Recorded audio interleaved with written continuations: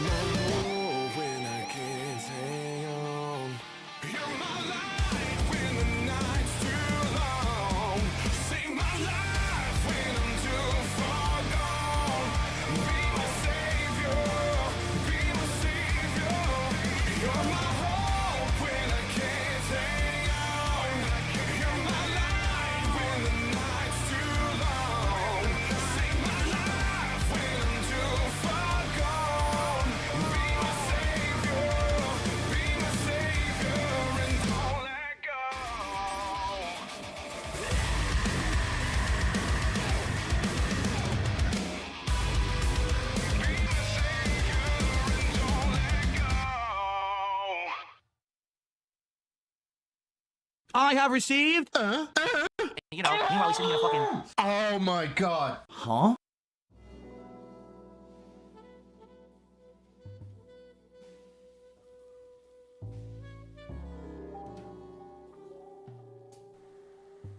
I don't want any bad juju like I had last night.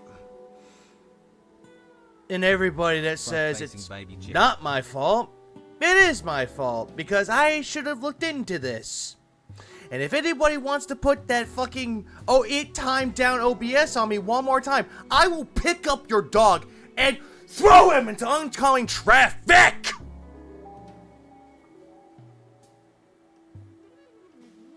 Good. Welcome to the stream.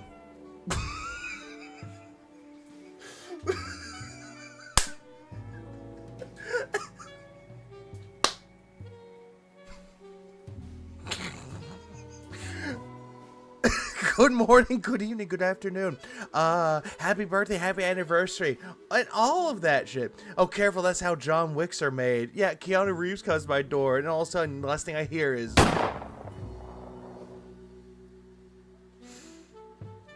It's one of those days today. I don't have a dog, so well, go get one.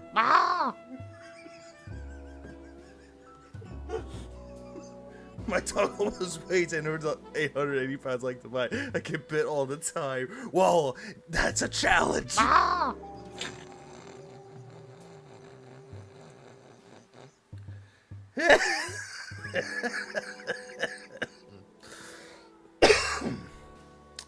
After last night, I went to bed because fuck it. I felt like a piece of shit. I felt like a failure, so fuck it. Smoke. I could have smoked, but I didn't have anything. We're moving on from that because there's a lot of shit that filled it. Phil, DSP is boring? Well, a lot of people are boring. Welcome to society. Even I'm boring, for God's sakes. But you do something to make yourself entertaining and interesting. There's just a lot of things you can do. But I got nothing after that. I have no way to transition over to this, but we'll continue forward. There's a lot of shit that he said today, actually. Today alone. I love how he's like going back to, talk about detractors again. Because I swear to God, it feels like I'm on repeat. Or him rage quitting games. I'm sorry. I'm on a fucking repeat. You fucking gay bitch. Did your detractors finally leave you alone? I think it was Jim Bailey. I think Jim Bailey is now a detractor of ours now. He'll go after anybody that uses OBS. And if you don't know how to use OBS correctly, Jim Bailey will come to your house, fuck your wife, and essentially say that you're worthless. I over-exaggerate, of course, but regardless. Well, let me tell you something, brother. Let me tell you something, brother. Snort, snort, snort. Cody, drip. Snort, snort. I got the drip. Go. And then last night. Well, of course you do, Reaper, because you love talking about it. Reaper, here's the thing. You say a lot of shit? That sounds like you're projecting a lot of shit. Get the point? It was the premiere of my year-end series, the top 20 most disappointing playthroughs of 2024. And yeah, we know. I only watched like somewhat half of it before OBS decided to kick down my shit. Truth is, we know, Phil. Everybody knows. That's why I sent y'all everybody to someone else that actually didn't have these issues. a lot of people were shocked. Sorry, defecting. Sorry, I'm not sure if I'm reading this right. Is Reaper projecting again? I don't know why. It's almost like people weren't paying attention in 2024 or something. But, you know, the trend last year was basically, I can't really play RPGs these days. No, Phil, you could play RPGs if you wanted to. You could do so. The problem is that you didn't want to do so because my money. I didn't get my money. Where's my money? I'm sorry, my money. Where's my money? And a lot of people told me, don't play RPGs. Who are these fucking people? Every RPG that I've tried. Is it voice A, voice B, voice C, and what was it? Another one named Jose, the guy that like does your lawnscaping? Is it that guy that told you, Senor Bernal, you've been playing too many RPGs, and you told him to shut up and mow your lawn? whether it was a good one or a bad one, because there is a combination of the game not being very good versus the game being great, but still not being able to hold attendance and support, right? Again, Phil, there are people out there that'll play games. It doesn't matter what kind of game it is. It could be retro games. It could be fucking the top of the line, quadruple A game. It does not fucking matter. Are you entertaining enough to retain an audience? It does not matter if you have 20 people watching you, 30 people watching you, or even 10 people watching you. As long as you're entertaining an audience, then that's fine. And Gray Fox is onto something. Maybe it's just because you keep playing the game, which you could have beaten within 2 months, stretching it out to 6. No one wants that. Right? And so, yeah, like some of the stuff on there was cool because you got to see some of the games that sadly just weren't that good. How many times was you be told that people telling Phil to go to Canada, YouTube, you wouldn't know them? No, nobody would know them. But then there was games that I actually really liked, but it was disappointing because I couldn't get people to come back to engage and support with the content. Cases in point. Again, Phil, if you're entertaining enough, people can throw money at you, but that's not mandatory. It's optional.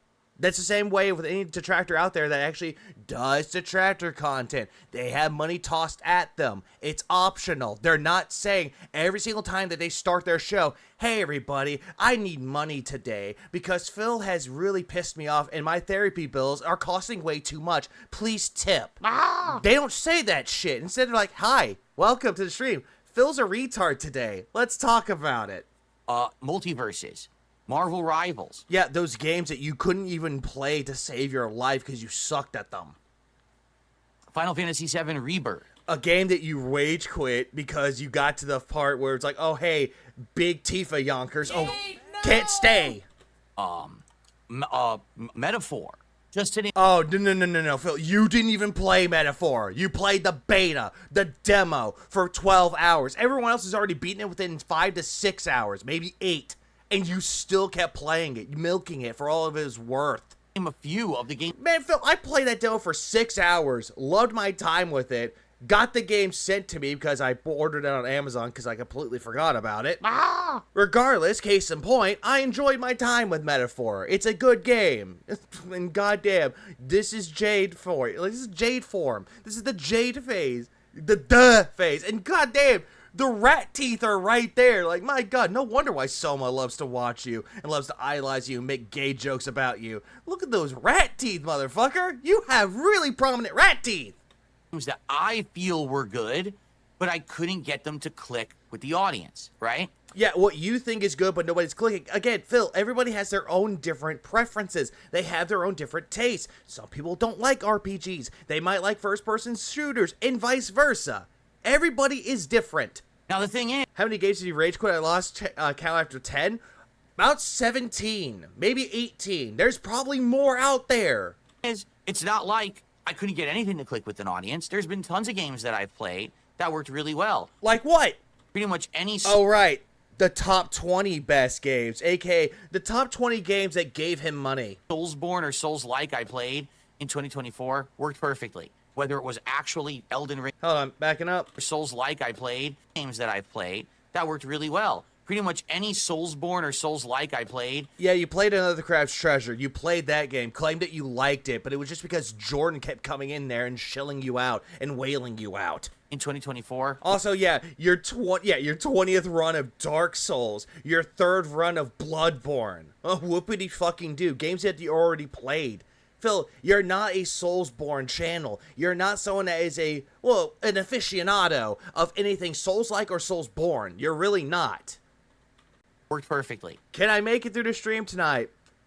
I'm not saying a word, because if I say something, it's not going to end well for me. Whether it was actually... He can never use the terms like, terms Souls-like. It's just like Twitter when he's always, when he's always has to say Soulsborne or Souls-like or whatever you want to call it. Yeah, because Soulsborne and Souls-like are two completely different things. A Souls-like game would be something on the lines of, oh, I don't know.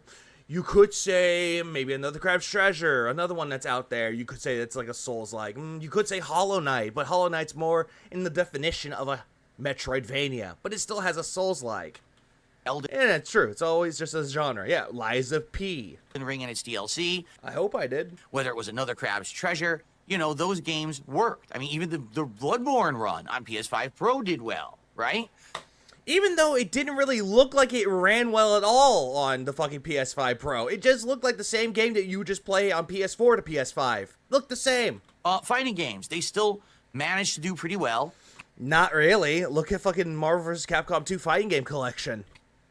Look at Street Fighter 6 recently. Alright, the last time you played, the casual fighting game whales came out of nowhere. Jax Raxer came out of nowhere. It was like, hey Philip, I love you.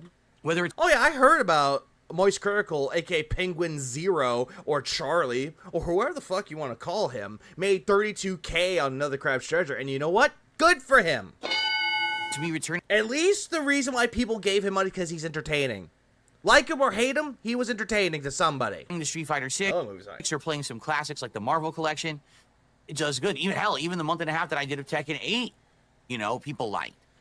You know, that one game that he wage quit, or not wage quit, but he rage quit that game because he got to purple rank, lost it, went to red rank, said, nope, this game sucks, I hit a wall, quit it forever, went back to Street Fighter 6 like a pussy. You know, anything that's pretty much action-based or a hot new release. And even this year, Even the hot newest releases that came out, you tried playing. You tried playing Path of Exile, and you couldn't even get an audience. You couldn't even get money thrown at you, and you dropped it after one stream. good indie games, right? That they all resonated and they clicked. It just seemed the running pattern was Pattern. these kind of multiplayer games where, for whatever reason, it's not the genres that you guys are used to. AKA, he's going to say Marvel Rivals, isn't he? Like Multiversus is more kind of Never mind. an arena party style, almost Smash Brothers like fighting game. That's no. Multiverses is more like a Smash Brothers clone, not an arena fighter. An arena fighter would be something like Sparking Zero or Tekken 8. Even though Tekken 8 is a fighting game, but it's more like in the rounds of an arena game. Wow. Well, not really. Like kind of like a set arena. Marvel Rivals plays like Oh, there we go. Overwatch, and for some reason people just didn't really want to watch those more than a couple streams. Even though there were people in your chat that were actually talking about the game, talking about the characters in Marvel Rivals, you completely ignored those people. You saw how much money you were making, $31, and said, nope, nobody likes this. I'm quitting this game forever. Same thing. Yeah, people were telling him to go to ranked, and he's like, why would I do that? I'm learning the character, stupid. These RPGs, you know, RPG overload was a major thing in 2024. To who, Phil? To your retarded ass? Absolutely. To everybody else? No. RPG fans were eating good that year. They were eating good at the very beginning. And then Metaphor coming out, that was dessert after eating up all those RPGs, dude. Like, Jesus Christ. And yes, he did rage quit Smash Brothers. And Or quit it, actually.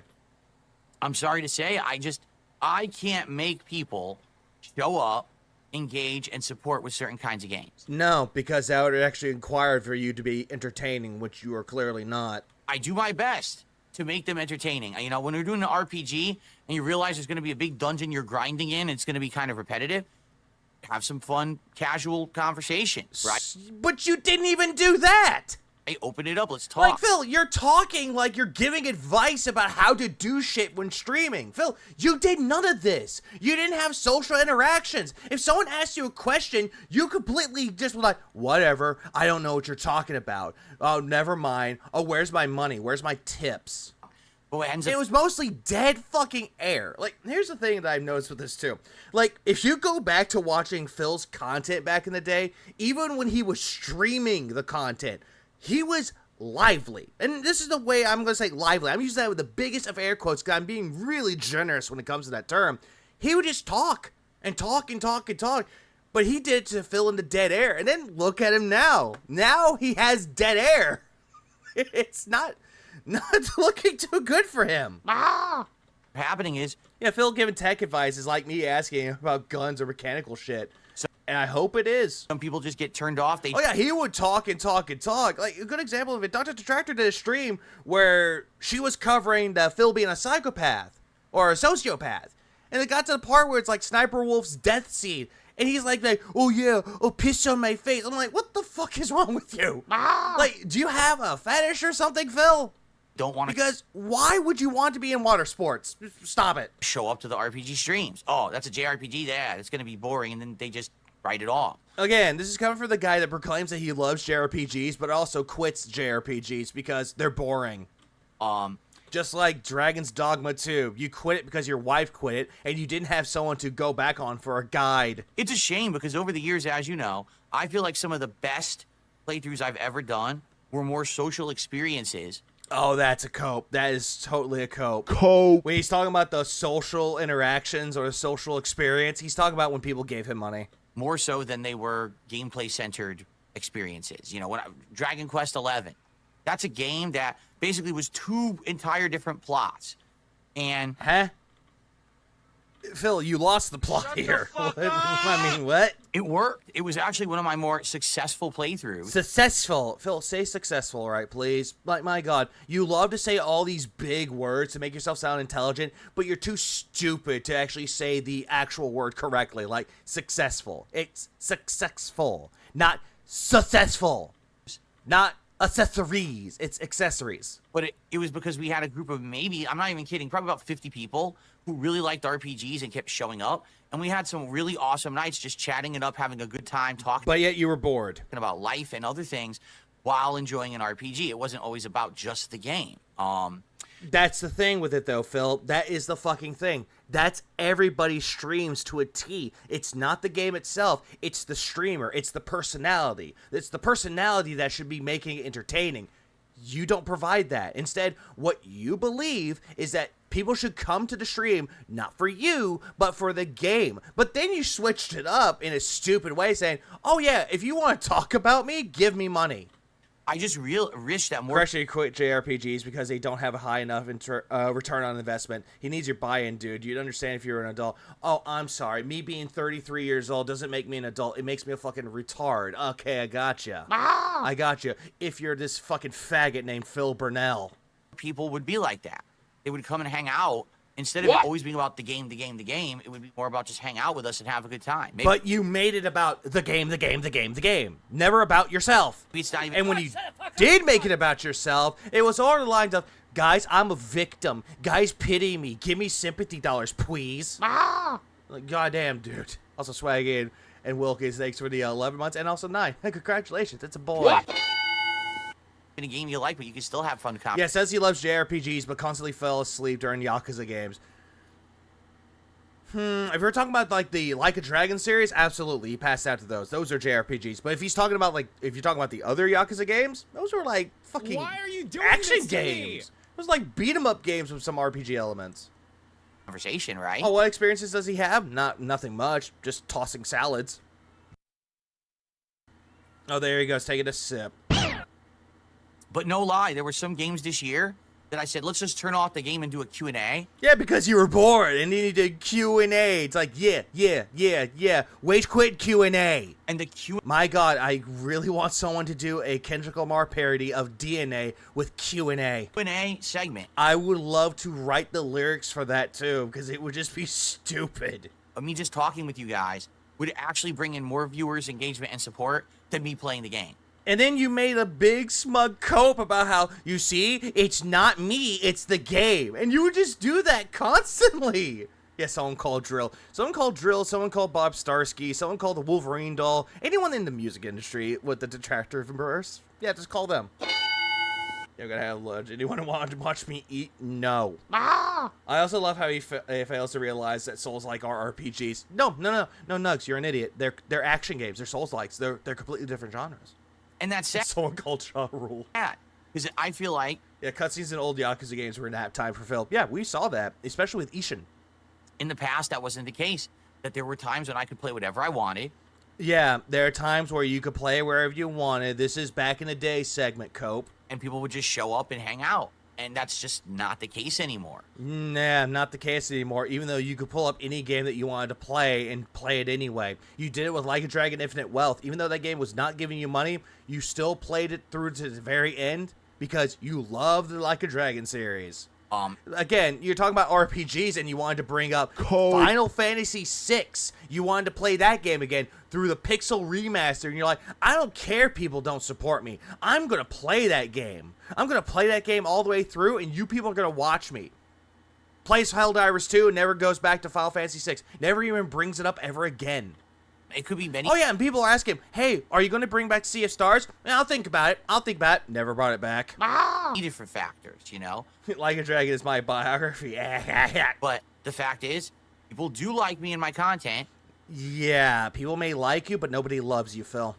but they don't show up for certain things, and I can't change that. And again, you should actually be. You even say that people show up for your podcast and then they dip out when the gameplay starts, or you're having a podcast and people dip when you're doing rat content. You yourself have said this, that anytime that you're doing something, people will tune in for one thing and then leave because you're doing something else. all I can do Yeah, remember when he cried during Chrono Trigger? Yeah, he's like, this game is so bad. Oh. is try to convince people to give it a shot. But if they won't, if they're kind of prejudiced against it, which I really, be honest, I think they are. I think that there are people who like JRPGs. Yeah, there are people that like JRPGs, but they don't like watching you play our JRPGs, or any RPG for that matter. They're just not my. Yeah, people like him, supposedly. They love him. The resurgence brought him back up to relevancy. People love him. And Spikey, thanks for 199.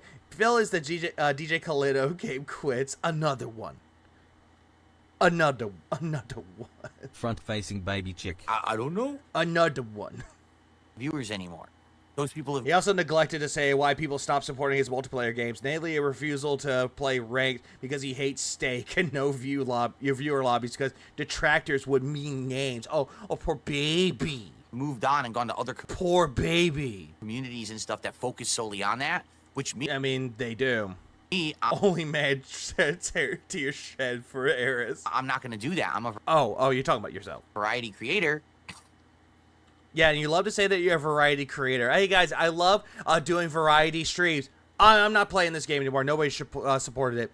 Oh, I'm quitting this game because it's too hard. I'm playing this game. I'm rage quitting this one because I don't like it. Oh, I'm getting my ass clapped online. Nope, turning this off. Not going to play this ever again. Yeah, such is variety with you. I think, honestly, it was Baldur's Gate 3 that tipped the scales there, because Baldur's Gate 3 was a 140-hour playthrough. Okay. What? And? It Well, Sway, thanks for remember. I appreciate it. took 3 to 4 months to beat.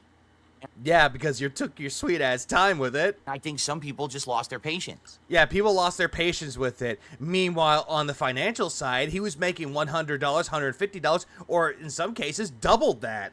Oh, but the people lost their patience with it, right? They didn't want to stick around because they weren't interested in RPGs. No, they weren't interested in juking your ass handheld by the fucking chat. They got tired of you being incredibly boring. Oh, and then Asterion takes your legendary equipment away? Oh, what? This game is stupid. They don't know what they're thinking. They should have a fight to the death. It's like, shut the fuck up. And I played it for so long, they were like, screw this. And then every other RPG that I played after kind of became the brunt of that anger. No. This is retcon. You're saying that people didn't like watching you play Baldur's Gate 3, but people loved watching you play Like a Dragon Infinite Wealth, and that you weren't going to get rid of that game because you loved Like a Dragon. You loved the Yakuza series. I say with the biggest of eye rolls. Because that's what you do every time, is that you'll cope about one thing and then seethe about another. I still love how during that time he said Baldur's Gate 3 would have been forgotten about in a few months and it won Game of the Year and said nothing about it. Nope. He said nothing about it except, oh yeah, the detractors are idiots. Oh, but by the way, I'm going to be playing Baldur's Gate 3. Someone donated it to me. Because I didn't say that the game wasn't going to win Game of the Year. I didn't say it was going to be a Game of the Year contender. No. I'm playing it right now. Because of the game rewards. And also, Mr. Matt, thanks for the 4 months. Yeah, you couldn't beat the twink vampire. No, he can't beat Asterion. That Phil spent 3 to 4 months playing this instead of other games, and we're upset because we wanted to see him play other games. Don't put that juju on me, Dark Fairy. Don't put it on me. You know, and that's what I said. I really feel like Baldur's Gate 3 is probably going to be the last insanely long RPG I ever play. Like, it And yet, you went on to play other RPGs. just doesn't fit my... Here's another thing, too. I'm not going to play any more long JRPGs or RPGs in general, yet goes on to play Bloodborne for the 3rd time, and now is doing Dark Souls for the 5th time. style of content. If I was the What up, Mr. Ray? Yep, Happy New Year. Happy New Year, and big ups to everybody. kind of person who would play the same game for 3 to 4 weeks in a row and not There are some people out there that actually do that, and guess what? People tune in and watch them. They did it with Maximilian, dude. change games, then we could play a Baldur's Gate 3. But that's just not me. You know, I have Well, an of course it's not you, because you would be bored playing the same game over and over and over and over again. audience that likes the You have no attention span. fact that I play variety, right? Quit touching your hair. Good, nicely done. Very classy. So anyway, in regards to this, I urge you, watch the countdown from last night. Yeah, I was going to, but then OBS said, hey, fuck you.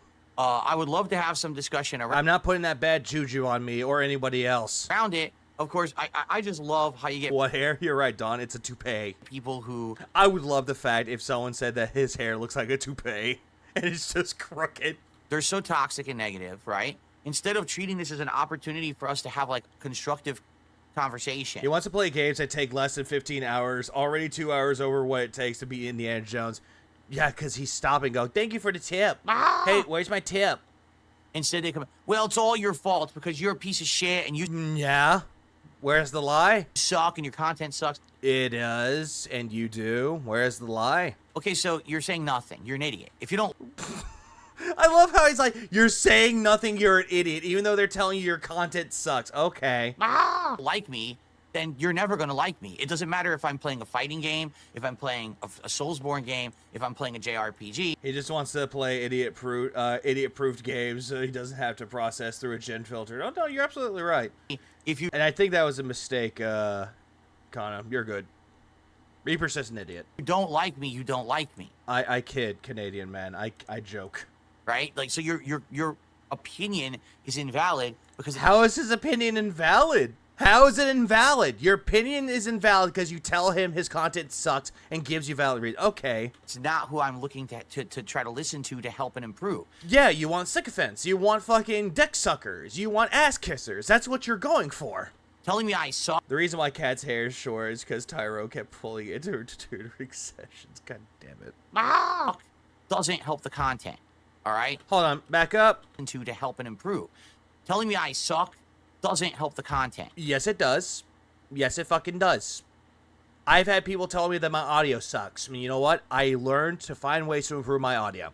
I have been told that what I'm doing sucks. I've been told that I've been doing things wrong, that, hey, things don't look good. I need to do this. I need to do that. And guess what? It's constructive criticism, Phil. It's actually ways to help you improve your channel. It's helping ways to help you improve your content. And not just that, but to also improve yourself as a person.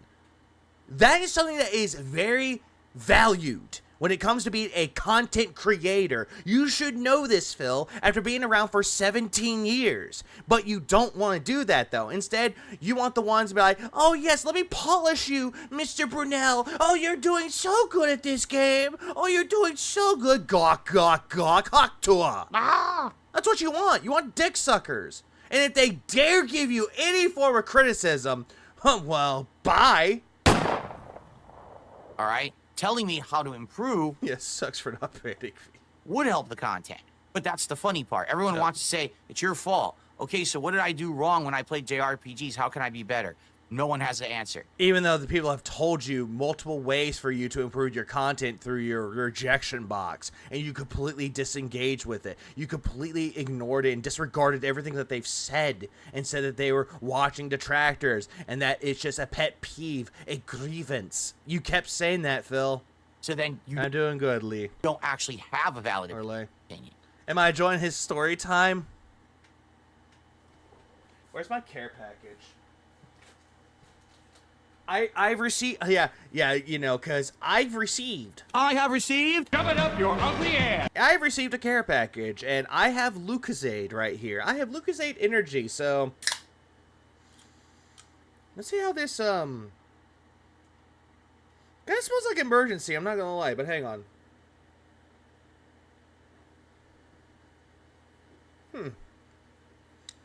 Tastes like orange soda. I like this. I actually like this. I want more. Oh, wait, hang on. I have 4 more cans. I'm good. You don't. Your valid opinion Telling someone their audio sucks is not valid criticism. Now telling them their audio sucks with a $2.99 tip is valid criticism. All right, if you're Phil. is okay. Thank you, Aaron. I didn't like. Yeah, it's Lucozade. If you don't know what Lucozade is, this is something that Steve of the Dead would drink, and it's good. Yeah, and here's why, and here's what you can improve. I've actually had Lucozade before, like the actual Lucozade, and the bottle is actually nicely made. It's nicely done. It's like energized Gatorade, essentially. No one has the answer. Have you ever had Cactus Cooler? It's orange pineapple, or orange pineapple soda. It's delicious. Hang on. I thought I had it in here. No, I had Fanta, pineapple, and grapefruit. I got that one. So then you don't actually have a valid opinion.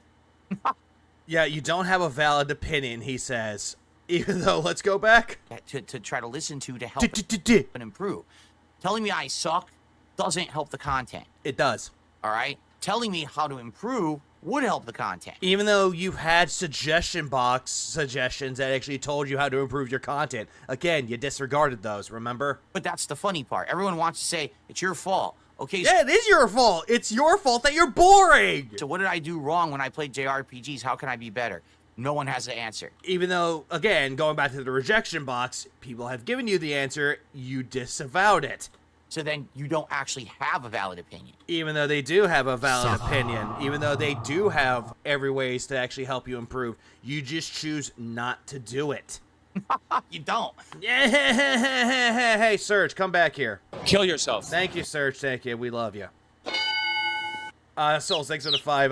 Hello, cool. Finished watching anime Initial D. So good anime, better than Phil. The music is so good, especially song Deja Vu. And also Gas.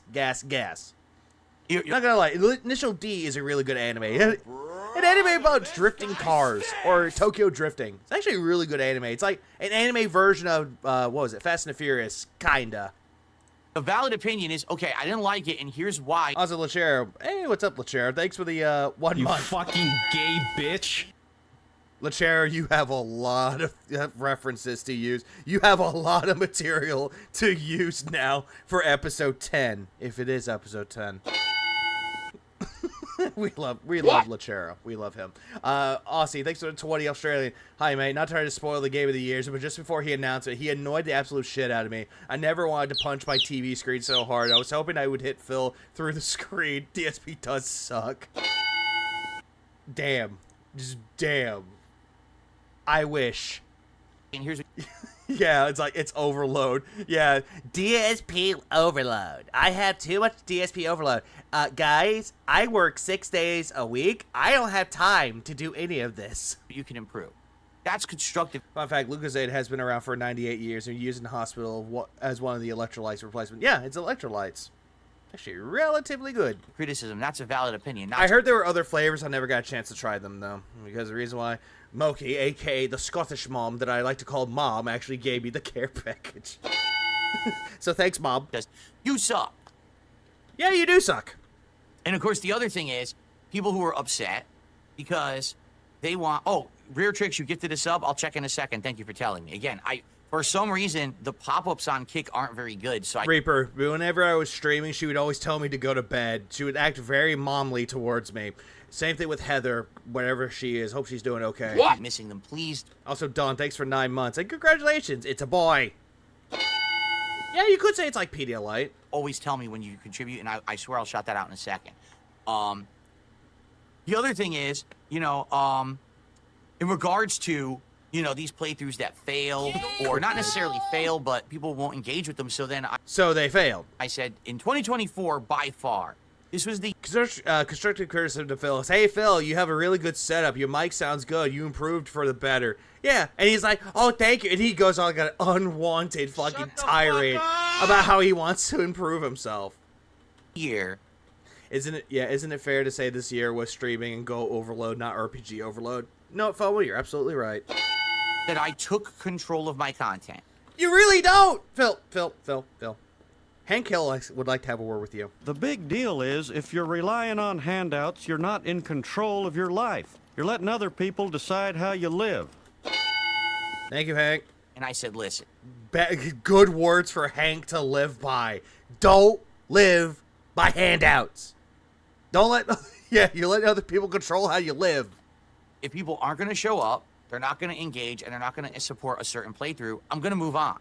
We have many options of things to do. It's not Like what? like I have a lack of options or content. In fact, Yeah, you have a lot of options, though, Phil, but How do you execute said options? I have an Execute order 69. abundance of things What's that? to do. So if we try something and it doesn't work, we're not committed to having to do it. We'll go to something else.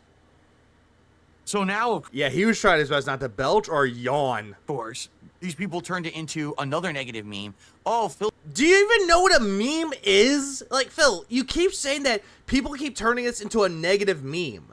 Do you know what a meme is, dude? Do you know it? Brother in Christ, what is a meme? only plays games for A miserable little pile of internet bullshit. money, and then he wage quits.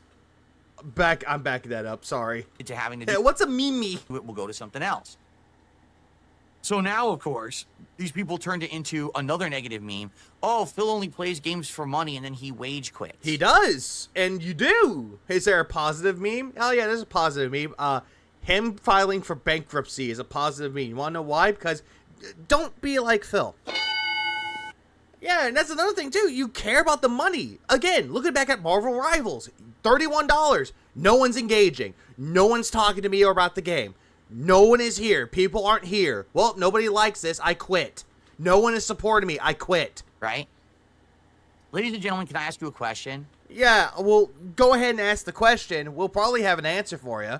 Can you name me a single business, successful business on planet Earth that they try something, whether they're creating a product or they're doing a service or whatever it is that they produce, the customers don't like it, but just on principle, they decide to keep doing it anyway? Does that sound like smart business? Phil, streaming is not a job. There are people that got lucky and make it into a quote-unquote job, but it's not really a job, though. Like, God damn it, Phil. You're asking this like it's about like anything else out there. Like, say, for example, let's use Taco Bell, for example. But no, not Taco Bell, because, no, I can't think of it. Guys, I can only think of one. The McRib, for example. Think of the McRib from McDonald's. Let's just go with McDonald's for a second. Humor me for a second. Just do it to them. Imagine if people brought the McRib came back, and then everyone was excited for it. That's the one product that everyone likes from fucking McDonald's, and then they keep getting the product, and then all of a sudden that product is discontinued. And then they say that, and they tell you, like Phil, I'm sorry, nobody really liked this product, but we're not bringing it back. It's being discontinued. Meanwhile, you have people going in the lines going, we love this product. Where's the product? Why'd you discontinue it? This is a dumb analogy. I'm going to move on from this. Does that sound like something an intelligent business would do to stay afloat? Phil, please. There are people out there that will play a game, and they'll do it because the fans requested it. Like, that's not a bad thing. It really isn't a bad thing. But yet you want to sit there and be like, they're not intelligent for it. Let's just keep doing the thing that no one wants and is failing. Like what? Can you name an example of what is failing? Then again, is Marvel Rivals failing? It only failed for you because nobody was paying attention because you played the game really badly and you were boring. No. Sure, you had people in your chat that were like contributing by talking about the game and giving you some money, but it wasn't good enough for you. Since streaming is a career in entertainment, there's one person who does business how it suggests. Neil fucking Free. I can't believe you committed suicide. Jim, how could you do this? How could you commit suicide? Right? Like, could you I don't know why. I always think of that quote. think of any business that would do that? No. But because I'm doing it, it's not good. Right? I listen to the feedback of my audience. If You don't. they say, listen, we don't want to see Final Fantasy VII Rebirth, move on and do other stuff. Phil, there were people that were asking you to bring back Final Fantasy VII Rebirth, and you know what happened to those people? Banned. You banned those people. And then you go, hey, I really appreciate those people wanting me to bring back Final Fantasy VII Rebirth. What people? You fucking banned them! Phil, you make me angry, Phil. What up, Dr. Detractor? Also, Simi Law, thanks for the 2. Phil loves profit more than the Ferengi? What's a Ferengi? I want to know what Ferengi is. Okay. Oh, that's a Breen reference. So I stopped playing. He quit. He's a quitter. He only Yeah, that's literally the Eric Andre meme. plays for money.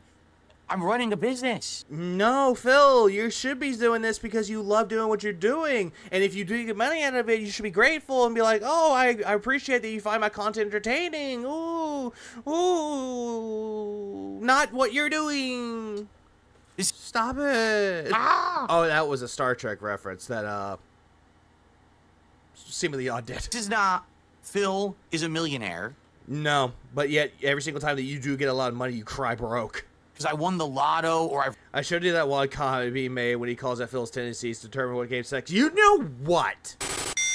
Hold on, really quick. Soul 602. Phil always plays games for money. Greed is strong. You know rich what? parents or something. Shut the fuck. You know what I mean? Shut the fuck up. You had your parents give you everything, and you were so ungrateful, brat. Shut the fuck up. Moving on. We have this comment right here. We have this. Bear with me for 1 minute. I'm just doing this so I can get rid so nothing is used against me, and because, you know, I don't want anything to be like, oh, doxed. All right, let's move on. Let's move on from this. Okay, this was the comment that was received. So, you know what? This is probably not the best way to do it, but I'll do it like this. This is the best way I'll do it. I'll do it like this. That way everybody could see it. Let me see if people could see this. I think that could work. Yeah, you know, I'll make it work somehow. I think the main issue is your stream is running is that there's a gigantic gulf between your viewer base and your support base. We could say your audience is a solid 300 to 700 or so viewers that are going to show up to most streams, whereas 98% of your financial support comes from 3 or 4 individuals that seem to randomly donate hundreds of dollars for no rhyme or reason. As a result, your stream and what you play week to week ends up being dictated by a tiny fraction of your audience who don't actually seem to care about the games they happen to support. Which is true. No, this person typed a Bible, but I read this comment. This comment is actually solid. I'll give this person a pass. This creates a lot of disgruntled viewers who feel tossed aside simply because they can't drop hundreds of dollars on your stream every night like these select few individuals. And I also think it's putting an artificial ceiling on the reach of your channel and your audience size. It causes you to miss out on great games and games that make a big splash culturally simply because the few nights you try them, a whale doesn't appear to or happen to appear and single-handedly support the stream. This is true. This is entirely true. This is true. Because every single time that Phil will play a game, if Iron Cuck Shakai doesn't come up and give him money, then the game's a failure. Same thing with the day streams. If they don't show up, then the game's a failure. The game's not that good. It's really not. Yeah, oh, thank you, Dumbledore. It's essentially that. It's a good, constructive critique. It is. It's like when you play Balatro, they didn't show up. Oh, the game must suck now. Anyways, let's continue. A good recent example is, I think, is Marvel Rivals. The game is massively popular and a huge hit. Every now on a random Sunday night, it's number 4 on number 4 on all of Steam with over 170,000 players currently online. Yet you banished it from the rotation simply because one of those 3 to 4 whales didn't show up and drop a ton of money the last time you played it. Sounds like constructive criticism to me. Oh, it does. And then moving on. Fast forward 2 nights later, where we were playing Killer Frequency. Not a bad game by any means, but I don't think anyone believes a year-old indie game is going to be setting the stream on fire. The chat was mostly bored and disengaged for a majority of the time that night. Yet because Iron Chef Sakai decided to randomly show up and drop hundreds of dollars, all of a sudden, the conclusion is that Killer Frequency is popular and healthy for the stream and a game like Marvel Rivals isn't. He is true. This person is saying this is absolutely true. Just because Iron Chef Sakai gave him a shitload of money, then all of a sudden the game is good and everybody likes it, but nobody was really engaged with it. But yet, Marvel Rivals, a game where people were interested and they actually were talking, weren't interested in it and needs to be dropped. No lies detected so far. None. No lies. All because one person happened to show up and not the other. Of course, when you really look at the situation and analyze it, Killer Frequency is in no way, shape, or form as popular as Marvel Rivals.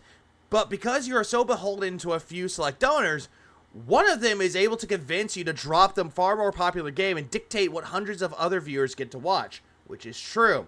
I understand it in the short term. This is how you can make a living, and it seems foolish to not follow the money. But I think you have a concerted effort to break away from the depending on just a few people and not be so quick to drop more popular games just because an Iron Chef Sakai doesn't drop in every single stream. It could be tough in the short term, but diversifying where your support comes from from would be far more healthy for the stream in the long term, and I think you should allow, or it would allow you to start attracting a more diverse audience, which in turn will allow you to play a lot more diverse set of games, which is true. It is absolutely fucking true.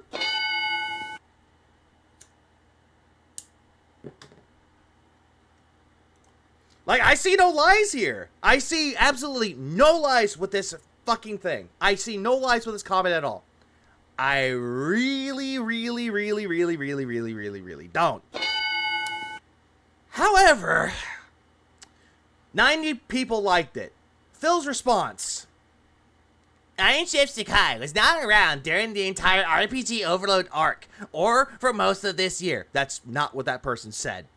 They were using Iron Chef Sakai as the example. You completely misread that. Marvel Rivals failed both during the beta and over the summer and at full release. Phil, this right here, that's not failure. The game is doing well for itself. It just didn't do well for you. He's strawmanning the shit out of this. And it's not looking too good for him at all. It makes him look terrible. He's not listening.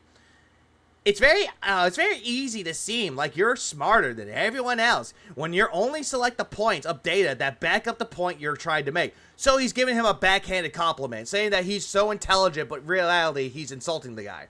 If I don't follow the games that make me money, I won't be able to play games for a living. I'll never outgrow this limitation because of my massive hater base that'll never go away. Because YouTube allows them to illegally monetize their their Flander! Oh, stupid toxic Flanders! Liable to warn me. And there is an sorry. Sorry. Flander. That just got me. I'm sorry, Flander. He meant slander, but he said Flander. God damn it, Phil. This is a drunk tweet. When did he post this? 14 hours ago. He probably posted this in the middle of the night. It was 3 a.m. He was watching Simpsons. Cut him some slack. Okay, fine. Fair point. There are enough mentally stunted people who watch YouTube and enjoy that kind of content. So he's not only attacking his detractors, someone like me, but he's going after people like y'all that enjoy detractor content. Okay, yeah, home run for Phil here. This has all been gone over ad nauseum, but please continue to act like I'm the problem, and be sure to monetize it somehow for maximum effort. You know what? One minute. Give me a minute. I'm gonna look at something real quick because I want to check something really quick because I am legitimately curious. I'm legitimately curious about this because I'm trying to look for this person's channel and that person does not exist. However, I can actually do this too. Give me a second. I know where I actually know where this is from too. So bear with me for another moment. I actually have something right here. Here it is. Because I found the comment right here. Give me 1 second. Comments right there. Moving on. Here it is. Let's take a look at this guy's channel, shall we? Suck. And no, I'm not saying this to be mean to the guy. I just want to know more about it. Okay, so look at this. When Phil said, monetize this as much as you can, this channel was started in 2019, towards the end of 2019. What am I seeing here? I see Pretzel exploring game worlds. I'm not seeing anything that has to do with detractor content. I see none of this. And yet Phil is telling this person to monetize it for what he's doing and for that comment. It's like, Phil up. No. Just shut up right there. Ugh. It's like, Phil. Like right here. Like look at right here. Oh, let's continue onward with this comment, shall we? Nope, go back together too early. I don't blame you. And this was a random viewer too. Yeah, exactly. This is a random fucking viewer. Moving on. And this is that comment right there. Please stop getting mad at people when they make solid points and only speak this to benefit you and notice what you may be blind to. It's constructive criticism, not a verbal assault from someone who is here just to feel smarter than you. You're misjudging the point of this comment. Please take what people say into consideration, and maybe for once, stop thinking you're the only one who is correct. You aren't the correct person on this planet. You know, I'm gonna give that comment a like. I'm gonna give this one a like. You can delete my comments all you want, but it doesn't stop you, yes, you, from being the problem. You know, I like that one too. It's a good comment. Let's continue forward with this one. Let's see. And then someone right here decides, let this be an important educational experience from certain types of people. No matter how insightful and meaningful your are, oh my fucking god. Your are to helping a person out. Some are just too prideful, arrogant, lazy, or share I dare say a slight bit left of the IQ bell curve to accept your help. God damn, this person is just, the grammar police inside of me is just going off right now. By all means, still be a helpful soul to others that need it, but now you understand a little bit more about personality quirks. What does this have to do with anything? What? Sir? Buddy? Hello? Buddy? Buddy? I hate it. Moving on. And then the last one. This is why you're forever at level 1. You ask for feedback, he gave you a fair criticism, and you instantly insult and assume he is a detractor or troll. You are the problem, Phil. And you know what? Like that comment too. And all these people that comment on Phil, like going after Phil's comment about what he said to this random viewer, they're not wrong. And this person, Colin Anthony, is absolutely not wrong about this either. He is giving Phil constructive criticism. He's trying to help Phil here and to give him more of an understanding. It's like, hey, if you want to improve yourself, this is what you could do. And then Phil, being Phil, pretends that his advice means nothing, gives him a backhanded compliment, tries to strawman the guy, and then goes on to say, oh, be sure to monetize it somehow for maximum effort.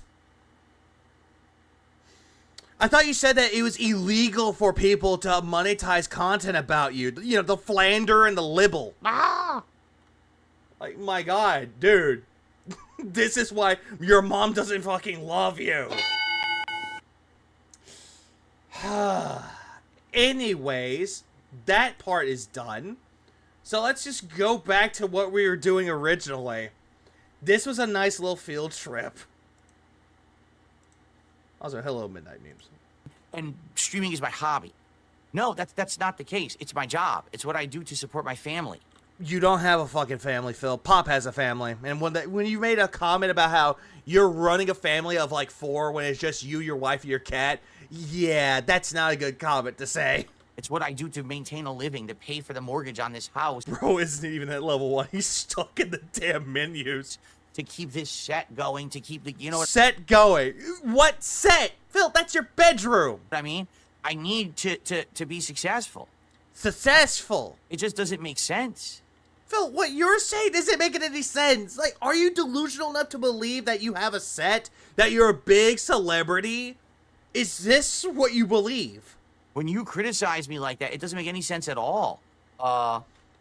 When you're criticizing me, it doesn't make any sense at all. Why does that not make any sense? What did Colin Anthony's comment get to you that doesn't make any sense? What exactly? It's called moving the goalpost. That's what you're doing! Right?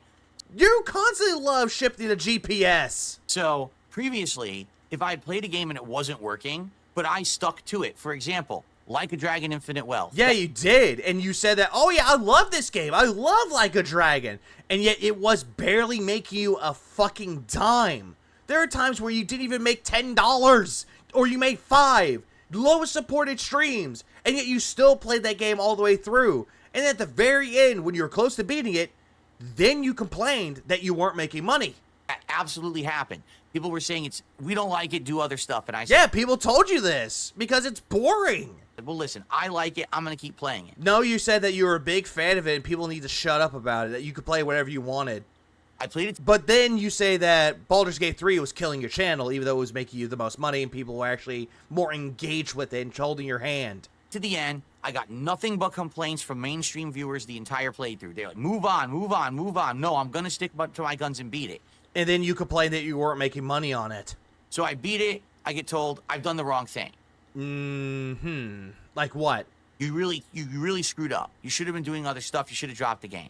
He beat it like a dragon because he rehearsed his cringy monologue at the end of the game. You know, he had to, yeah, he fucking retconned in the mirror, or recoded in the, or recited in the mirror. Yep, that one.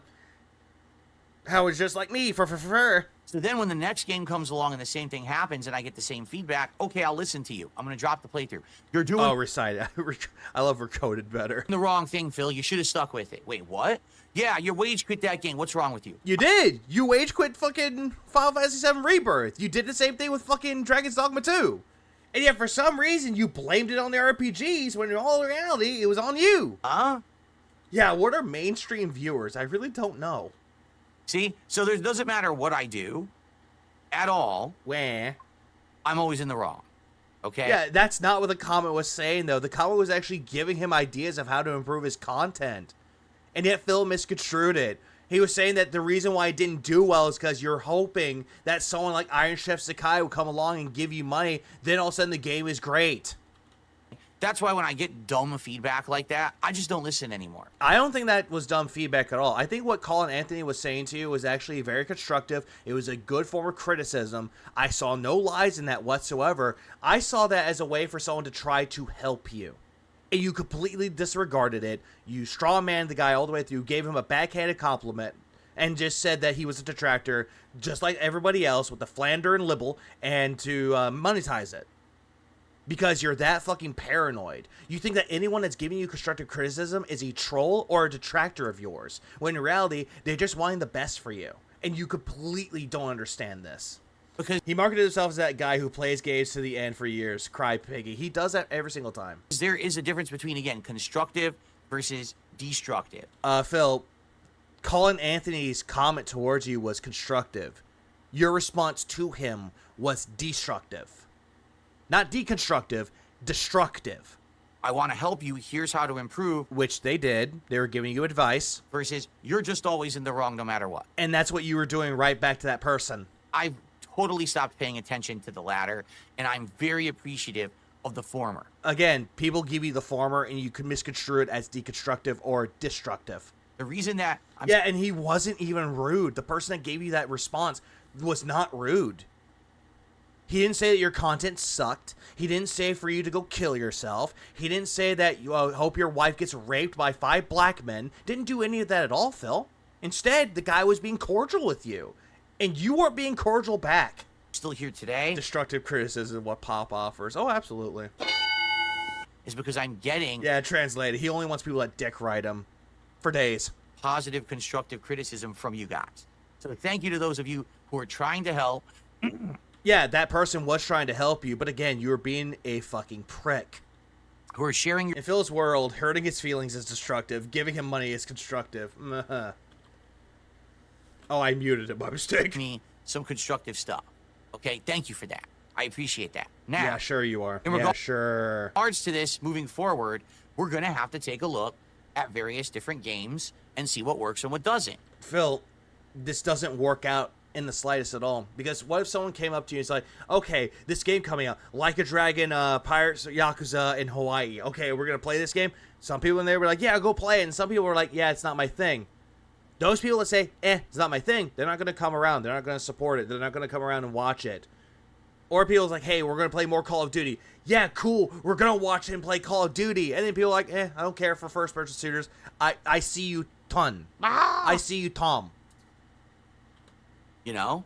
I He's staring at that Mike Demon. think one thing that I've been really enjoyed doing in the last couple of months is testing the waters with indie games and stuff like that. Oh, fuck you. Phil, you make me angry, Phil. Fuck you. And just throwing them into the schedule every once in a while. You hate indie games, Phil. Before he played Balatro, the last indie game that he truly played was Stardew Valley and Another Crab's Treasure. He also tried it with Hades 2. He tried that. He fucking quit that game because no one was giving him money, no one was giving him support or ways to actually improve in the game, and instead said, oh yeah, people were telling me that this was in early access and the game's not finished, so drop it, even though the game is actually way bigger than Hades 1. Balatro. No, he beat Crow Country. That was way before. I'm talking about like more recently, like way more recently. Phil, you make me angry, That's a game that I would have never played. No, you wouldn't have played it when people were but when you were looking at the awards for Game of the Year, when you saw Balatro, you said, and I quote, "Nobody knows what this game is. This game is bad. Why do people like it? No one knows what this is. Why is it here?" But because I gave it a shot, it worked for a couple of streams. I don't have to play it all the time. Well, no shit, Phil, because it doesn't have a story. Balatro is one of those games that you can just sit back and be like, "Hey, everybody, how y'all doing today? I'm just playing Balatro. I'm trying to get through the runs," and I've done that before. I've actually done it whenever I'm trying to go through the decks. I went through the red deck, I went through the fucking blue deck, the yellow deck, the green deck, and I forgot what the fifth deck was, but I was trying to get through all the decks as much as I can, just because I want to get to the challenge runs. That's it. Just playing it. But interjected every once in a while for variety, right? But yet you're boring playing it. And every single time that we see you play it, you look bored. And yet all of a sudden you're like, "Oh my god, gambling!" But there's no gambling. The coin game, same thing. And now Corn game is boring to me. I don't really care why people like that game. I just don't care for it.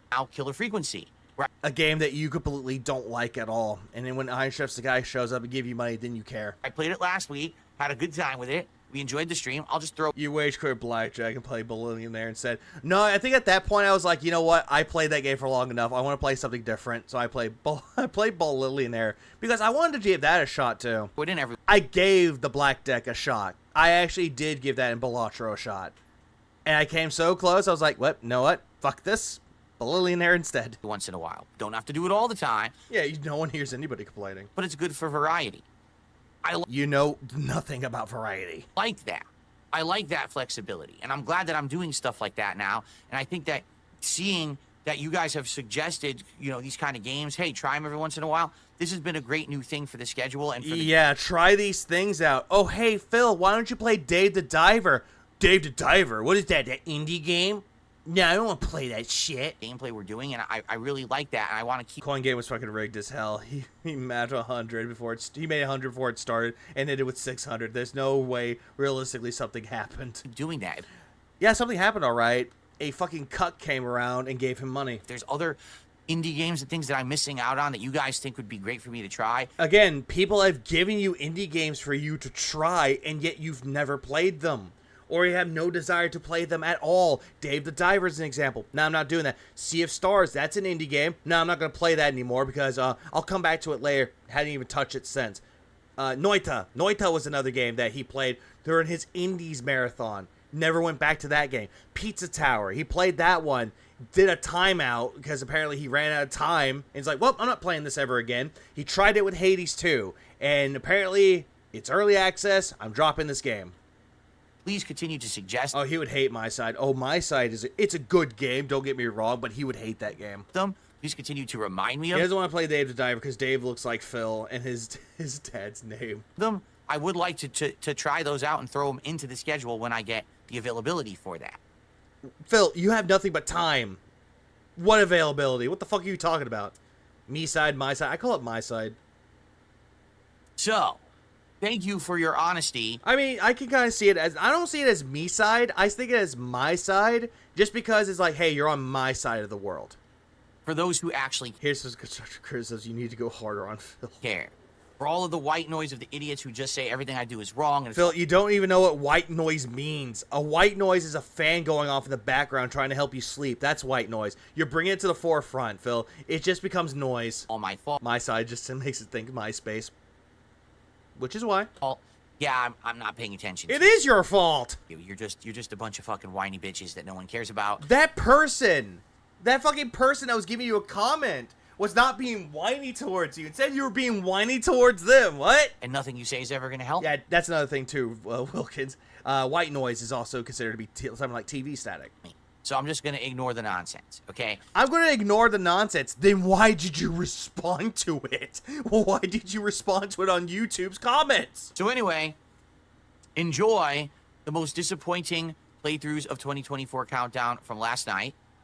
I hope you'll enjoy it. It's 2 parts, 2 hours. Took 2 hours to get through, okay? So it was great. Yesterday was great. It was just him coping. From what I've seen of it, it was him coping. But we'll get back to that. 3 goals hit. We are on pace to do the marathon. He's ignoring it so well. As early as Wednesday. If we can hit 2 more goals between today and tomorrow, we're definitely doing this marathon on Wednesday. Now, Yeah, we're moving on from that because this is a time frame. This was a time frame. This is a time lapse. That was the first part of his stream. We're now moving on to the second part of that. Well, let me tell you something, brother. Snort, snort, Cappy. snort, Tug, drip. snort, snort. I got the drip. Here's the funny part, because if you guys haven't noticed this morning, and this has also been going around, it's all detractor shit. Okay, hey, Phil, I thought you didn't care about detractors. If these people think I'm dumb. Gotta love how he goes to nobody cares, no one cares you exist against the guy. Yeah, he tried doing that with that guy. It's like, dude, he's just a random viewer. What the fuck are you talking about? That's fucking mean. Why are you being mean to a random viewer? Like, Jesus Christ. Like, if the guy was being an asshole to you, okay, fine. You could be an asshole back. But the guy wasn't being an asshole. Fucking cunt. I swear to God, the guy's a cunt. Phil, you make me angry, Phil. So busy, thanks for the 20. His chat was always saying play Final Fantasy VII Rebirth, but he says the chat didn't want it, retconning his own chat. P.S. Found a new detractor name. Hey RV. I think it's supposed to be Hey RV. He's very entertaining and like most normal people, have an actual family. I might look into that later. People didn't want the entire night stream to be the Queen's Blood card game. No, they didn't. They didn't want it to be that at all. Or something. So here's the new thing. Well, Phil, you're a bunch of whales. Phil, that's not a new thing.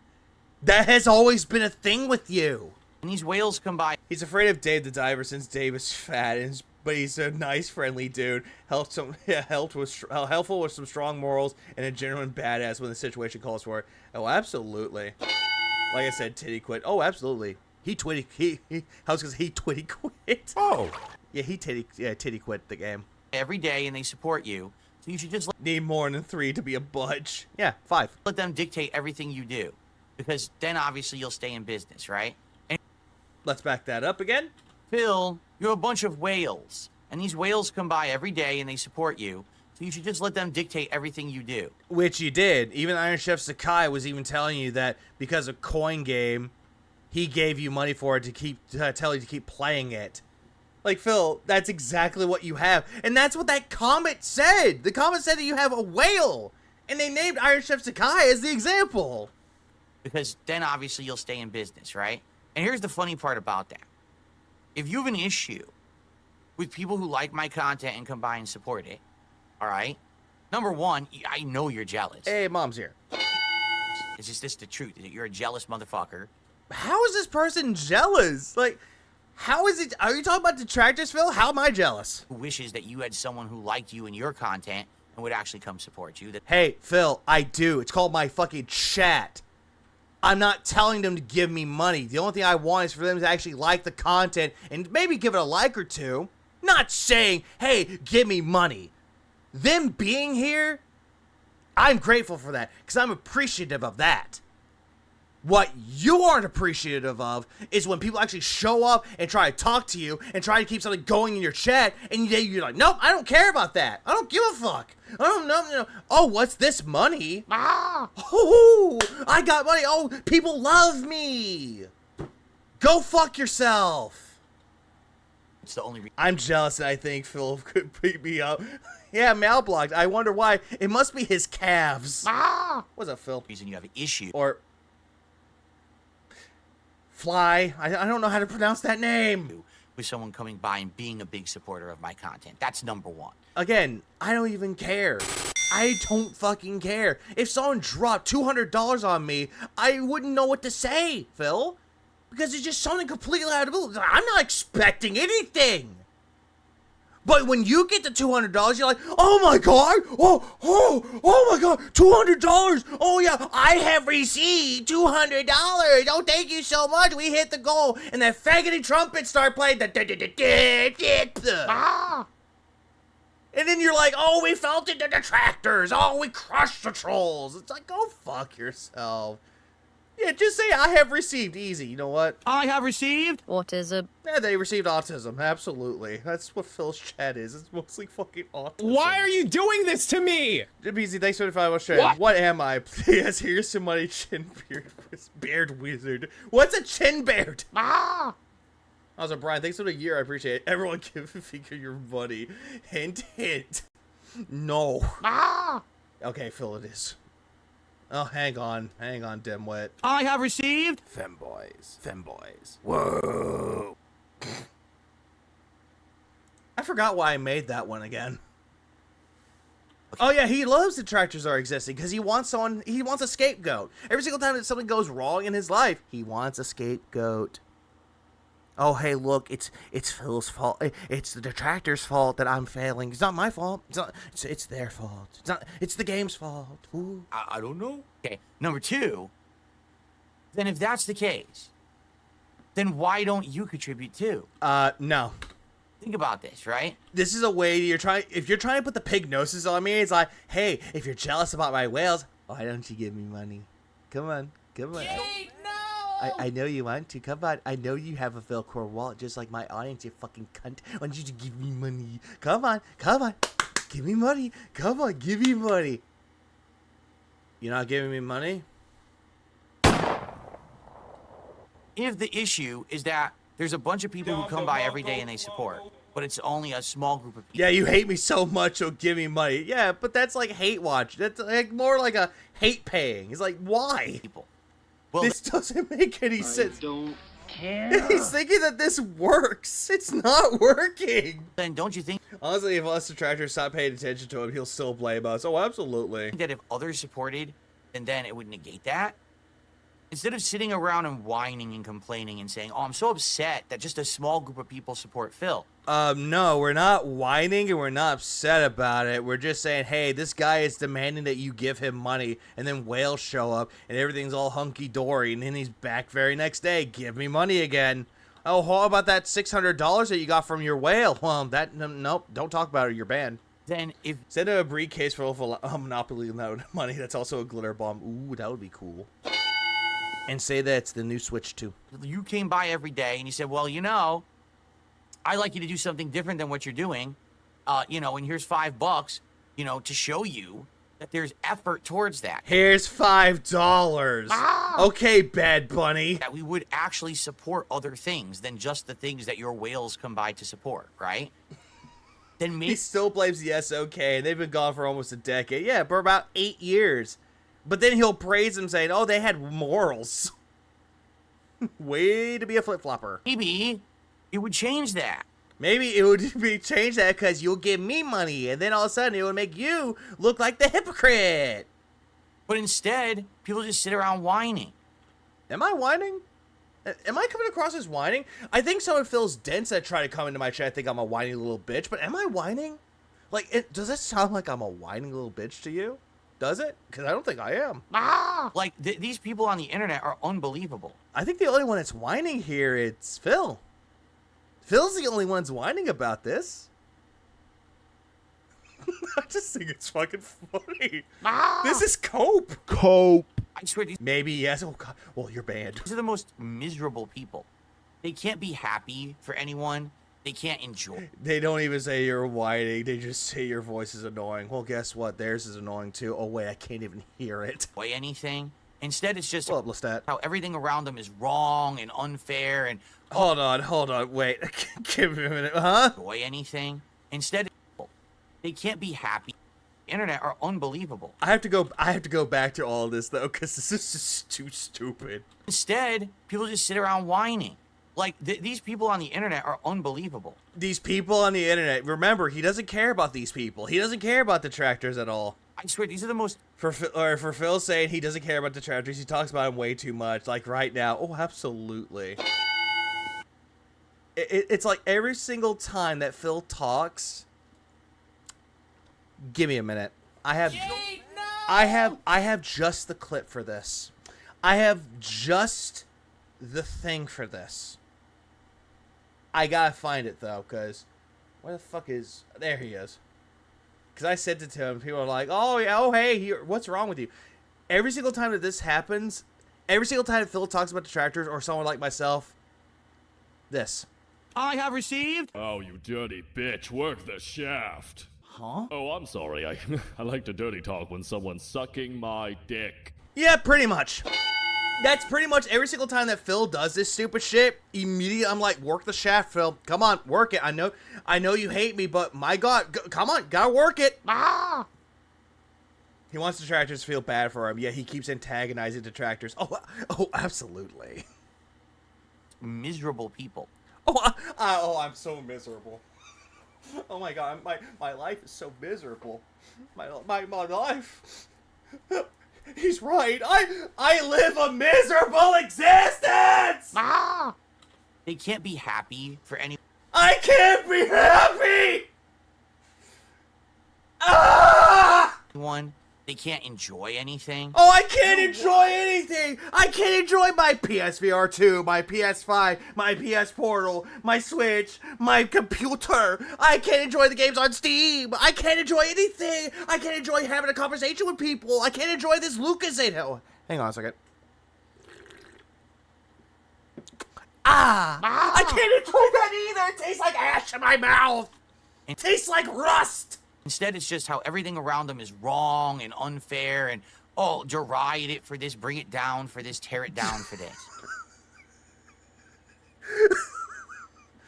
No. Here's the thing with all of this. Let's go back. Let's go back a little bit more. Anyone, they can't. Yeah, I hate everything. I swear, these are the most miserable people. They can't be happy for anyone. You enjoy your corner teams until they break the internet. Can't enjoy anything. Instead, it's just how everything around them is wrong and. No, there are some things that are wrong, but I'm not going to sit there and be like, oh, you can't. Essentially, what Phil thinks, what we are, he thinks we're Karens. That when we get off the internet, we'll go straight to like a Taco Bell, and all of a sudden, oh, our order is wrong. Excuse me, excuse me, did you know that you didn't put enough lettuce in my taco? Excuse me, I want to be your manager. Is that what he thinks that we do? Because, motherfucker, that's what he does. Every single time his order is wrong on DoorDash. Excuse me, DoorDash, you didn't send me the right order. Yeah, you didn't do that. I want a refund.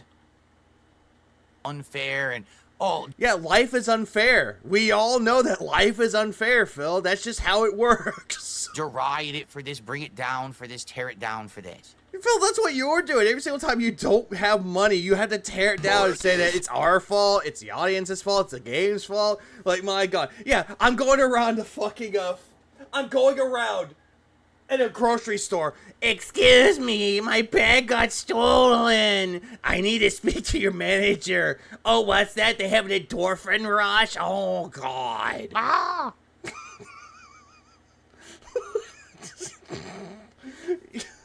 I live a terrible existence. Holy shit. Nothing has a point. Everything has a point, Phil. Everything in life has a point. Everything in life has something to actually go against, Phil. There are things that you argue against or things that you stand up for. There is a point in everything. The problem is that you don't want to make a point or you don't want to counteract any points made against you, but instead you're going to be like, oh, my detractors are miserable people. That's my point. Phil's the kind of bastard to eat the entire steak to demand a refund because it was prepared wrong. He asks for medium rare. He gets it like slightly medium. Not to the point where it's like medium well, but he gets it like it's medium. He complains about it. And then they send him out no, they don't give him a refund. They give him out a brand new steak just for him to eat. And he'll do the same thing over and over. A person you choke out my local McDonald's employee for adding pickles. Nope, I like pickles. No. There's no point. Even if I have 5,000 people today who give me $1, or if one person gave me $5,000, it doesn't matter. Oh, it does matter. You want to know why that matters? That $5,000 doesn't matter if it's from one person or 5,000 people. Immediately the very next day is, where's my money? Please support my stream. You understand that? I love how Phil immediately does this stupid shit and thinks that everybody's retarded, like his audience or it's anyone watching the video is like, do you understand? It's like, hey, Phil, they're not slow. It doesn't matter. It doesn't matter how we get there. It's that you get there. And then Oh, just like how it doesn't matter if it's not honest, if I'm lying, it's still an answer. What content you put out in the meantime, is it fun? Is it entertaining? Is it positive? Your content surely isn't, but yet you like to misconstrue your content as positive. Right? That's what matters. As long as So Phil could call other people miserable and be fine, but when detractors do it to him, they are stalkers and assholes that should stop existing. Well, pretty much. I mean, pretty much.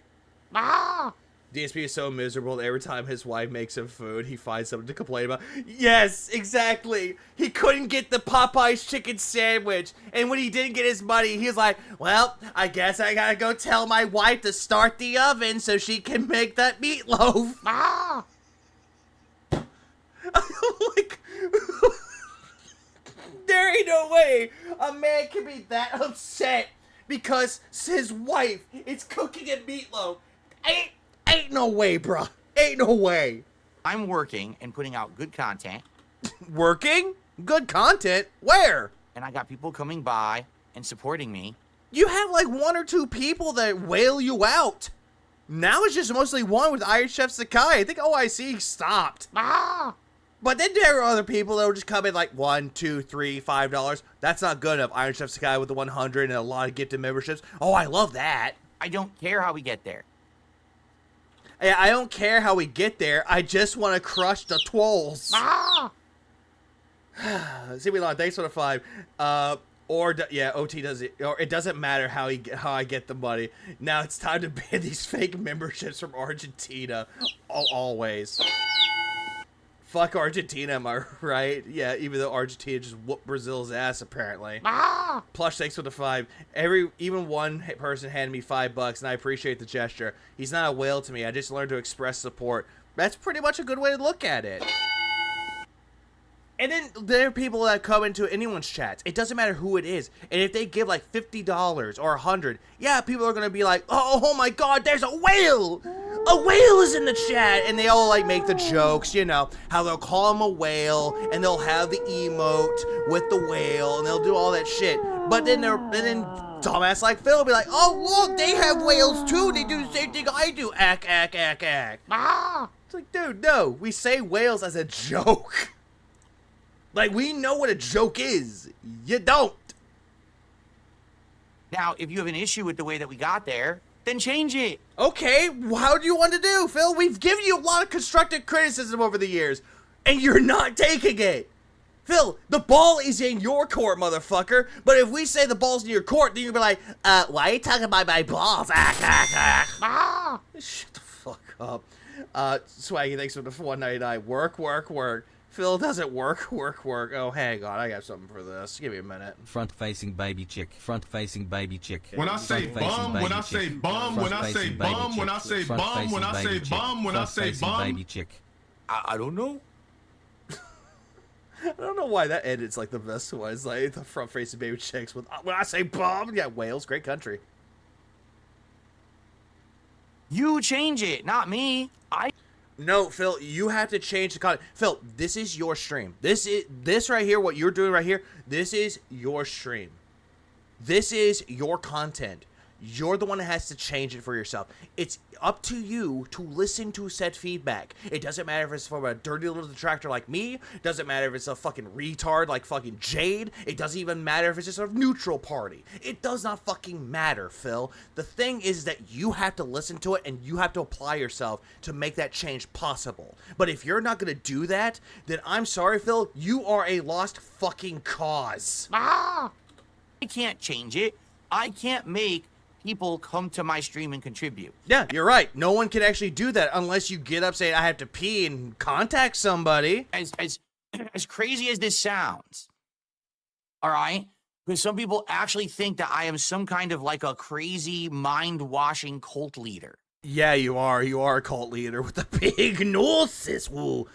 I've never seen a streamer blame his audience like this while live on stream. He's such a specimen. Oh, absolutely. Earlier on, he was yelling about needing to make a product people want. Yeah, he's making zero effort to make the product better. Exactly. He's not doing that, Flutter. Instead, what he's doing, he's like, now make the product better, guys. Wait, what do you mean I have to make the product? No, you have to do it. You're the ones that suggest it. You find the reason. It's like, dude, it's your stream. Jade catching strays when he's just trying to watch a stream. It's so sad. Poor Jade. I don't Poor Jade. brainwash people to contribute to me. That's never happened, okay? Never. People come and contribute because they like the content. Because Highly doubt that. Most people that give you money, like Iron Chef Sakai, is doing it because he wants to felt the trolls. He wants to get back at the trolls. Every single time they're like, hey, why don't you go give him money? He does it. And he thinks that it's a joke. It's not a joke. they like me. I can't make people come to my stream and donate. Wait, aren't you the streamer? Isn't it your job to make people come to your streams? Oh, it is War Dog Leader, but you're speaking logic. You know what hat means. Me. That's why they're here to support. If Hold on, back up. they like the content because they like me. I thought it was because people liked the game that you were playing. It wasn't about you. And now you're flip-flopping this to saying that it's about you. You love to flip-flop this point, don't you, Phil Pert? Also, by the way, Front-facing baby chick. Front-facing baby chick. Front-facing baby chick. Front-facing baby chick. Front-facing baby chick. Front-facing baby chick. Front-facing baby chick. Front-facing baby chick. Front-facing baby chick. yeah, thank you, Twilight, for the two, and the front-facing baby chicks. I appreciate it. Who is Jade? A really big ultra supporter of Phil. That's why they're here to support. If it's 5, Yeah, that's why they're there to support. Also, Phil, please give me money, guys. Support the stream. Give me tips. Give me memberships. Give me super chats. Give me super stickers. Give me super thanks. people today who majorly contribute and I hit my goals, or if it's 50 people today who contribute and I hit my goals, I still hit my goals. Yeah, but when you don't hit your goals, you complain to your audience and you say that it's the game's fault, and you're also gaslighting them. I can't make a certain person show up and contribute or not contribute. You do that all the time with Iron Chef Sakai. So the fact that anyone tries to hold that against me as a fact of like, oh, you're failing or you're doing well, Well, you are failing, Phil. none of that makes any sense. All this that you just said out of your mouth and say it doesn't make any sense? Cope. More coke. Yeah, give me $20 to pick a chair so we can get started. Moron. And no one should have issue with that either. Who cares? Who's contributing, who's not contributing? How does this have anything to do with me or anyone's power? It doesn't. It does, Phil, because every single time that a game pops up, it's always one person that shows up. When that person made that comment, giving you constructive criticism, they used Iron Chef Sakai as the example because that's what he ended up doing. He gave you money, gave you like $300 during that gameplay, and whenever Marvel Rivals happened, there was no whales. No one was giving you money. So you essentially kept begging more and more. It's like, well, you didn't hit money here, but the day stream didn't do so well, guys. But please give me money, guys. Please do so. Because I really need that money so we can do DSP Tries It. And then you hit your money and you're like, oh my god, our goals have been hit. Ah! Who's popping? Thanks for the two pounds. You begged and you received. Always. He always begs and he receives. And then when he does receive, he's not grateful. And also for the other 2 pounds. Oh, you were referencing Phil. I think I was. Ah! Let's see.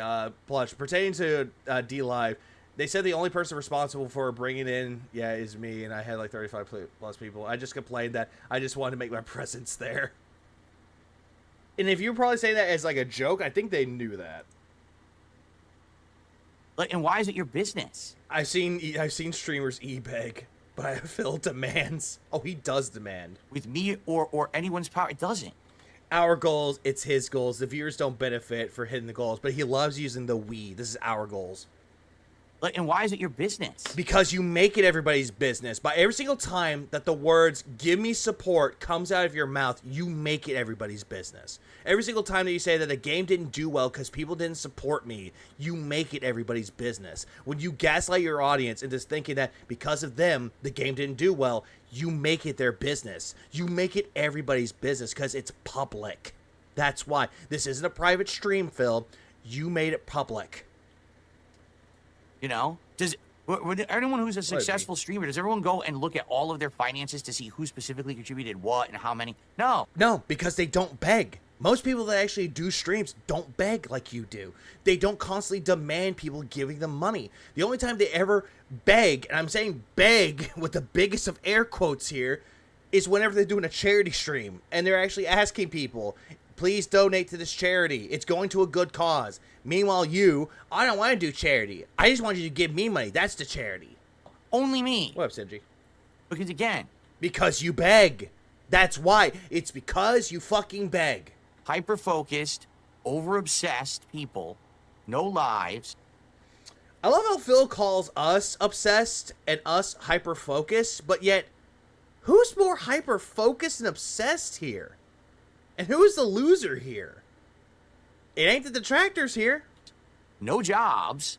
Oh, hold on. Hold up. We did what and how many? No, only me. Because again, hyper-focused, over-obsessed people, no lives. No lives. Yeah, apparently he thinks that people that have no lives are detractors, or people that are detractors have no lives. No jobs. Also, no jobs. Bitch, there are people that detract, and they actually have jobs outside of this. And they don't need this to get through their lives. They don't make this a career or a full-time thing like you perceive them to do. No anything going for them. No. Like what, Phil? What's something that's going for somebody, Phil? Because you love to generalize, that's what all the detractors are doing. Yet, meanwhile, they have lives outside of this shit. They actually have jobs to go to. They have families to take care of. They have friends to go visit and hang around with. Or hell, in some cases, they have dates to go to. And they might get lucky. Who knows? He's projecting so hard. He keeps theater alive. Yeah, he keeps the theaters alive. Excuse me while I live with my no life and get my son out of bed. My actual son, not a cat. Sitting around. Yeah, I guess Ann, Pop, and Asia Proper don't have a job anymore. Yeah, I guess they don't. On the internet. I guess they're out of a job now. Being toxic all day. Okay? Hold on, back up a little bit more. Going for them. Just sitting around on the internet being toxic all day. And again, what's the point? The only one that's sitting around being toxic all day is you. Okay? And this is just pure projection. This is pure cope. Cope. It's fucked up. It's fucked up, and look at that fucking face. That is the face of a victim. That's why they sort of want to know all Vega does is eat peanut butter from a jar. How'd you know? Stop looking at my windows. And I have to deal Stop with looking at my windows! that every day. So... Hold on. Duty, who succeeded and retired, clearly has no career. Yeah, he retires. It's fucked Or he retired. up. And I have to deal with that every day. I have to deal with that every day. No, you don't. No, you fucking don't. The reason why you deal with it every day is because you choose to deal with it every day. You chose that. You could have ignored it. Like you proclaim that you say you don't care about what the detractors are doing, but you chose to talk about it. You choose to bring us up as a topic. You're the one that did it, Phil. Not us. We didn't do anything to you. Just yourself. Yeah, he could get a job at Burger King. Yeah, I remember that. I remember that too. He could make more money during a shift at Burger King than doing Marvel Rivals. So, God damn it. Marble Rivals. I love calling it that now because that's what everybody calls it now. How it's spelled. so it's the funny part. Like, if you have an issue, well, man, the same 5 people come and support Phil every day. Then why aren't you? If you like the content, why don't you support content you want to see? You want to know the reason why people don't give you money outside of those 5 people? Here's why. Because every single time that someone gives you money, they give you like $100 or $150. That kind of shows that, hey, he doesn't need money anymore. He got his goal. He doesn't need it anymore. But you keep constantly demanding it. And then when people have to give you money, it's to shut you up. But even then, it doesn't shut you up. All the detractors have better careers than Phil. Oh, absolutely. Look at fucking Piece of Peace. He has a doctorate. Say, hey, Phil. He has a good paying job. He doesn't say what his job is, but we all know that he has a doctorate because he actually says that. I would love and I would support this other game you're not playing right now. Please consider it, you know, and then contribute, and then maybe... But you still gaslight your audience into saying, hey, it's your fault this game sucks. maybe other people would say, wait, that's true, I want that too. And then we could do other stuff, right? I thought you said that you had a lot of things to do, that you're constantly busy, that you have a lot of shit to do. I love how he does that shit, and then immediately goes, oh, if you gave me money, then we could do that. I thought you said that you automatically could do that shit. Phil misunderstands the issue. We pointed out to show how low his support base is, and that's how that he needs to think upon that. Not that he only wants that he just want him to give away. No, not that. But I mean, oh, not that. Sorry, I misread that. Sorry. RTU React Dog near see more. Oh yeah, exactly. What's up, Rebsy? Yeah, exactly that. What about the whole thing with the RTU Doc React? again, it's called business. But begging is not business, Phil. I am not a big time dude. This is a successful business. Metaphor is worst game because of no money, but he loves it. I don't get hundreds of thousands of views a day. Yeah, you don't, but yet you're saying that, oh, you used to back in the day, and you love to sit there like BoJack Horseman. You're like, I used to be a somebody back in the day. I don't get 1,000 viewers on stream a day. And when you do, it's view botted, and yet you're blaming on the detractors again. I don't have the ability to just do whatever I want. Yeah, he's just a whittled guy. He can't do whatever he wants to do, even though he could do that. Flexibility to do whatever I want. Even though he could do that, he just chooses not to. To play what people want, so people will support. That's called business. Phil, you have no idea what business truly is. Like, you really fucking don't. Like, look at someone like Russian Badger, for example. The guy that just sits around making shit posts all day, playing games with his friends. What does that guy have going for him? He parades around making skits, like little tiny animations, with a $30,000 suit. And he actually did say this, too.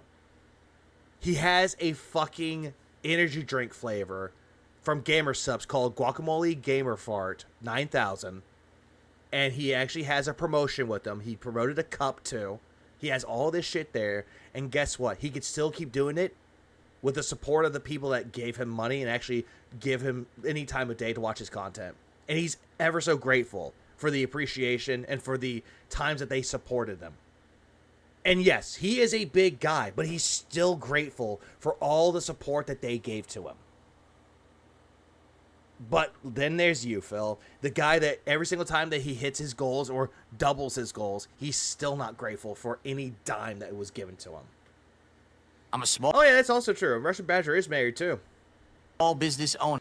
Yeah, if they liked and truly wanted to support Phil, they would donate regardless of what game he plays. This whole point he's saying is just bullshit. Oh, absolutely, Mina. Absolutely. It's just bullshit. So people will support. That's called business. I'm a small business owner. Do you get You're not a business owner, Phil. This is not a business.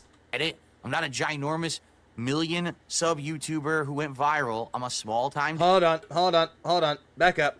Let's back up for a second. I'm not a ginormous million sub YouTuber who went viral. I'm a Phil, didn't you, jerking off on May 1st made you go viral? small time... Didn't you say that you had a tweet on Twitter that made you go viral because it was a viral tweet?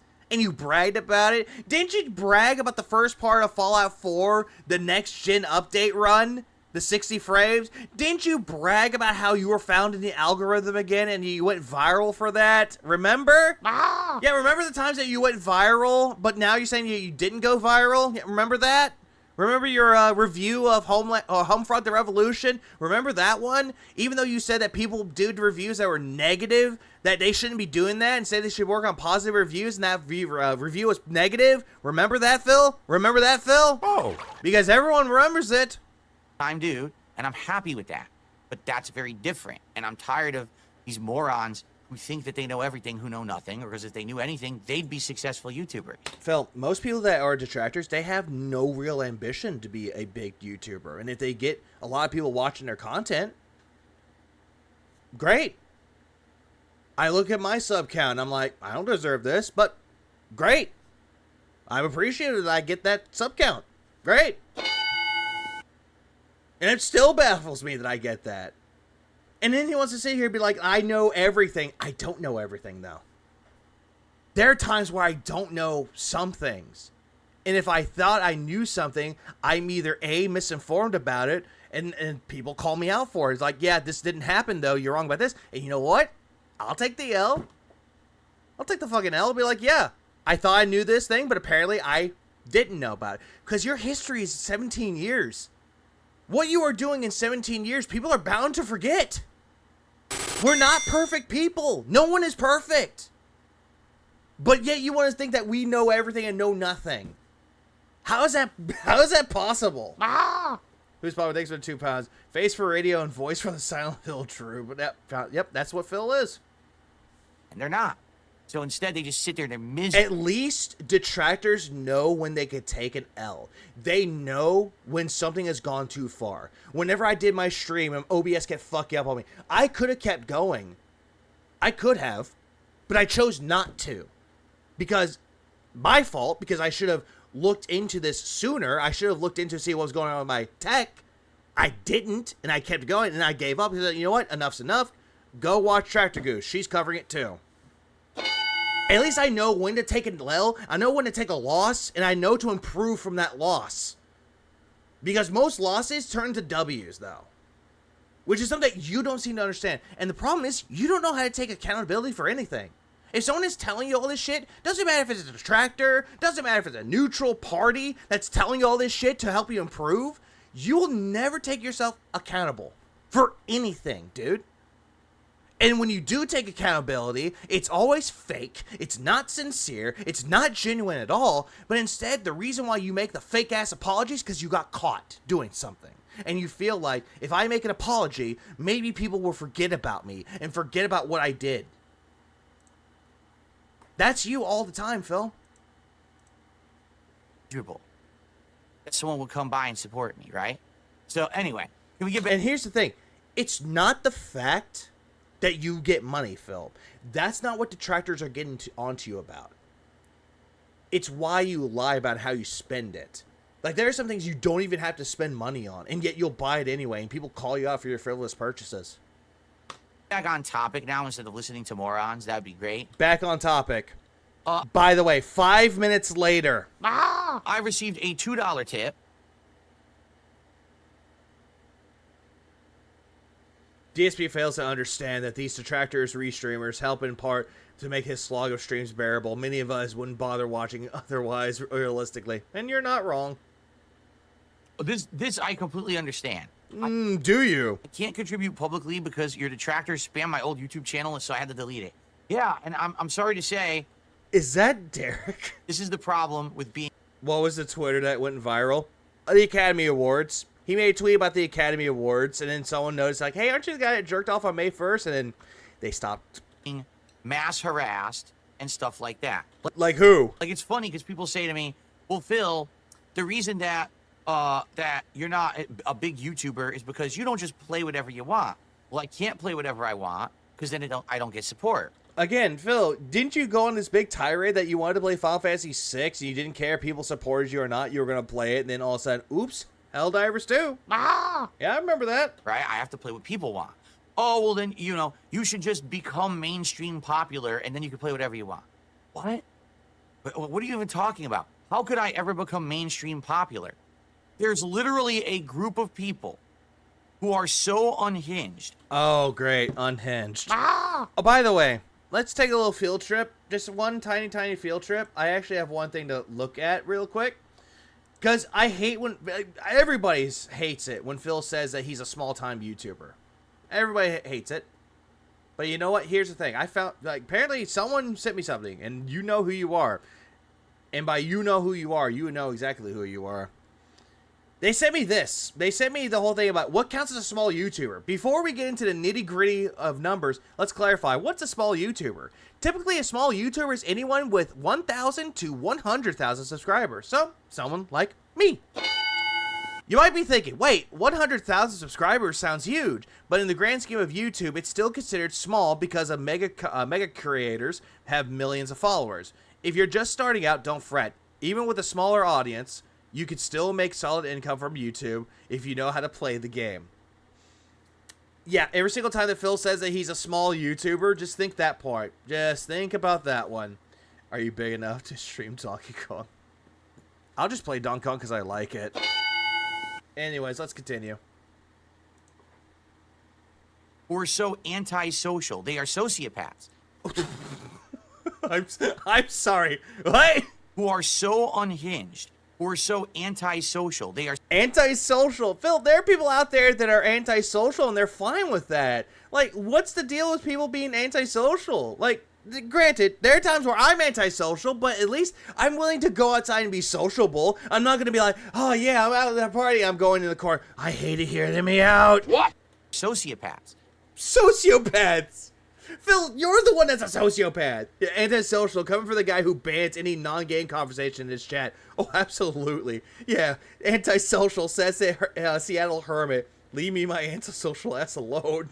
That if someone... This damn projection. Antisocial. Do you even socialize, Phil? Do you have friends? And every single time he's like, I talk to Andy, I talk to Ashley. It's like, but they're not really your friends, though. They're not your friends. Plush 602. I fall in that category of small YouTubers. I think the majority of the detractors do. Not Phil, though. Phil proclaims that he's a small YouTuber, but he has like 200,000. just happens to find me in my Didn't he say he didn't like our social clubs? Yeah, he said he didn't like them. content, a newcomer, and they come to the channel and they say, hey, I want to hang out for a few days, and they do. These people then stalk them. What? Phil, their social media is not stalking them. They go to their social media. Again, projecting so hard. No friends yet. The last time he talked to Kino. No family, but where's Cat? No career, but where's the passive income? Yeah, they That is true. go to their YouTube page. They go to everything. They That's not stalking, though, Phil. That is really not stalking. leave nasty comments. They fucking do everything they can to harass them. Does that have anything to do Yeah, social media means stalking. Going to someone's social media means you're stalking them. Hey, Phil, didn't you do the same thing with duty streams? Didn't you go straight into his channel and start picking around his channel? with me? But yet you think, in that case, in that category, and that same thing that you're saying, that same logic, you stalk duty. Can we say that? He only leaves his house once a week. Only has friends only. Tricked a fan into marriage and treated like a maid. But we're the antisocial ones, right? Yeah, we stalked Derek because he deserved it. Even though we didn't stalk Derek. And if people did find him where he lived, though, that's not everybody. But yet Phil loves to do this one thing where it's like, if one person did it, then everybody did it. Like, Jesus fucking Christ. He's a small YouTuber making over 100K. If that is a small YouTuber, sign me up. Yeah, sign me up too. Rules for D. Another rule for re. Yeah, pretty much. Vanguard things to do. Oh my god, Scott is saying this. Scott said the same fucking thing. Oh god. No. Fucking Scott. It has to do with a bunch of obsessed, crazy people. Crazy people. Yeah, we're the crazy ones. And How does he keep picking chat questions that lead back to the same answer every time? I don't know. you should just become more popular. How would I do that exactly? You could actually find ways to actually collaborate with other people, play games that people like and actually be entertaining, stop worrying about money 24/7, get rid of that fucking news crawl showing your support. Just be not boring. When anyone who It's ironic how everything we did, he did the same thing but worse. Can you do anything right, Phil? No, you cannot. who's new even shows up and shows a tiny piece of positivity, they get harassed. Yeah, Darziak, who's into three-way penetration and is into age regression. Yeah, no wonder why we call him out. It's fucking weird. He's a fucking degenerate. By crazy people. So how could I do anything to fix that situation exactly? Well, you could get rid of these people, for one. There's the same thing with fucking Derek. People got onto you for Derek, and you completely ignored it. And yet you stood at bat for him. And it took you 2 Canadians and someone that ran Kiwi Farms to tell you, hey, get rid of fucking Derek. I can't, like, unfuck her sister, you know? And also, you're going to bat for this person who is a mod giving you tech advice, who has a creepy obsession. Like, he is the worst degenerate. Yes, exactly, Greedy Piggy. That guy. You have to And understand. again, he goes to bat for him. And every single time he says that we're the crazy ones, I'm sorry. At least we don't actually have people in our camp that's loving three-way penetration and wants people to be little kids because of age regression. We don't want that. And of course, Killer Demon, speak your truth. And it doesn't Speak it louder. Thank you. matter how much I change for the better. It doesn't matter, how much, I listen to feedback. You don't listen to feedback, and none of this is for the better. It's never good enough for crazy people. You get it? Like, look at me now. It's not good enough for people because you keep bragging about it, Phil, and every single time you're like, hey, look at my new mic. Oh, by the way, my mic doesn't sound right. Hold on. My mic doesn't sound right. Is it better, guys? Compared to a few years ago. A few years ago, Yeah, a few years ago, you should have had this, but you didn't, though. And yet you blamed us for it. where my setup sucked, It does, and it still does to this day. I was constantly complaining that I was broke and all You still do. this kind of shit. You keep complaining that you're not getting enough support on your streams. Now, everything's different, okay? But it's still not good enough. I'm still a bad person. Yeah, you're still a bad person because you treat your audience like shit when you don't hit your money goal. I'm still doing the wrong things. Yeah, you are. I'm still e-begging. You still are. When Ashton was there in your chat, you even proudly said that you e-beg and that you'll keep on e-begging before you'll take a sponsorship. And now Ashton ain't there anymore. And now all of a sudden you're pretending that that never happened. That you said that you'll never, that you said that you e-begged that you never did that. Kick spammed the yapping cat for like an hour straight. Thank you. I'm still rage quitting. The You still are wage quitting, Phil. bar will never stop being moved.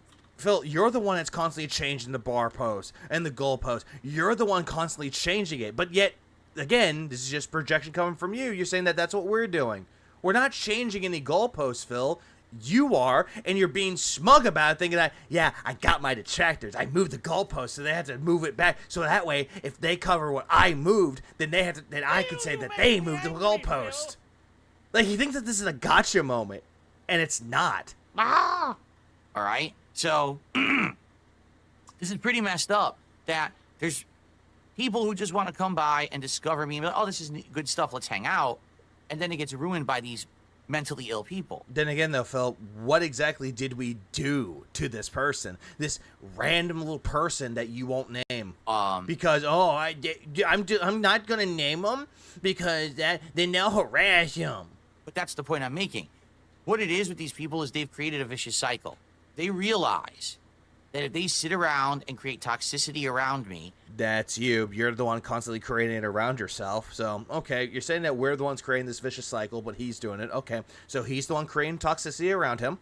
then the content gets made. Because he's doing this shit and we're just calling his shit out. They make money on it. And if people do make money on it, that's their prerogative. That's not anyone else's. And again, if they do, it's none of your fucking business. Then I can't become a bigger content creator because anyone who comes by to hang out with me and enjoy my stuff gets harassed by people on the internet. And this is where Phil is completely flip-flopping here because he has no real desire to be bigger. He said that 2 years ago, and he keeps on saying that he has no aspirations to be a bigger content creator, that he has no aspirations to hit 1 million subscribers, but yet he'll flip-flop and say that, oh, because of the detractors, because of them, I'm not able to hit 1 million subscribers because of them. He loves to flip-flop this point quite a lot, and it's really irritating. Remember, he is a god of man. He is the king. How dare we hurt him and stop him from shooting himself in the foot? Well, he shoots himself in the foot all the time. Cope. Will you stream the Phil and Ash wrestling event? No, I will not. I will not cover the react. I know what's his name is. I know what Alt is. I believe Alt is. That's what I've been hearing. That's what the word I heard through the grapevine. But I'm not covering it. I don't care for wrestling.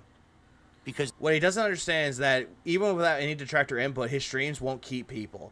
Who would stay there? Who stay somewhere when you can't talk freely about normal shit? No one. You wouldn't stay there. Maybe you should aim a little lot higher, maybe to the point where you can hear a snort and a whine. there's a ton of Yeah, Alt is. Thank you. content out there that says I'm a bad person, Well, you are a bad person, Phil, and you've done nothing to prove that you're not a bad person. even though it's Instead, you just prove that you are a bad person. by people on the internet because there's a ton of content out there that says Alt is 64. Is his middle name Nintendo? I'm a bad person, even though it's all slanderous and defamatory and false. Slanderous, defamatory, and false. How exactly? Doesn't matter Can you stop Missy Elliott, Phil, with your flip it and reverse it for success? because it's a vicious cycle. As long as they keep making me look like a horrible person, they make money.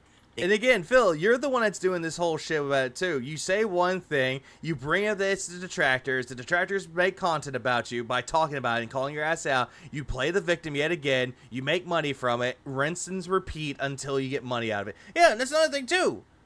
Like he's saying that all these people are doing that, it's like a vicious cycle. What about Jun the King? That's a good point, Fourth Rider. What about Jun the King? You're calling him a liar? What about Turkey Tom? You're calling him a liar? Even though they made documentaries about you that are non-biased against you? get popularity, and then more people believe it, and then more people harass my viewers and fans, and the cycle continues. Okay, there's a majority of the fans that I don't give a fuck about. The only ones that I truly care about is the ones that are starting shit and they actually are creepy people. Derek's one of them. Darziak's a second one. And again, if people brought to your attention the kind of shit that Darziak is into, you would still bat for this motherfucker. And without a doubt, without missing a beat, people will start to notice. And they'll get on to you. And I'm pretty sure Kino Casino isn't going to bail you out this time. Heck of the year-end series. He said his streams are a social experience and also shat on people talking about basketball during Final Fantasy VII. That was all him. No detractor input needed. Nope, exactly. They were talking about sports, and apparently that's not good. You can't do that. Talk about the game or get the fuck out. He says it's defamatory, but he then retcons it by saying there's a nugget of truth. Where's the truth, Phil? He has no standing in a courtroom. No, he doesn't. Pretty fucked up.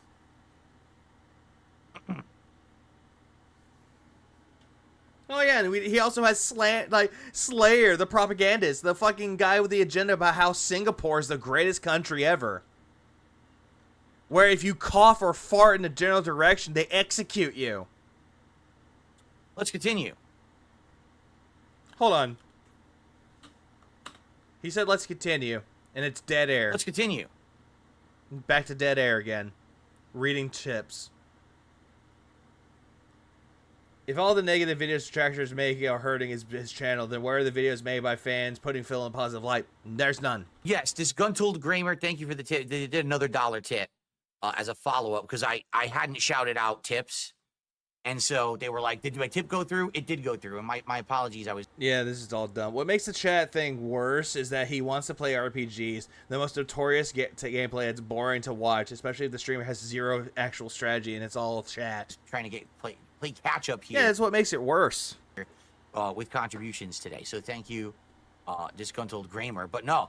Thank you for a contribution. Yeah, I don't know what's going on with the industry right now with games and everything. You have no idea what goes on in the industry all in all, Phil. You know nothing about what the industry is going through. You know, I'm really hoping that in 2025, yes, I'm okay with playing indie games. That are great. But please give us some big games. No, you're not. No, you're not. Because you're saying that, oh, I want to play indie games, and now all of a sudden you're like, oh, yeah, if they're good. So he wants a game like Balatro. He wants a game like Hades 2. Well, mostly Balatro, because the game that went popular mainstream. That's what he's wanting. Good, too. Not that every major AAA studio falters and fails and makes crappy games now. I just don't get it. Okay. And again, though, Phil, why do you think the majority of people go to indie games? Whatever, Ramon. When the Turkey Tom and June documentary are the nicest videos about you, maybe you should take a step back and reflect. Absolutely, but Phil doesn't. But instead, he wants to call that a nothing burger now, which is stupid. Yeah, and I see now people are talking about it in chat. You know, relative newcomers, people who the last few months have been very supportive, and they've all been harassed. It's like, so what did I do to deserve? DSP at the center of the cycle is you. Man up and make some positive changes. Stop being a baby about everything and making yourself the victim. Yeah, thank you. This is my sock account. Deserve that. What did they do to deserve that? We didn't do anything. Yeah, I love how Phil's sitting there going, we didn't do anything. We didn't do anything wrong. Like, he's actually putting these people up to bat. We didn't do anything. We sit here in our lane. Yeah, we sit here in the lane, even though this is his channel, his chat. Hanging out. The DSP fans who tend to make videos defending Phil come off as not all there, like Captain Alex. Having a good time and not bothering anyone, right? Keemstar said it himself. Oh, Keemstar? You know the guy that you said stop watching Keemstar? You know, the same Keemstar that actually has videos on you that's making fun of you? You know, talking about... Hey, Phil, if you want to say that we attack your newcomers, how about, then what about when you attack your fans? Like King Be Cruel and that woman during your Urine Game series. Or the person that tried to help him out during the mini-PC. Review Tech and how crazy obsessed he is with me and stuff, right? And he said it his best. He's like, listen, you don't have to love DSP or whatever, but he doesn't bother anyone. So why would you ever care? He doesn't bother anybody. Hey, chat, where's my support? Chat, we're only at $48. Where's my money, chat? Chat, where's my money? I thought you liked this. Why would you harass him? The guy Phil said he's evil unless Keem is on call. Phil simps to. Yep, same one. Why would you make fun of him? No one, he doesn't do nothing. He just sits around and makes his content for his audience. And yet they still make fun of you, Philip. Same thing with Kino Casino. The people that you say call you king and that they're your friends, they still make fun of you. So why would you even bother with the guy? Why would you be obsessed with him? Also, where's your proof, Phil? Where's the proof we stalked and hurt your fans? Where's the proof when we attacked you and stole your money? Yeah, where's the proof? He's right. I took a 2-week break from this shit, and all I seemingly miss is Phil spending an hour a day talking about how he doesn't mention the trolls. Yeah, how he doesn't care. Keemstar is right. There's no reason for anyone to care except those who like my content. That's it. Oh, by the way, no one should care except for the people that like my content. That's it. Oh, yeah, people that love me. Where's my money? If you don't like me and my content, I'm not harming anyone. I'm not going out of my way to hurt people. I'm not recruiting armies of children. And hey, Phil, didn't you have a fucking dent head from a long time ago that had to file for bankruptcy? Twice? And was working on a third one? Hey, didn't you have someone that you actually took a lot of money out of it and he actually went homeless? Yeah, I forgot. Who were those people again? Was it Tembo Slice and Vidar Viking back in the day? Those people actually were affected because they gave you money. And what was their biggest reward? Oh, that your faggoty ass had money out of it? That was it? That was their biggest reward? Okay. Interrupting them. So what? Oh, no, you're absolutely right, Van. What is your problem with me? Oh, we have because we have lists upon lists of things why we have issues against you, Phil. Problem is that when you tell you the first two, immediately you're bored and you're like, where's my DoorDash? You stole his money by restreaming his streams, and we are the accessories because we watch and support detractors. Well, according to Phil. Yeah, reward is watching him eat. I have a problem with that reward. Yeah, everybody does. I don't have a child army. It's called the Dits. Oh yeah, and this same motherfucker, Phil, filed for bankruptcy fraud back in 2020 and said that he actually had bankruptcy, but he lied on his bankruptcy statements. Ha ha ha! Yeah, listen, Copeem says, imagine tracking someone down at their place of business and yelling at them because earlier in the day they bought a ham sandwich somewhere. Who cares? I think this person, I don't know who this Copium is. I don't know if this is a true sock account or not, but it's like, Jesus fucking Christ. Now we're going to the sandwich shop analogy. Hey, Phil, majority of your chats were kids when you started back in 2008, motherfucker. You said that yourself. Yep. You're right. I think it's a LARPer. If he actually sued detractors, would you submit your streams as evidence against Phil? I think anybody would. You're absolutely right. Like, think of it this way. Actually, this would probably be a real-life example. Let's say for some reason you're very anti-Christian. This is just a hypothetical. So, Chick-fil-A. Let's say you're very anti-Christian. So you sit outside of the local... He's making a Chick-fil-A analogy. Chick-fil-A. Because you know... So what? Hey, Phil, this analogy's going nowhere because I'm not a Christian, but yet I love me a good Chick-fil-A sandwich. I don't give a shit. That Chick-fil-A... Every single time I go into a Chick-fil-A, I don't see people telling me to go praise Jesus. Oh, I'm going to hell if I don't repent for my sins if I order a chicken sandwich. I don't get that shit at a Chick-fil-A. It's a fucking business. Hello? Is owned by Christians. Okay? So what? Most detractors were fans at one point, or one time, Phil, but not taking accountability and e-begging, scamming makes all your friends detract. Always. You watch someone... Yeah, anti-Christian. I just have noticed that too. Not Christian. Christian. Buy a chicken sandwich. You watch them eat the chicken sandwich and enjoy it. And then you follow them home, and outside of their house... you start to protest and say... Do you remember the DSP fan who about a year ago made a video defending Phil, who was about Phil's age, who had no teeth and bunk beds in his room? Does that sound like a mature adult? I remember that one. That was a disturbing individual. Down with this person, they ate the Christian chicken sandwich. This analogy is making no sense at all. Yeah, if I eat a Taco Bell, am I banned from Whataburger? It's so stupid. Like, this whole entire thing makes no sense. And he's trying to make a point about how we stalk the fans of Phil and that we go after them and we actually do protests outside of their house. This whole thing makes zero fucking sense. And that faggot smile, it's like, get the analogy? I made a smart one. You did make a smart thing, Phil. You look very pretentious and you look like a fucking idiot. Stop. Phil, you make me angry, Phil. Makes no sense because we're not stalkers, but Phil is trying to say that we are stalkers, so he does this shit. No. Phil, just, no. Kill yourself. Or you go to their place of work. Yeah, Chick-fil-A is a Southern Baptist, not Christian. And you start harass. Did you know that someone inside that building ate a Christian chicken sandwich? Like, what? What do you... You know what that sounds like, right? You're not describing a stalker. You're describing a Karen. That's different. talking But then again, Karens will go to extreme measures. about? That's how these people act. Someone came to Phil's stream, tossed him $5 because they like his content, and then they went about their merry way in the rest of their life. And then you left the stream and followed them to their social media, to their personal accounts, to their real life content, to their real life stuff. I really wouldn't think that it's a private account if they make it public. And you harassed them because they donated $5 to Phil. What? But I'm the one who's crazy. I'm the one who's in the wrong because I make Yes. content. Yes, you're the one that's crazy for making this stupid analogy and trying to keep this point across. Yes, you are the crazy one, Phil. Again, this stupid analogy makes zero sense. Because I stream? You sound like the vegan teacher, Phil. Yeah, that one. That one was terrible. Because I enjoy my life? Because I like games? Because I... You don't like games. Every single time that you play a video game, Phil, you stare at the screen. You look incredibly fucking bored at the game. And you're looking at your chat, hoping that people give you money. If they don't give you money, well, the game sucks. So I don't know what to tell you. This sucks. Ah! He's so mad about Derek. Always. He always is, Dapper.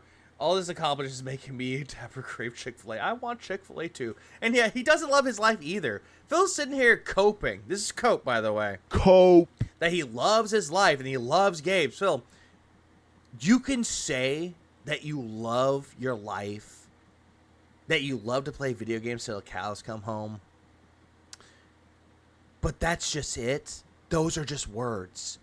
Your words have no weight. They have no impact. Because your actions and tone alone tell you and tells everybody that you really don't enjoy it. Don't forget the Marvel Rivals stall where he wanted someone to give him some $20 to pick a character and start the game. He was saying, who will do it and not will someone. Yeah, because he's that stupid. He's really that fucking greedy. Ah! About to go to sleep because I work in the morning. I don't blame you. I hang out with people. You don't hang out with people, Phil. The only times you ever quote-unquote hang out with them is they give you money. I'm the problem? Yes, you are. You're the villain. Go fuck yourself. No. Sorry. You've exposed yourselves. How? What? How? You're the fucking problem. How? Like, please, Phil, explain. How? You're the weirdos, not me. How are we the weird ones? I'm sorry, are we the ones that defended a pedophile? And then all of a sudden when you're being confronted by 2 Canadians and someone from Kiwi Farms, that you sat there going, I'm sad for 2 reasons? Ah! Yeah, it's expose money for... Yeah, expose your money. You expose yourself for money. Hold on, That's a nice argument, Senator. Why don't you back it up with a source? My source is that I made it the fuck up. Now, there we go. I'm not weird, I just enjoy marijuana accessories.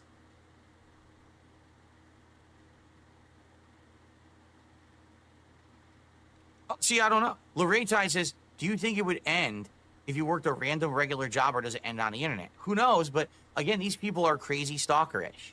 Crazy stalkerish. Okay, can you give an example of this, please? You've seen some of the things that they've said and done. Okay, can you give us an example, please? They've tried. And I love how he's saying that, oh yeah, everybody does this.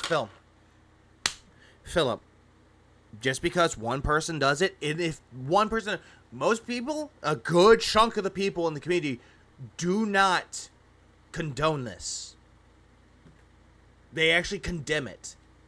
But yet you're sitting here thinking that, and I quote, "Oh, everyone that does it, everyone is a stalker. Everyone gets my personal information." It's like, no, we don't. Again, you're misconstruing one for all again.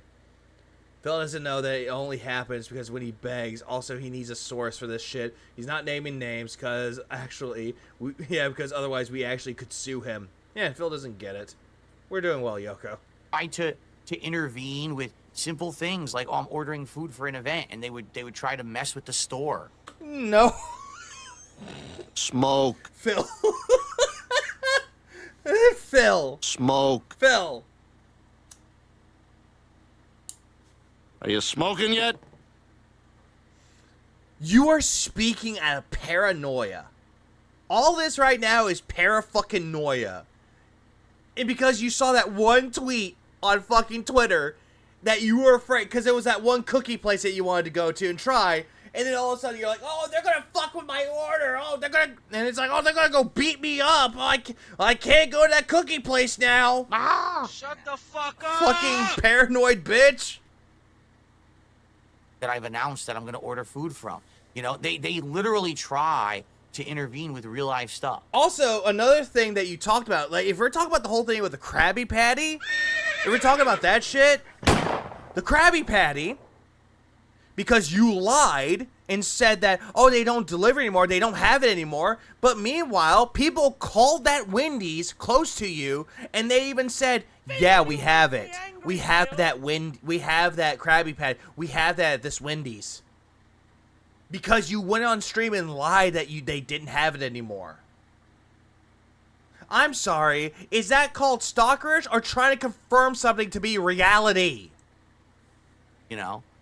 What didn't stop him from going to Taco Bell to get the chicken nuggets? Yeah, what didn't stop him? Oh, you know what was going to stop him, Excalibur? He didn't have socks. He didn't have socks for his little footsies, and he didn't want to go out. But then he went out anyway, without the socks. Also, he did get up for Taco Bell, meaning that he could have done it for the Krabby Patty. Yeah, exactly, Flutter. Harassed people around me that literally have no association with me just because they're in proximity to me in real life. Proximity. So just think about that. Yeah, just think about this. Just think about how paranoid Phil is. That's the only thing I gotta say for all this. Just think about how paranoid Phil really is right now. You know, maybe if I were to quit and shut down everything completely, 100%, and say, I will not stream ever again, and I went out and I tried to have a real job offline, I bet people... You wouldn't do it. ...would still stop. I call that investigative work. That's also true, Shane. Thank you. I mean, right. With Rings of Redemption, he tried to do, what was it, a DoorDash job? And they got him fired from DoorDash. You know? Phil, the reason why he got fired from DoorDash because he made it public, and apparently he was showing off receipts, showing off the addresses of the people that he was giving food to, so people could immediately deduce where he's doing it from, and they got rid of him. He didn't do nothing wrong. He just did what they... That's from what I'm hearing. That's what I heard. Could to hurt, because again, these people are unhinged, and this is what I mean. When you support these YouTubers... Oh, by the way, do not fuck with Wings Trolls. Who are doing... There's the message. Do not fuck with Wings Trolls, because Phil mentioned Wings and his trolls. Don't fuck with Wings Trolls. They will fuck you up. Toxic content. You don't understand that they are grooming an entire generation of people to be... I'm sorry, what? What? Huh? Unhinged, and this is what I mean. When you support these YouTubers who are doing toxic content, you don't understand that they are grooming an entire generation of people to be... Oh, I'm sorry. What? Hold on. What is that? Hold on. I couldn't hear. I must be retarded or something. I'm gonna what? Content? What did you say? You don't understand that they are grooming an entire generation of... Hey, Phil, what did you do to Panda? What did you do to Leanna when you were dating her? Or first started talking to her? What were you doing to her? Cope. What were you doing to her, Philip? How old was she, Phil? How old were you when you were doing it, Phil? People to be awful people. Yeah, no problem, Nugget. I'm gonna repeat what I just said, okay? Yeah, he's calling us groomers. He's calling detractors groomers. He's talking to people like Detractor Beam. He's talking to people like King Sly. He's talking to people like That Being Said or Pop. He's calling every detractor that either makes content or fucking streams or restreams them groomers. Even Broside Phil, who is a cop that actually hates people who are groomers. Legitimate fucking groomers. Calling him a groomer. Okay? Because I think this is something important that people need to start calling out. This is very, very important that everyone understand this, okay? If you support toxic YouTubers who all they do is stalk and harass people, you are supporting people who are grooming. Hey, Phil, faggot, retard. You don't even know what that term means. You don't know what that means. You have zero idea what the fuck grooming means. And yet you are using that word willy fucking nilly. A generation of people to be antisocial sociopaths. No, I am not doing that to anybody, Phil. I'm not telling people to be antisocial. Instead, I'm going to be like, hey, be safe out there. If you're going out and having a party, if you're going to be drinking or going to be smoking, moderate yourself and be safe out there. Phil, the only one that's grooming anybody is you. You're grooming your fucking audience to giving you money. You're making whales. Like, my fucking God, dude. And you are telling everyone that's okay. 1 second. 1 second.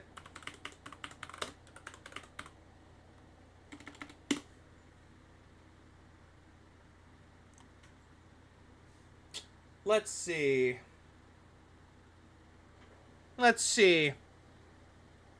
Grooming. The practice of brushing and cleaning the coat of a horse, dog, or other animal. We're not using that one. The practice, this is animal one. The practice of preparing or training someone for a particular purpose or activity, aka your whales. We got that one. Got that one written down. That's you. That's what you do to your audience.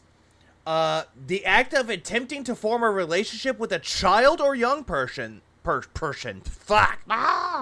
With the intention of sexually assaulting them or inducing them to commit an illegal act, such as selling drugs or joining a terrorist organization.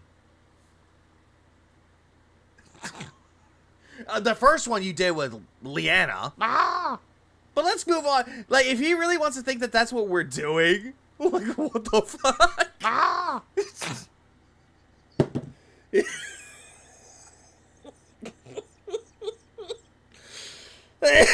Oh boy, Phil is a fucking idiot. Oh, but by the way, we're a terrorist organization.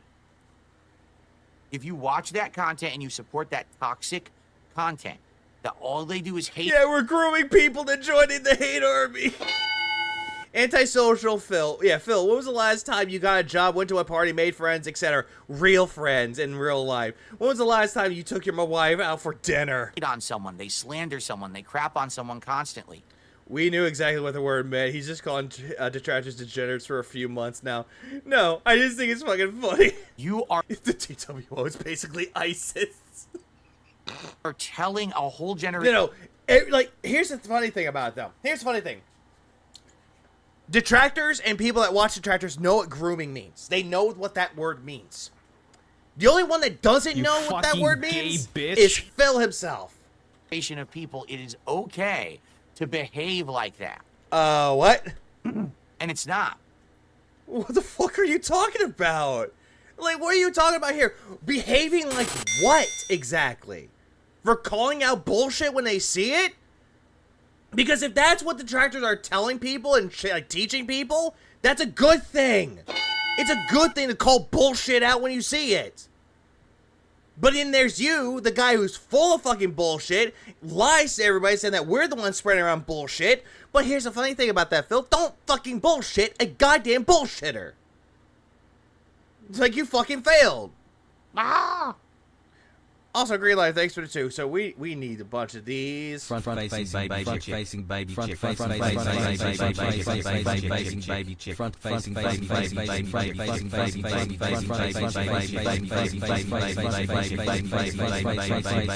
chick. Yeah, turn his TV off. Turn this fucking TV off. Oh, goddammit. What's going to end up happening, we're going to have an entire generation of people who are just sitting on the internet all day, antisocial. Oh my fucking God, Phil, you are not one to talk about this. You are the guy that said that you would spend time with your wife on your phone. Shut it. Who are trying to ruin other people's lives. That's not good. That's not even acceptable. That's a societal problem. Look at Phil pretending to be a philanthropist. Look at Phil pretending to be a humanitarian, caring about people. Look at him pretending that he cares about humanity, that he cares about society, that we're the ones that should be locked up, that we're the ones that need to be held accountable for grooming a generation to be toxic. Yet this motherfucker is a charlatan, constantly parading around toxicity while pretending to spread positivity while he's actually spreading around negativity. That we're gonna Jesus fucking Christ. Have to now tackle, because we have an entire generation. We have to tackle this. What? Huh? Growing up where all their social interact. Yeah, what were you doing when you went off on COG, RTU, and LTG, Phil? Being toxic. Social interactions are on the internet. They only have friends. Hold on, back up. Growing up where all their social problem that we're gonna have to now tackle, because we have an entire generation growing up where all their social interactions are on the internet. And? They only have friendships. They only have these relationships with people on the internet. And there's some people that have the internet too, that they have real friends outside of the internet. And if they do have friends on the internet, hey, guess what? It's for people to catch up with their friends offline. They don't even have anything in real life that's real. Phil, what? You're thinking that this is the fucking Matrix? Oh yeah, you and LTG would have a lot in common. When I say bum, when I say bum, when I say bum, when I say bum, when I say bum, when I say bum. That's fucked up. Yeah, Phil needs to. Yeah, I met a math over the internet, and guess what? Guess what? Y'all met in person, and guess what? Y'all have a place together. Now go get your Gamer Subs cups. You have to have. Yeah, that's another thing too. Is like Phil can't name a single friend that he had offline. He did beforehand, and apparently the ones that I heard about, one of those friends. The other one of those friends. We get to the part where he scams the guy. The other one of those friends, which, let me go find it. This has got to be the dumbest motherfucker I've ever experienced in my life. And then there's another person who was your friend that you groomed, and then she left the fucking coop. And then the person that was your friend, in quotes, because yes, I am going to include relationships though, because when you're in a relationship with somebody, they're your best friend. They are your friend that you're closely bonded with. Doesn't matter if it's intimately or physically, or mentally, they are your closest friends. Continuing onward. Let's continue onward with this. The fifth one that you had that was your friend, you told her to get rid of her social medias and her Twitch channel because she doesn't need that anymore, and that you got with her because, I don't know, OBS bullshit. And then you took her in, you moved her in. She was your quote-unquote rebound, but you didn't really rebound with her because no sex was involved. And then you got married, and then all of a sudden, let's look at Kat now. And she's a big fucking bitch. Need I say more? Have that real life. I still firmly believe that if we could lock Phil and Dale in a room together, they'd write the next Scientology religion. Ah, yes. The bum religion. Connection, that real life stuff, a real life of your own, friends and family and a job and meaningful stuff. You don't have any of that, and yet you're going around parading around like you do. You don't have this, Phil. And yet you're saying that detractors don't have this. Okay, goddamn, you are fucking pathetic. You can't just sit on the internet crapping on people all day. And there's people that, this is it. So now you've allowed people to monetize the hate. You've allowed people to make livings off of it. Guess what? You're fucking up society. YouTube is majorly to blame for this because they don't care. They have no morals or values. Oh, great. Now it's YouTube's fault again. Again, he's biting the hand that feeds. Values, as long as the money rolls in, they'll monetize anything. That's messed up. That should not be allowed to continue. And yet, Phil, if that was the case and toxicity is on YouTube because of them and they have to get rid of them, you're the first to go. I feel like laws should be in place against Yeah, without YouTube, who are you? Exactly. Who are you? Why are you allowed to monetize actual lies? Lies. Okay, what have we lied about, Phil? What have we lied about? How does that make sense? I don't get it. What have we lied about, asshole? What have we lied about? Because, you know, offline... Yeah, and this is the same guy who monetized his friend's death, who monetized somebody that proclaimed to be a fan of his, or he said was a fan of his, that was a part of the accessibility community for innovation of accessibility, made a video about him, and went straight to the Twitter of that person and said, hey, watch my video. And he didn't even know the person. This shit doesn't fly. Phil needs to be told that to his face that he lives in an echo chamber. Zero pushback, zero accountability. Exactly, putozo, which Phil is a puto. Yeah, he monetized money on 9/11. He did that too. Even Phil got booted off of YouTube, there's still videos about Pig Roach. Oh, absolutely. For days. For months. But online, everything goes? I don't get it. Moki, thanks for the 2. Is this me monetizing my hate for Phil? I don't know. Is it? Front facing baby chick. Front facing baby chick. Front facing baby chick. Front facing baby chick. Front facing baby chick. I don't know. No.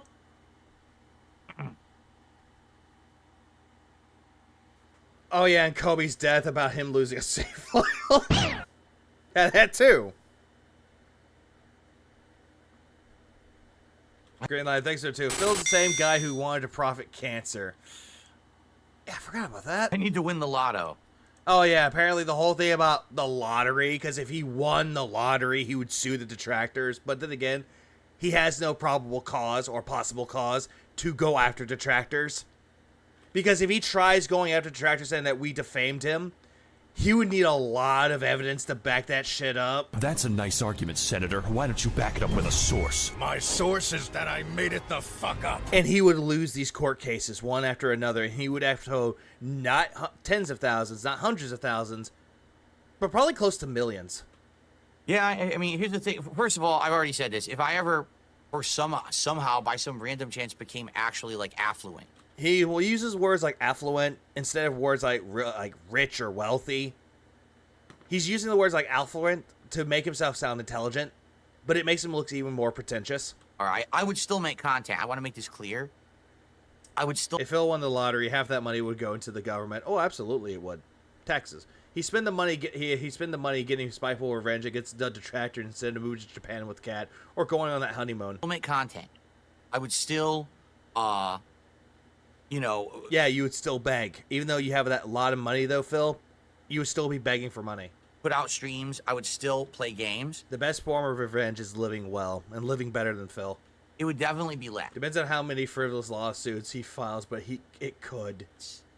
You know, it definitely would be at a smaller scale. But I would still do it because I love it. Like, I actually have passion for this. It's not just to make a paycheck. It's because I actually enjoy myself. Okay, then if that was the case, Phil, then why is it that you wage quit a majority of the games? Like Marvel Rivals, for example, or Dragon's Dogma 2 or Final Fantasy VII Rebirth. Since you say you're not doing it for the money. Okay? And I love it. I love hanging out with you guys. I love the interactions we have. I do. No, you only care about the money that they give you, and you call that a social interaction. That's what I'm really here for. I'm not here to, print money. I love how Phil, every single time that he's saying that he loves doing this, he loves to bring up the point that he's not doing it for the money. He's not trying to print money. He's not doing this. He's not doing that for money. But yet he loves to bring up money for some fucking reason. And it just makes you wonder, he's doing it for the money. We've got to have money. Take care, Ozzy. Take care, Nugget. That's, if that were the case, I would be doing 20 other things that are more profitable than this. Okay, like what? Because how many opportunities? I just had the opportunity months ago to get into drama content. And you did it. And I didn't. You did, though, Phil. You went after Review Tech USA. You went after Ethan Ralph. You went after Low Tier God. You went after Duty. I think I already mentioned Duty already. Yeah, no. He went after those people. I could have done that, and I could have been... And he did. Way more. And then Jade was like, I know Joy this. More profitable. He says he isn't doing it for the money, yet Metaphor, which is, by the way, 2 on his best of the series and 1 of his disappointing series, cause money. It's still not a full playthrough. So dumb. But I don't care about that, right? I stuck to... Clearly you do. My guns. You don't have any. But anyway, yeah, like... if I ever were to become affluent, you know, maybe that I would have to start something in regards to showing everyone that you can't just say and do whatever the fuck you want. Okay, Phil, then you can't really do anything that you say or do whatever the fuck you want. Because that's what you've done for years, and that's what you even bragged about, that you're like, yeah, I'm a big YouTuber. I can do whatever the fuck I want. You can't. And then you're like, oh, well, I shouldn't have said that. Create an entire toxic community of sociopathic people. Do you even know what the word sociopathic means? Do you even know what sociopathy really is? Because if we look at you and your wife, you are the sociopath. And tell them it's okay to go harass people. You can't make a... Yeah, he is drunk here. Video outright lying about what someone said and then try to mobilize people against them. Sociopathic people, and tell them it's okay to go harass people. You can't... Like who? Can't make a video outright lying about what someone said and then try to mobilize people against them. Okay, can you name an example of this, please? Can you name any times that this happened? That's illegal. It No, it's not. always has been, but no one takes action for it. Again, you're talking about slander, you're talking about libel. Again, where has this happened, Phil? When the fuck has this ever happened? Which is ridiculous. And if you don't have any evidence, you brought this upon yourself, Phil. It's like, and then people in chat are like, pick a game. Ridiculous. Phil will never name names because it causes slander and he could get sued. Like when Phil sent his fans out to some Xbox players. Yeah, that too. Yeah, Phil sent his fans onto people like John Rambo. Like, Phil said something, and because of that, they went to John Rambo and said, hey, why are you quitting YouTube? Oh, yeah. And he just picks his fucking, like, nails. Like, yes. I got him good. Chicken. Now let's move on. Let's move on to the next thing.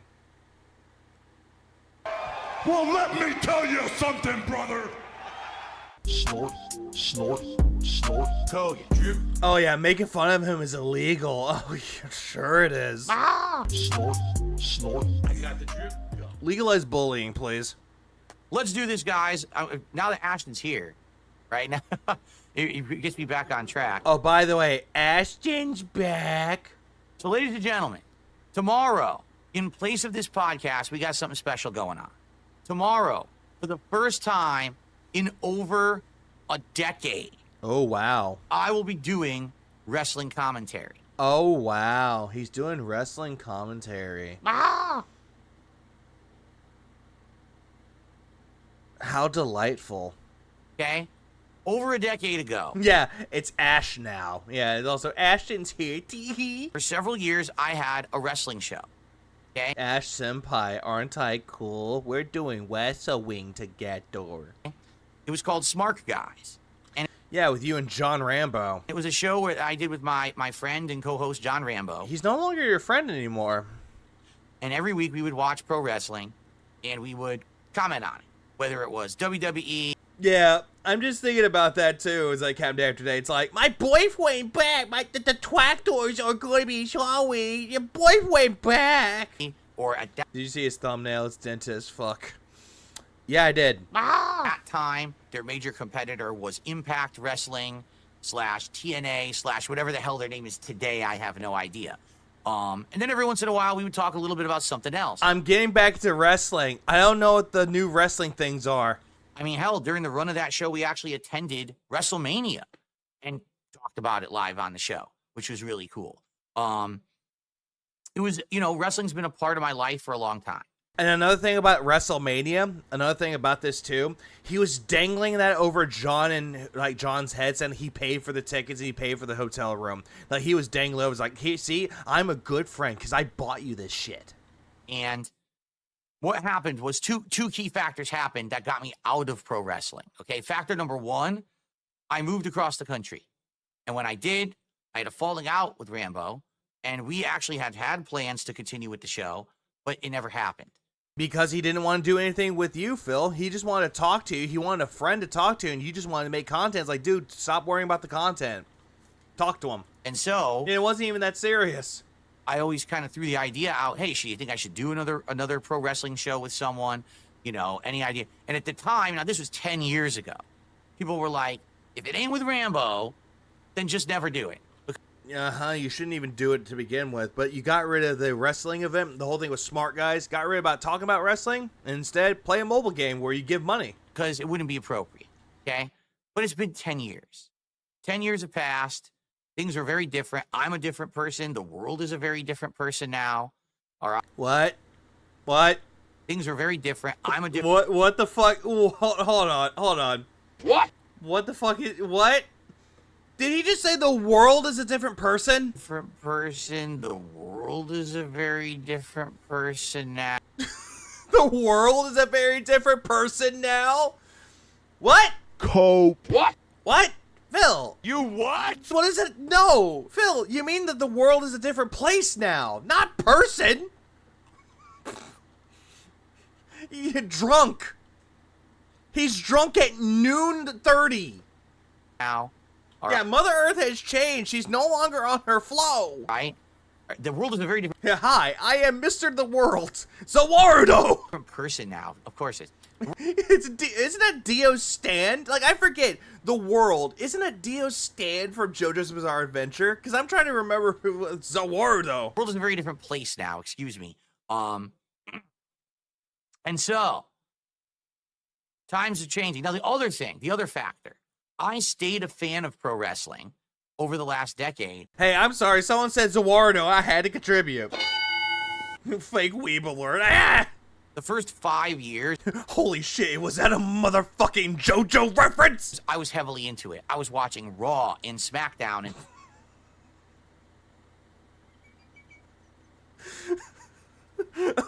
No.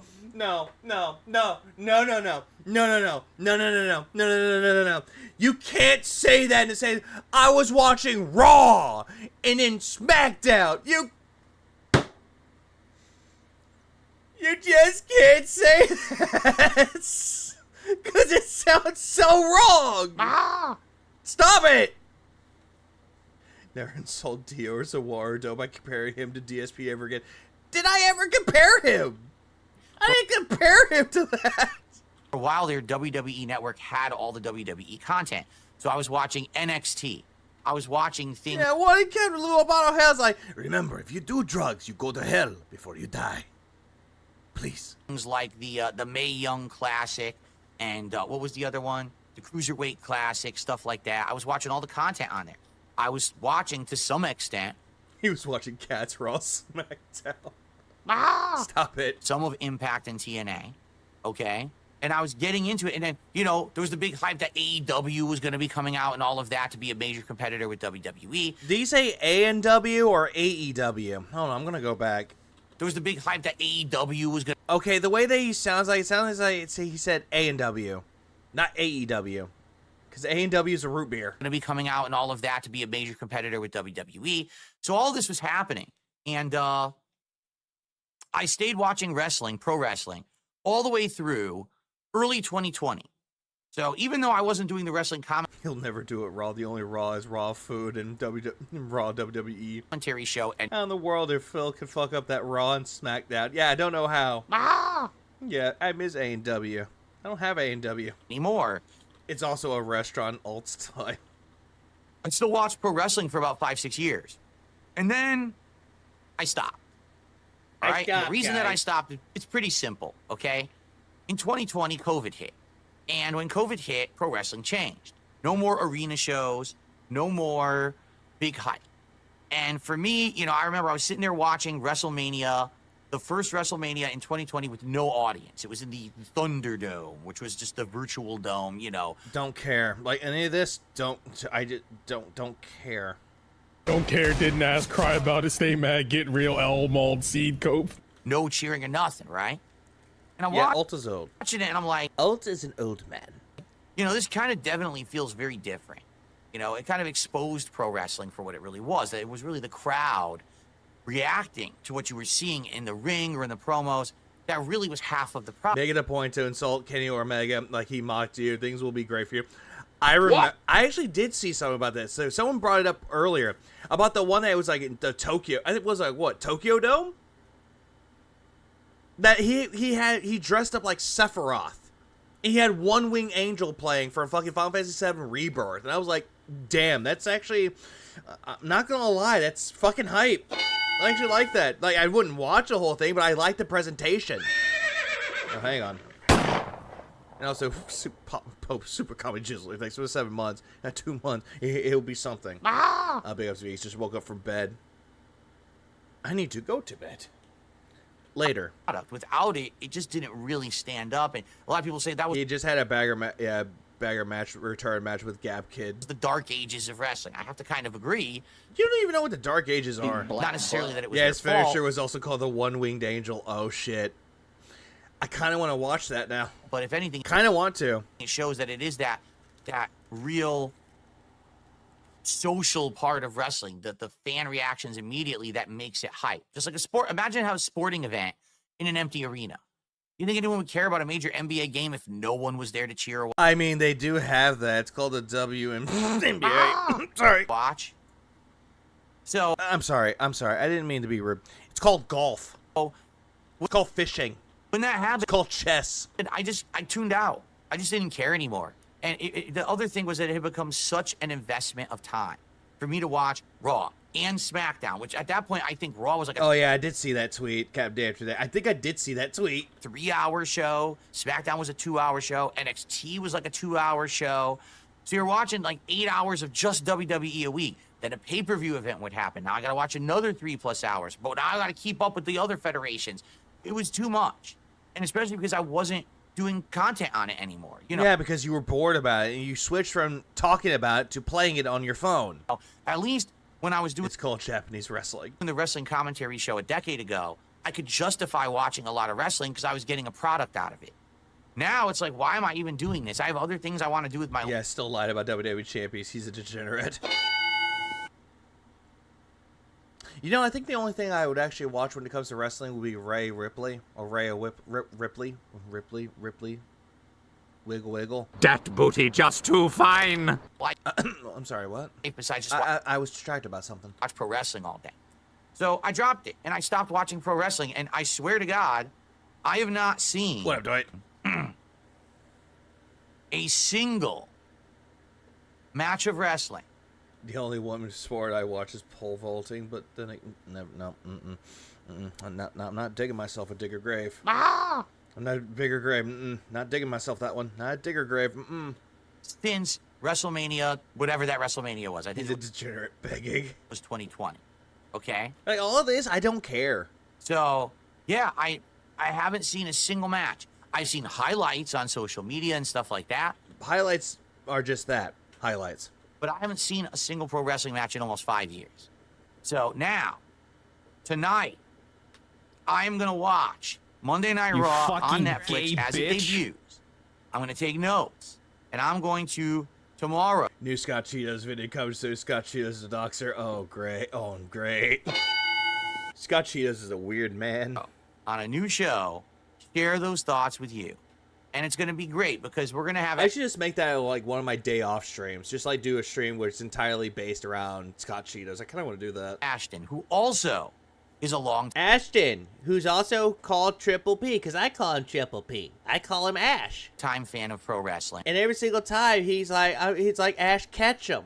Who has not been disconnected from pro wrestling like I have for 5 years. I don't call him Ash Ketchum. I call him Ash Feltham. Who's going to be my co-host. Who we're going to...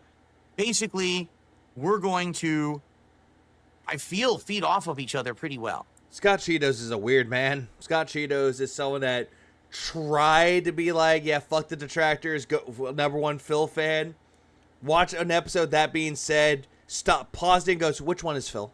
Because it's two completely different takes. Someone who's just getting back into it versus someone who has been with it all along. And I'm going to be jumping back in and not understanding half the crap, I'm sure. Because you probably wouldn't even understand any of it, and Ashton would be the one carrying you. Been gone for so long.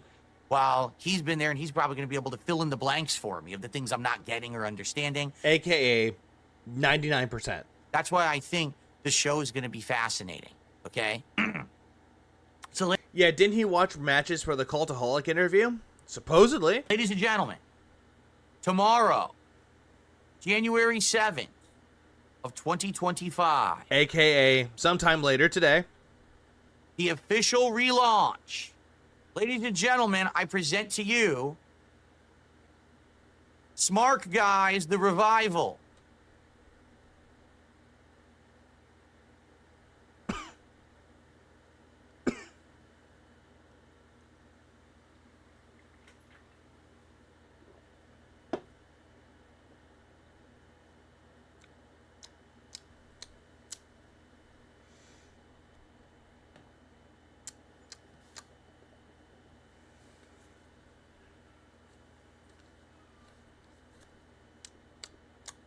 Smoke. Are you smoking yet? Now, this is disrespect. I agree. This is very disrespectful on a lot of things. And the only reason why I didn't say a word, because I want everybody to take in this retarded shit. Like just get this essence. Take it all in. Take this all in. Take it all in. You have Phil, who looks like he's about to go rape somebody at the office party with the bandana. And you got Ashton, the guy that flashed his butthole in front of children. Yep, this happened too. Moving on. Smart Guys, which is something that him and John Rambo did. So again, he's marketing something that him and Rambo used to do. And yet, he looked at this and thought this was a good idea. Like, this would be a great thumbnail. Honestly, this is not a good thumbnail. Like, my thumbnail is better. And all this is just a thumbnail I used last time, but I fucked around with it. Like, detractors come up with better thumbnails than this. Whoever made this should be shot. Like, shot. It's going to be hype. It's going to be exciting. Yeah, can we get John Rambo? No, we have John Rambo at home. It's Ash. And it's going to be interesting. You think he'll know about Vince? I don't think he does. I think a lot of eyes will be on it because I haven't talked about pro wrestling in a very long time. Yeah, doesn't this make you hype? Doesn't this hype you up to watch this? Because it doesn't. So, everyone, I hope you will join me tomorrow. I hope Lord Diaz watches it. Tomorrow. Yeah, wait, John Rambo. Yeah. John Rambo, when he ate too much, he became John Rambo. The same time as the show. All right, probably we start broadcasting around 11:30ish a.m. Pacific time. That beard does not look real on Phil. It looks like they added in some hair where the patches are to make it look more refined. Like, this is not his real beard. I don't think this is a real beard. On DSP Reacts, which is youtube.com/@DSP Reacts. I don't care. Or on my Kick channel, DSP Gaming Real. This isn't real. I hope that you guys... I wonder if he'll beg for donations with Ash there. Oh, he will. You guys will join me. And he even said, apparently this part, he even did say that if there's contributions that come in, he will read them. And he will beg. We're going to have a good time with it. Now, he will eBay. I know Joy Wrestling. It's only going to cover Monday Night Raw. But, dependent on how well... Monday Night Raw. No, too easy. It goes, dependent on how people like the show. This will then determine... The fact that he had whoever made this use a younger face says something. Absolutely. Determine what kind of content, how we... And also it's the side that his hair's not fucked up. Cover it in the future. Will we actually cover more or less wrestling? Will it be more federations, less federations? Will it just be Monday Night Raw? Who's popping? Thanks for the 2. I know exactly what you've registered. Yeah, Wemble. Raw, will it also include SmackDown? Yeah, I'm Wemble. I've come to talk about that. Wham. Will it be the pay-per-views? Will it? I just found out. I literally just found out that I have AEW on HBO Max. Well, it's just Max now, right? AEW just got added. I didn't even know that. I don't care. Like, this whole thing, he's talking about how Raw's on Netflix. He's talking about all this shit. It's like, I don't give a fuck. The Wallace and Gromit movie that just came out, Vengeance Most Foul, came out on Netflix. And you know what? I watched that instead. That's a better movie. That's a better time. In day to day, it's on fucking Netflix. Better time. So now that I know that, maybe we could watch some AEW and comment on that. All right? But just to forewarn you, we can't show any footage. YouTube is so strict about wrestling. If you show... I don't think it's YouTube that's really strict about it. It's more like WWE is strict about it, though. They don't want people watching it unless it's WWE themselves. Any WWE... That's it. Footage, like, look at the... Oh, fuck, never mind. Whatsoever. Yeah, this is not YouTube's fault. It's WWE's fault. Get copyright. All that YouTube is doing is abiding by WWE's wishes. That's it. Right smack. And we obviously... That's because Wallace and Gromit are cultural icons. Oh, yes, they are. I kind of want to go back and watch all the other ones. Obviously, we're doing the show so you can... Blame Vince. Oh, I definitely will. To watch it. Glad he was fired. Did he get fired or did he retire? Don't want to do the show and have it be hidden forever. Do you think this will be copyrighted? Probably not. They're not going to show anything about it. People to be able to watch the goddamn show. All right? On a scale of 1 to 10, how bad would his technical difficulties be tomorrow? I'm going to go with... probably a 7. I'm going to go with a 7. No, we can't... Fun fact, when I was moonlighting as a PI, I was used to have commissioned jobs to go look into copyright violations. Huh, I didn't know that. Watch, we can't show you... A close shave scared me as a kid. If you know, you know.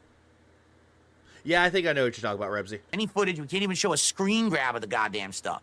Because YouTube is such a stickler for content when it comes to copyright and WWE. So... That's what I'm meaning, Reaper. When I say retire, that's what I meant. He quit. Tomorrow will be a good litmus test, I feel, for if this... Do you even know what a litmus test is? ...kind of content can work in 2025, all right? Will we be reading contributions during the show? Yes. Yes, we will. I'll be accepting contributions on YouTube. I'll be accepting contributions on Kick. And ladies and gentlemen... Litmus test. A test for acidity or alkalinity using litmus. A decisively indicated test.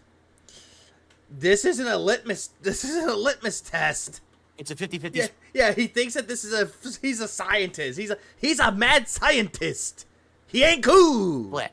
Son of a bitch. It's a fair, even Steven deal. All right? So that's how we're going to do it. It's going to be fair. Does he even know any of the words that he's talking about? So I feel people that like Ash from his show will be coming over. People who like me from my content will be coming over. It really is. Do you think Ashton will drop Phil when he can't keep up with the energy? Probably. It's a true collaboration effort to see if we can actually get a really cool show going. All right? It's time. It's been a decade, man. It's been a freaking decade. It is time. And who asked for this again? Time to bring this content back and see how it goes. And who asked for this again? All right? I'm excited for it because I haven't done it in so long. It's something so cool and different, you know? Thankfully, I feel like it'll be more interesting because I've been away than if I had watched it all along, to be honest, because I was so burnt out on pro wrestling when I stopped watching. Yeah, you were so burnt out. He's repeating himself again. Like, stop it. Ah! Yeah, Phil, you're repeating yourself, and I'm going to repeat what I just said. Yeah, instead of watching it, you're playing it with it on your phone. And now I'm actually very interested to get back into it. Okay? So tomorrow... Will Phil pay Ashton half or just straight up $100? If he paid him $100, I'd laugh. Oh. Smart. If PvP was smart, they would film their first episode and see how low energy Phil is and just drop the show. Kenneth, you're not wrong. That would be a more of an intelligent idea. Like a good test. A pilot, as it is. I would, instead of calling this like a litmus test, I would just say, you know what? This will be a good pilot. We'll see how it works. And if the pilot doesn't work, we won't do it again. But knowing Phil, if the pilot didn't do well, but he got a lot of money out of it, then it's a huge success, according to Phil. Guys, the Revival, Episode 1. I hope you will all join me for the fun. By the way, there's probably going to be some technical difficulties because because it's my first time I'm doing something. Why'd you have to get close to the microphone, or at least attune to? Like that. I'm trying a virtual camera setup in this. PvP is just going to be like Andy Richter from Conan O'Brien. After a bit, he's just going to leave us. It's just for him. Cord, so that Ash can see me on camera, but you guys can see me on camera, but it's more high quality. You know. So you're gonna bring Ash, like, show yourself for Ash, but it's mostly gonna be for the audience. Ash probably doesn't give two shits. There's probably gonna be some tech issues. But the good news. Yeah, it looked like he tried to grab an invisible dick. Yes, exactly, Rebsy. News is, hopefully it goes. Why did he put his mic there? It looks like he's ready to deep throat it when he gets close to. Well, hold on, I'm going back to that.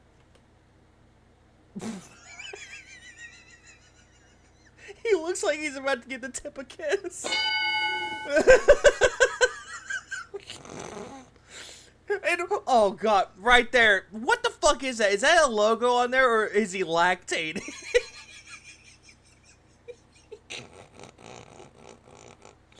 Oh, what a zesty ass bitch. You zesty ass bitch. Assume the position, David. Suck it. Gawk is so gay. You fucking gay bitch. I'm gay. You ruined titty. Why did I ruin anything? Shut up. You know, there's probably going to be some tech issues. But the good news is, hopefully it goes well, and you guys like it, and then we can do it regularly. And if it works out, it does. If it doesn't, no Him and his Watergate lips. skin off our backs. At least we tried something new. But I'm feeling positive about it. I am. Like, I'm excited to watch Monday Night Raw tonight. Okay?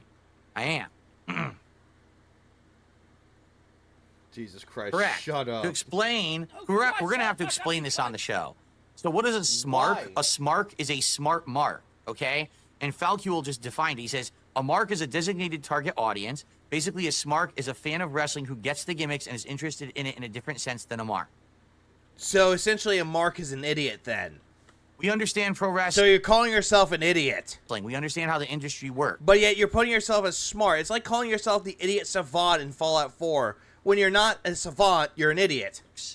So we get... Yeah, just definitely not smart or clever. It's really not. Just like how we talk about steaks, how it feels like there's no stakes in anything, and yet we made wordplay and said steaks, like the actual meat. And it was funny, and Phil didn't get that. Realize, thanks for 2. Monday Night Raw Cat. Why certain things are done a certain way when we watch pro wrestling. We're not just blindly watching, we're smart marks. Yes, we are the target audience, but we intelligently understand what we're watching. We're not... Phil, didn't you just say that you didn't know anything about wrestling now? But yet, if you go back to watching him play WWE Champions, he knows exactly who's in wrestling, who's in what category, and yet would go into like great detail about it. It's like, dude, which is it? Just watching and not getting it. That's the difference. Well, that's clearly you, because you're watching and not getting it. You just said that you don't even know anything about wrestling. See? That you weren't paying attention to it. Very good.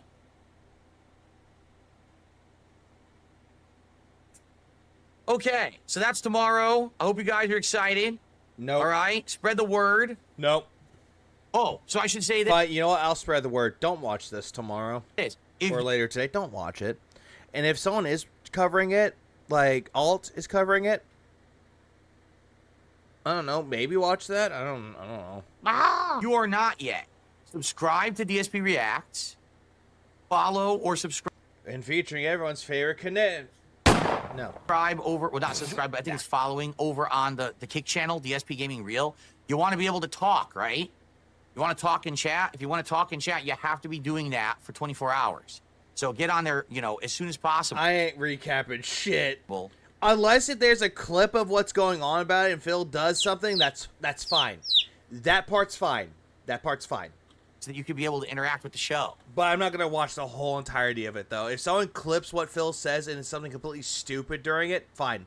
I'll cover it when I restream later, or just stream again later. Okay, thanks for the 10. A smark, in my opinion, takes wrestling way too seriously. A mark just watches wrestling and understands everything going on. I swear Phil is going to get opinions from Twitter. I'll save my sanity. Smart remark. All right. That's actually a good one, though. It's like, that actually makes sense. Like, a smark is someone that takes wrestling way too seriously. That's a better way to describe it. Unlike Phil, who's like, oh, we understand wrestling. And yes, it's on the react. He's not even going to talk to Chad anyways. He'll be too focused. He'll be too focused on Triple P. Or, no, you mean Ash. He calls him Ash now.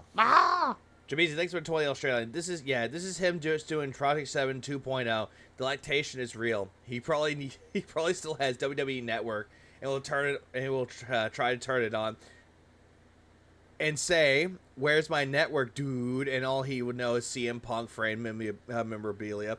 He'll probably have that on in the background before he goes into the stupid AI backdrop, as he likes to call it. Channel, it doesn't make sense to do it on a gaming channel. I have a React channel. I might as well have it over there and see how it goes. Okay? All right. That will be exciting tomorrow. I'm Yeah, him going clapping is like, it's so good, guys, clap. No one's clapping, Phil. very happy that I'm trying something new and different. And obviously, thank you to Something new and different. Phil, you already did this before. It's different because you're doing it now, but it's not really new. Ashton for doing it. You know, I think my thing about this though, when Phil's like, "Oh, I think Ashton for helping me do this." I think Phil was the one that's going straight to Ashton and be like, "Ashton, I want to do something with you together. What can we do?" And he was like, "I don't know, wrestling. Oh, can we do a wrestling show together?" He's just doing it to shut Phil up. I think originally it was kind of his idea. He came up with it, and then we talked about it for months behind the scenes. Hey, he could have said something in the chat, but no. To make it happen, and it's just something cool to do, something that makes sense, right? Something interesting. New narcissists aren't original. Lol. Okay. That's done. All this right here is done. All right, well, I was going to do some tech news today, but nah, I think we talked enough. I think Yeah, you talked mostly about detractors and then this gay shit. what we should do is just a little bit of Q&A to end the show. I got the drip going. I got the drip going. I got the When Phil needs that money. drip going. I got the drip going. I got the drip going. I got the drip going. I got the drip going. It's like a faucet that's dripping. You can't make it stop. So what do you want me to do? Have a mute button that every second I'm tapping the mute button just in case I'm gonna have to clear? Like, this is what I mean. These dumb kids. This is what it is. It's dumb kids. Why even cover today's stuff? It's super boring. Ah, damn it. It didn't save it. Cope. I'm coping right now. It didn't save my last thing. You know what? Fuck it. I remember it. No, I remember. He covered, what was it? I remember what happened. So I covered the majority of this as well. It was after Sparking Zero. And then I watched that and then it was giving me some problems. So you know what? Just because I care, we're upping the speed. We're doing it. Maybe... Fuck it, right in there. The pattern here. Either it's games that I really liked but somehow didn't resonate with the audience, or games that the audience thought was going to be great, but then when I actually bought them and played them... Yeah, I heard this part already. Dragon Ball Sparking Zero, played it twice, went back to playing free mobile games, never touched it ever again. Wow. Okay, let's continue on. Yeah, I stopped around here because it was giving me issues. The most disappointing playthroughs countdown of 2020. Here we go. 2020. I missed the rest of these. 4. Number 12 is, yes, that's right, ladies and gentlemen, Dragon's Dogma 2. I got to this part, and then all of a sudden, OBS was like giving me issues, and then no. At least it's not giving me issues now. A game that I was pretty hyped 45 Jackie, thanks for being a member for 6. for. Haven't we done disappointing already? No. I couldn't even do disappointing because as soon as I was trying to do the remaining half of it, OBS was giving me issues. Everyone else covered it, but not me. Many years ago, I played Dragon's Dogma 1, and actually really ended up enjoying it. I played the crap out of this game. I grinded offline to get better at it, and then I recorded my progress as an offline YouTuber back then. This was before I was a live streamer. He's talking about his time with Dragon's Dogma 1. Nobody asked. I liked the fact that you could have these created characters called pawns that people from all across the globe had actually created, and they could join your party. Don't I care. liked the world structure with all the towns and all the different things that you could do. The open world, we could jump on enemies and take them out with co-op gameplay mechanics and the like. I love how Phil's talking about all this shit about things that he enjoyed about it, but it's non-existent. There was just a lot to like about Dragon's Dogma. The problem is that Dragon's Dogma came out over a decade ago. Okay? So if you're going to make a modern game in 2024, well, you've got to pretend like the last decade has happened. Dragon's Dogma 2 acts like the last decade never happened. An incredibly flawed graphical performance. As you can see here, this is the Xbox Series X version, running at the absolute highest graphics, and it's choppy as hell. It's just not acceptable. Isn't it like at 30 frames? The game has an open world that's very similar to the first game. The game has pawns like the first game, and essentially, if you're playing Dragon's Dogma Well, yeah, it's like kind of like Darkstalkers 2, or not Darkstalkers, Darksiders 2. 2, the one fatal flaw is pretty simple. It's basically the first game again. Even graphically, it looks like the first game. And that's not a good thing. Things have advanced and changed and gotten much, much better in the last decade. Why were none of those interesting improvements added to the game? Why are they acting like this game came out a year after the first Dragon's Dogma? The fact that they charged full price for it also is just disappointing. You know, if they'd sold it as like a $30, $40 game, maybe I would have forgiven some of it. Yeah, I love how he say, hold on, going back for a minute. It's just disappointing. You know, if they'd sold it as like a $30, $40 game, maybe I... Going back for a second.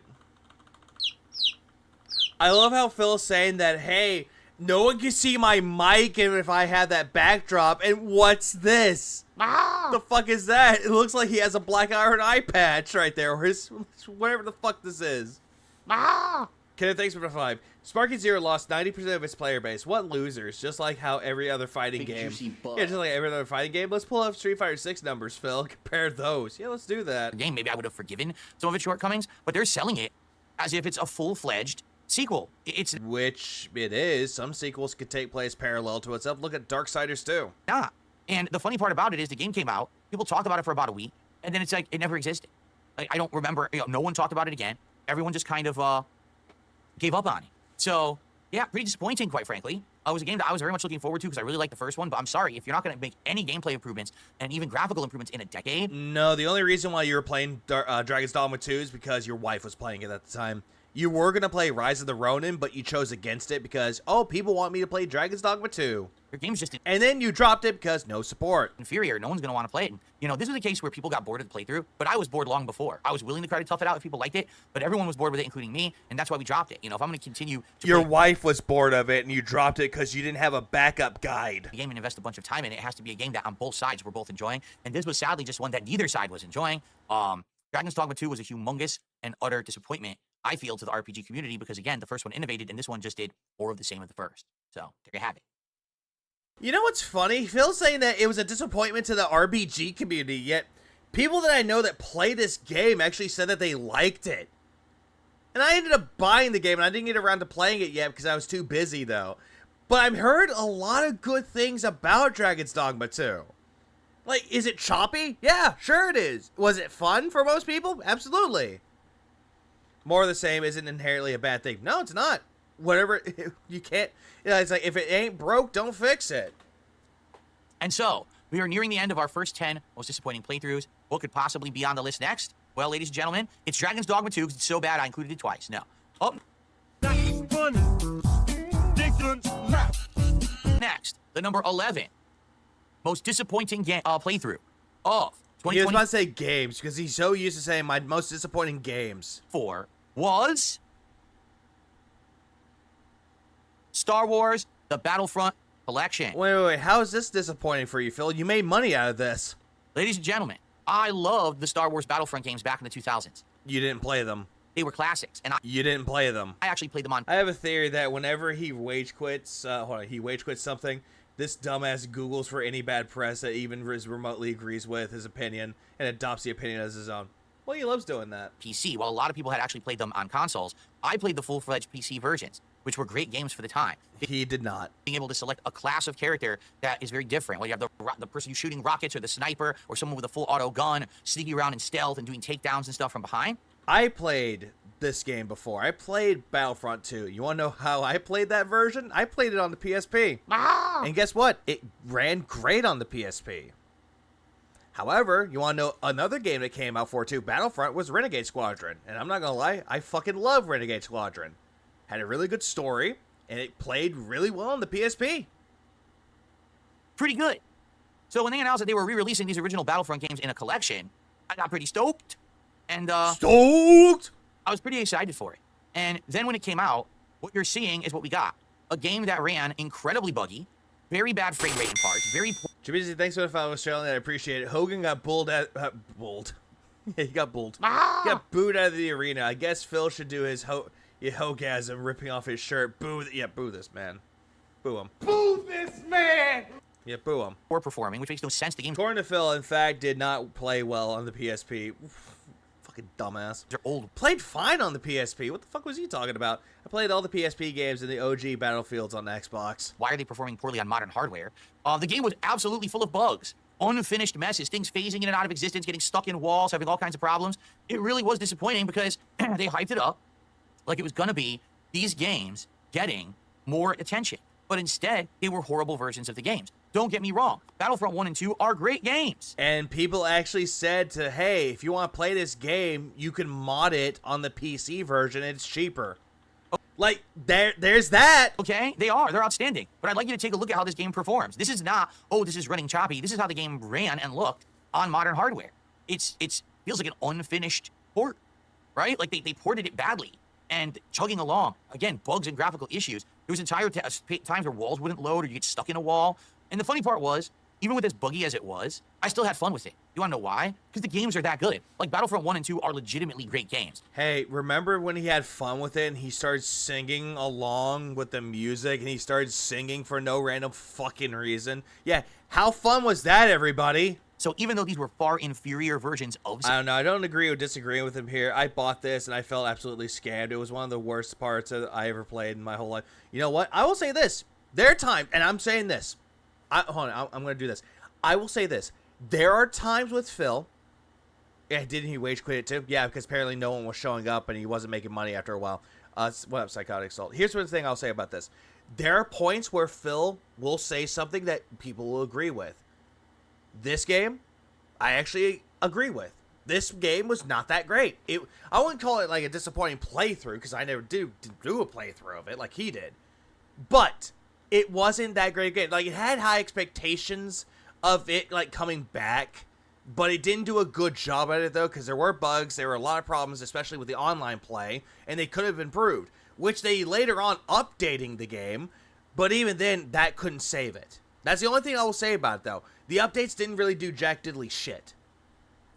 But let's see how Phil says he had fun with this. Dead games, which is true, Doomscribe. Still had a great time playing them. It's just a shame that if they were going to make a modern collection, they couldn't actually do the games justice. For people who never played the originals and only played these, you might think, oh man, what a wonky mess. Now, yes, the game did have some wonkiness to it, and that was part of its charm. But man, the original games were... The original games weren't really that wonky, though. They kind of played fine. What are you talking about, wonky? Actually, much better version. Yeah, Callisto Protocol was wonky or buggy. Phil loved that. Than this modern one that they sold us. So, pretty disappointing. And quite frankly, these games pretty much died after like 3 weeks. I tried to keep playing it, but less and less people wanted to play it because it just was such a mess that wasn't really improving or getting any kind of notable patches or fixes. So because of that, people were like, well, I don't even want to really play it anymore. And so the player base fell off. Jade even just said in chat, yeah, I got sick watching you play this. I don't blame you. I got sick. When this game was one of the better ones to watch Piggy play. Yeah, because he got salty. Frame rate is all over the place like this game was. If it can't just be smooth and consistent, you're going to have issues with, with that kind of stuff. And give you a headache, right? You're trying to play, my eyes are burning. I can't even pay attention because the game's just not smooth enough. So, pretty big disappointment. Again, you're going to sell a collection that's supposed to present these classic games to a new audience. Put the effort in. They obviously didn't. They obviously just wanted to rush out a botched port job. And that's just very, very unfortunate. I feel like they should have done a better job. Phil, I will say this about any game that comes out. They're not going to expect the game to run perfectly. Yeah, sure. They think that it's good enough to sell and actually push onto the market. But there are going to be times where you have to go in and update it. It's going to happen, Phil. It doesn't matter if it's like the hottest new release or a tiniest release. They will find updates and fix the game. Now, it happens through time. That is the only disadvantage about modern gaming. But guess what? That's what gaming is now. Okay, I'm in Seattle tonight, by the way. Live broadcasting from above Seattle. I'm actually in a helicopter broadcasting. By the way. Not funny, Phil.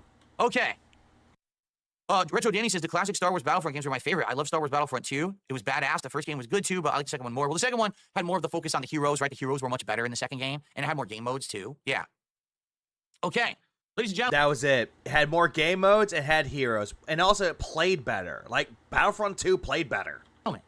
That is the first half of my most disappointing game playthroughs of 2024 countdown. In part 2, we get down to the nitty-gritty. Get top 10. I love how Phil has to be like, we're getting down to the nitty-gritty. First playthrough. So, that's also true. Second one had space battles. I hope. And also the first, and what was it? Renegade Squadron had a story mode, which the story mode was fine. You'll stick around. If you're watching here on stream, thanks for being a great audience. The first half is about to end. If you're watching on YouTube, I hope that you'll check out part 2, since I am going to split the part around an hour. Seems to be the sweet spot for YouTube processing. But I'll be back with the finale, the next part. I hope to see ya, and thanks for watching. Okay, I'm actually going to do 2 things. I'm going to give myself an opportunity to rest my voice for a minute, and I'm also going to get more water because I'm drinking quite a lot because I'm talking so much. I'm going to rest my voice. How are these playthroughs? They're not playthroughs. So much tonight? Like, playthrough, here's what a playthrough is. A playthrough is playing through the entirety of a game, and you're not going for all the secrets. It's your first time playing the game. This is not a playthrough. Jesus Christ. So, I'm going to run downstairs and refill my water. All right. By water, he means Jen. Guys, thank you so far. You've been a great audience. Please, let's keep some support going. Let's hit the goals tonight. We are at 72 bucks of support. We got about roughly an hour left on the stream for the second half. Please support the stream in some way. Super chats, memberships, gifted memberships, tips, subs, gifted subs. Notably, we have like no subs today. I don't think we got a single sub. So, absolutely, please support the stream if you can. Let's hit that goal tonight. Let's make it one more streak, right? Let's do it. By the way, Hypnotic James with $20 super chat says your list is blowing my mind so far. Interested in seeing what the last 10 are going to be. Streak. Oh, you will be interested because, again, this is not the worst games of the year countdown, which is pretty much what everyone does. I'm doing the most disappointing playthroughs, which is very, very different. I can't spell tonight. Still the same thing, asshole. Still the same fucking thing. Cope. Jameezy, thanks for the 2 Australian. Is at the 30-minute mark. He's saying my throat is sore. Yeah, he did. He complained that his throat hurt. And guess what? I had been talking for about 3 hours and 20 minutes. My throat ain't hurting. Fucking pussy. And with that, we are now up to $92 of support in climbing. So we are very close to hitting our goal at this point. Oh, Let's yeah, get some support going. Let's get some climbing. overrun kick, my friends. Who's going to be the first person My to get the sub over there? friends, give me All right, give me a money. sec. I'm just going to run downstairs and get more water. I'll be right back. I need more gin And then we'll continue on with water. the show. Be right back, everybody. Let me mute my mic. I love my mic. Yeah, I can mute it now. Isn't it cool? Jesus Christ. You know what? Skipping that. Jesus Christ. Wrong. Okay. Okay, he's back. Yeah, I got my We're water correct. It's an right I, here. not And you know a what? Y. And you know what? I actually have a gallon of water right next to me. Here we go. All good now? Yeah, Scripps have Yes, Scripps all good have now. time. He Cool. doesn't have that. All right. TK's We fat refill? and happy. King Michael, how are you tonight? I don't even remember that. Vietnamese comrade says I played a game called Dragon Ball Z Battle of Z in 2014. I don't even remember that game at all. I have no idea what Isn't that the game where he called Raditz Vegeta? that was. Battle of Z? No, I'm not grouping each segment separately. This is going to be 2 videos, you know, 1 for each hour, essentially. Because I knew it would probably take an hour to get through 10 games, so here you go. Doing good, King Michael. All right, guys, let's roll right into the second half. Top 10 most disappointing playthroughs of the year. Again, thanks to those chilling and those who have supported. Please like the stream, please. Let's get the question marks, all right, off the leaderboard. Let's get someone to gift the sub, and let's get someone to gift the membership. Wait, hang on. I wasn't paying attention. Did he say like the stream? Roll right into the second half. Top 10 most disappointing playthroughs of the year. Again, thanks to those chilling and those who have supported. Please like the stream. Oh, yeah. If you don't like Phil's top 10 list or top 20 list, and you want to punch him in the face and you want to tell him this, Kill yourself. like the stream. Bye. Please. Let's get the question marks, all right, off the leaderboard. Let's get someone to gift the sub, and let's get someone to gift the membership. Let's Jameez, thanks for the Australian. Yamcha! get that rolling tonight, and let's hit the goal. We're already so close to hitting it with an hour left, right? Cool. Okay. All right, folks, here we go. Hello, everyone. DSP here, and welcome back to my top 20 most disappointing game playthroughs of 2024 countdown here on DSP Gaming. This is the second half. This is going to be 10 up to all of the number 1 most disappointing playthrough. Now, Yeah, he just has to really gay gestures. remind all of you, these are not the worst games of the year. These are the most disappointing playthroughs. A lot of these games on this countdown I actually really liked, but Okay. One moment. Like this or hate this? But you want to know who has a better list of best and worst games ever? You want to know who has a better list? Let me pull it up really quick. Because I don't think Phil knows how to do it right.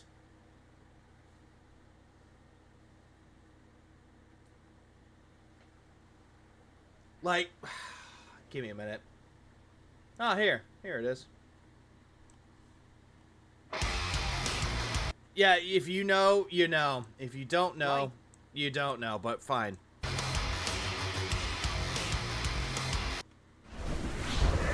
Like, there's this. Like, there's this right here. There's, like, this. This was Yahtzee's, project. As soon as he left, Escapist.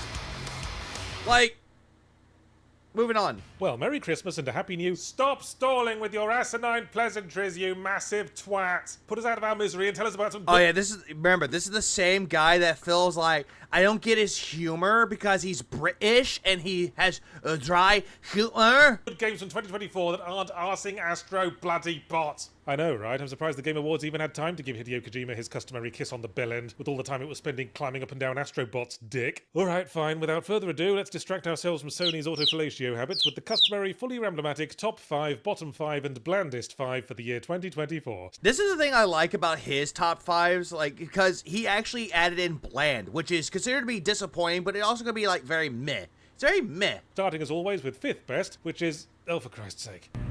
Yeah, you see how he does it with a joke, though. He starts always saying that, oh, everybody played, what was it? Astrobot, and they kept sucking its dick, and all of a sudden, his best was Astrobot. See, that's how you actually do something right with it, though. That's actually how you create a good list.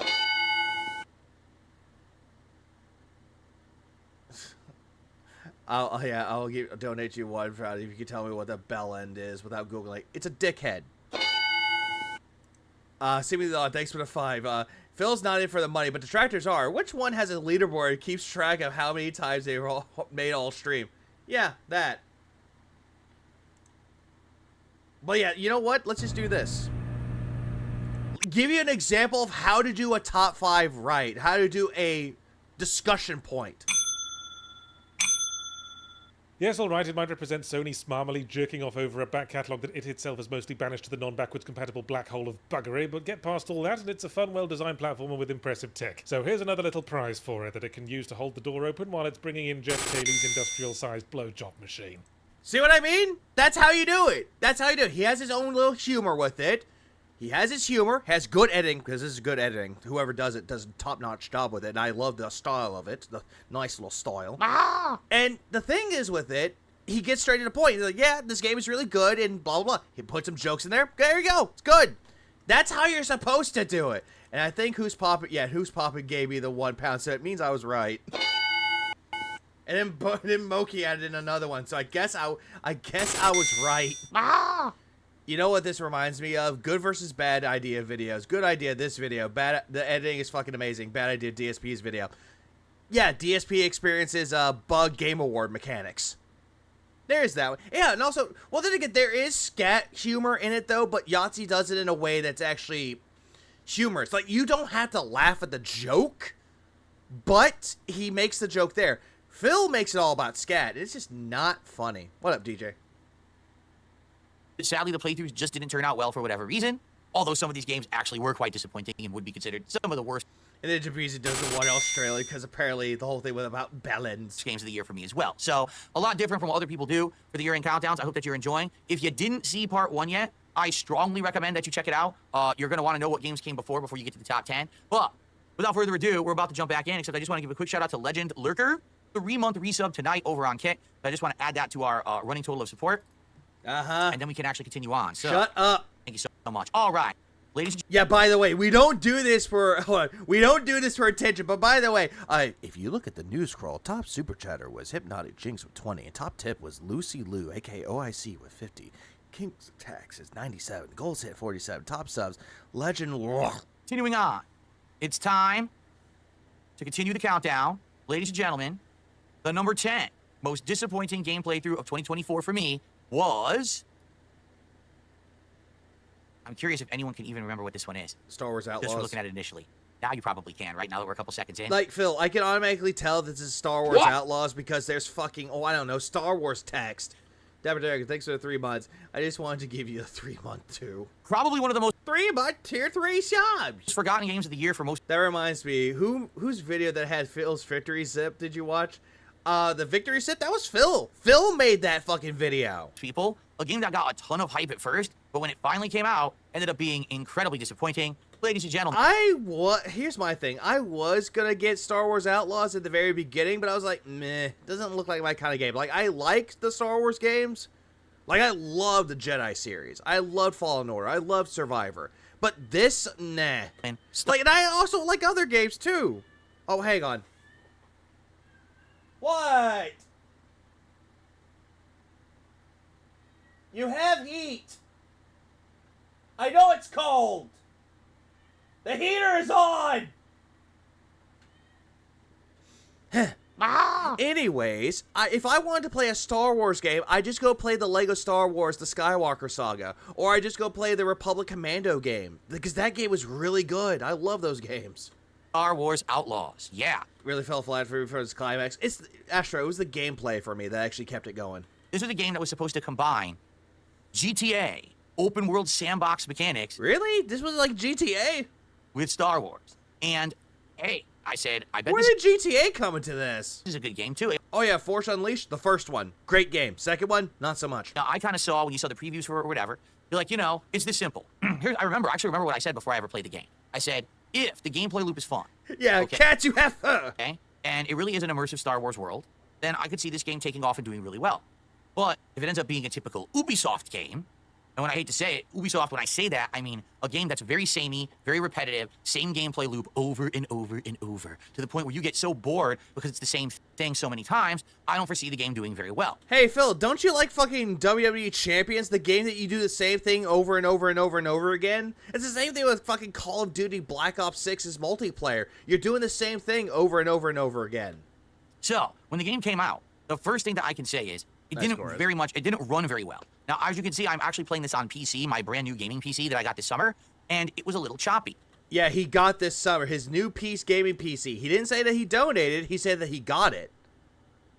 We all know he bought that damn thing. But the part that it really was choppy in was the open... Yeah, Pac-Man is the same thing over and over again. Boring. Hey, Doomscribe, I had to ask you this question. Since you did mention Pac-Man, are you excited for Shadow Labyrinth, which is Pac-Man but Metroidvania? Ah! Like, are you? Are you excited for that one? Because I am curious, though, because that's a game I would actually want to play. Like, at first I was like, how does this have anything to do with Pac-Man? I was like, you know what? Fuck it. I actually would play that. I would buy it, because it looks like a game I actually would enjoy. Jamaican, thanks for 10 Australian. 42, yeah, definitely. Yeah. But anyways, Jamaican, thanks for 10 Australian. 42-year-old, 17-year YouTuber with no humor and cringe dialogue for HRI versus an Englishman with quirky humor, 5 to 15 minutes explanations, English pounds for the win. Yeah, I would say that. Yahtzee wins for that one, though, because he's a writer. He wrote books. He actually does other things besides reviews. And he actually makes really good reviews. Even though he writes reviews that you might not agree with him on it, though. But you can agree and disagree on some things, but it's civil. Like, it's very civil. Pinky up with scones and tea. World. Basically, whenever you went outside of But I thought he was Australian, though.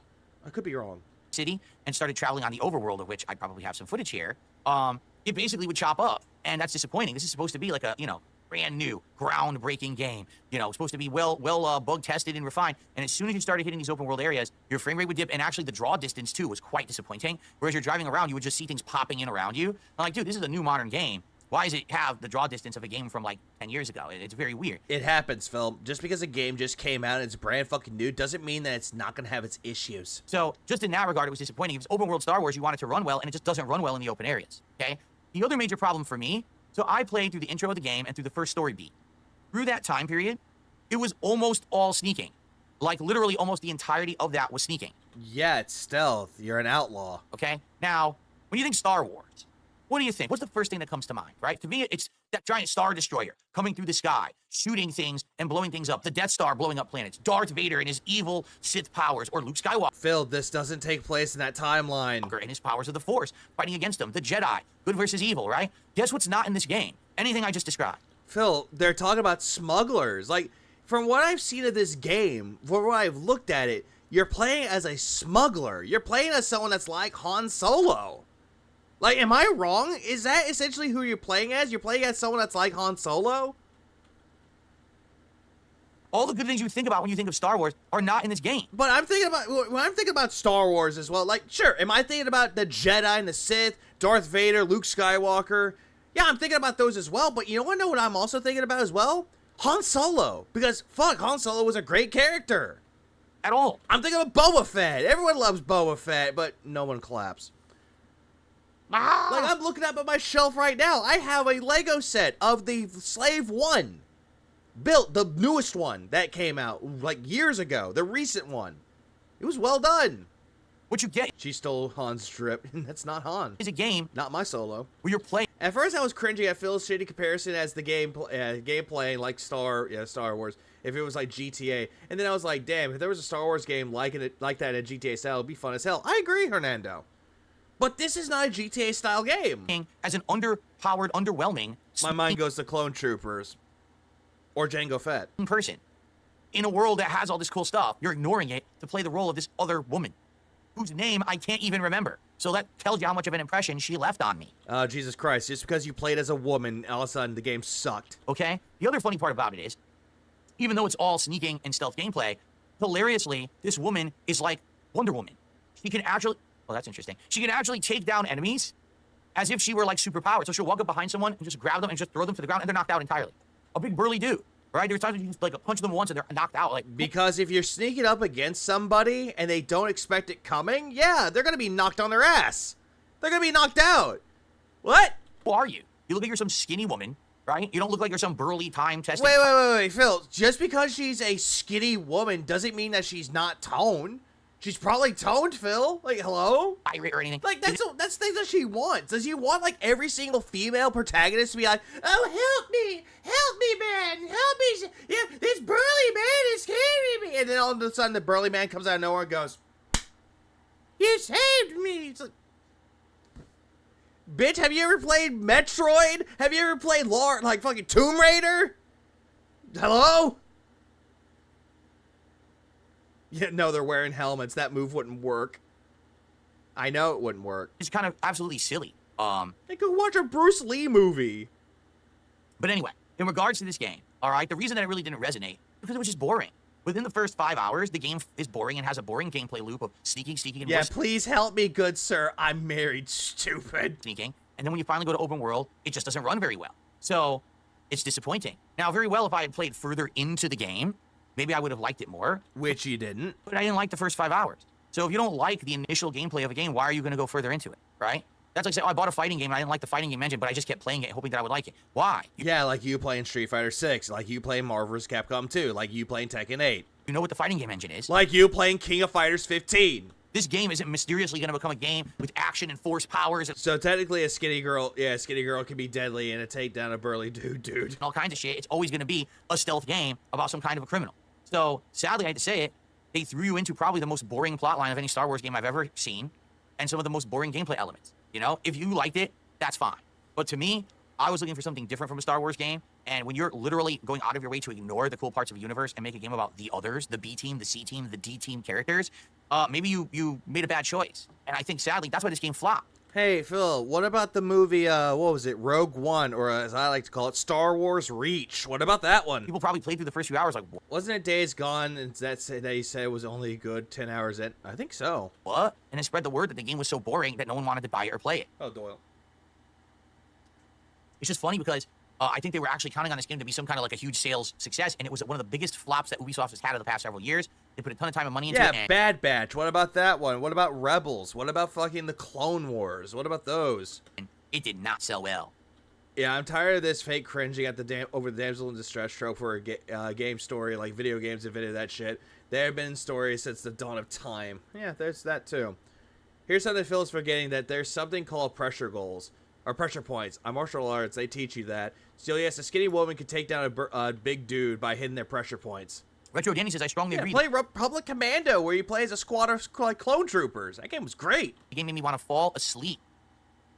Jade says, man, I was so worried that if we watched this, I was going to get sick because the frame rate's choppy. Yeah.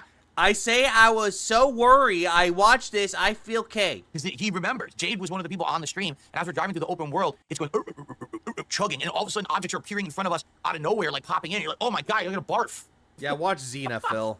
Here's the thing, like a game like this very much may have been patched and improved by now, but first impressions are everything. The game needed to be good at launch, and it simply wasn't. Oops, there goes the planet. Oh wait, that's Spaceballs. Even that's far better than this game. Anyway. That's a parody, and that's a movie. That's not a game. All right, continuing on. Although, granted, Spaceballs 2, apparently that's in the works, and that's not going to do well. Just saying, it's probably not going to be the same as the original Spaceballs. Top 10 most disappointing game playthroughs 2024. Ladies and gentlemen, I present to you Star Wars Outlaws. No, number 9. Phil really sucks at getting everything prepared. Which was... Ooh, here's a good one that probably a lot of you don't recall or remember. Alone in the Dark? No, I remember that one. I remember that one. You were trying to say an Eldritch Beast's name, and you said the N-word. Just by staring at the screen, you're probably going to have... Mel Brooks is still kicking. He's like 99 years old, or getting close to that. I have no idea what game it was. So allow me to fast forward ahead. Yeah, this is the fucking Alone in the Dark. This is that one game, a reboot. I thought he liked the reboot. He was like telling people how nobody liked this game because it's a bad game, but he was defending it like it was fucking, well, I don't know, the Callisto Protocol. Gentlemen, this game is called Alone in the Dark. Now, admittedly, this game is not the most Alone in the Dark's remake will lead people to the original, which is true. That's another good thing about remakes or reboots. Like, if you kind of like the reboot or you didn't care for it, you want to check out the original, that's not a bad thing. A style game that I played this year. The game, in fact, has some issues with bugs and polish. However, if you're looking for a suspenseful mystery, if you're looking for a game with some interesting exploration elements, okay, and an intriguing story that keeps you on the edge of your seat wondering what the heck is going on, pretty good game. I was actually surprised at how good this game was compared to the expectations, because I don't think anyone had expectations that it was going to be very good. But one thing I will say, I don't know why it was really called like Alone in the Dark, because I actually don't think that it actually was a game that tied that much into the main plots of the old game. Maybe I'm It's a reboot. They're not going to follow the original story to a T, Phil. wrong there. But They're not going to. it just seemed like it could have been called something else. But man, I actually really liked it. It definitely had shortcomings, and it definitely wasn't a AAA experience. But for the most part, I liked the gunplay, I liked the exploration, the puzzles, and the intriguing story. I will admit, one of the disappointing things is if you play it with both characters, there's very little different between their stories. There's only maybe one or two times when the characters' stories differentiate, and they have. Are you sure? But I love how it's like there's nothing really different about their stories because it's all the same story, but they have different things in their stories. So there's something different. Have kind of a separate experience. But for the most part, the game's almost identical. The game does have multiple endings, which is cool that you can get them. However, why is this one of the most disappointing playthroughs of the year for me? I'm going to tell you why. You want to know why? It's a completely different reason than you would ever expect. All right? I remember when I was playing this game, one of the things that I actually said was, man, you know what? This is a really good first outing. For a studio that I'm not familiar with any other work that they've done, this is a good first attempt at breaking into something maybe that'll go more mainstream. And maybe now, because of this game, they'll get more notoriety. Didn't they have the original creator of Alone in the Dark helping out with this? Like, I'm trying to remember. And they'll actually be able to make a better game. Maybe they'll get a bigger budget, a bigger dev team, whatever it may be. Maybe the next game will be better, right? Notably, they had David Harbour as one of the main characters of this game. Yeah, so he was Edward Carnaby. Maybe the next one they could he was Edward Carnaby. Actually really go crazy, right? Like just go nuts, make a really good game. Guess what happened, folks? This studio got closed. Because Alone in the Dark did not end up being a hit. They were actually shuttered. And all these people who made this game got laid. Yeah, why can't this Muppet why this Muppet cannot be honest and say, I enjoyed the games, but people didn't want to give me enough money to be on me? That's pretty much what this is. It's pretty much him saying, I really like these games, but people didn't give me money. And I'm so sad that people didn't give me money. And that's the reason why I didn't like this game very much. This game really blows. And wham. It's just fucking wham. Jesus Christ, Phil. Jesus fucking Christ. Off this year. That's why I'm so disappointed. It's not the game. It's not the playthrough. It's the games industry. The games industry today is in such a cutthroat situation that you have to make a game that prints money. If you don't, you might get fired. Does this game look bad? Does this game look like there's any reason why the dev team that worked on it should be unemployed right now? I don't think so. Certainly, again, like I said, I don't think that this game was top of the line AAA level, but at the same time, for what it was, for the price point that it was and everything, I really liked it. I had a great time playing through this game.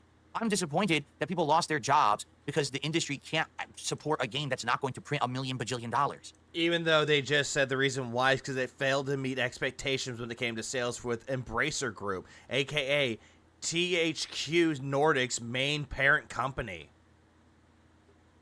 Yeah, he doesn't even care about the devs. Like, every single time that he talks about how, why do people lose their job? He doesn't give a fuck about it. He'll say that, and then the next he wants to punch a developer in the balls.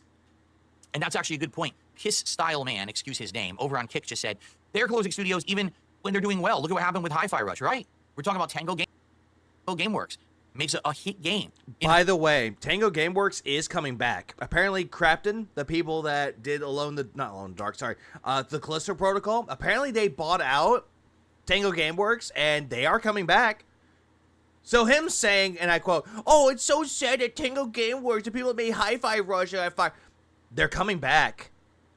Hi-Fi Rush, that sells well. And they're coming back, Phil. Even people that were fans of the games were wondering, why did you close the studio? And Microsoft still closes them.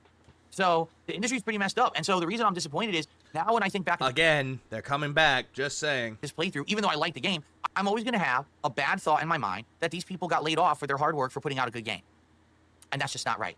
So that's actually why it resonates as a negative experience for me, despite the fact that the game's good.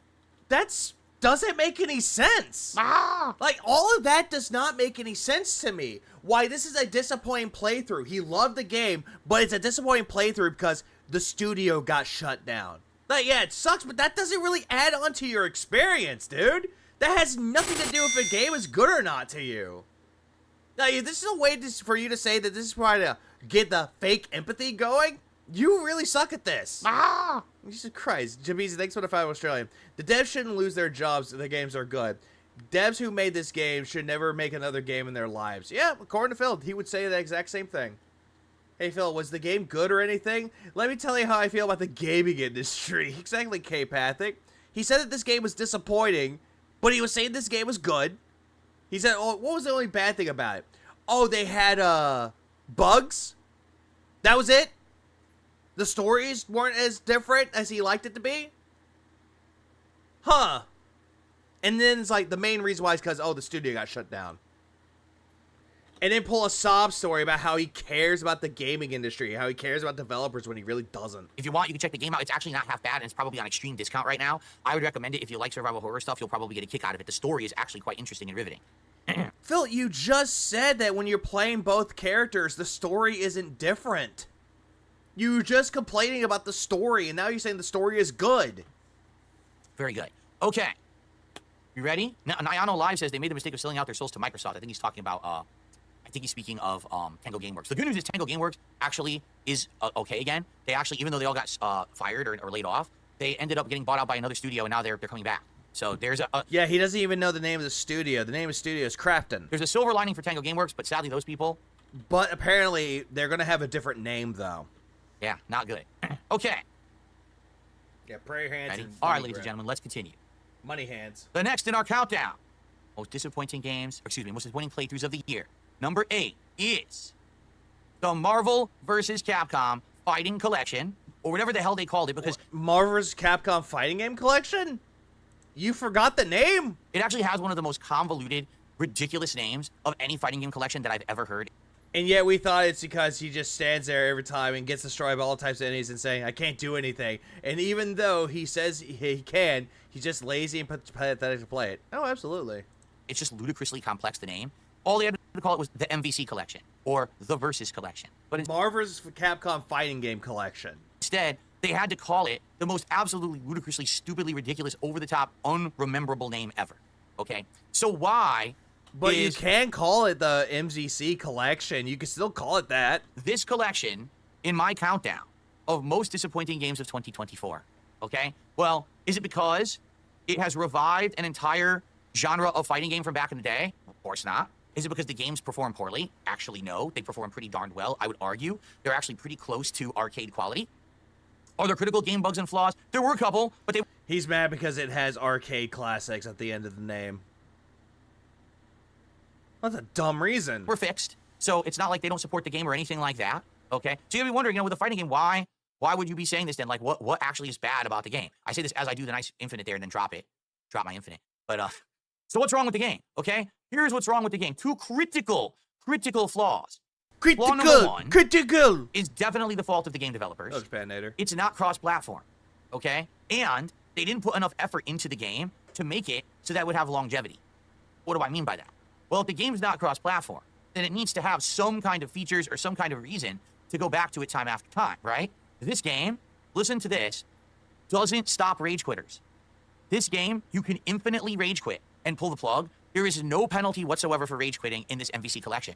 So there are people, I'm not kidding, I wish I was exaggerating here. There are people at Grandmaster rank, the highest rank possible in the game, who when you play them, if they lose, they just pull the plug and never lose any points. That's why they're Grandmaster rank. I played... Hold on, Phil up. That's a nice argument, Senator. Why don't you back it up with a source? My source is that I made it the fuck up. That's what I want to know. I want to know if anything that he's saying right now is true, because I'm going with a fuck no, it's not. Jimmy, thanks for 5 Australian. I'm a classic Street Fighter pro fighting game player. It's Marvel Capcom 2. I was going to say Marvel Street Fighter 2 for a second. Whoops. MVC2 is so good because it's a classic. The name is too long and it kicks my ass. People at the highest rank who I literally slap them around like this because I used to play these games in arcades and tournaments back in the day. I love how he has to make the spanking motion and the noises like, Jesus, stop it. Quite good at them. And then Phil says he grew up with MVC in the arcades. MVC came out in 98 when Phil was 16. He didn't grow up with this game. Just pull the plug. So there's no way to ever actually legitimately beat someone if they just choose to cheat. It's pretty sad. How is now, that the other cheating? thing is, it's not cross-platform. That means that inevitably the player base is going to die down after a period of time because initially a bunch of people might buy it on PC and a bunch of people bought it on PS4 and some people bought it. But then since they're all different platforms that don't cross over, people will eventually stop playing and then it's going to be too hard to find a match. That's actually what's kind of happening right Yeah, that happened. I can't get over that he constantly cries about pattern players but loves this shitty game. Even though MCC2 is a classic. now. As you try to play any game in this collection besides Marvel vs. Capcom 2, you can't find anyone.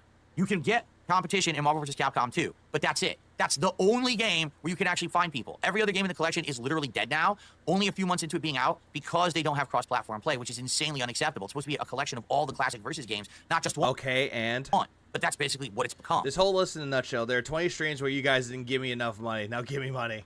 Now, in addition to that, there's one other awful critical flaw with this game. You ready? Ladies and gentlemen, this game's netcode, which is rollback netcode, is not compatible with classic fighting games such as this game. What do I mean by that? There are literally characters in this game that when you do rushdown, you cannot block the rushdown. The game will not allow you to actually block it. Meaning those characters, if played in a certain way, are actually unstoppable. Their attacks and combinations become unblockable. And that is just unacceptable. There's no excuse for that. If the netcode can't handle it, then don't release the game with that netcode. I love how Phil's talking about all these things about rushdown, and then all of a sudden, oh, hey, I could do that. And it can't. See, rollback netcode, what people don't realize, was designed for modern fighting games. And a lot of modern... Oh, wow. It's like exactly how it went for the previous arcade collection. Yeah, what a shocker. Ah! Oh, Jagged. Phil claims he was the best in the world at one point in MVC2, when at the same time, Justin Wong, won EVO 7 times in the 10-year span. Fighting games like Street Fighter 5 and 6 are designed around the netcode. That's why there's a certain amount of delay when you do a certain move and this and that. It's installed into the game to handle rollback netcode. But these games are not. So what happens is if you're fighting a Magneto or a Storm who's doing wave dashes and teleports, all of a sudden the game starts chopping up and you see characters just moving across the screen with no animation, teleporting, and next thing you know, you're just hit with a giant combo. You can't block it. This is also coming from the same person that would play as these characters. He would pick these characters, play as them, win, and go, I'm better than you. Goes up against somebody that doesn't pick these characters or picks the same characters, whoops his ass. Oh, that's cheating. Speedy, thanks for the 5 Australian. Half of it are the chat who didn't support it, and the other are bugs, and I'm crap at gaming. Yeah, which one is it? Now, I'm sorry, but that destroys the competitive nature of the game online. It makes it so that it's not viable. If every time that you play someone who's doing a rushdown pattern, notably, the team that everyone says is unstoppable is MSP, Magneto, Storm, Psylocke, because they have lockdowns, mix-ups, and traps that basically make it hard to block, but you can't block it all online. You can't. You'll get hit every time till you lose. That's sad, because basically this game is able to be played in a couple different ways. Okay, there are ranged teams. There is some keep away. It's just not viable online. Like, no lie, it's very... But you're not even doing any of those. hard to play keep away when the rushdown is unstoppable and just kind of turbos through everything. So... it's sad. Like, this collection, when it was first announced, I was so hyped. They're like, wow, the Marvel games are finally coming back. These are the games I grew up with in arcades. These are the games. Wasn't this also the same game that he wanted to play, and then all of a sudden, oh, they delayed it? Well, guess I can't play it. They're idiots. Why couldn't they release it on time? Games that I played endlessly. I remember when Sentinel was one of the characters you used in the beta team. Yeah, he used them. He used that character a lot. For years in tournaments. And even though I was never a top contender, I know my stuff, and I know that I could play these games and put on entertaining shows for my audience. And in truth, no, they weren't entertaining, Phil. They were boring as shit. I have done that, correct? Like, I have put out many entertaining streams of the Marvel collection, despite the game's shortcomings, and I'm happy that you guys still like it, and every once in a while we still play it. Hey, look, I'm doing Infinite. Can I continue to the corner? Yeah, that was perfect. That was great. I actually did Infinite and did the right thing and snapped in the character with low health. I can't believe I played well. I love how Phil's complimenting his own gameplay. He's like, look, that's how you're supposed to do it. Meanwhile, someone else does it. What? Clip I actually selected. Usually when I select a fighting game clip, I'm playing terribly. So I'm actually impressed that I actually picked a good one here. But anyway, yeah, like, I've put out good content with this game. But sadly, the game has no longevity. Like, this game could be dead at any moment. Where just, I go to turn it on and I just can't find anyone to play anymore. It's sad. Like, this should have been a game with longevity. These are classics that people absolutely love and were asking for this game for years. And it's just a completely deflated, not very good game. Okay, how is it not a good game, Phil, when you're just calling it, saying, I'm better at this game than everybody else. Look, I'm kicking ass in this game. Oh, but the game sucks, though. Very, very sad. You know, notably for me, Marvel vs. Capcom 1 is one of my favorite fighting games of all time and one of the best I've ever been in any competitive game. Fudge covering you didn't show up and support the list. And we're going to go over the games that you did show up and support. it's just dead. I can't find anyone to play it anymore, so I can never play that game again, even though it's in this collection. It's a dead game to me, which is really sad. Wait, didn't he say that people were playing this game because of him? Yeah. Is it Jacko Man? I don't know if it's pronounced Jacko Man or Jacko Man, but he just asked in the chat, what is your favorite classic versus game besides MVC2? MVC1. That's the one that I was super duper good at and actually won tournaments in. So the one that nobody really cares about, honestly. Like, nobody really gives a shit about Marvel vs. Capcom 1. They just kind of don't. They care about 2 and 3. Pretty sad that, again, I got to play it for like a month, and now I'll never play it again because you can't get any comp for it because it's not cross-platform. This game sucks because he got his ass handed to him. That's one of the mini metrics he judges games by. That and how much money he was paid during it. He got paid somewhat a decent amount of money throughout the entirety of it for some streams. It's a critical flaw. Okay, so sadly, this MVC Fighting Game Classics Collection, or whatever the hell it's called, is underwhelming. And by the way, I'm just going to tell you right now, I strongly recommend against buying it at this point. If you buy it, you are not going to get much comp at all, no matter what version you buy. You're going to end up being very disappointed. Or you could just, I don't know, buy it so that way, I don't know, you can play it with friends offline. Of that, so I really can't recommend it. I say do not buy it because you're going to buy it and barely play it. There's no one playing the game at this point, okay? And there's a nice round ending move in the corner, very nice. Okay, MVC Collection. Well, of course you play as Tronbon. I don't think you even played the game that Tronbon was in. One of the most disappointing of the year for me. I had high hopes and it flopped. Okay. Yeah, play the arcade mode too. Is it fine for offline play? Yes, the game is fine for offline play if you're just going to play locally or against the computer. The game is fine for that. But that's not really what anyone bought it for. So, okay. Up next, the number 7 most disappointing playthrough of the year. Excuse me. Yes, playthrough of the year was... That is right, ladies and gentlemen. Why Hades 2? Hades... Oh, right, because it didn't make it enough money. It's an early access, right? Hades 2 early access. Whoa, why on earth would I say that Hades 2 early access was one of the most disappointing playthroughs of the year for me? Allow me to explain. Years ago, I played Hades 1, and when I played it, I really liked it. You really didn't? Think I was going to like it because I didn't play roguelike games at that time. I didn't even really understand what a roguelike game was. So when You still don't. I first, dabbled with Hades, I was blown away. The gameplay loops, the different builds and things that you could do, it was great. I got addicted to it just like everyone. Yeah, I even watched him say that he was dropping the game forever. I was there for that. I got hooked on it. I really loved it. I ended up playing a full playthrough and beating the entire game. It took quite a while, but we did it. We saw all the secret endings and everything. Really great game, right? So in Hades 2... No, he didn't. He only played through the game one time, got the first ending, called it quits, then I beat the game, moved on. 2 was... James, thanks if I was Australian. I would say Baldur's Gate 3 because Cash and Cow and nothing else were the best games for him. It was announced that it was available, and I had a mini PC. This was before I got my full-fledged gaming PC. But when I had my mini PC and, looking for games to play on there, this was a prime candidate, okay? So I decided I was going to get it, and I purchased it early. It's early access, so you buy it early. And I started playing it, and admittedly, it's great. You played it through the Indies Marathon. Here's another thing, too, about this Indies Marathon that Phil doesn't even want to cover or talk about. When he played the indie games, he played Pizza Tower and Hades 2. Played it, barely made any money. He made $60. Gets his Qdoba bowl, complained that the shrimp was tiny and that the shrimp didn't taste good. It was a terrible bowl. Whined that he didn't get money. He said that was my din-dins and that he didn't even have any other food. Then later on, dumped the fucking food down the toilet, or the garbage disposal in this case, came back, played Noita, made a lot of money during Noita because of the fucking whales, and the same thing with fucking, I don't know, what was it, Stardew Valley, when he made more money. And then he put Hades 2 into the rotation and pretty much sucked at the game. And he had people holding his hand throughout the entirety of it. Plays very similarly to Hades 1, but it's got some different twists and tweaks to the engine that I find very interesting. The plot is interesting. Everything was good. Like, we were having a good time. Restless, one of them is Jordan. But within 2 streams of me playing it, something very odd happened, okay?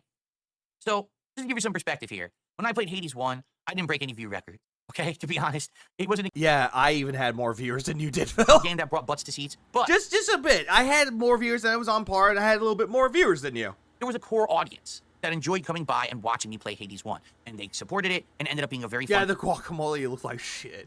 I have a feeling in Phil's Discord, he was telling the mods he needs to raise the money for a new porno PC. He needs the VR headset. ...playthrough that went for a long time. With Hades 2, after having played it about twice, I noticed a distinct drop-off in viewership. Twice? You played it 3 times. I noticed a distinct disconnect in the chat where people were basically not paying attention to the game, and I noticed a distinct drop-off in support as well. He played it 3 times, because I remember Ludwig covered it too. Oh, so those are the 3 factors that I need to have good. You know, I need to have a game that people are going to watch and engage with and support, and it wasn't happening. So when I asked my audience, why? If the first game worked so well, and everyone enjoyed it, why on earth, this game, why is it not working, right? And the answer that I received... I love how Phil can't even edit videos together. All he does, he's like, oh, I'm just going to take this and skip, skip, skip. Okay, more combat. Baffled me, okay? The answer that I received was thus. The game is good. This, not thus. But it's early access. Yeah, they gave him that bullshit, and he actually ran with it. It's like, oh, the game is not that good because it's early access, even though this game is 10 times bigger than Hades 1. And here's another thing, too, that he doesn't seem to understand about Hades. Hades 1 was also in early access. Phil never played it. Instead, he played on the, I believe he played on the Xbox, because it came out for consoles as well. And it was not in early access anymore. Right. So that means that essentially you can't really finish the game at this point. You're going to come to a point where you can't progress any further. I mean, you could. That's pretty far into the game, but it's not done yet. A lot of people don't want to spoil themselves on a game like this until it's fully able to be purchased and played. No, there are some people out there that'll play through that the entirety of the game and get everything. If the game is that good, continue the fight. And therefore, people who were like hardcore fans of this game didn't want to watch me play it. They actually wanted to skip it because they weren't spoiled because they... Yeah, I highly doubt that. Felt like it was too early to be playing or getting information about the game. So in this case, me paying money to play early hit me in the foot. Like, yeah, people... No, it didn't. Were like, oh, well, come back. No, that actually does not bite you in the foot. If you buy a game early access, guess what? Once the final product comes out, you own the final product because they're going to update it. If you play the real game, when it comes out, whatever that may be, we'll come and watch you play it. But we want to see you play the real game. What you're playing essentially is an early build. Things might change in the final game. The plot might change. You can't even finish it now. So we don't want to watch you play it. Another thing about early access games, especially games like Hades 2, they're constantly updating it. And I was like, wow, well, that's disappointing. Hence why it's the number 7 most disappointing playthrough. It's unfinished. I had to put it on pause. I don't even know if when I play this again, if I'll continue from where I left off, or if I'm going to have to start over. Yeah, he made $35. The last stream that he did of this, he made $35 and said, well, this game sucks because it's an early access. Entirely. Because the game might be so different. And a lot of people were saying that once they get to... Yeah, how does one spoil a roguelike? The story. A certain point where they change... Because Hades does have a story. Oh, by the way, guess what? Aphrodite. Hey, the character that he fucking hates. He does not like Aphrodite. Look at him. He's like, well, a woman that's naked wearing stockings. And it looks like a glove right here, like a little sleeve right here. Oh my god, a woman, no. She's a slut. Of the game so far that basically you can't even resume your game. You have to start over entirely, okay? So, honestly, pretty disappointing. I was enjoying the game. I wish I could have kept playing it. But again, I'm not just playing games for me. It's games for an audience. I need to be doing... Can you name a time he paid to get early access to a AAA game and he actually played it on the earliest day possible? Also, when he played on day 2 after paying to get it early? Mortal Kombat 1. Stuff you guys want. And that wasn't early access. That was the deluxe edition. People told me to stop playing, so I did. And yes, that is correct. Haseo, as of today, the game is still in early access. The game still does not have a set final release date. And so it's just kind of in limbo indefinitely. Well, no fucking shit that it's not going to have a release date just yet. Game development takes time, retard. And that's disappointing. Okay. How's that disappointing? The number 6. Most disappointing playthrough. It's all this is now is like, oh, it's an early access. Oh, there's no release date, no final word on the release date yet. Shut up. Of 2024 for me was... That is right. That's right, folks. DLCs are eligible because this is... Oh, right. DLCs are eligible. If it can be nominated for Game of the Year, it can be put on this list. The second DLC for Alan Wake 2, which was called The Lake House. Okay? This was the final DLC for Alan Wake 2, which only had 2 DLCs. The first one, which I'm trying to remember what the name of it was, I think it was Night Springs, was a series of 3 mini-stories, all of which added to the lore of Alan Wake. Does he not understand that Night Springs actually had characters from the first Alan Wake game? Had Rose, had the fucking waitress. But the Lake House DLC, the second DLC for Alan Wake, was incredibly disappointing. Why? Because it was more of a DLC for Control than it was for Alan Wake. Do you not understand that Alan Wake and Control kind of share the same universe? The plot had nothing to do with Alan. or anything going on in the lake. Alan. And I think they were really trying to do some kind of a lead-in to the crossover between Control and Alan Wake 2 that's going to happen. But again, it shares the same universe. This is pretty disappointing to me. All you do is run around a research facility where basically things have gone wrong. There's this weird painted monsters coming out of the walls. Yeah, Jameez, thanks for the 2 Australian. Game Awards shill boo this man to oblivion. Boo this man! And some of the people have been turned into monsters like they had been in Alan Wake 2. But all you do is run around fighting these generic enemies, which, by the way, are quite tough, so it's not even like it's a cakewalk. It's pretty annoying, some of the ways that they just stack on a million enemies in small areas in this. There's a very big scarcity of ammo, so it makes it so that basically you can't really fight the enemies that effectively unless you finally find a grenade or something like that. The puzzles are a little annoying. They're not, easy to figure out. In some cases, they're kind of cryptic, and it takes a while to figure out certain ones that I got stuck on. And the ending is so underwhelming. Let me tell you, the ending adds absolutely nothing to the lore of Alan Wake. So if you play the first DLC, Night Springs, you start getting all these answers and things that you've always wanted about Alan Wake and Alan Wake 2, and it's so satisfying. So then the final DLC literally is a go ahead and skip it. I'm not even kidding. In fact, I'm going to say this. I'm serious about this too, all right? It's rare that I would do something like this, but I'm going to say something to all of you, and I want you to take this to heart, okay? If you're wondering, I didn't play. All right, hang on really quick. Just because I don't... Yeah, because Phil's going to do that. If you didn't like it, then skip it. I skip it. I didn't like it. Oh, by the way, here you go. Here you go. AI's coming back at it, guys. AI.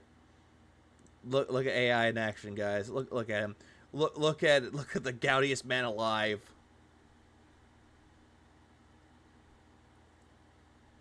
The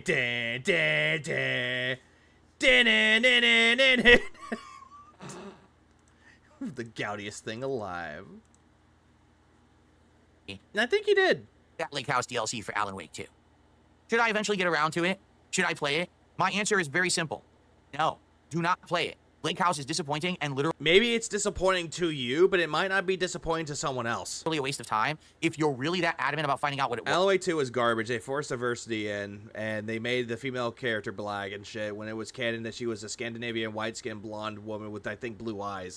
Watch someone else who played it or read a plot synopsis somewhere. Don't waste your time playing it. It really is like a 3 to 4 hour waste of your time just grinding away to get through this stupid DLC that is absolutely not have any... Good thing you said it was AI. I almost thought it was real. Maybe it was real.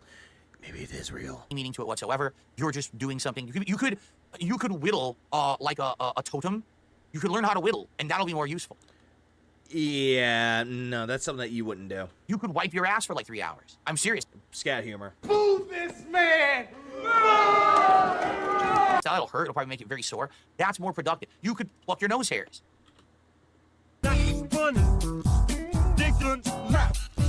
Or maybe you can go fuck your wife, Phil. Oh, wait, Tyrone's doing that. You could give yourself a manicure. Anything you do would be a better use of your time than playing that DLC. It really just doesn't need to exist. It feels like they really wanted a 2 DLC deal, but didn't have an idea for the second one. So they just decided, hey, let's just toss it in and be something about Control rather than Alan Wake. And even though Alan Wake and Control share the same universe?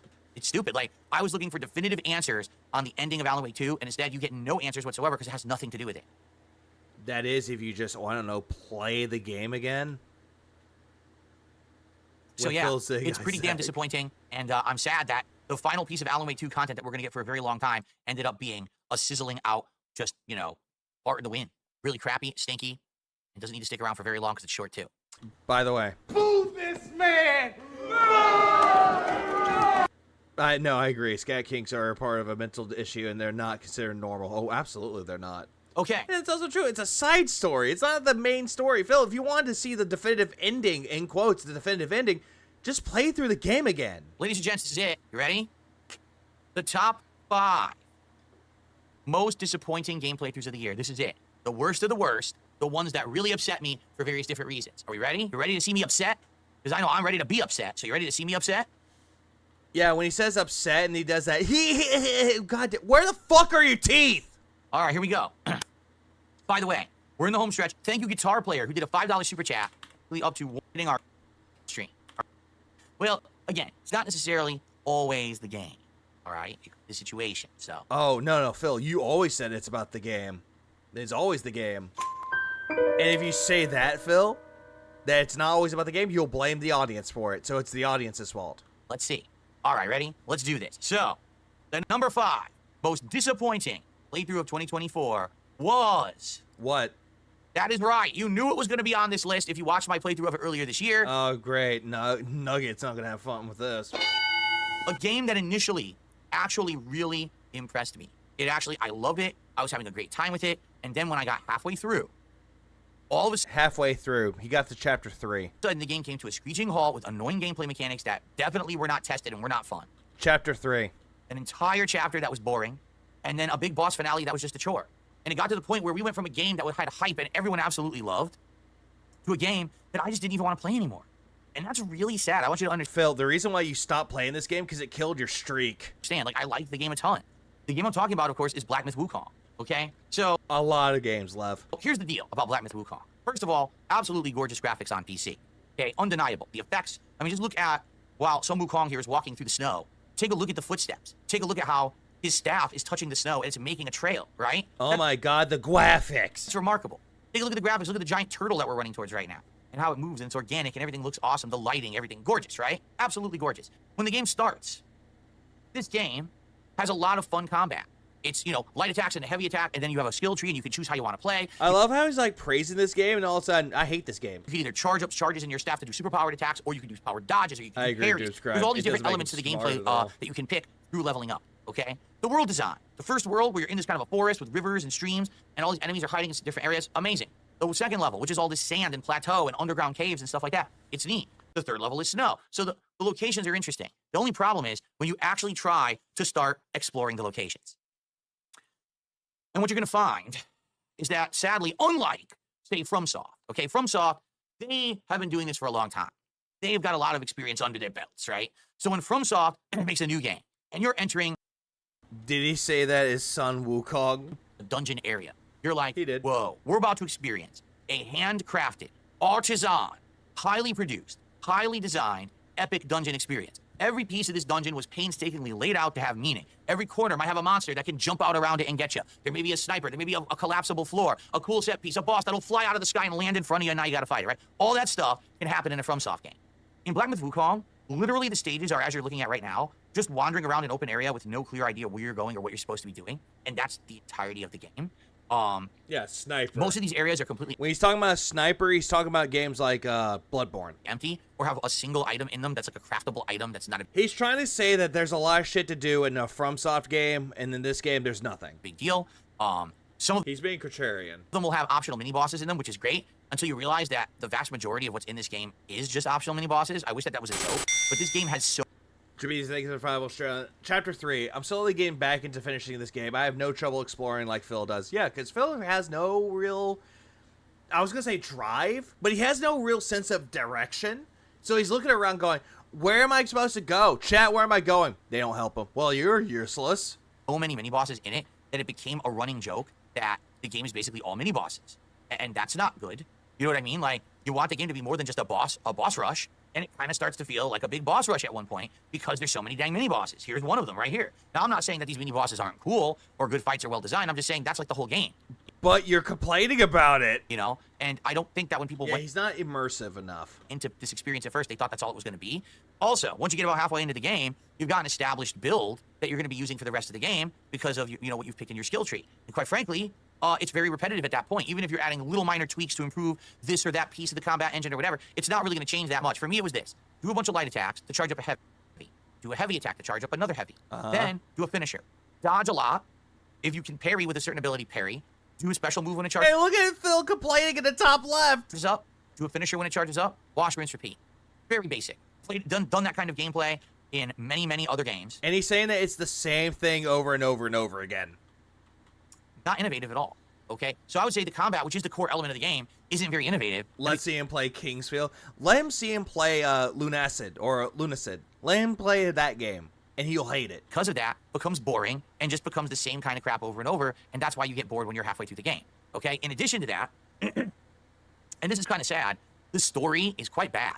Okay, if you know the story of Journey to the West, you know that it's Clearly you don't. epic. It's actually one of the more interesting stories ever told. Here he goes pretending that he knows about Journey to the West. Very unique characters and elements to the story that are, ingrained in Japanese. Or I said Japanese. Excuse me. That's Look at the complaints, which are the same he gave to Stellar Blade after the 1 hour. There's pride in mastering your chosen build. People love DMC because it's the insane shit that you can share with master, or you can do with mastery. big mistake. Chinese culture. Excuse me. I know it's not Japanese. It's Chinese culture. Journey to the West. Oh, hey, look, retarded Jinx decided to give him 20 memberships. That does not come through with this game at all. To be clear, it does not come through at all. Instead, the game is you're just kind of doing combat and exploration and boss rush. That's the whole point. Like, I couldn't even tell you what they were trying to say the story was. I think you're supposed to be a reincarnation of Sun Wukong or something like that, but I'm not sure. And I had played over 20 hours into the game, and I had absolutely no clue what was going on in the story. That's not good. Okay? It's Journey to the freaking West. It's an actually great story. There's great characters or whatever. Why is none of this actually coming through and resonating with the game? Instead, it's mash buttons, mash into your combos, mash more buttons, mash into your combos, dodge and time your dodges because every enemy hits you for 80% damage. It's just, what? Like, what happened here? To be honest, I'm not sure. It's like no one was actually like playing the game to tell them, hey, by the way, I have no clue what the fuck's going on in the game. It's fine. The game looks good. The combat's... Phil's a fucking idiot. He's talking about how this is like, oh, Journey to the West, such a great story. And he never read it. Smooth, but I don't know what's happening. Can you explain? You know what I mean? So basically, here's what happened. First few streams of the game was in the first chapter. It felt fresh and new. Amazing. Great amount of people watching, enjoying, supporting, everything great. People gave him money. When we got to chapter 2, a little bit fell off, but I still really liked the game. I was enjoying the exploration and all that. I thought it was great. When we hit chapter 3, you get to a dungeon where basically it's very similar to the dungeons in previous FromSoft games. You ever play the ones that have those jailers that look at you, and when they do, with like the lantern, your energy bar shrinks? It's literally the exact same premise. I wish it wasn't, but they copied it blatantly from FromSoft. And so... Yeah, they copied it instead of taking inspiration. You start losing your health. The game starts to get really slow and boring. You don't know where to go. You don't know what you're doing. It's a grind. There's not a lot of save points along the way. So you end up replaying the same parts over and over and over, and it gets very frustrating. There's a boss... Thanks for the follow, Australia. He never watched Journey to the West because he read it from the journalism from the West. Yeah, he read from the Journal of the West. Boss, that's one of the most boring bosses in any action game I've ever fought. It's just a giant tankish boss. All you can do is beat the crap out of it and do timing dodging. That's it. There's nothing else to it. No elements or nothing. Just like a FromSoft game. Be sure to hit him with a million combos and dodge a lot during the right timing, and you win. The problem is the fight takes like 15 minutes. It's that boring and grinding of a fight. It's not fun in any way. Again, did they ask anyone if this gameplay was fun? I don't get it. It's very bizarre. It got to the point where we went from having high attendance, high engagement, high support streams. By the time I got to the end of chapter 3, the attendance had dropped to only 200 viewers, of which I have more than double that right now on stream. Okay, because you were boring. Actual engagement fell off. People he wanted yellow paint. On the streams, weren't paying attention or were complaining about the game, and the support was almost non-existent. In fact, I had a streak of support that was going over the summer. Black Myth Wukong ended my streak. Yep, there it is. It ended up being a very slow stream, and we didn't hit the goal, and people were very disappointed because they were very happy with that streak that reinvigorated support for me, you know? Yeah, they were happy about your streak. They're like, oh, what? It killed your streak? No. So, it is what it is. Now, I guess there's some juicy redemption here, because ladies and gentlemen, if you're not noticing, Hypnotic Jinx did a 20-member bomb here on the channel. Thank you so much, Hypnotic Jinx. With that... Is this just yesterday's games in a different order? It's the continuation of what I left off last time. 20-member... Jimmy, thanks for the follow, Australia. He hates combos and dodging. Wait till he plays Kingdom Come Deliverance 2. He'll cry from the combat. Oh, he definitely will. Bomb. First of all, let's get him up on the leaderboard there, because no one else had gifted any... It was a 20-member bomb. That 20-member bomb is the equivalent of $60 of support for supporting the DSP. Killed the momentum. Yeah, the game that killed it. Kill the momentum. And it's kill the momentum. But by the way, Jake gave me $60. Oh, the streak is saved. Yeah, whoa. Because I feel like this game had great initial potential, but then it just kind of ran out of ideas and became very repetitive and boring by chapter 3. Some people have said that further into the game is better, but if I've already played 20 hours and I'm bored, I'm not going to waste more time to get to the good parts. Most people agree chapter 4 also is bad. It's not until you get to chapter 5 and 6 that the game picks up and gets good at the end. Too bad. Give me a game that's good throughout. Give me a game that has good level design like FromSoft. It doesn't have that. Give me combat that's not incredibly repetitive and gets boring after a while. Yeah, more likely. And he put this one at number 5 because it killed the streak. Definitely doesn't have that. It's just not very good. All right, I'm sorry, but it's a game that in parts is great, but overall was boring, and that's why it was one of the most disappointing playthroughs of the year for me. Okay. He couldn't spam in this game. That's why he hated it. This is it. The top 4. I wonder how many of you have been guessing all night and wondering what would be Retro Danny says, I actually think Black Myth Wukong looks cool and fun. I don't really care of the story. Phil doesn't understand that the game tends to have low points. Also, FromSoft isn't perfect. Blighttown exists. He reminds me of Neo because he's using a bow staff, and I'm getting into the mood of Elden Soulsborne hero games and Souls-like games as well. So he has a hard do not ask for Phil for any advice. Most people agree it's boring. Says his lack of goals hit no one else. Disagree. And that's fine. Listen, tons of people love Black Myth Wukong, okay? A lot of outlets named it their game of the year. Personally, I got bored. But if you didn't get bored, more power to you. All of us have different kinds of entertainment and tolerance levels, and for me, I got really bored with it, and I didn't want to continue on, okay? Okay. The number 4 most disappointing game playthrough of the year was... That's right, folks. Final Fantasy VII Rebirth. So, oh, hey, look, another game that didn't give him money. What's up, Spannereg? I'm doing good. Well, let's talk about Rebirth, shall we? So, initially, when I played Final Fantasy VII Remake many years ago, there was a ton of hype. There was a ton... Well, no shit, because it was Final Fantasy VII Remake. The game that Final Fantasy or Square Enix said that they were going to do. Of attention. There was a ton of people... I got really bored, pixelated. I got my ass kicked and no one paid me. Who wanted to see me play every aspect of it. It was Final Fantasy VII reimagined for a modern audience with all new graphics, all new gameplay mechanics. Essentially, it was kind of like combining Final Fantasy with almost like a game like Kingdom Hearts at the time. And personally... So an action RPG. I liked it. Did I love it as much as others? No, but I did like the game. And so, when the game ended and it was revealed that it actually wasn't a straight-up remake, but instead was a reimagining and continuing of the plot of Final Fantasy VII, I was pissed, but then I kind of liked it. You didn't. It gave me hope that as I continued to play these games, it would be a new story. Rebirth fucking infuriated me at the end, but it's still at least the best game of the year. Metaphor's better. Wouldn't be exactly the same as the original. I would actually enjoy it more because it was going to have original aspects to it. And the more I played it, the more I enjoyed that fact. Okay? I loved, Remake over time. I actually grew on me, and I couldn't wait for the sequel, Rebirth. In fact, you may not even be aware of this, but earlier this last year, at the beginning of the year, I was asked, what are the games you're most hyped for? And I said, Final Fantasy VII Rebirth. I think it's going to be a great game. And so... No. He had no real desire to play this game. He only wanted to play it because the Game Awards, when they said, like, hey, these are the top games. This is the most anticipated game of 2024. And the winner is Final Fantasy VII Rebirth. That's all. I started playing... Remember, all of this is the best and worst, all rage quitting and rage wage quitting. Yeah, it is, Multi. In the game, I'm playing PlayStation 5. Keep in mind, PS5 Pro wasn't out yet. And as you can see, the game performed pretty well. I mean, maybe it could have been better if the Pro was out, but it still performed pretty darn well when it came to the graphical... No, I would say this. The PC version will run better. Department, okay? Some people complain... Final Fantasy VII Remake is garbage compared to the original. It's a 3-part trilogy that leaves out the majority of the original story, areas, locations, and extremely disappointing. And said, we didn't like that in combat. There's pixelization and resolution changes. Personally, it didn't bother me. I thought that the combat was fine. The story. Well, the story is the story of Final Fantasy VII with some additional things added in. Jimmy, thanks for the tool, Australia. I liked it, but Beaches and Tifa Booba's cat? No. So I like that. The game now had big open world segments, something that was not present in Final Fantasy VII Remake. And these open world segments had... He didn't really care for the original Final Fantasy VII. He played the original. Didn't like it. Side content and enemy hunting and grinding, but also mini games and side stories and fun things in them. Chocobo traversal, riding a chocobo up walls and through certain areas. It was pretty neat, actually. All right? So, personally, I really enjoyed Final Fantasy VII Rebirth. So what happened? I'll tell you what happened. I played it for about 20 hours. And then a certain stream happened where I was streaming the game. And I went over and I'm curious. The chat seems really dead today, and I don't know what's going on. So I looked at the stream attendance. We were under 200 viewers. That is actually one of the worst attendances I've ever received in any video game. Like, make no exaggeration about it. Yeah, I usually would get around 200 viewers, if not more, no matter what game that I'm playing. Welcome back, Dr. Detractor. How was your nap? Wasn't Project 7 going to be him shitting on Final Fantasy 7? Yes, it was. But sadly... He hated the original Final Fantasy 7 so much as what Project 7 was built around. Goddamn.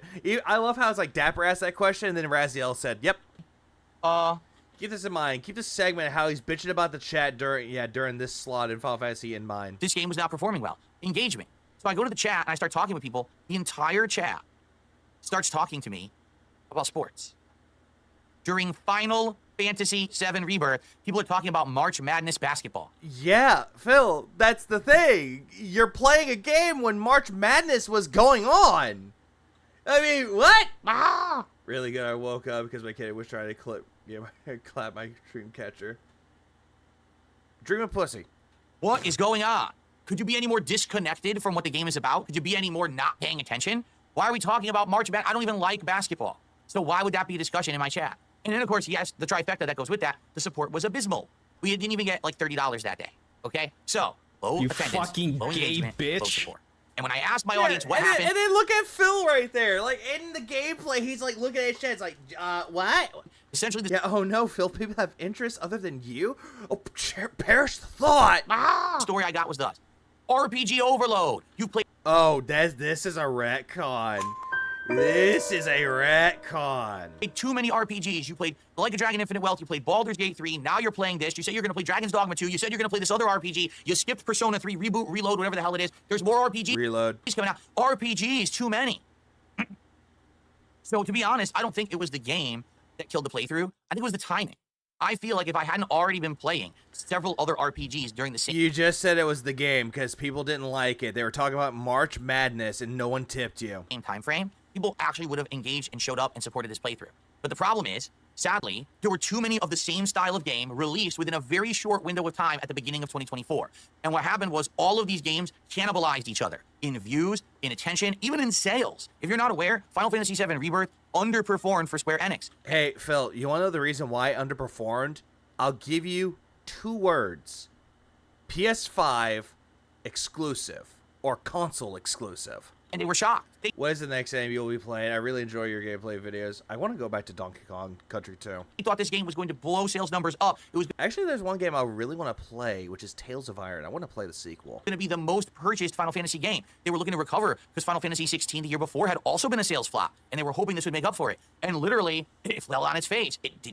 Final Fantasy 16 did all right when it came to sales. It sold like a good chunk of millions, but not the best though. Didn't sell well. But then again, that game also released for PC compared to what they were expecting. And so to them, they were wondering what was going to happen with the series. Now, from what I'm going to understand, eventually it did sell more, and the PC port of this game is coming out soon. I think it's either this month or next month. It's coming out in a few weeks. Fucking so gay it may get more of an bitch. audience and more traction once it's not just exclusively on the PlayStation 5 console. But it stands to reason. The game, sadly, had this, as Jabeezy pointed out. Too many size boopas. Was a disappointment, but I don't know why. I mean, take a look. I'm having fun playing it here. Look, we're switching to Barrett now.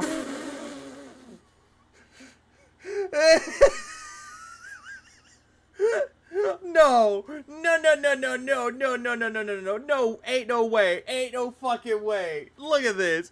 Look at this. Look at this shit. But I don't know why. I mean, take a look. I'm having fun playing it here. Look, we're switching to Barrett. Look at how much fun I'm having. Yeah, the gameplay camera says otherwise. I got a deal on Rebirth pre-order, like 40-50% off, so I said, fuck it, pre-order the Steam Deluxe Edition. Good. Now, we're going to run around this cave. We're going to use the gun. The graphics are great. Like, I'm really enjoying myself in this video. No, you're not. Sadly, the audience isn't. I don't know why, but that's just a reality, you know? So a lot of people during the year asked me if I would go back. I said, why would I go back when I was actually playing the game? You weren't there. Yeah, look at him having fun. Oh, he's blaming his audience again. Go back. I said, why would I go back when I was actually playing the game? You weren't there. I love how he's assuming in generalized that people weren't there when people asked. You didn't engage. You didn't engage, aka give him money. Didn't support. Or actually talk in the chat. They probably did. You ignored them. And people were begging me on that stream to turn off the game and do anything else. Literally. Can you actually show any comments of this? People were like, Phil, can you turn off Final Fantasy VII Rebirth and do a Q&A instead? We'd rather have that. And I was like, serious? Yeah, he's like a kid that hates his dinner. Even though he requested the dinner, he's like, Mommy, what's for dinner? He's like, I don't know. What do you want, sweetie? I want spaghetti and meatballs. Okay, and then they go home. The mom makes spaghetti and meatballs. And as soon as he gets it, he's like, what's wrong? I thought you wanted spaghetti and meatballs. I don't want it. I wanted mac and cheese. Like, what the fuck? Bitch. Like, that blows me away.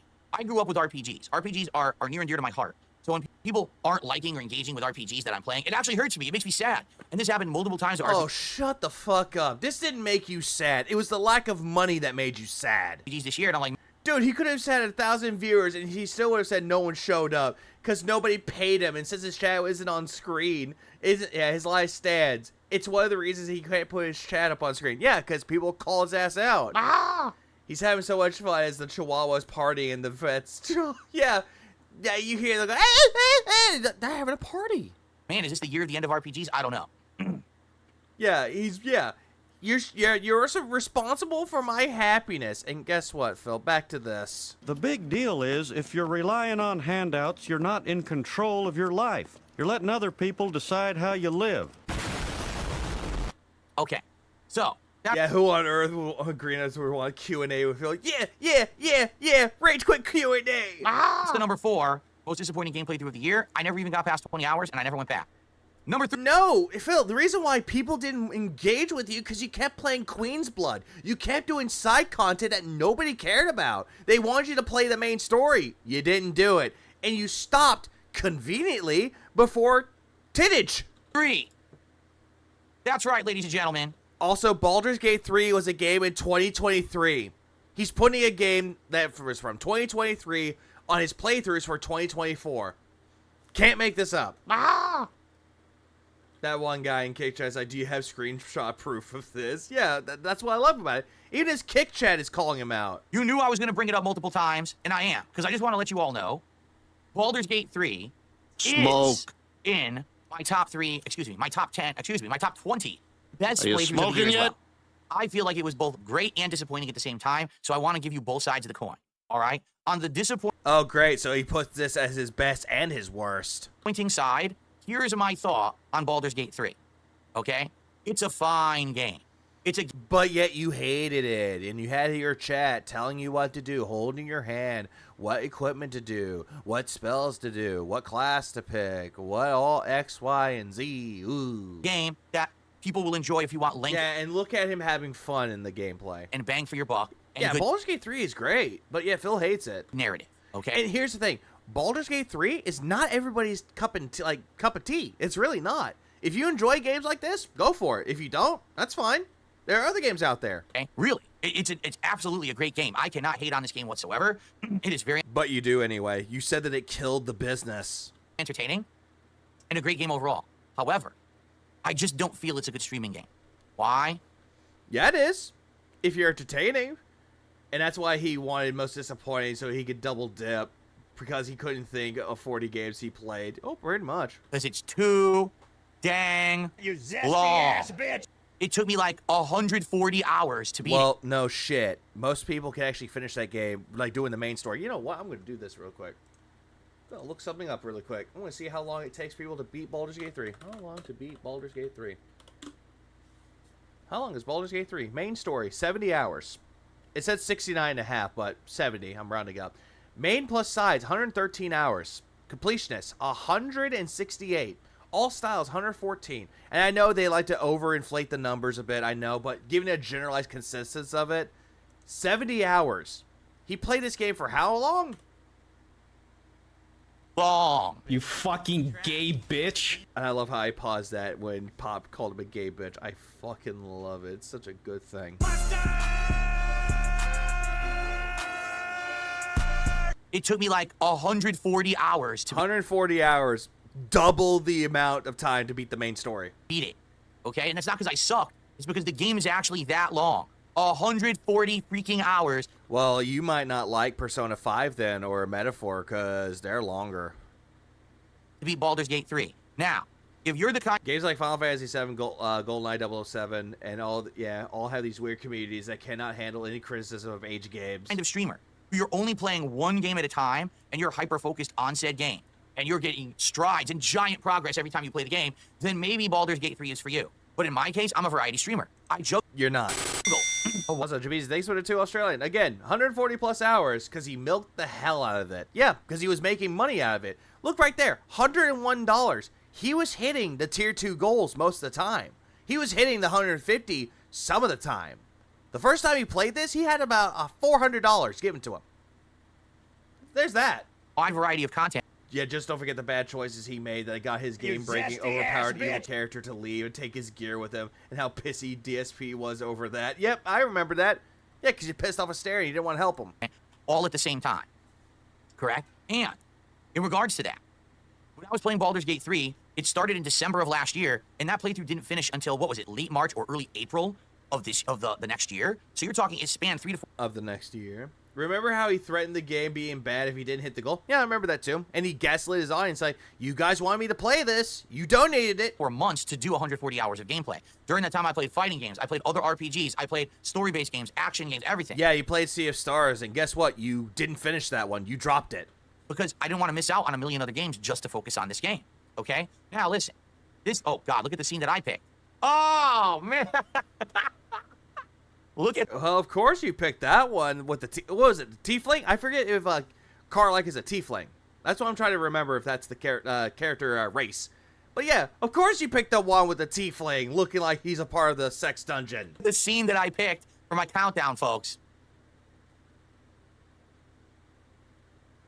Yeah, he loves that one. You picked it! Anyway, so in regards to Baldur's Gate 3, excuse me. Yeah, look at how Phil's like fucking when he's gay playing the game, bitch. he's smiling and shit. And Phil's smiling about it. What's that, Phil? You want that Tiefling cock down your throat? I'm sorry, I'm a little distracted. Yeah, because of the Tiefling. She's a Tiefling, yes, and hot in a fire way. I love Karlach. Karlach World Order all the fucking way, because Karlach is great. In regards to Baldur's Gate 3, okay? Basically, I really like the game. But yeah, I love how I got distracted. Yeah, I wonder why. Actually almost killed my channel. I want you to understand. No, it didn't. You killed your channel. Baldur's Gate 3 did nothing. Oh, hold on. Give me a second. I played it for so... What's good, Eric? Not this. Long that it was in my actual rotation of games for so long that people who didn't like it said, well, I'm just not going to watch Phil's content for a while until he's done with his day. Wait. Hang on a second. Hang on. This is a retcon, too. Why are you doing this to me?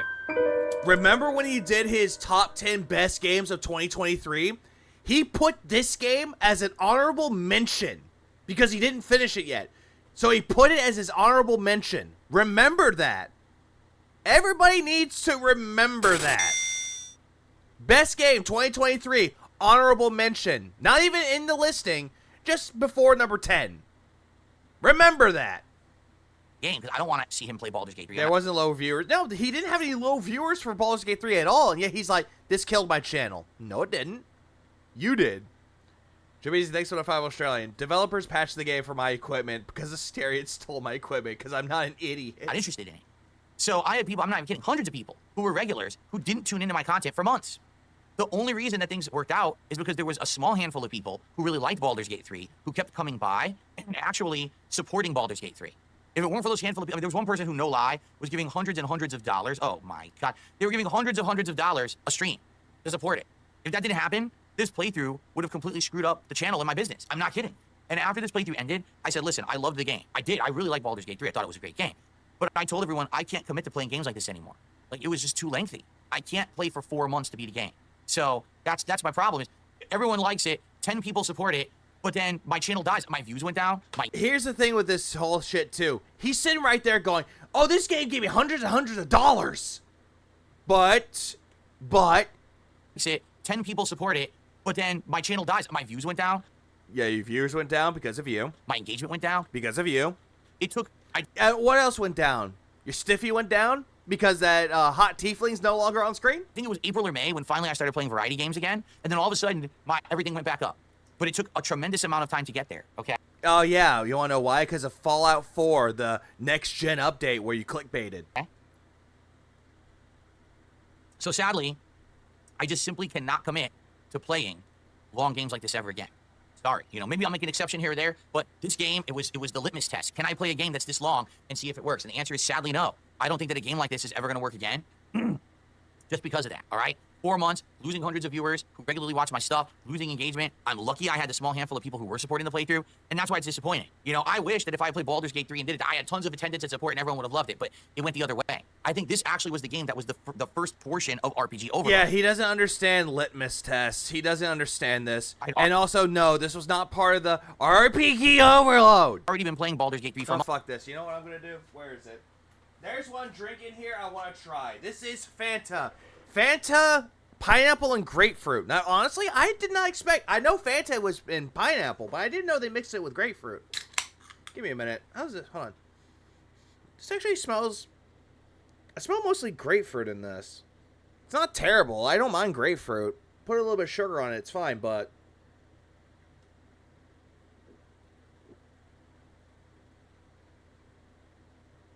it's not bad.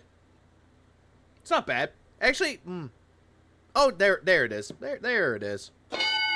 It has like a grapefruit taste going down, but it has a pineapple aftertaste. It's so good.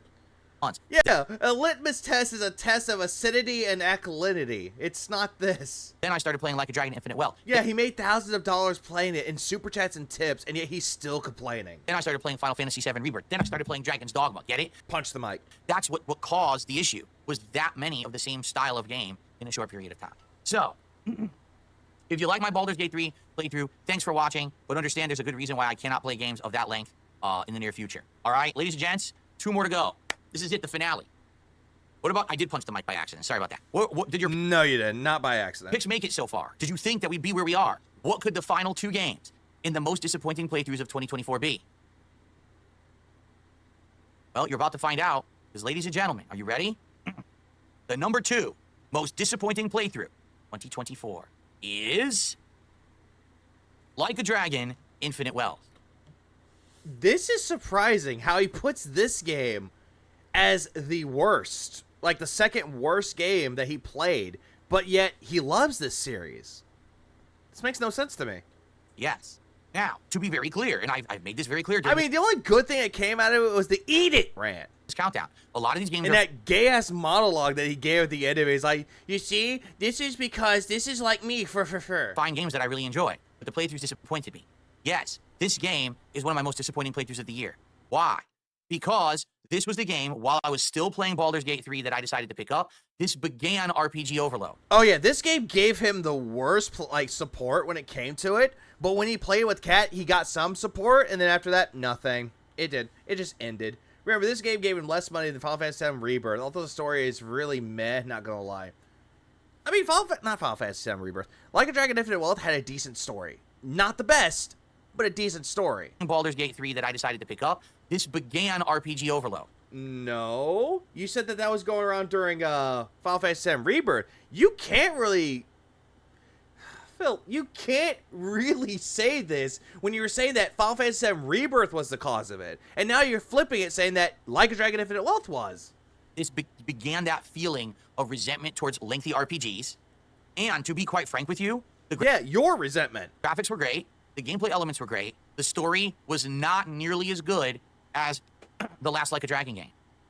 And that's sad.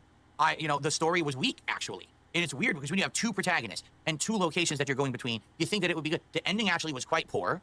It actually kind of retconned the whole idea of one of the... Phil, you were going on that gay monologue about how the detractors can't harm you. Plots of the game, which made it way less meaningful overall. And, sadly, it just didn't resonate. Again, less people tuned in and watched this playthrough than the original. Less people liked it. And again, I think it's because of RPG overload. So, listen, again, game was fun, game was sound, great mechanics. I liked all the job systems. I liked the 2 locations. All of that was great. But man, I was disappointed by the story, and I was disappointed at the RPG overload that we experienced while I played this game. So I'm sorry that I couldn't make it a more entertaining playthrough for all of you. No, and you kept saying over and over that even though that game was giving you less support, you're like, oh, but I love Like a Dragon Infinite Wealth. I fucking love it. And then all of a sudden, oh yeah, it didn't give me money. Surely tried. The graphics were good. Isn't it literally made on? Literally made on the identical shit the previous game was made on? Same assets and models, etc. Yeah, it was the same engine that RGG Studios use. But there's only not that much. I think it's like the Dragon really do. In regards to making a game like this work, besides just playing with the elements and having fun and joking and doing some commentary on the story or whatever, and then hanging out with the audience, which is what I did. You didn't even do that. And it didn't really catch on. Attendance was low. People kept begging me during this playthrough to quit it, by the way. I'm not even kidding you. People were like, oh, if you're already playing Baldur's Gate 3, please quit. Like a Dragon. No, they were telling you to quit it because you were complaining about not getting enough money. And you're like, no, I'm not quitting this game. I love the Like a Dragon series. In Infinite Wealth, we don't want to see the rest of it. I'm not kidding. This was 100% from the audience, people begging me to stop playing. So, very sad, okay? Also, someone's asking me, can I explain how the ending kind of retcons the story? No, because that would ruin the story. There's no point in me doing that. Not gonna, spoil the story. Phil, the game's already been out for about a year. Who cares? For everybody. Who cares? Okay. Ladies and gentlemen, this is it. Number 1. What could be the most disappointing game playthrough of the year of 2024? He was hanging out with his audience. Yeah, guys, nobody's hit the goal. What the fuck? Give me money. Could it be a game that I purchased for full price ended up sucking, and I really was upset that I spent that much? Could it be a game that was full of bugs, that was incredibly disappointing because it should have been way more polished at launch? Was it a game that because of its incredible length ruined things? Was it a game that didn't have the features or good netcode? Was it any of those things? I have an answer for you. Nope. By the way. Kill yourself. It was none of those things. It was none of those reasons. Are you ready? That was pretty good. All right, ladies and gentlemen, my number one most disappointing game playthrough of the year is my biggest regret of being a content creator. Are you ready? Seriously, I'm not. Oh, it is? This is your biggest regret as a content creator?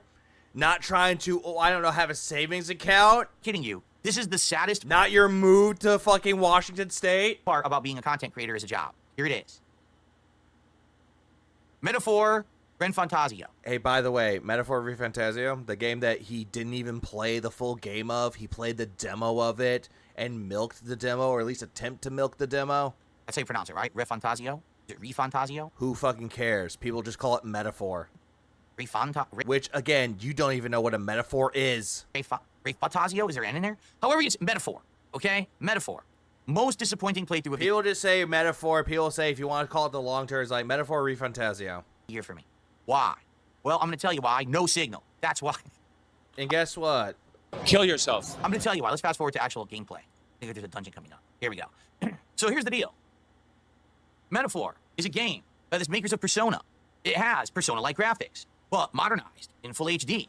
Don't think, no, this was not made by the same studio that made Persona. This was actually made from the creator that made Persona, but it was his own studio. It's got great dungeon crawling. It's got excellent turn-based combat with new elements that are different from Persona, but some similarities. How so? It's got a great story. That's a new world that they created from the ground up. That's original and isn't a copycat of anyone else's. It's actually very interesting. It's kind of like Persona with new gameplay elements set in a fantasy universe. Not really. It's great. Take a look at how it's just a medieval Persona game. How it performed. That's all this is. It's just a medieval Persona game. Runs really well, right? This is on PC. So, why in the holy hell? Same here, Jim. Same here. Would this be in my most disappointing game playthroughs of the year? Well, I'm going to tell you why. Ladies and gentlemen. No money. I need to tell you a little story. I love JRPGs. I already finished that one. Hold on. Give me a minute. Let me see. What have I not finished? You know what? Give me a minute.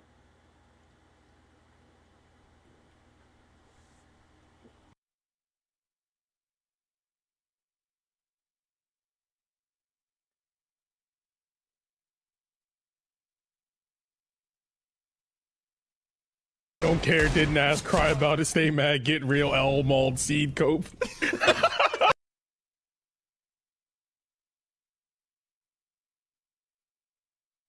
Alright, I'm taking a drink out of this other care package too, because apparently I have 12 drinks in here. Most of them are going to be the Lucozade, the energy ones in the can, which are, not going to lie, actually pretty good. Here's one that it's called Vimto, or Vimto. Love the taste or your money back. Now, I don't know what this is. Like, I'm looking at it, and I see that it has, like, melon, raspberry, and I think acai or blueberry in this. Let me see.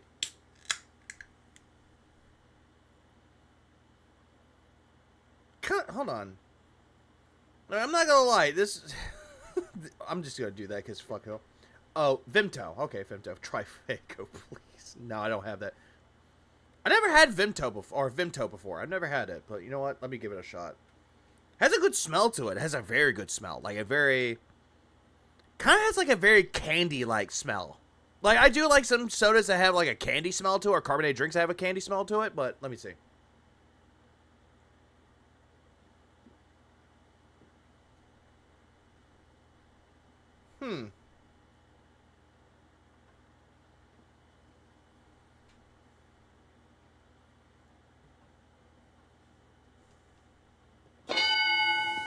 Oh, give me a second. Yeah, I didn't want to be rude and be like, oh, it's so good. It kind of tastes like candy to me. Like, it has like a candy flavor taste to it. That's what it does to me. It tastes like candy. And I actually like that. The Vimto is actually nice. Do I have another one in here? Let's see. Yeah, I have another one in here, too. So I'm going to save the other one for later. Yeah, it has a candy taste to it. Vimto is good. Not going to lie. Vimto is good. Turn-based ones. Again, Moki, a.k.a. the Scottish mom, because the reason why I called her that, because before Atlas started doing the whole thing about telling me to go to bed, she was one of the people that was telling me to go to bed. Like, she was like the original person that was telling me to go to bed. Same thing with Heather, but Heather's not around anymore. Hope she's doing okay. Please clap. But yeah, she was the one that was actually concerned for my well-being, because I don't sleep. Particularly. They're some of my favorite... And that's why I call her my Scottish mother, my Scottish mom. That's what she is. ...games. In fact, I would argue... And I know, and then Reaper came in and he's like, what? What? He's like, yeah. Problem? ...that JRPGs is probably one of my top 4, maybe top 3 favorite genres of games. They're not. Oh, Iron Brew is the GOAT. I had Iron Brew. Iron Brew is so good. Kind of has like a cream soda taste to it, in my opinion. Okay. Scottish my wife. Okay. She would actually do that, Dank Tank. She actually would say, go to bed, young man. I grew up playing them in the 1990s. That, and she would also tell me, like, because I said I hadn't seen Roger Rabbit or Who Framed Roger Rabbit, and she actually did yell at me to go watch it, and I finally did. Good movie. Classic movie. Games such as Final Fantasy 2 and 3, which now are called 4 and 6 on the SNES. Thank you for pig-splaining Final Fantasy 5 and, or was it 4 and 6? Thank you for pig-splaining. Yes. Chrono Trigger. Earthbound. No, it wasn't Chrono Trigger. It was Chrono Trigger. The Suikoden series, which I love. Suikoden. And I can't wait that there's a new remake collection coming out, and maybe I'll be able to share those experiences with all of you. Among many, many others. I played a lot of JRPGs, Wild Arms, all kinds of stuff growing up. You did not play Wild Arms. Bullshit. They have a special... All these RPGs that he played, the only one that he played was Earthbound. But I don't think he played it when he was younger, though. If he was a true fan of Earthbound, or the Mother series, he would play Earthbound Beginnings, or Mother 1. He would play Mother 3, but he won't even do that. In my gaming it was Chrono Trigger. Okay, they do. So when I get and Moki's never wrong. What do you think about Jessica Rabbit? I don't hate her. She's just drawn that way. Play a JRPG with all of you, and we have a chill and interactive... Yeah, no way in hell he played it young. He played it when he was older. The last time that he played it was, funny enough, when he lost Streamlabs, I believe. Even fun time. I have a great time. Don't shit on Wild Arms and Xenosaga. I don't hate Wild Arms. I don't hate Xenosaga. And it's funnily enough, Xenosaga went on to be Xenoblade. Same studio. A memorable experience. One of my most memorable experiences that I ever had was playing Dragon Quest XI with all of you. Or The Summer of Judgment. Anyone remember that? These are games that are just awesome social experiences. Oh yeah, The Summer of Judgment. But also have great gameplay elements, great stories, and I love playing them. The problem is, if you haven't seen the running pattern from this countdown, for some reason my audience, most of you, don't like JRPGs anymore. He's immediately blaming his audience. We've got a disconnect here. We all know why. We like fighting games. We like sandbox-style games. We like this. We like that. No, bitch. Not everyone's gonna like certain things. GTA. We like shooters, right? Yeah, we like this. I love how he's trying to generalize his audience by saying we like all these things. We like FromSoft games. There's a lot of things we have in common that we really like. But when it comes to JRPGs, we're definitely starting to have a great divide. Okay? But with RPGs, we have a divide. And then that fucking song, Great Divide by Linkin Park, plays in. Recipe Strester. This was definitely the year of RPG overload. I admit that. No. Okay, I admit that. I admit that it's RPG. Definitely. There were too many social experiences. The dude literally in this video shat on people for having a social experience in chat. Yeah, because basketball. March Madness. Long drawn out. Stop watching those basketball Americans play. RPGs this year. I played too many of them early in the year. I stopped doing that. And then I didn't play RPGs for a very long time. Oh, well, where, Phil? That's on you. Yeah, we went from RPG overload to RGB overload. Okay? When Metaphor Rifantasio had a demo out, which was the week before the game actually had a full retail release. Yeah. Actually, yeah. About a week, maybe 2 weeks ago. Told you guys I was going to do the demo. And based on performance of those streams, I would determine if I was going to buy the game and do a playthrough or not. Because I wanted to do it. Like, I totally was down to do it. But yeah, this isn't Basket Chat.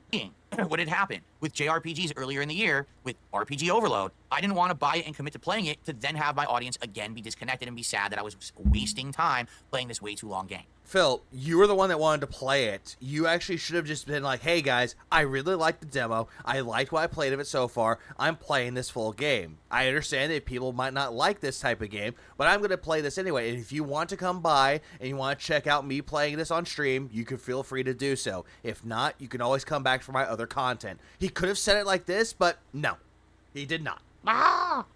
Okay. Oh, Balti, we all know this is a foul-out lie. And so, when Metaphor came out, I played through the demo. Also, Hulkenberg.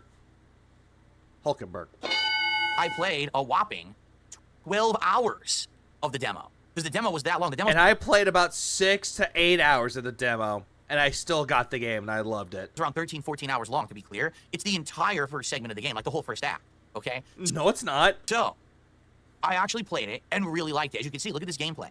It's like I said, it's like Persona, but with a twist, and it's really well executed, and the graphics are great. Like, I was having an absolute great time with this game. The visuals just remind me a bit more of like Persona 5, but just like polished a little bit more and in a medieval setting. All right? But sadly, multiple times that I gave this game a chance. I think I did 4 streams of it, okay?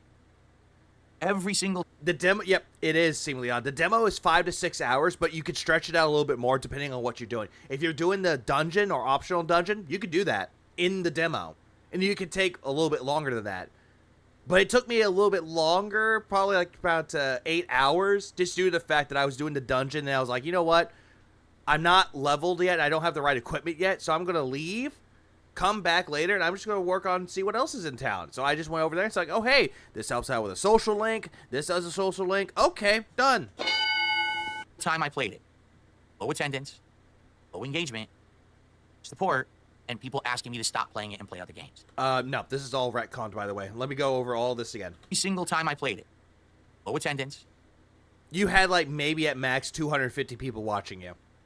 Low engagement. Low engagement being that people were talking in the chat, but not about him or the game. Support. Low support, even though he made $84, that's tier 1 tips goal already hit. Hit $84. And people asking me to stop playing it and play other games. I highly doubt that people were asking you to stop playing the game, Phil. You were the one that was saying, hey, do you want me to keep playing this game? Because I don't think people want me to play this game anymore. Looks at the money. Well, no one wants me to play this game anymore. All right? I tried hard. I played 3 hours, and then 6 hours, and then 9 hours, and then 12 hours. I kept playing it. Even though people were telling me not to, I kept playing it, trying to give it a chance. But at some people, in quotes. Point. People. You got to throw your hands up in the air and be like, listen, I gave it the good old college try. You didn't. But it's just not working. And that's exactly what happened with Metaphor. His whales probably did, or one of them did. Now, the funny part about... Probably. I'm saying probably. That's like speculation at that point. What it was. When I announced to everyone, well, guys, I guess we're not playing Metaphor. Why not ask if they want you to rope? People got on my case, and they're like, Phil, why aren't you playing Metaphor? Why? I did. Here's the question about these people. Hey, Phil, remember the last time that people told you to play a game? You know what happened to those people? I'll tell you what happened to those people. You banned them. You say this stuff. You're mad I'm not playing a game, but where were you when I was playing it? And here he goes gaslighting his audience again, saying, where were you when I was playing this game? Hey, Phil, you were playing this game during the daytime. They were probably busy, Phil. They probably had to work. They were probably at school. They were probably doing shit outside of this. They're not going to sit there, ass in seats, 24/7, watching your content. If I had... I feel like he calls this disappointing playthroughs because disappointing game with this top 5 would get him killed. Oh, absolutely it would. Hold on, 1 second. Computer Science College tries for Phil. He failed it twice and changed majors. Tip to business degree. Gotten attention and engagement and support when I played it for 12 hours, then I would have bought the game and played it. But the people who wanted to see me play it didn't show up for the streams. So what do you want me to do? Listen, where's my money? Is both a business and a hobby. No, Phil, you don't view this as a hobby anymore. You view this as your job. You say you do this for a living. You no longer call this your job anymore. Not job. You don't no longer call this a hobby anymore. And then when you want people to feel bad for you, immediately you go straight into, oh, but this is my job and my hobby. Who gives a shit? Cope. Yeah, his top 5, his Player's Choice winner, Game of the Year contender, another Game of the Year contender, actual 2023 Game of the Year, Infinite Wealth, and another game contender, as well as the best RPG. Yep, there's that. I'm a lifelong gamer. Oh, I know. I know he got a business degree. Games. It's my passion. It's what I love to make content about. Okay? I love games. I love this. Phil, you look bored. Like this. I would have loved to do a full playthrough for all of you. I'm sad that I didn't. But this is my business and my job as well as my hobby. I can't just sit here and play whatever I want, because if I did, in this case, I would have went out of business in 2024. Okay, why didn't you play it then? I would have been playing all these RPGs. Apparently Phil's valedictorian journey did not include debate, which is very odd. Yeah, it's very odd. Bruh. And no one would have shown up. I can't make people engage and like content. All I can do is showcase said content in an entertaining and fun way and hope that it works for you too. None of that. I don't see any of that when it comes to fun, entertaining gameplay. And you know what? Going back to when Phil was like saying that detractors are always negative and they can't have fun, they don't know what positivity is. Watching people like Indrid going on her streams and just watching her play games, like games that either A, I might not be interested in, but I like seeing other people play them, or B, games that I actually bought and played or want to play, and seeing her play them and she's having fun with it, that's a big true comparison between what she does as a hobby to what Phil does as a quote-unquote career. It is a big fucking difference between the two. Indrid's having fun when she's playing video games. She's actually enjoying and engaging with her audience.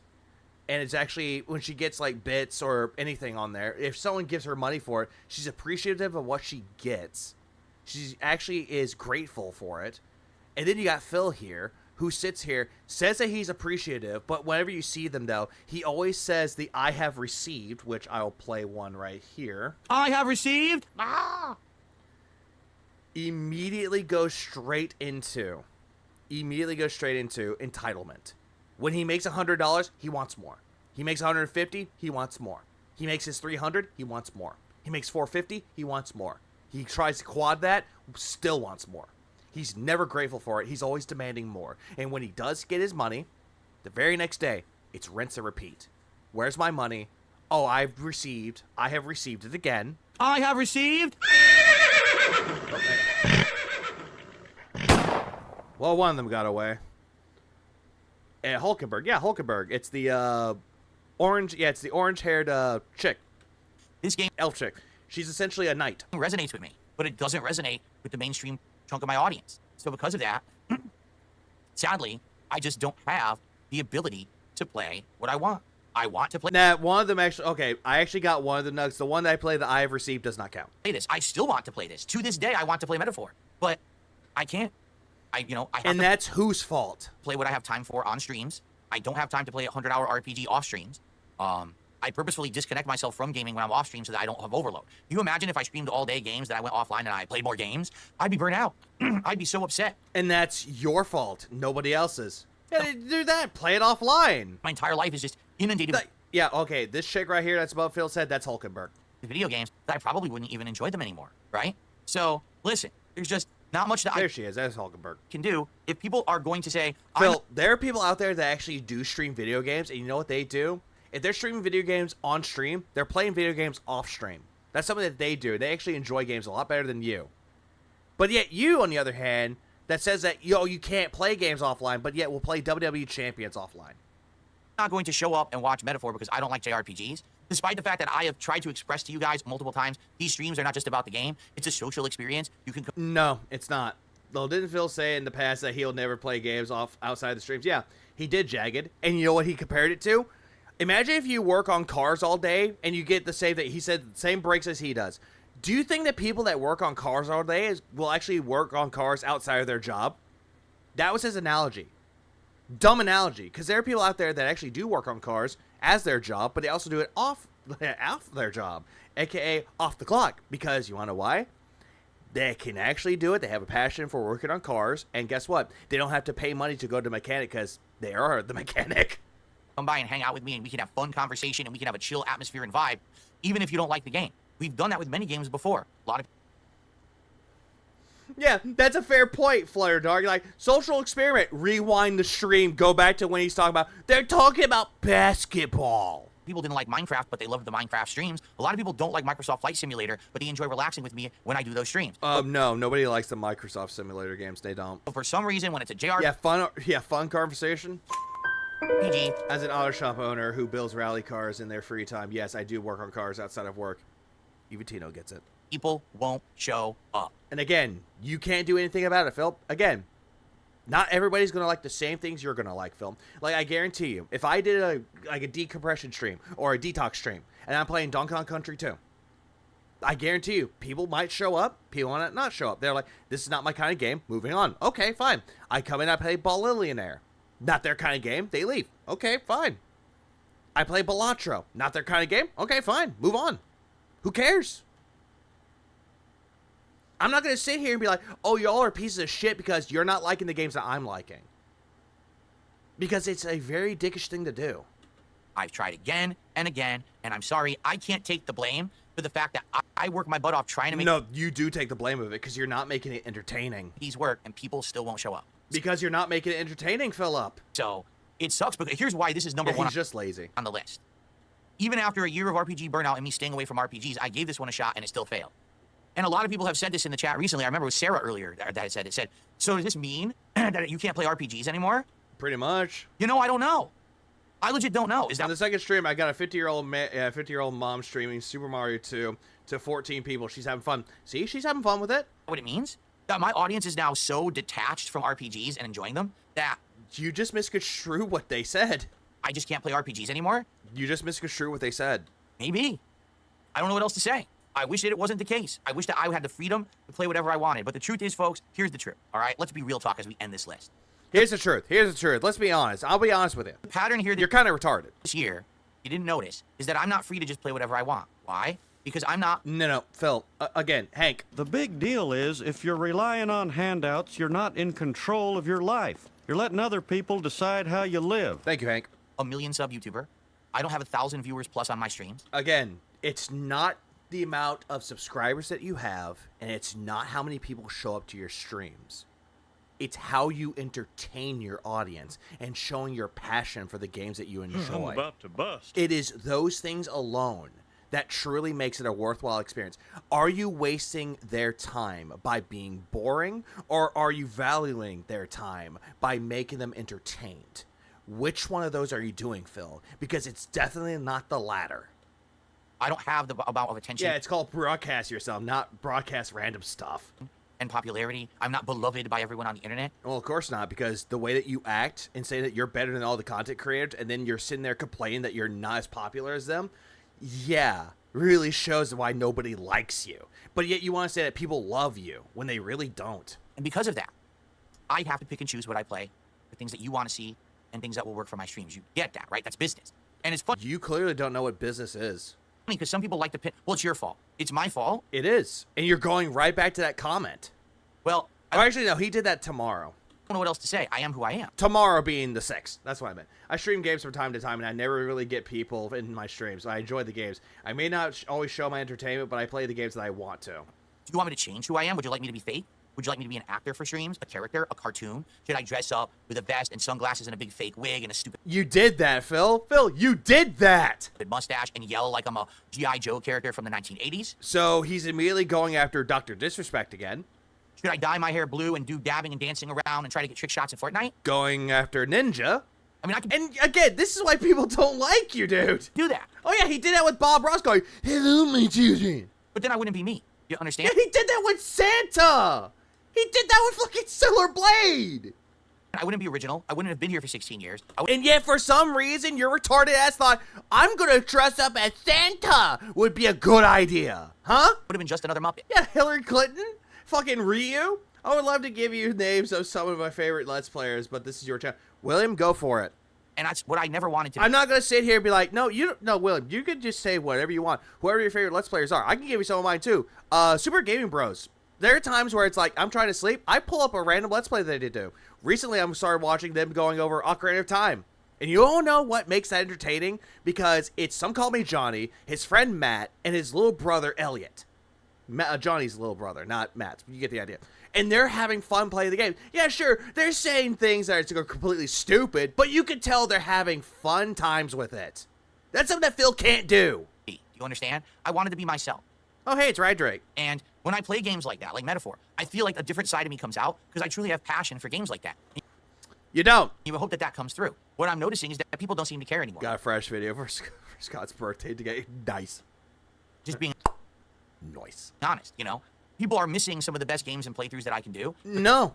You want to know why they're not missing out on it? Because they can go play it for themselves and get better experiences. Because they just don't care, And there's nothing I can do to make people on the internet like me more when there's such a level of negativity and hatred towards me that's completely unwarranted. If anything this year, have we not seen that? I need to do a replay of Hotline Miami, actually. All the Santa, Ryu, Ken, Colonel Sanders, Bob Ross, Yoshi, Hell, Pig Knight, Cookie Monster was another one that he did. Bullshit strawman arguments have been dispelled. The WWE Champions thing.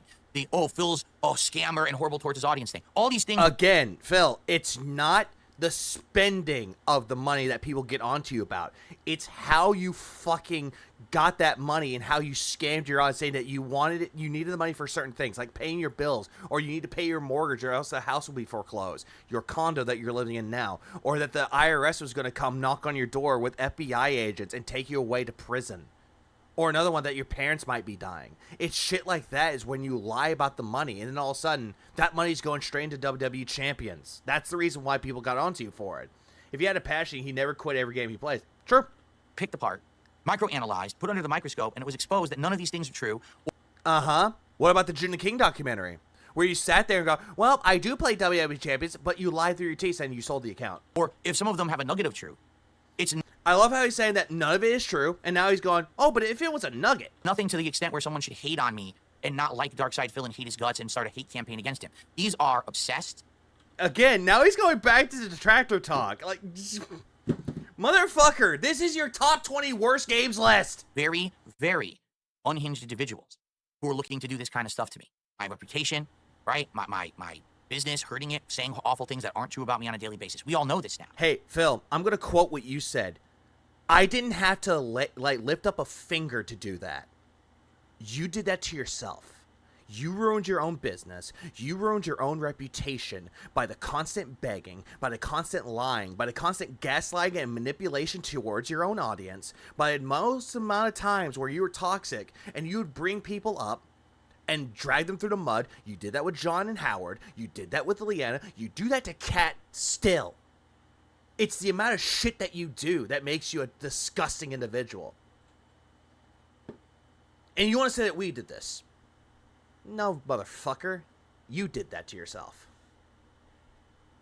And the corner demons agreeing with me. Yeah, there is no light side, only dark side, Phil. So I can't What up, Kayla? make those people go away. Yeah, you can't, because, again, if one detractor, like the Hydra, one detractor, cut off the head, 2 more sprout up. 2, 4. 4, 8. We'll keep coming out of the woodwork, Phil. All I can do is do what I can to persevere through it and continue to make content and not give up.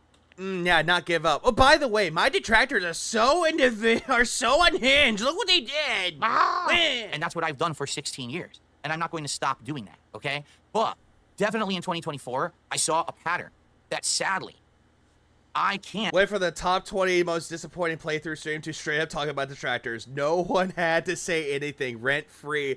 Ah, yes, rent free. Night Hydra math again.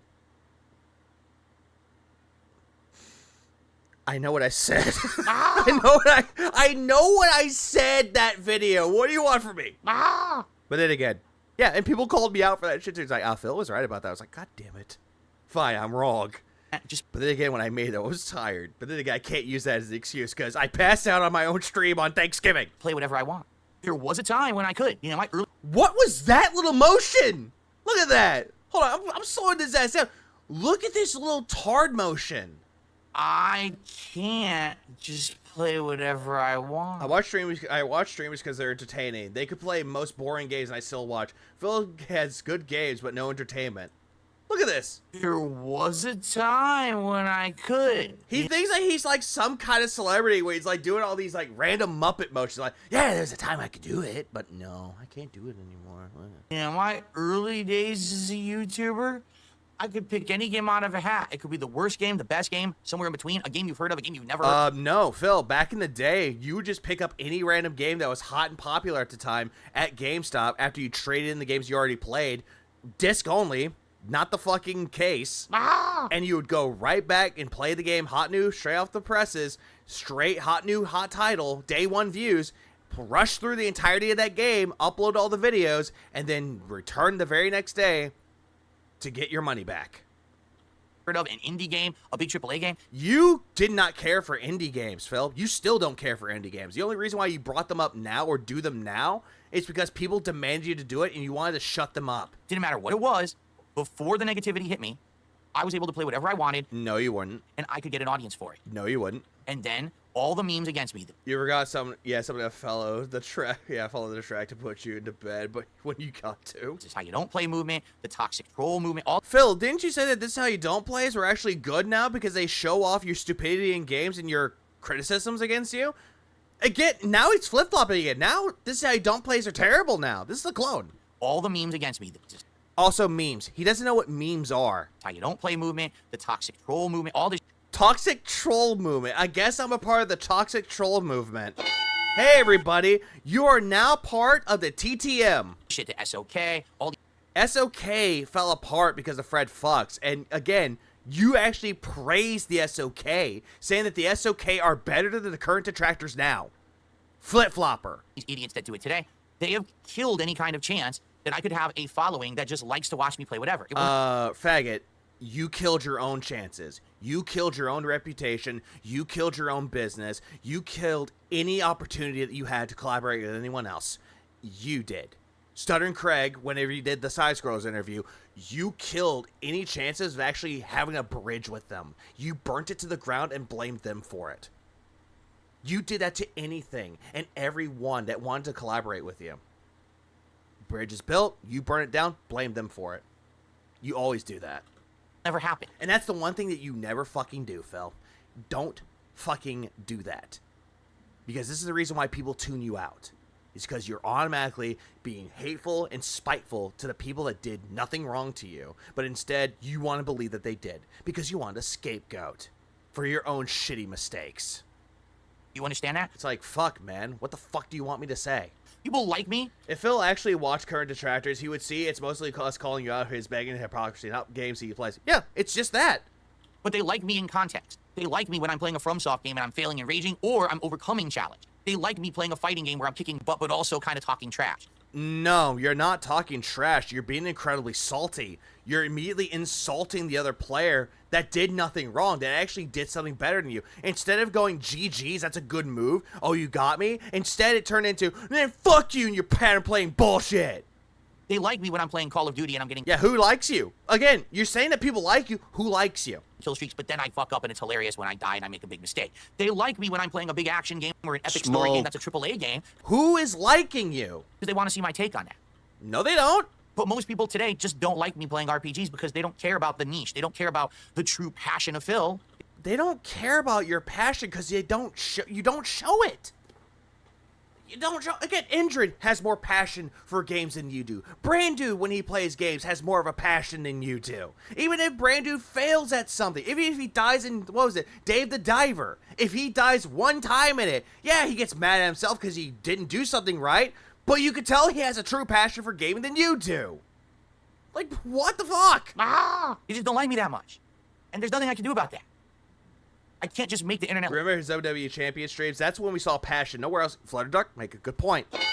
Every single time that he would play WWE Champions, he'll go into detail about each wrestler. He would go into detail about the gameplay and the menus. Like, you saw true passion with a fucking gacha mobile game.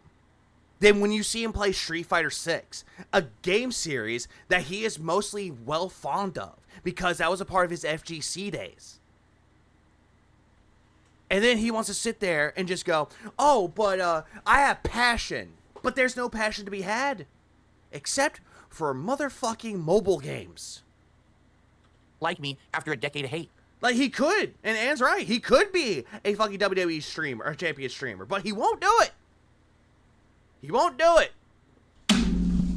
What? Now, the reason why I played that, because we all know who's in here. You know, the only way I could do that is to be fake and to pretend to be someone I'm not.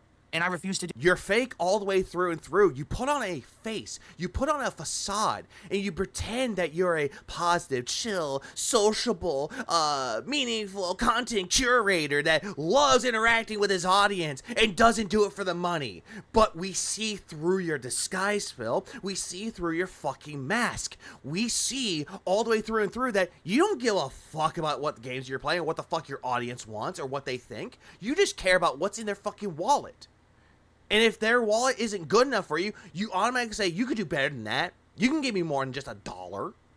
And then when they give you more than $1, like $5, it's still not good enough. $10, not good enough. $20, not good enough. $50, oh, you're getting close, but that's not good enough. $150, that's what I'm talking about, but that's not good enough. Give me $300. We need to hit that goal. We need to double it.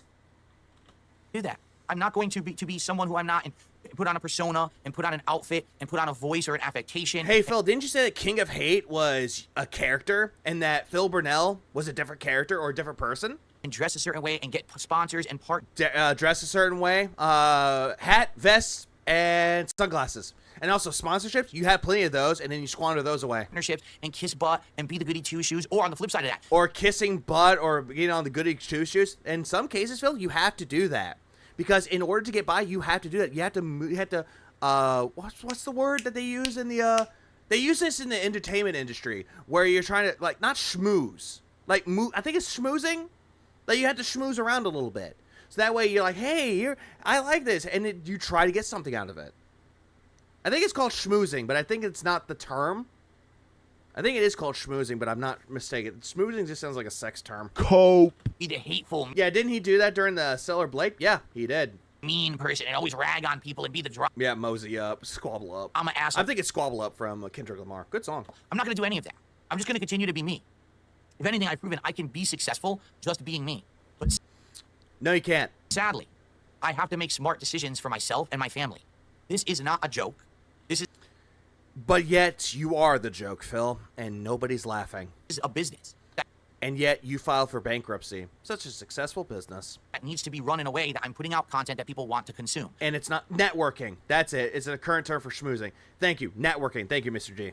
Thank you. Thank you. Yeah, you got to network around. And that's the thing. That's the same thing with, like, collaborations. It's networking. You need to do that. But Phil won't do that. And if he does do it, he wants a pay cut out of it. Because if the idea of a job is that you put in work to create a product or output that... You're not providing anything of that, Phil. People will then consume and purchase for monetary means, and then you can make a living doing it, then I have to make content people want to consume. You're not doing that, Phil. People, sadly, don't... I know Brosai was in the chat. That's why I played the sound effect. ...want to consume RPG content. Again, not everybody's going to like the same content as you. No one is going to like it. Everyone has a different taste. They just do. There are times where there's someone else in the chat. Like, what is it? When Brosai plays a game. Like, if he plays a game that I don't like, I'll stick around because it's him. It's the entertainer. It's the streamer. Same thing with Indra. If she's playing a game that I don't care for, I'm sticking around because it's the streamer. I like what I'm seeing because the streamer's making it entertaining. That's all. But that's something you don't get. So I can't make it. Now, I'm not saying I'm never going to play an RPG ever again. Yeah, but you'll play one that's smaller. I'm just saying that, sadly, there's just not much I can do. That's a false correlation. The game doesn't completely dictate the audience. He never admits that, which he doesn't. When people don't want to consume that content on this channel. There's plenty of people out there who play RPGs, but they're known for... In some cases... Well, I was going to say Doomscribe. In some cases, depending on the game, though, because some people might not, like, vibe with the game. Even though they might vibe with the content creator, even though the content creator might be entertaining, sometimes the game might not be for them. It's like, you know what? I'll be back later. Right? That's their forte. That's a niche of theirs. They're a specialist at it. So they can play RPGs and they bring in the views and bring in the support, and that's great. But I'm a variety dude. People have come to know me to play a variety of content, and they like that. No, they don't. They're not coming by for the 100-hour playthrough. They're coming by for a 3-hour stream of fun multiplayer. They're coming by to see me make progress against a really tough boss or dungeon in a Soulsborne game. Yeah, but you do it boringly. You see? That's really where I think my forte is at this point. What forte? Phil, what forte? You have none of this. You have no skills. That's true. He just uses that excuse too much. He always does. Well, I'm also going to say this too, and someone made a good point of this as well. There are content creators that will take boring games or really bad games and make it entertaining. They just can. And then there's some people that will actually leave a game, not come back to it with justifiable reasons. Phil just quits games because he's not making money off of it. Like Maximilian, dude, quitting Callisto Protocol. He had a reason why. The game was buggy. It crashed out on him. He couldn't play it anymore. He just couldn't. So he went back to God of War Ragnarok. He gave a justifiable reason. The game was buggy. Phil just quits a game because he didn't make his $150 that day. And that person is absolutely right. He's letting a whale dictate of what should be played and what shouldn't be played. Because they just show up and give him money. The truth of the matter. If you have anything to say, please leave a comment on this video. I want to hear your opinion. But the truth is, Oh, they did. You responded to it and you got really pissy about it and told him to go monetize it. I didn't... He says he has a forte in Soulsborne, yet he shows no skill in Soulsborne. Also, skills should at least have somewhat transfer, but they don't. Action gamers are peak in one and good in many, but he's the master. He's not even the master of none. He's just the poser of none. ALRPG. Sometimes the worst games are the best games. Depends. True. Like someone played Ride to Hell Retribution. That game sucks. I love them. And it's instant as well. Literally, all that requires in one stream is not hitting one of the goals. Tried to play a lot of them this year. Not a single one worked. Not even the ones that I toughed through. Like Baldur's Gate 3. Like a Dragon Infinite Well. None of them worked. Prince Vegeta, Axis Log, God's Bicep, Meteor True Nerd. Wait, hang on. Meteor True Nerd is some of my favorite Let's Play. I might give those a shot later. Those actually sound pretty interesting to me. No. Remember, if he dies, it's a buddy crap, dude. That's why he quits. Not all the time. Not much I can do about that. The truth is, I'm now being pulled in a lot of directions, right? I'm being told, play these indie games over here you've never played before because now you have a gaming PC. No. When people told you to play indie games, you tell them, no, not interested in that. Play, what was it, with your wife. What was that game called? Overcooked? No, not playing that. Looks too chaotic. Can't read tips. Play these old games you've already played, but now play them with mods because you have a gaming PC. And you chose Dark Souls. Play AAA games because you have a gaming PC. Again, he's talking about this whole thing about gaming PCs, PC gaming, but he was never a PC gamer to begin with. The last time we've ever seen him play PC games, he was smashing his hand onto the fucking keyboard because he was dying too much. Remember him playing Hotline Miami? Remember him playing Super Meat Boy? When he got angry at the game, he was smashing his hands on the controller or the keyboard? Yeah, just really shows how really well-versed he is when it comes to PC gaming.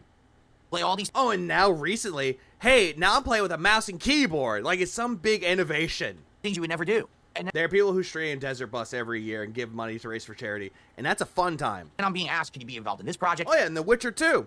The E button is broke. Could you do this new type of show? Could you do this and that? I'm being pulled in a million directions. I'm actually in demand. That's a great thing.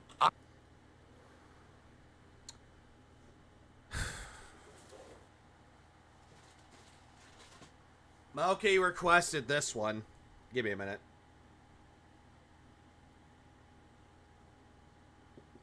Moki requested that I try this one. It's Bar's American Cream Soda.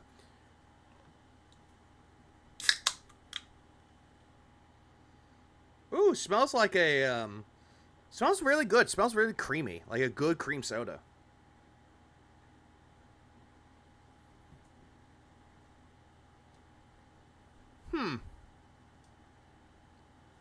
Huh.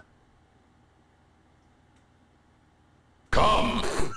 No, I meant to play this. That was actually not bad. No, it's called Bar, not Barks. Bar. I'm not complaining in any way. And tangy, very robust, and flavorful. Yeah, all of it, except for tangy. Yes, Broside, he did say he's in demand. And you know what?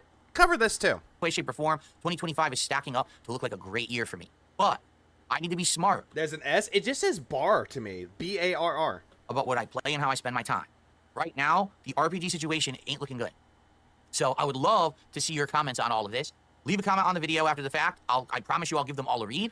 Yeah, all this that I'm seeing right here, he's being very egotistical, and that's not a good thing. This is the reason why Ashton keeps talking shit about him on his own show on Kino Casino. Appreciate constructive feedback, but I need to know when literally half the list of the most disappointing playthroughs of the year were games that were RPGs that I was enjoying, but no one was engaging and supporting. That's an issue. Have I tried Mountain Man Beer? No, I have not. Well, read it again. Read what again? Now, admittedly, some of them were. Dragon's Dogma 2. Bucko gotta check his ego, lol. Kino Cucks have shot that arrogance out his snoot. That literally was a stinker. But a lot of these games this year were games that I wish I could have continued with, but where was the audience? So I can't play games that no one shows up for. You understand? Again, blaming his fucking audience yet again. And it's not like I don't get an audience for Well, any. that makes sense. Same company.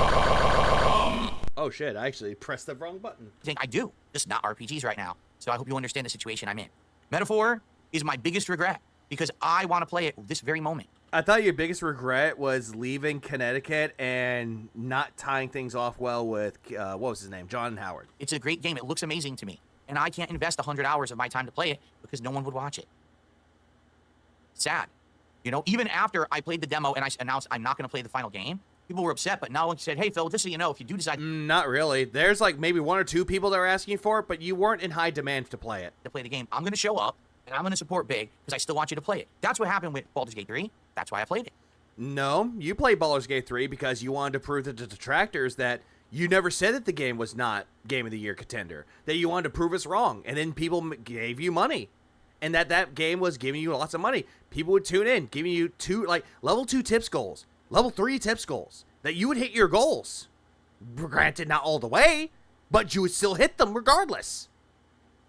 But I'll give you 2 screen grabs. I sent it to Jad last night. Phil's talking about view counts and success. All right. Didn't happen with Metaphor. It seems like it's a small group of people who want to see it, but then they don't show up. So there's not anything else I could do about it until we reassess. And I think 2025, we're maybe going to have to reassess everything. And that's sad. I don't want to have to, but... Tired, hunger, God, just like being on call. Just ruins the next day. I agree. That's reality. It's not a situation... You don't know what reality is, Phil, because what you're thinking is reality is not your reality. Where I have control over it, because if I go ahead and I play the game and no one shows up and no one engages and no one supports and it kills the channel, I go out of business.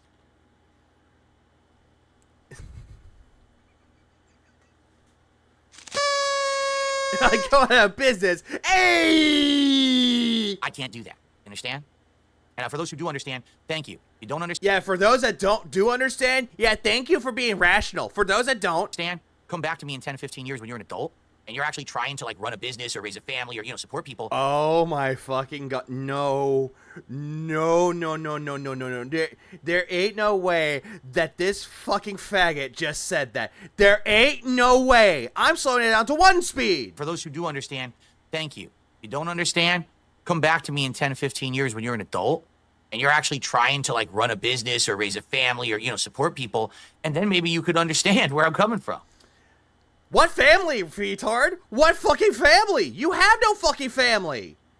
A wife and a cat does not constitute as a family. What business? You fucking gay The same bitch. business that you failed?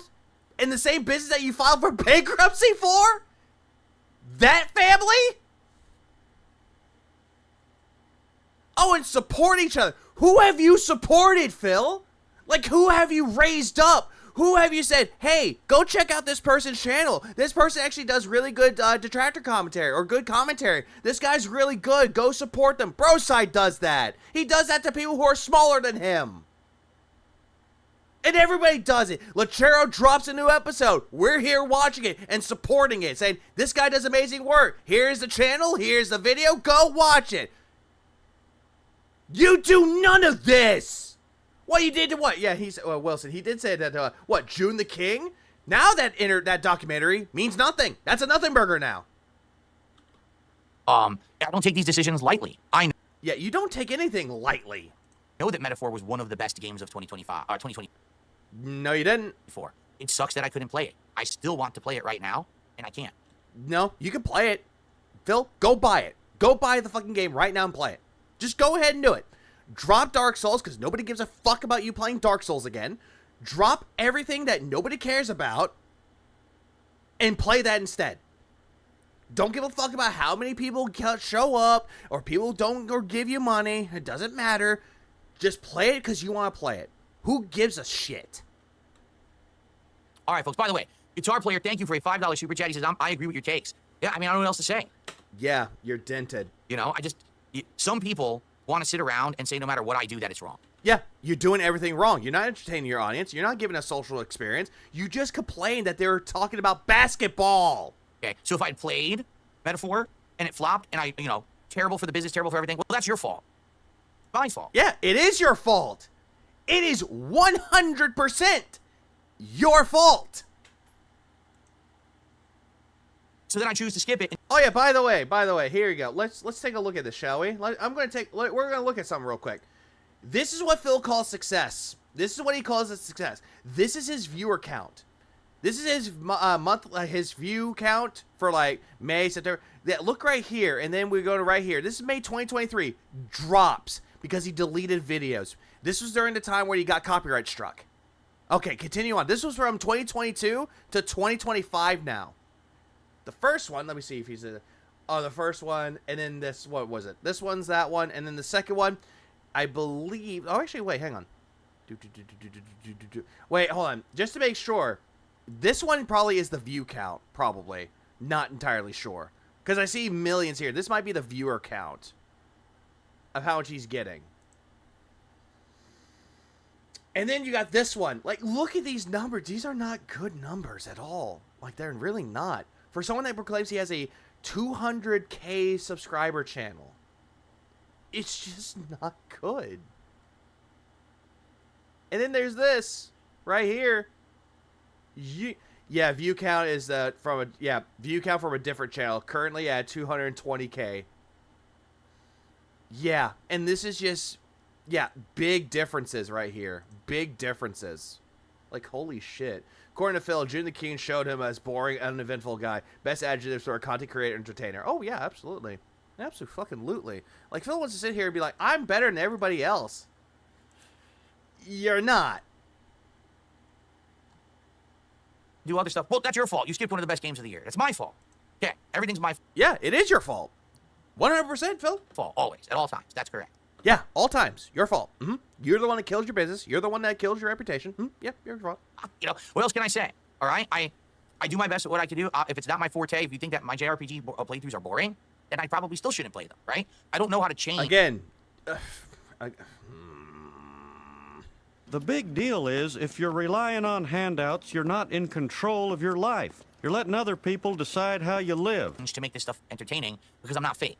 I wish maybe... You are fake. Maybe I wish that I didn't have these morals and values, and I could just be a fake person to everyone, and then... You have no morals and values, Phil. You're not a family guy. You know, I'd be in the same situation as everyone took every sponsorship. You're disgusting. Phil should be called No Family Phil, and commenting on Phil's perceived neglect of his son, Jasper. Oh, shit. Every opportunity to kiss butt and lie about everything and get paid for it and make that bag, but you know me, this is just a repeat. That's not me. I'm not going to sit here and do that. So now I have so much support behind the scenes that I can play anything I want because the money rolling in during a stream doesn't matter. No, these streams are actually where I make the vast majority of my income. So that's what I got to focus on. See? Okay, guys. Well, I hope. Well, that's done. I'm not continuing that rest of this part. Why is there a boat here? Am I supposed to ride the boat to school? Let's move on to... Oh, hey, guess what? Save the pig. Save the pig's life. Hell! The last one was total views. Yeah, you're still not good. They're still not doing good.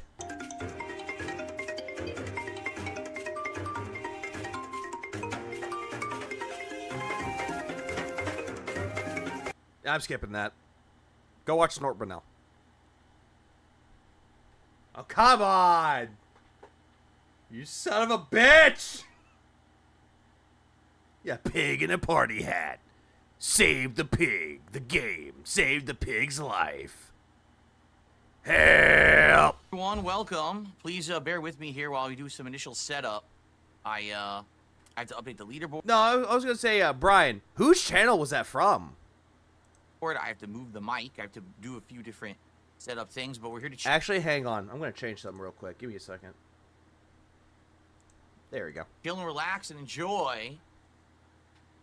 Best playthroughs of the year countdown. I hope that... Oh, yeah, by the way, 20 best playthroughs. That's what you're here for. I did not see this. Or, if not, made a... Actually, scratch that. I did see parts of this. I didn't see the whole parts of it. Wrong turn. And by the way, I just find it funny. I have to emphasize this. People have awful reading comprehension. Huh? Because, as I stated, this is the top 20 most disappointing and best playthroughs of the year. Huh? People don't read. And then they come... People don't read! And they complain, how dare you say that this is one of the worst games of the year? I didn't say that. You did. Did you even... You're going by your playthroughs and dictating which games are good, which games are bad. Pay any attention to the entire intro segment of the countdown or the actual name of the streamer video. Like, seriously, there's people leaving nasty comments. I can't believe you put this into your worst countdown of the year. You did! Do you even have any idea what you're talking about? Or do you just, like... He did that a few times. He's been doing that. Like, every single time that he plays a game, he's like, I really like this game, but it disappointed me. That doesn't make any sense. Run at and scream. You know what? Going back to...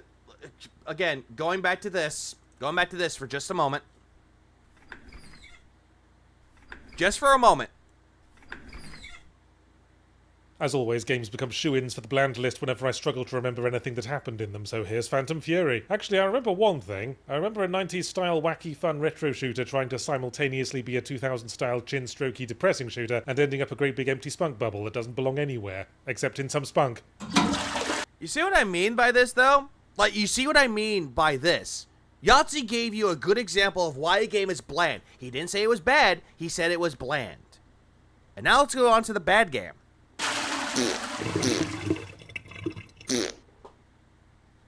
More and more, Nintendo's output has been reflecting a sort of "we're number one, so why try harder" attitude, mainly in Pokemon games, but that vibe's definitely crept into Echoes of Wisdom. Spicing up the Zelda franchise is going to take more than doing the same shit as always, but with the debug tools left on, especially when the design numbers add up like a presidential tax return. Yeah, there we go. See, that's a good example of how to do a worse game and how to do a disappointing game, aka bland. And a good game, too. He already covered the first one, which was he gave Astrobot 5th best. I think the 4th one was Metaphor. You know what? Actually, give me a second. I forgot, because I've seen this before. Was it Metaphor? I'll do one more. Hey, it was Metaphor. Concluding the yes, alright, the Game Awards get it right sometimes component of the top 5, Metaphor, refer to my previous email, is a stylish Persona-adjacent fantasy romp, let down just a little by being a bit dry and a bit standard as far as JRPG settings go, angry democracy sky dad notwithstanding. Yeah, and then there you go. You see what I mean? You see what I mean by that? That's how you do it right. That's how you say which games are good, which games are blah, and which games are fucking terrible. That's how you do it. People.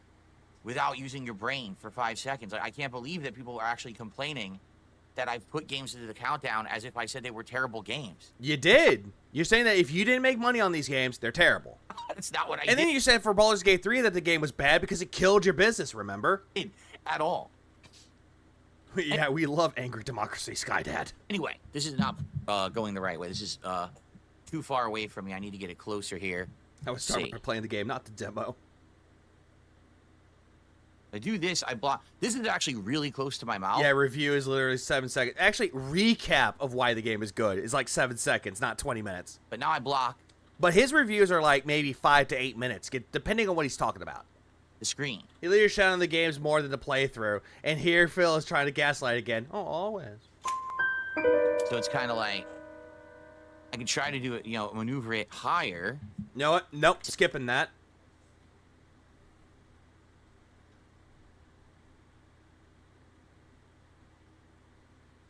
On the desk is better.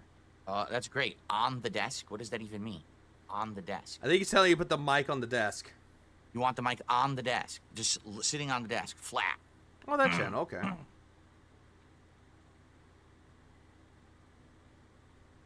Sarah, if you would unclog your ears of earwax, you would hear that I fully talk about if I like it. Hold on. It feels like these playthroughs are just being ranked on viewer support. I'd like to hear your opinion on the actual games, not which games you got the most support for.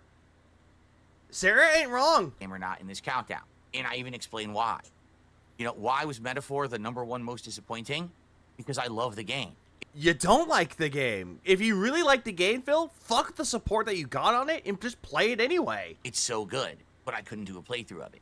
That's why. Yeah, you're just coping. This is all cope. Any man who must say, I am the king, is no true king. Cope. Well, he's the king of cope. I'll allow it. So you gotta listen. Instead of making demands on something that actually exists in the content I'm putting out. That's not a demand. Saying I'd like to hear your opinion on the actual games, on not which games you got the most support on, that's not a demand. It's a legit ask. How is that How is that a fucking demand? Do you know what a demand is? Acting like it doesn't. I swear to God, Phil is truly retarded. Like, he was valedictorian of the fucking slow class.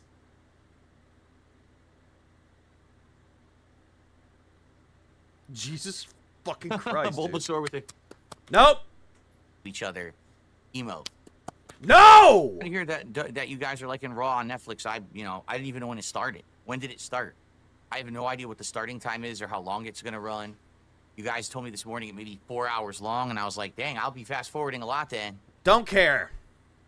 8 p.m. Eastern. Don't care. I just don't Anyway, care. There we the go. Best of. He does not know what a demand is because he's always demanding money from the dead. He's nose blind to it in the meeting. Here it is. Okay, we should be good. There it is. Wait, what? Yeah, he was in sped. He was. Definitely in sped. Okay, hold on. This is not in the right spot. This got to go up. I hate it. I fucking hate it. I hate it so much. And 2 of them were out of order. God damn it! You should have done this before ahead of time, dude. Oh, look, there's the lactating nipple stain right there. Look at that. It looks like he's like lactating right All there. right, There Slayer it is. has tipped $1 to talk about Raw on Netflix. He says they put a ton of budget into the show. Don't care about Raw. Being live. Raw Phil, different story. Podcast. Everything else is only going to be on demand. Barely could be considered a school. But he says that the pay-per-views like Royal Rumble will be on Netflix. Yeah, I think that's ultimately. At least AVGN was big enough to admit he went to a special school because he actually doesn't care. What WWE's going to do here is they're going to eventually. He'll never bring back that old mic. All Netflix, but the problem is. I don't care, Phil.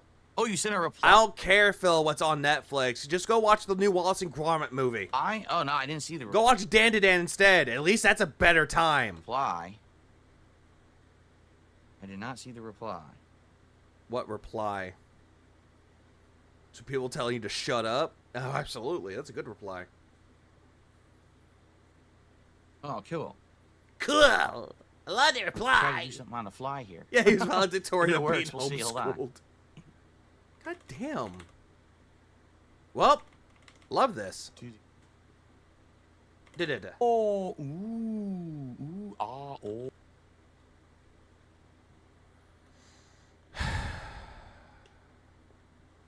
Kill yourself. Good news, even though my OBS crashed earlier. By the way, where's Cat? It didn't corrupt. Remember that fucking art that was made? That's the same person that made the art with him and Cat and Jasper all together. Where's Cat? The video. So. Did you kill Cat? Oh, it worked. Did you overfeed her? Did you give her some fugu? And it was the one that had the poison sac in it and it bursted inside of it? You killed her, didn't you? Here, we can also put it over here. You killed her with the fucking fugu. Watch this. You killed her with the puffer fish. Oh, I didn't need that. Divorce, dead. This. What I miss. Phil being a retard. Like always. An unfunny clown. Add. I'd rather watch a Joker 2 again. Joker 2 again than Phil's put- wrestling show.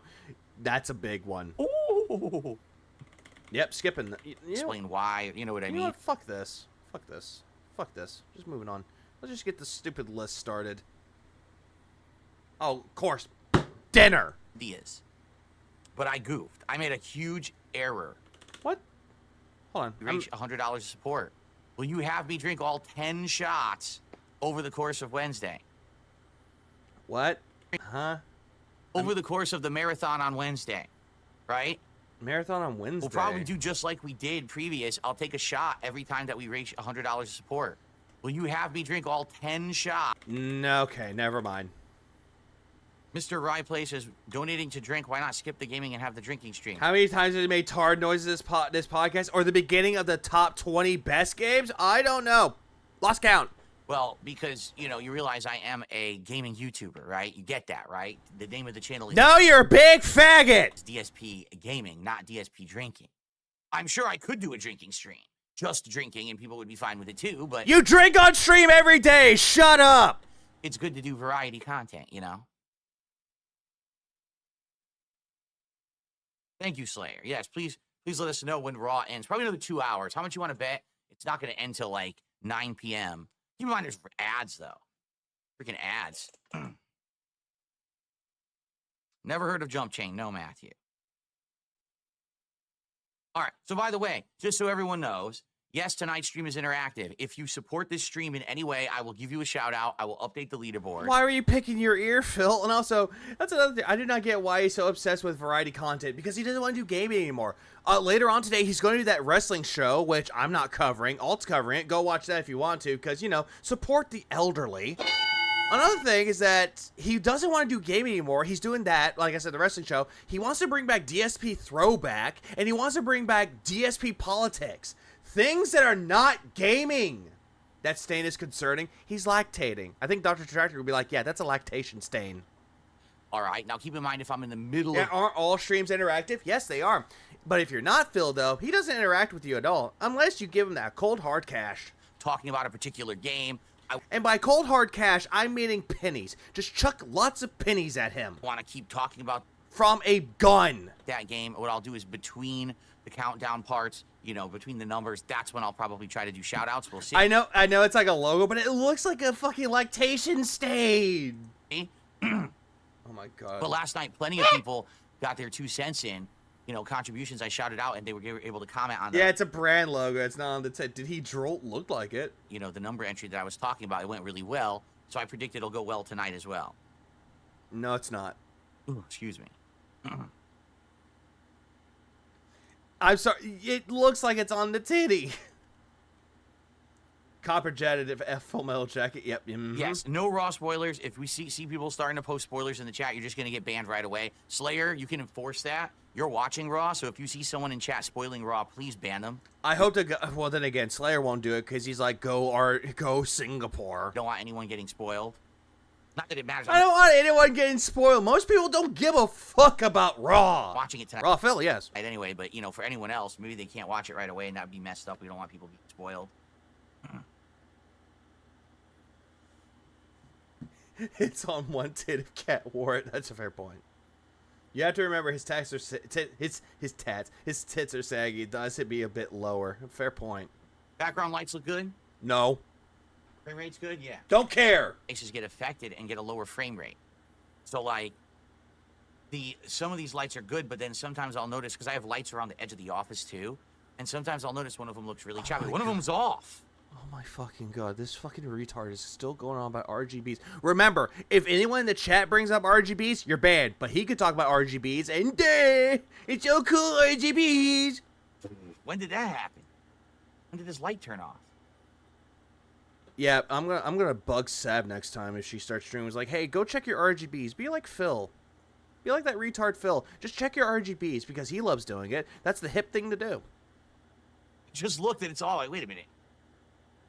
According to this, it's on. Or anyone that has RGBs in their setup. I'm just gonna fucking bug the shit out of them. And like, hey, you have RGBs? You better be a retard about it and just go dur about it.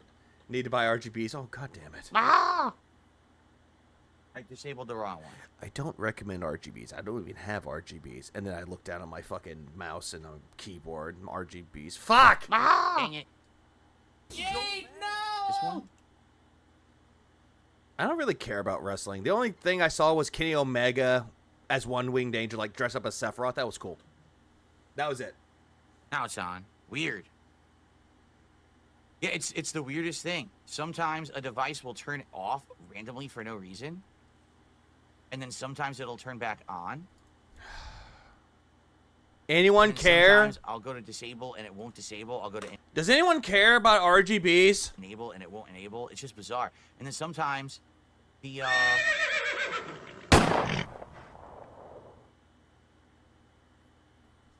What was that? Hold on. Nope. I heard nope. If you could turn, if we could turn you off, Phil. What was this? I don't care. Okay, no, I don't care.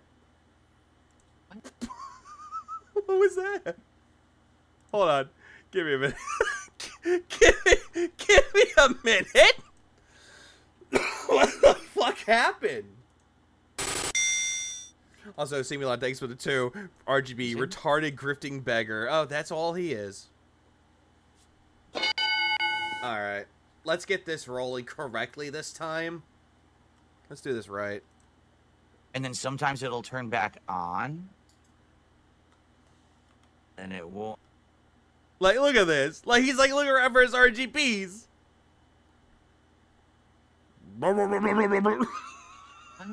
Yeah, I think it's Dench's my fault. And he's looking around. It's like, wait, where's my iTunes gift card? I thought the nice Indian man gave me the iTunes gift card. What's that spot on his head? What is that?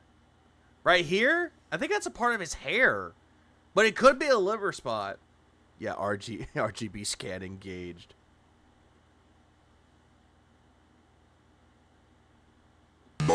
this. Okay, they're dead. I don't care. I'm so confused right now. This was labeled as dinner. I'm moving ahead. You know, 2-person co-commentary on Monday Night Raw that's going on right now. We're gonna watch it tonight. Don't care. Don't care, didn't ask, cry about it, stay mad, get real, L mauled seed cope. I'm just gonna say fuck it. I don't care. Also, why? Why? Why? WWE Champions time, brother. We pulled for Hogan's. We played a mobile game live on stream, and I spent money on a mobile game live in front of an audience of hundreds of people live and thousands of people on demand. This is not something to be proud of. Come here. If you are proud to spend money on a mobile game, if you are happy to see a man spend money on a mobile game, I am not sorry when I say this. Kill yourself. Moving on. And the world was shocked and changed forever, brother.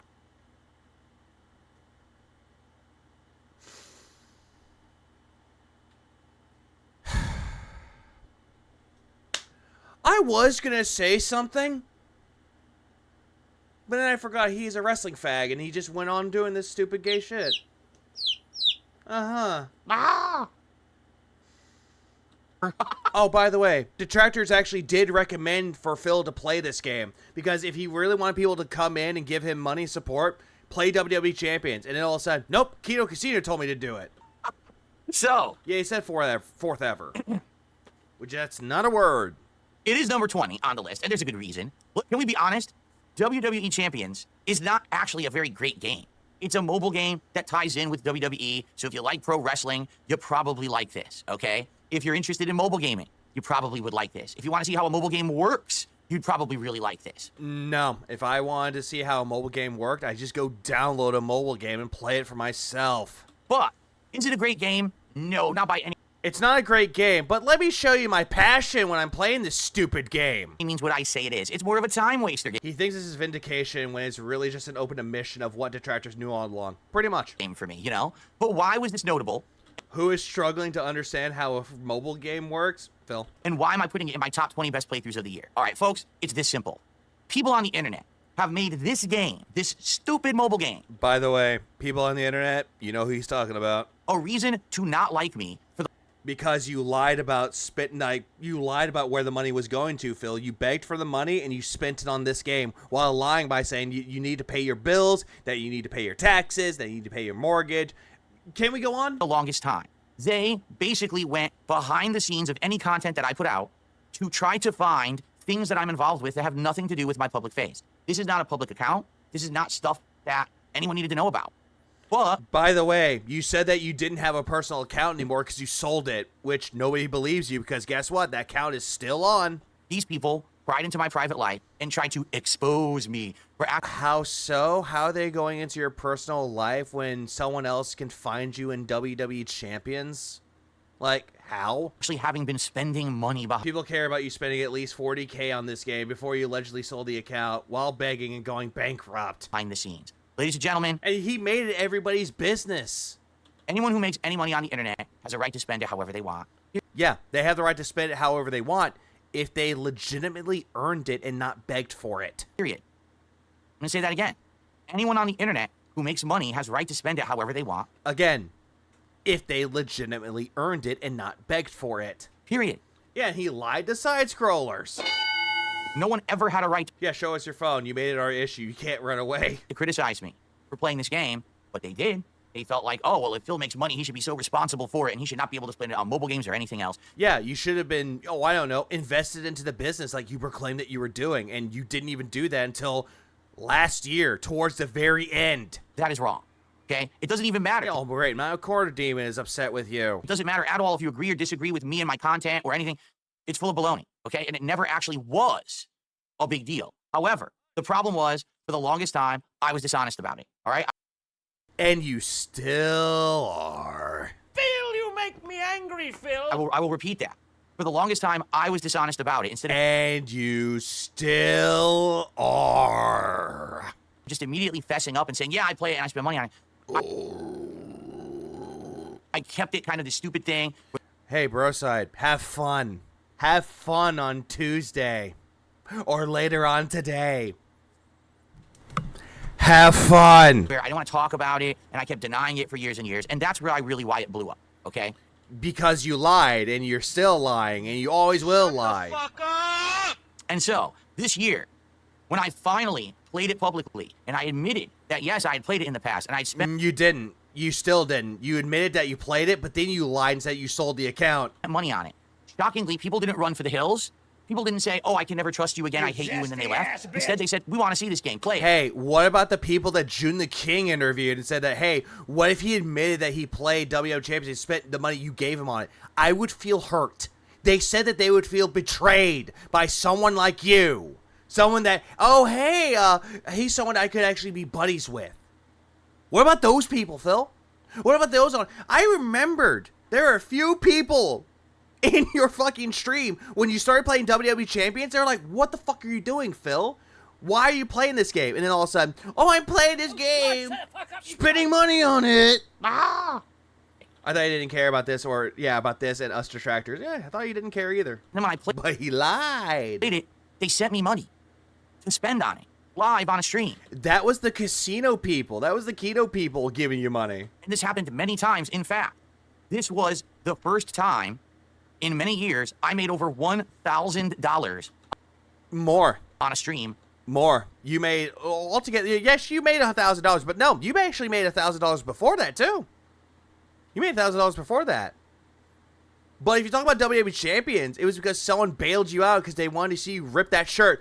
And you couldn't even rip it right. Phil, you make me angry, Phil. Playing WWE Champions. In fact, I don't even think I've made that much money again in one night since. Hey, Phil, you want to know how much you spent on this fucking game? For a second account? About 24,000, not thousand, but 2,400. I was going to say 24,000. That's his personal account. So he spent $2,400 on this game. Maybe a little bit more or less. If anything, it sure proved that all the nonsense that these haters and obsessive trolls and weirdos on the internet, all their behavior towards me was completely unwarranted. No, it was not unwarranted. It's still warranted and it's still justified. They're unhinged. They're crazy. Remember, he doesn't care about what detractors say. Nothing that they said mattered. Nobody ever cared to begin with. Nobody cared to begin with, huh? Nobody cared about it? Then why did June the King cover it then? I was the one who was kind of fooling myself. Why did Stuttering Craig ask you about it? And why did Stuttering Craig get onto you when you interviewed him? Into thinking that people would care and being so afraid. And it was a big, big relief off of my back. Yeah, a big relief off of your back. No. Chest. You're thinking of the word chest. Because if you are dealing with that amount of pressure on you, your chest would be the one that's hurting, not your back. It would feel better to breathe again because you're like, I got it off my chest. They don't say you got it off your back. To finally be able... I'm going to have to get the worst beg moments of the vest streak. Do it. To just relax and say, you know what? Now that this is out there, I can just be myself and stop having to worry about morons saying crap about me. Although they haven't stopped. They still act like this is a big deal despite the fact that I'm still here, still making content. Yeah, you're still making content. Oh, by the way, where are the Kino boys? Why aren't they around to give you money? Good. Nobody cares. They think it's a big deal. It never was, but you know, that's why I'm happy I did this playthrough. Now, no, even detractors were telling you to play WWE Champions. They were saying, hey, if you really want your business to succeed or to actually bring it back, play WWE Champions, and you still wouldn't give us a win. The funny part about it all is, we played this game on and off for about 2 months, right? I'd say it was probably like about 2 months worth of time. Oh, yeah, if he's talking about the monkey on his back, it's still there. After that, we literally got bored of it. All of us, me and you, collectively, we said, there's nothing. No, you did. Here to really make. You got bored of it because you weren't making money out of it, and then someone suggested you play Call of Duty. Content out of. It's a very boring game. There's no reason to continue. ICS is a Kino boy? I'm not sure. And so I stopped, and no one cares. So it never was a big deal. It never was a must-play. It never was a must-see. And now that it's out there, it's done, and nobody cares, right? Okay, it wasn't a must-see, huh? Then why did you have a lot of people watching you when you played it for the first time? So that's the great part, is that really, this is like a cross off of my back that I don't have to bear anymore, and we can just relax and move forward positively with our lives and with my content. So that's why I'm so happy that I did it. And okay, that's one cross out of how many that's still on your back, Phil? That's why I'm happy. What is your true cross to bear, Phil? WWE Champions is just a chunk of that wood off that cross. You have a lot more things that you're bearing on your back for your cross. And guarantee you, degenerates like you belong on the cross. Done it and done a good playthrough out of it, because now people can actually go back and see what a mobile game is like. I actually used my gameplay of this game as a cautionary tale. Do not overspend. Here's what happens when you do mega pulls. Sometimes you win, a lot of the time. Hold on. This part. What a mobile game is like. I actually used my gameplay of this game as a cautionary tale. Do not overspend. Here's what happens when you do mega pulls. Sometimes you win, a lot of the times you lose. This is a giant risk you're taking, and you're spending insane amounts of money doing it. You know, I think a lot of people saw that and were like, whoa, now we can see how bad this can be. Let's not do it. And I think... Nope, this is a bunch of bullshit, and I'll tell you why. First off, he was telling people, don't spend money on this game. This is a predatory game. That if you play this game and you spend money on it, it's a predator and it will take your money. While he is doing this, he is spending money on it. Like a fucking retard. Number 2, he got someone in his chat to play WWE Champions and they spent money on it. So they got them addicted to it for a bit. People actually learn from my streams and videos, and that's a very good thing. So. Oh, the only thing that I've learned from that, Phil, is to not be like you. Thank you. Now, I'm pretty sure everybody's like that. Slayer's still addicted? Not surprised. All for watching it, but it probably ain't ever coming back. Just being honest, okay? So there you go. Right off the bat, the #1 entry. Was that game good? No. Then why did you spend thousands upon tens of thousands on it, Phil? If the game was not that good, why did you spend money on it? But it was one of the best playthroughs. Do you see the difference? No, there is no difference. Because you want to know why? Because we saw passion when you were playing this game. We don't see passion when you play other games. One of the top 20 best games of the year, but definitely one of the best playthroughs of the year because in context, it was really meaningful and makes a lot of sense. It wasn't very meaningful, Phil. Stop deluding yourself. I hope that made sense to you, okay? All right. Continuing on. No, this was not that was not the first time I ever made $1,000 on a stream. No. But it was the first, it was like, no lie, I think that one night playing WWE Champions was the most I've made in one stream in years. I mean, it was like I said, it was over $1,000 in one night playing WWE Champions, which is actually ridiculous to think about, right? Street Fighter 6. I believe it was the first or second stream that he did. Jax Raxer came in and gave him $1,000. He said that was the most money he made on stream in years. Street Fighter 6 with Jax Raxer's $1,000. That was a year before WWE Champions when he started playing it. So years, huh? And the last time he received that money in years was 2KJ. Okay. Continuing on, the number 19 entry. Whoa, the number 19 entry. He almost came close to getting $1,000 for his Christmas marathon, but he didn't. In the best playthroughs of 2024 countdown. Playtros. He said playtros. The best playthroughs of 2024 countdown. Oh, he said playthroughs. I thought he said playtros. Is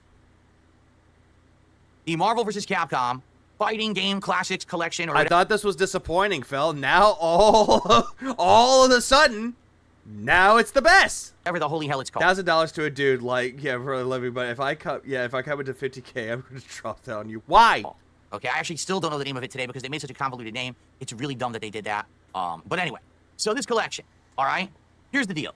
I grew up playing the Versus series of fighting games in arcades and in tournaments. It actually was the first series of fighting games that I played competitively against people in a competitive environment like a tournament. Previous to this, for many, many years, since the inception of Street Fighter 2 in American arcades, I've been playing Street Fighter, but I never entered a tournament until... No, I mean, that's what it would have to happen. Until Marvel vs. Capcom 1, okay? And the reason I was so happy that this... okay. Collection came out this year was because it allowed me to finally show my passion and how good I was at these games, how much I loved them, and my knowledge base and all of that. Yeah, but your knowledge base wasn't really that good until you got your ass kicked. Then all of a sudden, the person was cheating while doing the same thing you were doing. Now here's the thing. This collection, at first, was very hyped. People had always wanted a Versus collection of games to come out for a very long time. And people were like, they're leaving money on the table by not releasing this. And people had big online campaigns, free MVC2. And Phil was also getting upset. He was also getting very upset when the game didn't come out yet. He was like, oh, this game's coming out. Didn't come out yet. What? Why is this game not out yet? And the like, right? So it took a long time for this collection to come out. And I was very happy to see it come out. Really, I was. I was very happy that it finally was released. However, it certainly is not without its issues. Like when you think about it, this collection is not cross-platform, which severely limits it. It means that basically you're not going to get a lot of people playing it after just a few months. And sadly, that's what's happened, is after a few months of this game being out, no one's really playing it except for Marvel vs. Capcom 2. Like right now, this is footage of Marvel vs. Capcom 1, and no one plays this game in it anymore. it's completely dead. Like, you can't find anyone playing this collection anymore for MVC1. It's only 2. And that's bad. This collection has a ton of games in it, and you can't find anyone online to play it. That's really dumb. Yeah, it should have been cross-platform. Also, the fact that... Okay. You said one thing that's actually factually true. That should. What of it? Literally, there is no punishment for rage quitting. So anyone can play the game, be losing a match, pull the plug, keep all their points, not lose anything, and just keep playing. Doesn't even make sense. Like, what? It's nonsensical. Basically, it's kind of a half-finished collection. If you're looking for a collection, that's a great way to keep these games historical, so you can play them on single player with your friends. It's great. Yeah, Phil's explanation for the 19th best game of the year. 5 minutes of trash talking the game and telling everyone how shit it was. If you're actually looking for a great online experience, you're not going to get it, particularly now, because this collection came out in September, and now that we're in January of the next year, it's actually quite hard to find consistent good connections. You know, I just played it last week, and playing Marvel vs. Capcom 2, the only game that gets comp left, you can't even really find good connections. Half the time I'm playing red or orange connections, and the game is lagging and skipping all over the place. So it's sad. Listen, why is it number 19 on the countdown and not higher? It's this simple. If this collection were great, if it were executed properly, and actually had good netcode, and actually had a much better, you know... Even though the netcode is fine, it's just Phil's connection sucks. ...situation of having crossplay and everything, then it probably would have been like top 5. Yeah, Phil's knowledge base, old fighting games. I'm not even kidding, because that's how much these games mean to me. But I kind of knew that. Yeah, these lists that he's talking about are very nonsensical. They really are. Like, every single time that I would see, like, a top 10, like, person with, like, here's my top 10 worst games, it's always different games than the top 10 best. Same thing with, like, Yahtzee's, like, best, blandest, and worst games. It's the same thing. All different games. Capcom was going to half-ass it, and they did. Capcom half-assed it again. So that's why I can only basically say, it's on there, but it's not, you know, a high ranking. So, MVC Collection, it's good if you like these games, and you want to have a way to play them. Just don't expect the best. Don't expect anything better than kind of a bare minimum, because that's really what the collection is. However, I am very happy that I got to play these games again and share them. That's another fair point. Why is there no fighting games overload with you? Even if it was short-lived and I really can't play anything but MVC2 again, at least we had a little bit of time with the classics, right? Yeah, we had fun with the classics. Instead Shout of out to me. Flippy Flappy, who did a $2 super... Nope. Okay. Nope. Now on to number 18. There we go. What is the number 18 best playthrough that I did in 2024? I'll tell you what it is, folks. It was... Anyone recognize it? Probably not yet. All right, I'll give you a hint. I'll fast forward a bit so then you can actually tell what game it is. Ladies and gentlemen, this game is called Still Wakes the Deep. Many of you might not have actually watched me play it because it was one of those very, very low... Wasn't this one of those games that he didn't really make money on? Profile, kind of indie, Game Pass games. I played it earlier on in the year. I want to say it came out like March. I'm not sure if that's when it came out. But basically, it was a pretty interesting first... You know what? I'm going to do this. He said March. I think this came out in, like, the summer. I'll double check that to make sure. This game came out... Chinese Room is the people that made it, and they make these good. Yeah, came out in March. June 18th, 2024. Oh, fuck me. He can't even get the release date of this right. In style. No, this is Still Wakes the Deep. I thought it was Stalker 2 at first, but no, this can't be Stalker 2. Indie horror game. What was the premise? Well, you are on some kind of an offshore oil rig, okay? And while you're on this oil rig, all of a sudden, things start going haywire. Apparently, the drill has hit something and you don't know what. And then all of a sudden, all around the oil rig, these mutant, alien-like tentacles are... By the way, this is the same game that he looked at, like, something that a kid made. He's like, oh, you don't know how to spell. Starting to writhe around the... I think he tried to mimic Angry Joe with the 3 list. Best, worst, disappointing. This year, it was the... he talks about how good his videos revenue were versus the game's quality. No, that one, the one I was talking about, like, best, worst, and disappointing, that one was Yahtzee. I'm talking about Yahtzee. Those are better ones. This one, no. And I do agree. He's doing an Angry Joe bit, and it's not working. Tire rig destroying it, and anyone who comes into contact with them is getting turned into a monster. Okay? So, over the course of this game, you're going through this oil rig trying to figure out what in the hell is going on. It's actually quite well written. The character acting is good. The voice acting is good. The graphics are good. In fact, I don't think there's really much of a negative at all. Now, keep in mind, it's a short game, and it's a Game Pass game. It's only around... Yeah, I love how he's like, there's no negatives, except it's short. Around 5 hours long. And yeah, you should have placed this at the top since it's basically a walking sim. The game keeps you guessing about what's going on and, you know, what is the nature of this thing that you found. Is it an alien? Is it just something that was at the core of the earth? Is it a demon? You know, is everything really happening? Are you guys, you know, hallucinating or whatever? I like games that have interesting stories like that, okay? So, it's number 18 on my list for a few reasons. Number 1, I do feel like the game was short and it could have been fleshed out into a much longer experience. You just said this already. If it had the budget or the means. It didn't. Okay? Yeah, the graphics are good for an indie game. Yeah, visually, the game looks fine. That's all I'm going to say. It looks fine visually. This game was not allowed to... but for a walking sim. Have the budget or the means to really be a big budget scary game. For what it was, it's respectable, but it is kind of unfortunate. I do wish that the game were longer or better, and it is sad to me that it didn't end up being a bigger thing. Like, a lot of people didn't even really talk about it or know that it existed. That's number one. You know what could have been better? And I'm just saying this, like, bear with me for a second. What would have been better is that Phil would go through all the games that he played, the games that he actually finished, and actually just do a list like, hey, let me give you my general thoughts about these games. If I liked it, if I didn't like it. Like, just do that. Just do a recap. Like, that would have been a little bit more better than what he's doing here. Because what I'm seeing here is just, hey, these are all the games that gave me money. And actually gave me good attendance. That's it. And Phil just doesn't get this. Why is it number 18 to Phil? It was short, so he couldn't milk money from it. Pretty much. One. And number two, this is the biggest one for me. They keep doing this with modern horror games. The ending great. was not decisive. Even having played through the entirety of the game, I can't even explain to you exactly how it ended or what happened. It just left you kind of scratching your head in a little bit of confusion.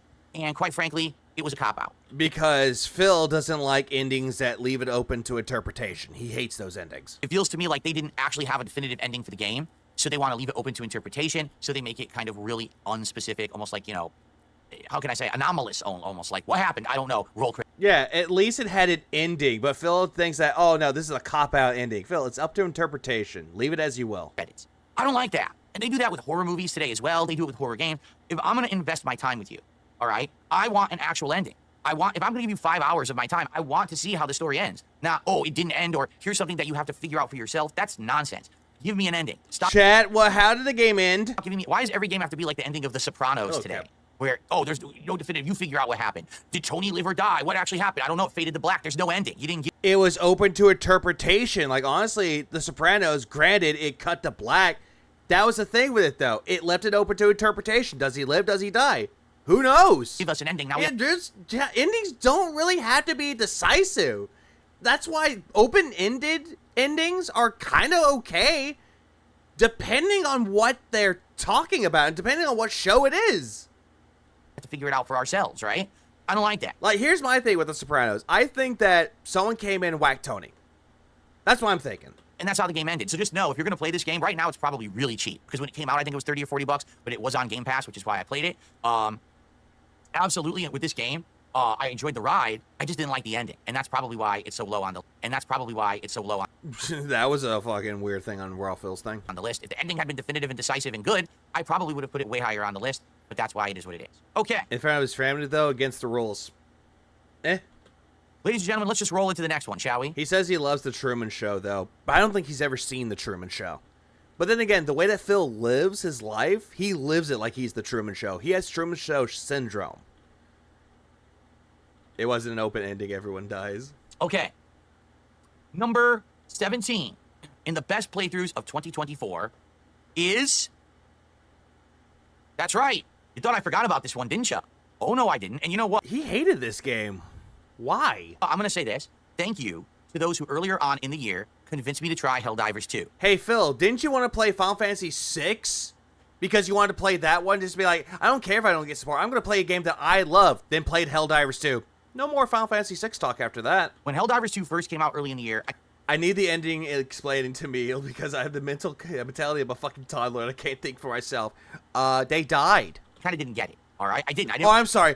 They went to the candy store in the sky. Really understand what the appeal was. I was told it's just an online team-based shooter, and I thought, unless I have like a team of dedicated friends who are teaming up with me to play it, I'm probably... Which you did not have. Probably not going to like it. It's going to be, I'm going to miss the point and only get half the experience. So I decided against playing it at first. But then after a couple months of the game being out, it got increasingly more and more popular. And you guys kept asking me to play it. And finally I said, all right, you know what? No, you kept saying, no, I'm not going to play that because I need a squad of people to play it with. And you did not have anybody to play it with. You guys have not given up on this.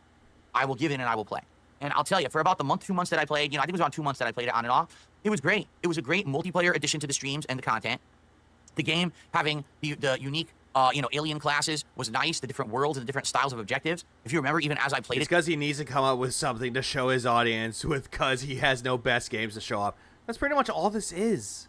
They were adding in new weapons and new gameplay styles and things like that, which is really, really nice. The graphics, look, this is on PS4, Sure, or excuse me, on PS5, I will agree. and it runs beautifully, even on a console. You know, sometimes these games on console versus PC, one's inferior, but the game runs absolutely gorgeous on PS5. I almost always had a good connection. I think very rarely did I have a bad connection or anything like that. The game has interesting lore, it has great gameplay elements, and it's sound. You know, the gameplay loop is addictive and fun, and it makes it that you want to go back more and more. Why? Because you want to unlock the next new item, whether it's a piece of equipment, whether it's a new gun, whether it's a new airstrike that you can do. You always have something to work towards to unlock. So I really enjoyed it, and the truth is... You didn't, though. You really didn't, though. ...that I feel like if I had jumped in when it first came out... Anime, I'm going to let you in on a little secret with these lists, though. When he does these lists, when he's like talking about his top 20, low 20s, he puts the same games on the list, but puts them in different spots. I probably would have liked it even more, but I already joined a couple months in, and then sadly what happened was the content kind of dried up. I played it for about 2 months, and I got to the point where I kind of had like almost the optimal set. Like I had great weapons, good airstrikes and everything, the laser, orbital laser coming in. I felt like I didn't really need to unlock anything else. So when I started playing, I was like, oh, so now when I play, I'm not going to get to unlock anything else that's meaningful. Well, now it kind of feels like you've hit the wall, right? And unless I stayed there... What wall? ...and I grinded endlessly, I wasn't even going to get anything significant. So I kind of fell out of love with it and didn't really play it again. And it's true. You got mad because they weren't updating it. You got mad when there's no new content coming out. And you're like, oh, there's new content. Mechs? I don't give a fuck about that. Like, since then, I haven't even had an inkling to go back. And quite frankly, neither do you, right? Like, for the 2 months I played it, everyone loved it. And then it just seems like this game kind of over the course of 2024 just kind of fell out of favor. Like, I barely hear anyone talk about Helldivers 2 anymore. It was white-hot popular at one point, and now it's just kind of like, I'm sure it's there, and I'm sure it still has a player base, but it just doesn't seem to have that mainstream appeal like it did earlier on in the year. And I think this is what happens, especially this game came out of left field, and no one was really expecting it to be good. And then the fact that it got good... No, people actually saw how much it was being advertised, and it looked like it was a bigger improvement over the first game. Because if everybody that played Helldivers 1 compares it to Helldivers 2... night and day, Helldivers 2 is better than the first one.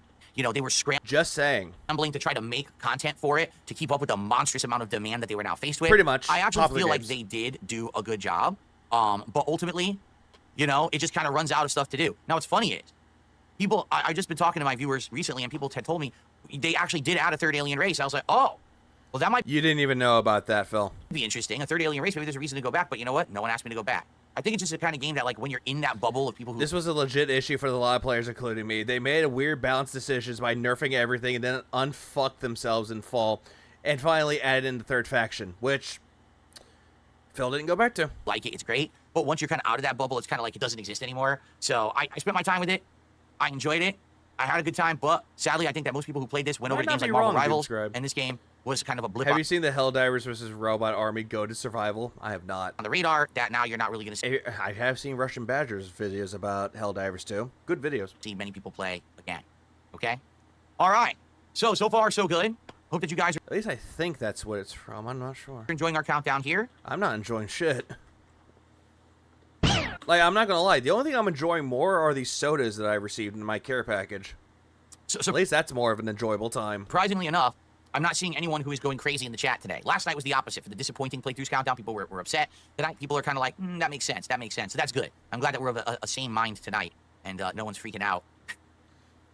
It fell off a while because forcing PC players to log into Sony, and many people lost access to the game. Signaling to burn down my house and stuff today. You know what I love this game, but I won't play it because no one wanted it. DSP gaming. I mean, okay. I'm being told by Bone In Chicken is work. What a great name. They're saying it fell off a while ago. Phil, you hold on. Chicken is work. What a great name. Hey, Phil, didn't you get onto somebody for this name? You got onto the same person and said that was a detractor meme. Correct me if I'm wrong. Is that the same person that he got onto for that? And now he's saying what a great name? They're saying it fell off a while ago. They forced PC players to log into a Sony account, and many people lost access to the game. Oh, yeah, we had talked about that, right? Yeah, he got onto that name and said that's a detractor meme. Some countries you couldn't even make a Sony account or something like that. Retro Danny says, Still Wakes the Deep was very fun to watch. I wanted to play it. I can't wait till it's finally on PlayStation 5. Right, because it was PC and Xbox console exclusive. I think it will be on PS5 eventually. Uh-huh. Alrighty. Let's continue, everybody. Why'd you sound gay there for a second? Let's continue. All right. Our number 16 best playthrough of 2024 is... Ooh. Why'd you put this on your best list when you didn't like it because it's an early access game? Did you expect this one? Oh, it is on PS5? I think this is the first, well, I take that back, this is the second item, but I don't think anyone expected me to put this one on here, all right? But I liked this game so much for the limited time that I played it, I had to put it on here. You didn't like it, Phil. When you were making $30, you did not like this game. Okay? Hades 2, early access, and I have to say that, because the reason... You don't have to say early access, Phil. You can just say Hades 2. You can say that it is in early access, but you don't have to say Hades 2 early access. Didn't continue. Is stream working now? It's been working. To play this game and finish it is because my audience gave me a lot of... Hades 1 and 2 are amongst the best games ever made. If it wasn't on there, Philly, I would be even more disappointed in you. Clapping back. They were like, listen, we want to see you play Hades 2. But we want to see you play Hades 2 when the game is out. And you're playing the game in early access, and you're... That was his cope. That was his excuse, was him saying, oh, Hades 2, early access. There's not a lot of content in there. Don't play it now. Early access. Kind of spoiling the game, because this isn't the finalized game. This is, early on with the game. I'm just skipping that because all I heard was the same shit that he just said in his worst game list. Does that not look, great? Not 3 worlds, and I was really digging it. I was enjoying the game and having a great time. Yep, this is the same shit. Skipping. Beginning. And... Skipping. And you haven't seen this yet, you'll give it a look. Just skip it. Skip it. 2 is a wonky game. Oh, hey, it's Stalker 2. Even though I feel... Yeah, this is at his most disappointing list. That it definitely is bereft of polish. It has technical issues. It has polish and refinement issues. It has frustrating parts that feel way too difficult. I'm still over 20 hours into the game and enjoying it. Even today, as I was playing, there was one part that was just so unbalanced. Why am I being attacked by 100 dudes at once in an area? I don't get it. I just didn't understand it. But overall, I'm still enjoying my experience with the game. Okay, the story is intriguing, despite the fact that, again, it doesn't seem like it's been written by a studio that had a $1 zillion budget and could have a team of writers all hacking at it and making it make a lot more sense. Does he not understand that this game took forever to make? And that one of the people actually died in the fucking war? You know what I mean? It is what it is. You got to play this game with a grain of salt, understanding that it's from a small dev team in the Ukraine that was in the middle of a war and couldn't really do what everyone else did. They had to basically make do the best that they could. And as you're seeing even here, I mean, look at that. Even just to get the door open, it was wonky. I had to hit it in a certain way. Best game number 16. It's shit and everything in the game is bad. Nobody wants this game. Okay, well, I know this was a couple of entries ago, but how stupid was Phil putting MVC in both worst and best playlists?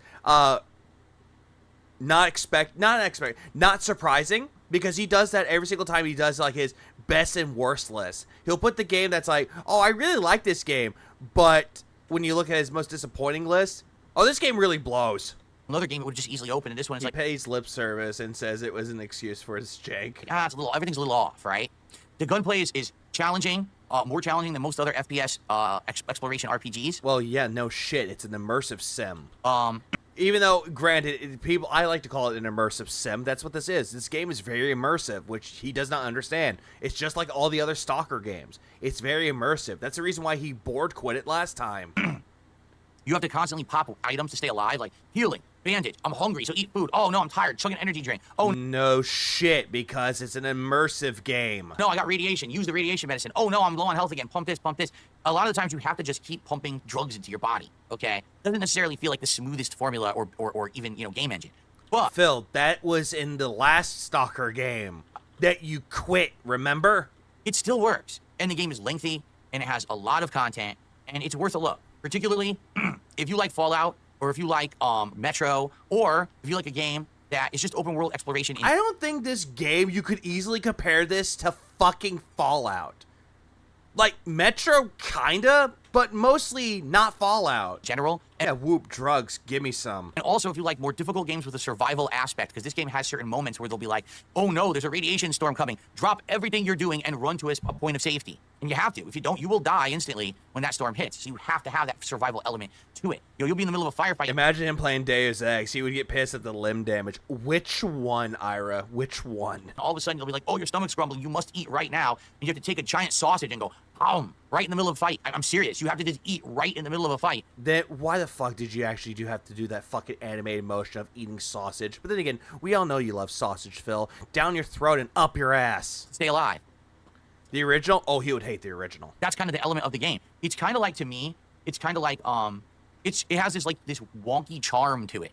Like, the fact that it is... Wonky charm? What the fuck are you on about? It's unpolished. The fact that it has bugs. The fact that it has these weird issues and spikes in difficulty and then no difficulty, and it's not really paced well. Almost yeah, other shooters you eat as well, and yet he's like, this game you do it the most. Makes it feel like that's what it's all about. I think that's not how you eat a sausage. Well, if you're Phil. People who like Stalker, that's you know that's what it is going into it, right? Like you learn to expect it. Yeah, Phil's mouth is wonky. Yeah, he loves talking about wonkiness. And you're okay with it. Yeah, there's a term for this. It's called Eurojank. Yep, that's another thing too. So don't listen to this guy who's probably complaining right now. Overall, this game is a good experience, all right? Yeah, let's just not listen to you, Phil. Exactly right. Don't listen to you. There's definitely times of frustration. There's moments of anger and disappointment. But overall, it is a good game. That's why I'm still playing it over 20 hours in. I'm able to put it into my best playthroughs of the year, even though I haven't really beaten it yet. So, okay.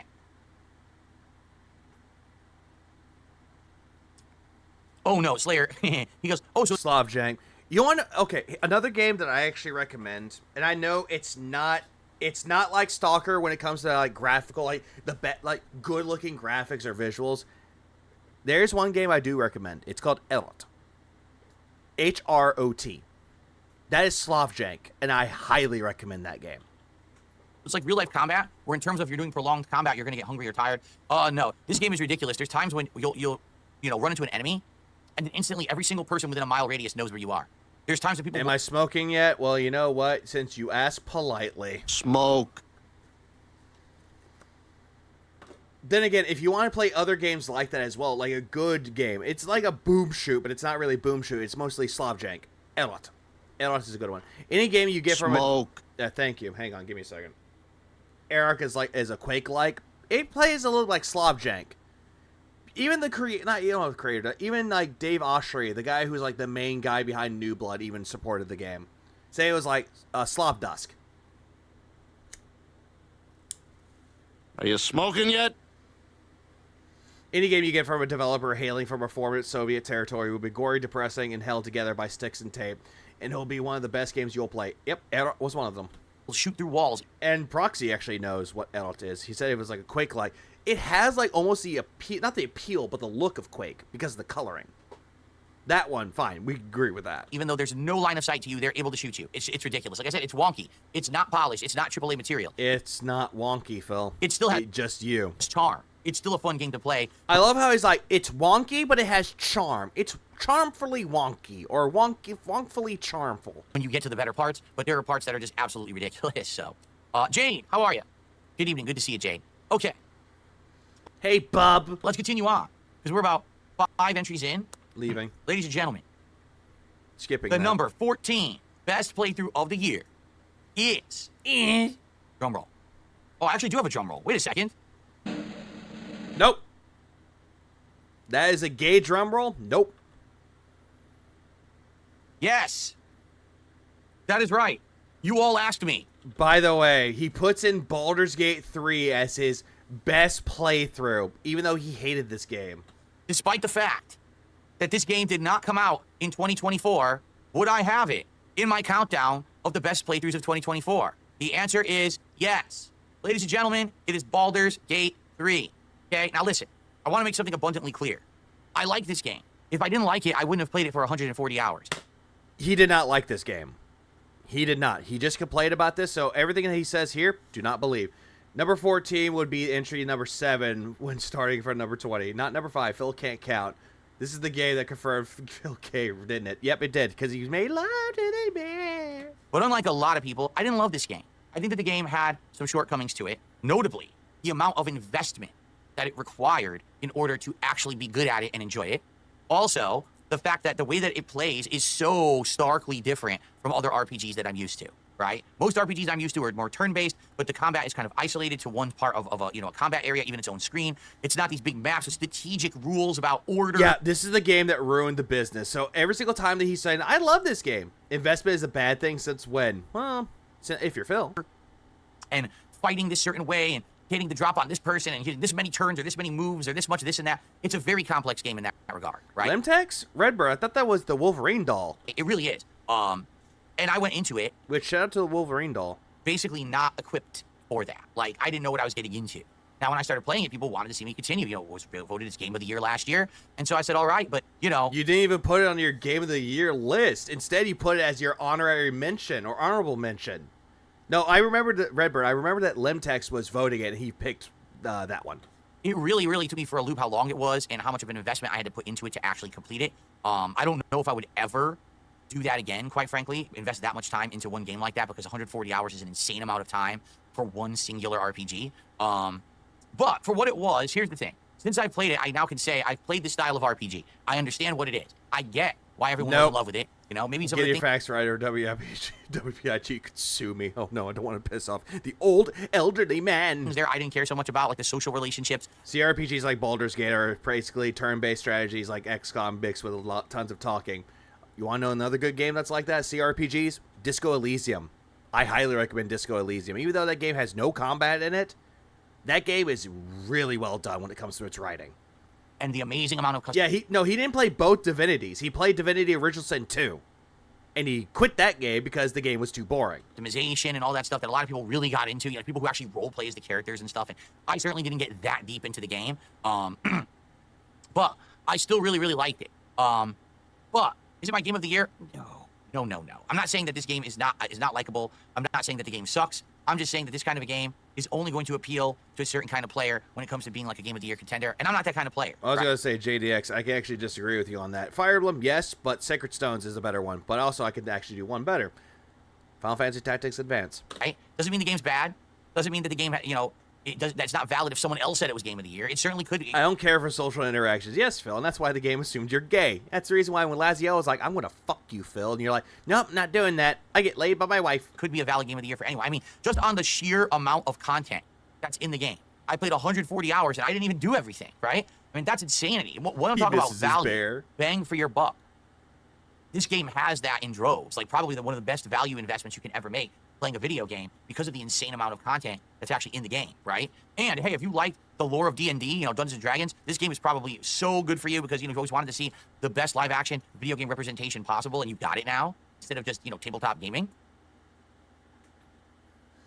By the way, keep in mind, the main story for Baldur's Gate 3 was 70 hours. It's 69 and a half, but 70 if you want to round it up. If you're doing all the stuff in it, 113. If you're going for a completionist run, 168. So, yeah, 140 hours is dumb. So, there you have it. I've included it. I hope people are satisfied, seriously, because some people were like, Phil will never include this in his list. He's biased. He didn't like the game. So, he really didn't like the game. Untrue. The only reason why you like that game, Phil, is because look right there, $113, and you're wearing the stupid hat. It's so untrue. You're wearing the boob hat condom. I did like the game, and I wanted to give it credit that it was a great game to play. It gave me the experience that I wanted, when it comes to knowing what this kind of style of RPG is about. It's just not necessarily my cup of tea because of its length and because of the complexity of the combat engine. If complexity. I feel like if it was simplified and shorter, I probably would have liked it a lot more, but that's my personal preference. But you didn't, though, Phil. The only reason why you liked it, because you made money off of it. That is it. That is all. Okay? All right. That's right. Hiseo says, now you can forget that it ever was on any list and move on. That's right. Now I can forget that Baldur's Gate 3 ever existed, and we can move on. Nice and calmly. Very good. Even though people ask you if you're going to do a second run of it. Yeah. Okay. Brunel's Law, double the amount of time it takes to beat a game. Ladies and gentlemen, let's continue. The number 13 best playthrough of the year is... That's right. That's right. And a lot of you are going to be like, what? Yes. Folks, Marvel Rivals. Marvel Rivals, I feel, is a darn good game. Now, you might say, I don't understand. It was, because Phil mentioned politics. What was his name? One Minuteman disagreed with them, left. And why? I think it was Baldur's Gate 3. Marvel Rivals is on this list, and why it's so high on the list. You're not even playing it anymore, all right? Allow me to explain. Yeah, he wage quit this game. Number one, I like Marvel Comics characters. $31. If you were to ask me who are my favorite comic book characters of all time, it's always Marvel. I like DC too, but Marvel was always the one that I liked the most and I actually read the most. So to see Marvel characters represented in a game like this is really cool. Yeah, you're a poser, Phil. You're not a true comic book fan. Cool. I like Overwatch. You don't. Yeah. And you made stupid videos how you're like, oh, you guys stick together. Meanwhile, Phil runs away, Leroy Jenkining everything. I really liked Overwatch. If you actually go back to when Overwatch was... Phil makes the most money, therefore he ranks the games accordingly. First released. I played the early access beta, I played the final version, and I kept going back to the final version when new content and new characters were released. I played Overwatch for like years, right? Like a year and a half before finally I dropped it because basically people just didn't like it. They were like, it's kind of getting bored. It's the same thing. It's repetitive. It's stale. And I said, all right, if you guys are bored, then I'm not going to keep playing it, and that's when I dropped it. But I liked Overwatch, okay? I was sad when Overwatch over the years degraded itself, and then when Overwatch 2 came out, had the worst video game launch in video game history. Yeah, it had the whole thing about the long queue line. Just like the same game that you complained about. What was that game called? Oh, right. Microsoft's Flight Simulator 2024. The game was literally his favorite Marvel character? Can't even tell you. Playable for with multiplayer characters, I don't see it as much as a wage quit. While it's still one of the, still when he does it, midstream. Lack of money is just a sign to move on with those. Over 3 days after launch. But he dropped it because he barely made money. What a joke, right? Like, you had to sit there in server queues to even try to play a game. No one could consistently get in. It was an absolute embarrassment. So, I hadn't played Overwatch in ages, and then when this game's beta came out in the summer and I played it, I was like, oh my god, I got the itch back. By the fucking way, someone gave him a code for the beta. Keep that in mind, too. The class-based hero shooter. Yeah, Diablo 3 had one, too. Everyone has new abilities. Everyone has these crazy things going on. I really like this. So, I was able to jump in during the summer and play with a good variety of characters during the beta. And then I was again able to play it now when the final version came out in December. And I was really enjoying trying out all these new character builds. The thing is, I do have some criticisms of the game. Notably, it doesn't feel like the game is balanced. And what I mean by that is there are characters who are of the same class type. Where one oh, hey, look, it's Black Widow. Is absolutely, positively better than the other. For example, in the sniper class type, there's Black Widow and there's Hawkeye. Black Widow is incredibly hard to play with, but even if you play good with her, she's still not as good as Hawkeye, who basically is much easier to play with, can do more DPS, has better abilities. You would always want to play Hawkeye if you wanted to do the best for your team, as opposed to playing with Black Widow. So I got the itch back. There's special creams for that. Why does Black Widow Are we still mourning on games that didn't give me money? No, we moved on. These are the games that quote unquote gave him money, but also games on this list are the ones that didn't give him money. Don't know. Yep. There's definitely big flaws. And no Squirrel Girl either. In the game design of the game. But overall, the game is free. The game is fun. The game is already getting content. Like, there's going to be a Season 1 expansion soon that adds the Fantastic Four. Yeah, it does. And I think some people complained about it. It seems to be not sure. The best of all worlds. It just seems to me like the only problem that people might have with the game is that it's Overwatch.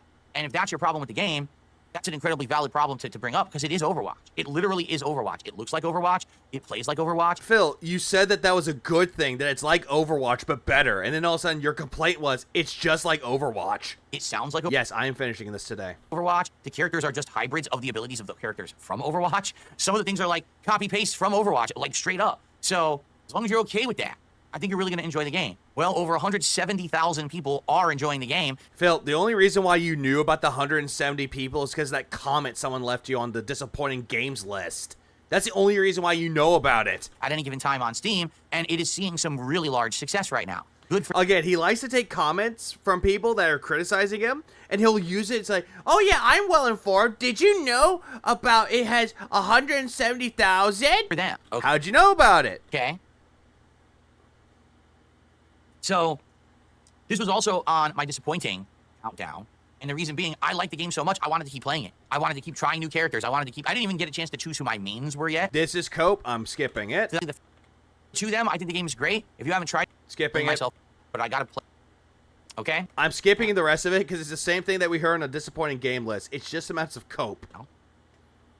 Haseo says, maybe go back to Marvel Rivals for a random stream once in a while to see how it comes. I mean, but here's the thing, like, that's what I was doing. I wasn't even, the thing is now, with my variety content creation, right, and the way that I play games, I don't constantly play the same game over and over, because I do feel that if I... Yeah, and then you complain that you're not finishing all these games before the end of the year. That's the reason why you're doing this type of list instead of the normal list that you did. If I did that, there would be oversaturation, and people would feel like they get burnt out.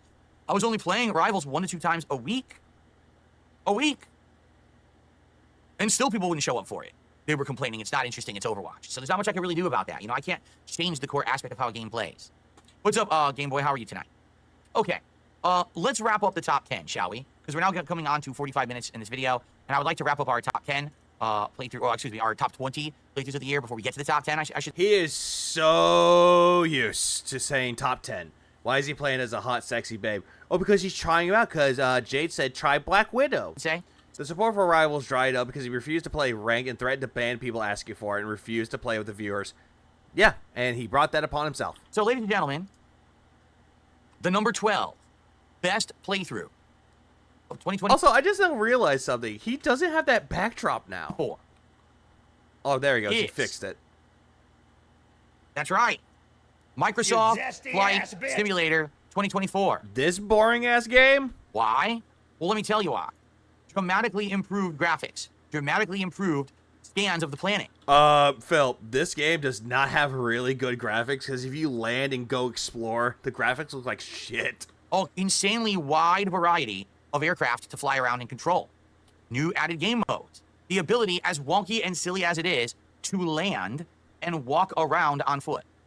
Okay? There's just a lot to like about the game, right? It's silly, but also it is an incredibly good sim. Now, I'm not playing it for the sim properties. I'm playing it to just fly around and relax and enjoy doing aerial tourism with all of you. Yeah, that's exactly what that is. It's just Google Earth with extra steps. Hey, you get to fly a helicopter. So if that's what you're looking for, check out my playthrough of the game. But I felt that so far, the times that I've played Flight Sim have been some of the most relaxing, satisfying, interactive times that I've spent with you guys in many, many months. You know, like playing this game has allowed me to chat while I'm also enjoying different parts of the world that I get to learn about. And a lot You called somebody an idiot because they're saying, hey, GeoGuessr is a lot better than this game. And you're like, oh, well, GeoGuessr, you don't get to talk to me. The times you guys have picked where I'm going and then told me about those areas while I was there. By the way, of all the areas that he picked or the audience chose him to go to, you have to give him money. Which is neat, which is fun, which is You guys, I flew under the bridge.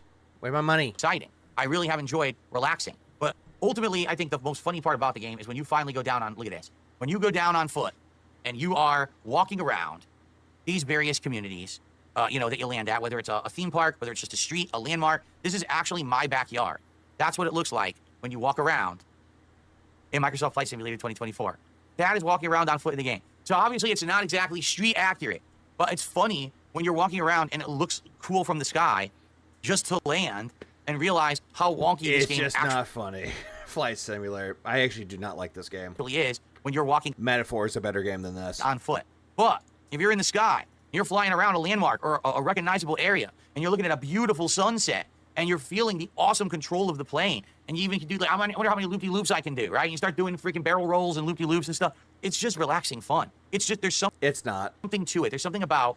He also yelled at someone for saying, what's the difference between this and Google or, oh, that one. That was it right there. That was it right there. Aerial tourism. And then apparently it's like, you're talking to me and that you're an idiot. Being able to hang out with an audience and just relax and have a good time that just resonates with me and the audience. It resonated 3-4 years ago when we played this on the Xbox One. It resonates now on PC. The game is great. I really like the improvements because now playing this at 4K, take a look at the level of detail that you get when you're flying over these areas. It's photorealistic. Yeah, it looks like Phil from behind's like going to take advantage of the Phil that's talking. And sipping on his stupid mug. You're right. Here's the thing. Like Dunsfelter says, you didn't even try rescue missions yet. No, I did like nothing. The game has a photo mode. The game has a rescue mode. The game has all this content I haven't even touched upon yet. And I already really like the game for its base value of just flying around looking at stuff. So the game has so much content in it. It is definitely worth it. Understand, it's not action-packed. It's not full of challenging and anything like that. That's not the point of the game. It's just exploring the world in a plane, and it's just Google Earth. Still an incredibly valid game that I very much enjoy. If anything, I'm a little disappointed the last couple of weeks. I haven't played it that much. You know, I've been so busy with things like special holiday events, like the Christmas event. Boring event, and it was actually the worst event that he did last year. It's, you know, year-end series, that it kind of has fallen by the wayside, but I'm looking forward to getting back into the rotation regularly and being able to fly around the world again with you on a regular basis. He was supposed to do this on Sunday night, but he had the disappointing game list. All right.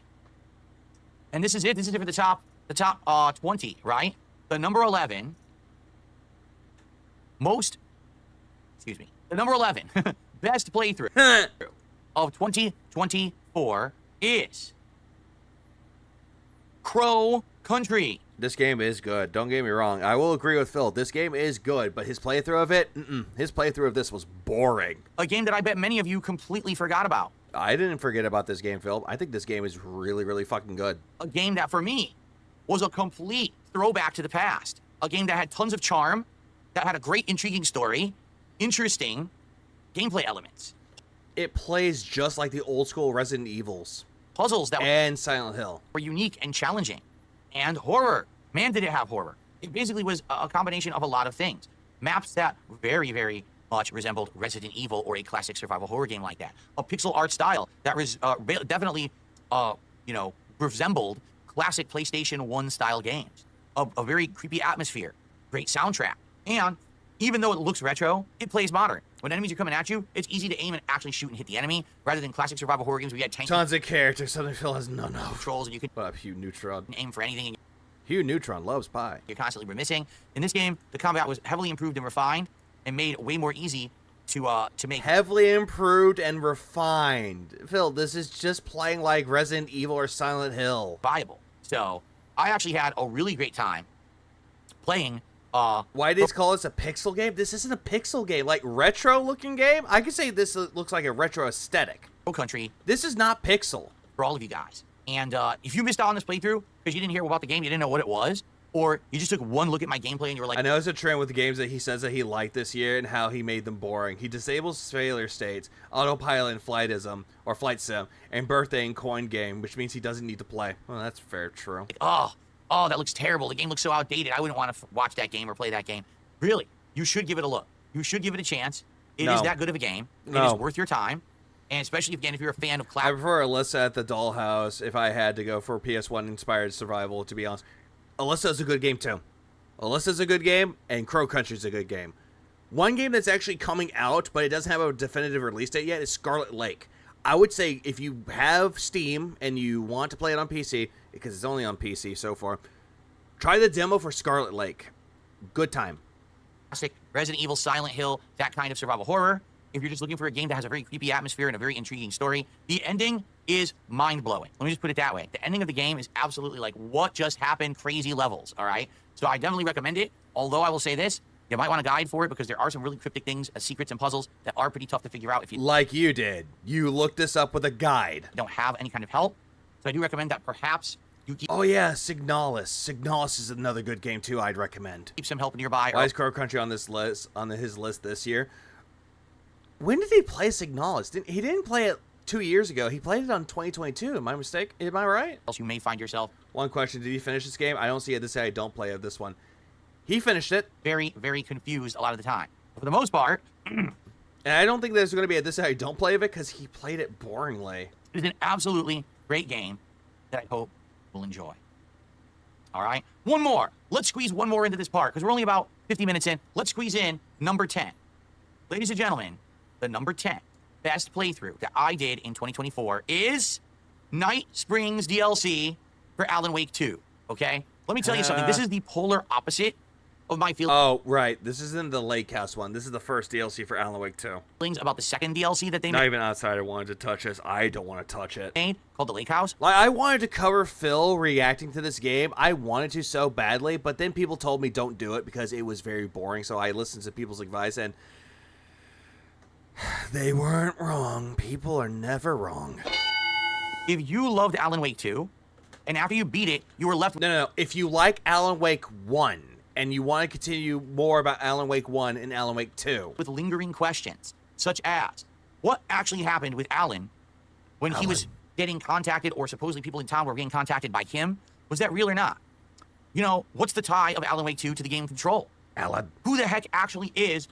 Phil, you complained about that with Lake House. You said that it was tying with Control and that it was boring.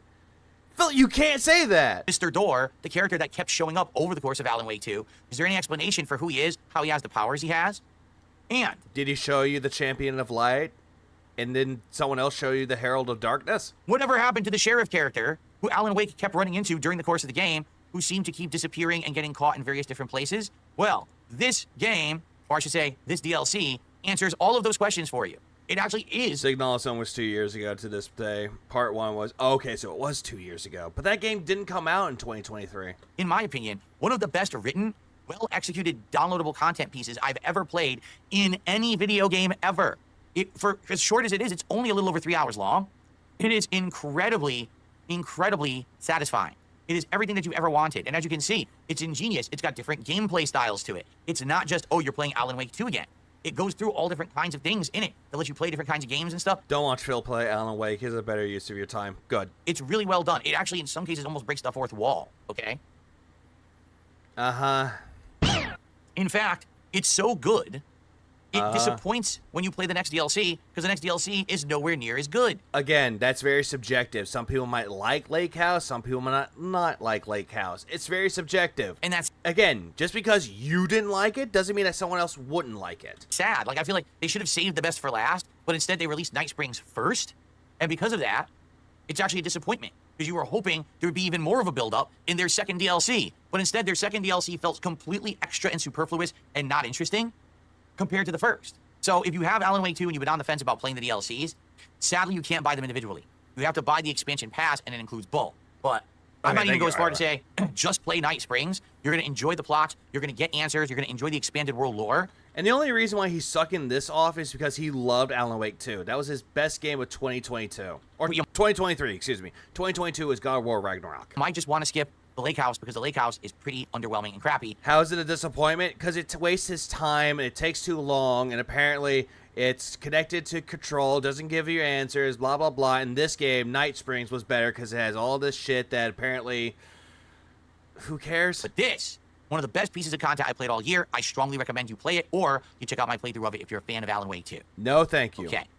Ladies and gentlemen, that was 20 through 10. When we come back, we're going to have the finale, 9 through 1. The best playthroughs of the year. I thank you all for hanging out with me here tonight. I will see you for the second half and the conclusion shortly. Kill yourself. All right. Whew, good stuff, guys. I need to take a short break. I'm out of water. You're at a gym? I also want to pee. Now, while I am on this short break, hold on. Guys, please support the stream. As you can see, basically, I've gotten 0 support since I started. We had a good amount of support start, and then as soon as I started with the countdown, it completely stopped. So we're literally at 23 bucks. All right? We definitely can do better than that. Please support the stream tonight. Anything is appreciated. Super chats, super stickers, memberships, gifted memberships. That's all I'm going to say. Moving on. Good. I'll probably...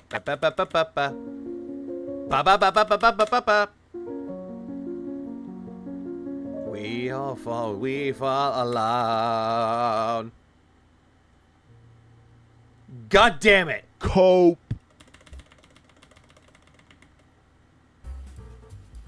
God damn, he's taking forever. When is he coming back? On clips from he's previous back. playthroughs. Oh, he's back. He was back. I think I wait. There he is. There he is. Fatty grunt nipple, one nipple lactating. Okay, I'm back. Time for the second half. Time to wrap up. Well, he was also getting quote-unquote water. The top, or I should say, best playthroughs of 2024 countdown. Now. Expecting to get paid on Games Review of the Year. Yeah, expect that. Imagine. What? That mic tap. No, how do you think I'm going to disable the leaderboard on clips from previous playthroughs? How exactly would I do that? You could have zoomed in. Can I disable the leaderboard on the video clips I'm showing so it doesn't show 2 leaderboards that are conflicting? No. You could zoom in. I mean, for God's sakes, you're learning how to do editing, right? No, I can't turn a leaderboard off on a video I've already recorded. You can zoom in. That's not possible. You can zoom in. Anyway. All right, so. Hope you guys are ready for the second half. Now, guys, again, please support the stream. God damn it! Thanks. All right, let's get to our goal.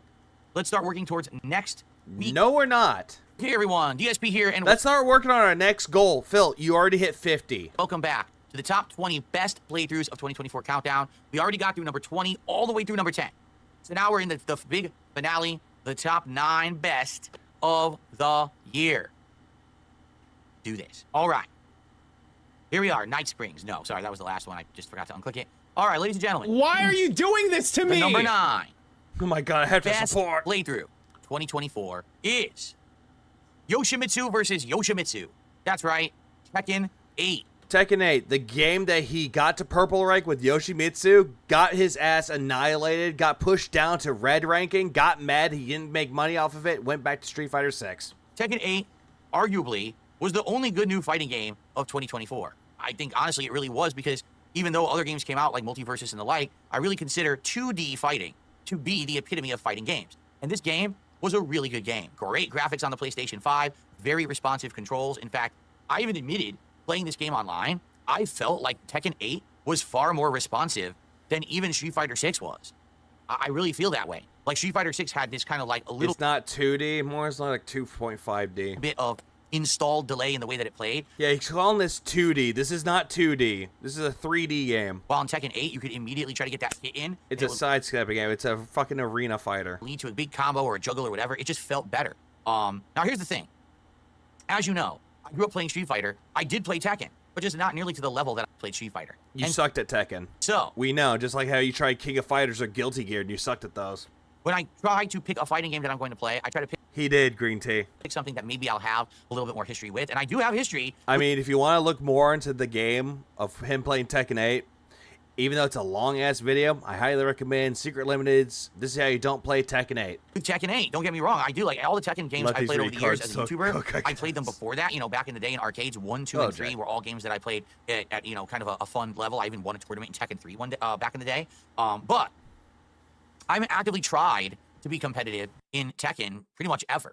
This was the case with Tekken 8. This was really the first case where I actively tried to get good at Tekken as a fighting game. Why'd you put in air quotes? And I played it for roughly about a month and a half to 2 months. And in that time frame, I got Yoshimitsu up to a really high rank. Actually, purple. Way higher than you're even seeing here. You got to purple, and then you got pushed right back down to red. In this match, like, I got him up to a pretty darn high ranking. And a lot of people were... You really didn't, though. ...interested in seeing how high I could go. But the thing was, ultimately, I had to kind of give up on it. And here's the reason why.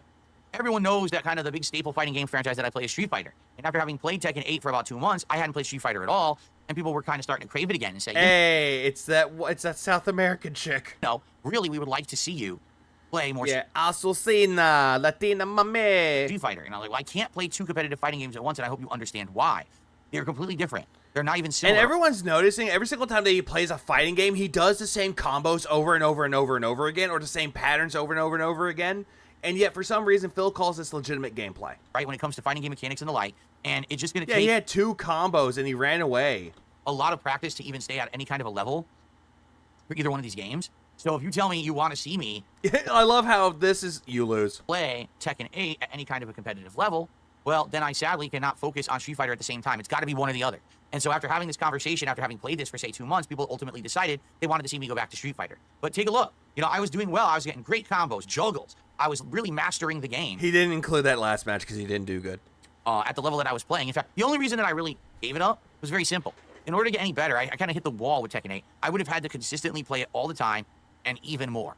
All right? I would have had to play... Yeah, by hitting the wall, purple rank. That was hitting the wall. Tekken 8 2, 3, 4, 5 times a week. The best part of the Secret Limited video was the throw spam compilation with Yoshimitsu. I learned the character. No, you learned to grab.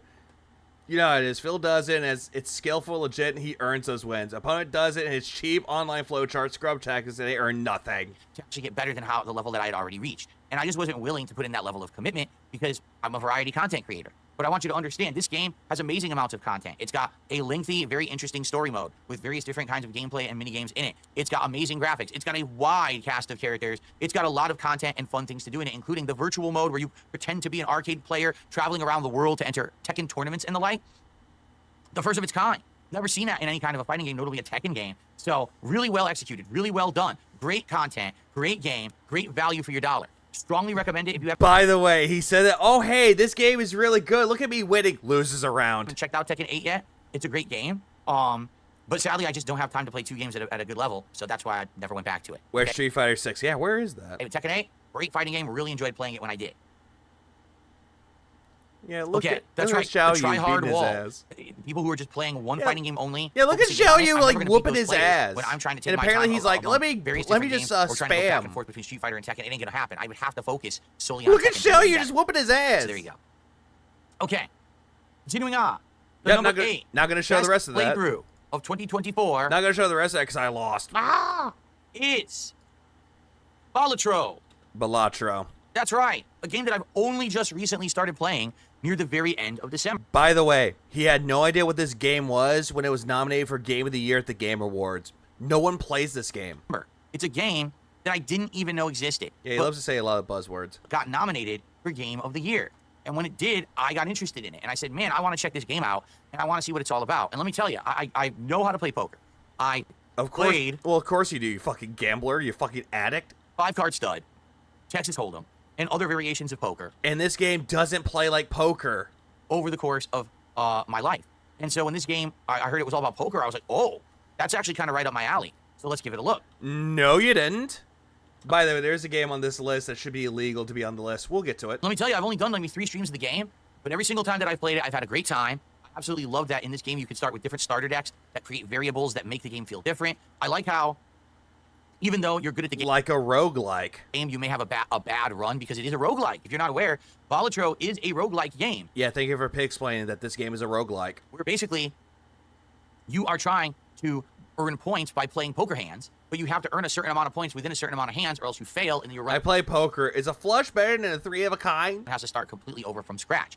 Now, there's joker cards that you can get that will give you added variables, such as multiply my score by a certain number if I have a club in my hand, or if I played a diamond, or something like that. So there's many different variations and ways that you can play the game. I've had tons of fun. In fact, there are also cards that will give you money, and if you hold on to a card for a long period of time, that will grow, and you can actually make a lot of money with that card. The egg. I've actually beaten the banana in the game twice. You didn't beat the game, Phil. You just completed a run. You did not beat the game. You want to know how you beat the game, Phil? 100% achievements, getting every single voucher, getting every single collection, aka the packs, getting every single, vouchers, I already said that, getting every celestial card, getting every tarot card, and getting every joker, and getting every deck, and beating all those decks at the highest stake.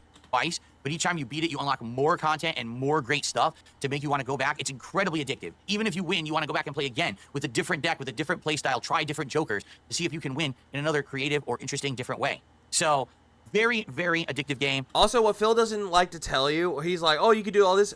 He's forgetting about tarot cards, which actually enhance your cards, give you money, give you more tarot cards, or give you celestial cards, aka planet cards. And what you do with those cards, they help improve your runs by either giving you like, oh, hey, leveling up your straights, leveling up your flushes, leveling up your full house, your 2 of a kind, or not 2 kind, 2 pair, 3 of a kind, 4 of a kind, straight flushes, high card, 1 pair. He doesn't go into detail about this shit, but yet for some reason, like, oh yeah, you could earn joker cards or buy joker cards that help out your game. Even though there's a lot of intricacies in this game that help you out a lot more. But here's the thing, honestly, if you're not a fan of poker, or you've never played poker before, I don't think this would actually be a very good game. No, I actually disagree with this. I disagree with this because A, this game can actually teach you certain runs about it and which ones are better, and B, you don't have to play poker in order to understand this game. You really don't. Just being honest, I actually feel like it would be a disappointing game. Like, if someone didn't know how to play poker, like they have no intricacies of how to play poker, this game will tell you. They show you run info right here, run info. They'll tell you what runs does what. Like, what the fuck are you talking about? Because it really is just poker, poker, and more poker. You need to love poker to understand and like Balatro. Like, I don't mind poker. I really don't mind it. I prefer blackjack myself. But poker? This type of poker? I don't mind it. It's actually good. Doesn't this game even have a hand list that shows you the base values to know which has the better hands? Yes, it does. The run info does. It shows you which runs have better results. And it also tells you, like, hey, if you level up the straights, it'll show you, hey, it's leveled up. Better chances. So, if you're not into cards or poker particularly, this is probably going to be a skip for you and you're not going to care about it. But if you do happen to be into poker or, you know, competitive card play and stuff like that, you'll probably end up really liking it. It's funny because I said I never heard of the game, but it got nominated for Game of the Year, so I would try it. And then when I tried it, I was like, wow, this is incredibly good. I kind of get it now. I just wish that a game like this maybe had gotten more notoriety before it got nominated for Game of the Year, because I didn't know anything about it. And I feel like if it hadn't gotten nominated, I never would have played it and I never would have enjoyed it. That's why, Phil, because you didn't even know this game existed. And then all of a sudden the Game Awards are like, this game, why is this on the list? It shouldn't be on the list. It kind of deserved to be on the list because it was a single developer. It does, and then you can throw that hand list out the fucking window once you start leveling up hands so a 2-pair can get more points than a royal flush. Yep. Sometimes 2 pairs can do better. Yeah, by the way, it's got a very chill soundtrack despite the fact that it's trying to go for an 8-bit visual style or whatever. 8-bit visual? Phil, this isn't 8-bit. Do you even know what bits are? The soundtrack is... Also, by the way, soundtrack, it's just 4 songs. Just different iterations of that song. Same beat, same amount of notes, just different variations of it. What the fuck are you talking about? It's very relaxing and fun and chill, and the game is great, and you can just sit there and meld with it. Yeah, it's pixelated. It's not 8-bit, though. It's not 8-bit. Have a good time and have a good stream. Have you played Dungeons and Degenerate Gamblers? I do have that game. I do have it. I just never got a chance to play it. I tried the demo of it. Loved the demo. I just need to get a chance to play that game again. All the show streams have been some great opportunity to interact with you guys. You really don't, though, Phil, because you look incredibly bored. You had a royal flush. You thought you got it straight. Someone had to tell you. Because you got an achievement for you're like, oh, I got an achievement. What does that do? What does Royale do? You got a royal flush. Oh, I got one. I didn't know. Which I very much enjoy. So, Balatro stuff, I've only done a few streams of it, but I've really enjoyed it. I will be playing it more in the future. Definitely one of my favorite playthroughs of last year. Okay. Whew. Continuing on. This is hard to do, to just talk constantly for hours on end without a break, let me tell you. Phil, I've been talking for 7 hours. Get on my level. My number 7.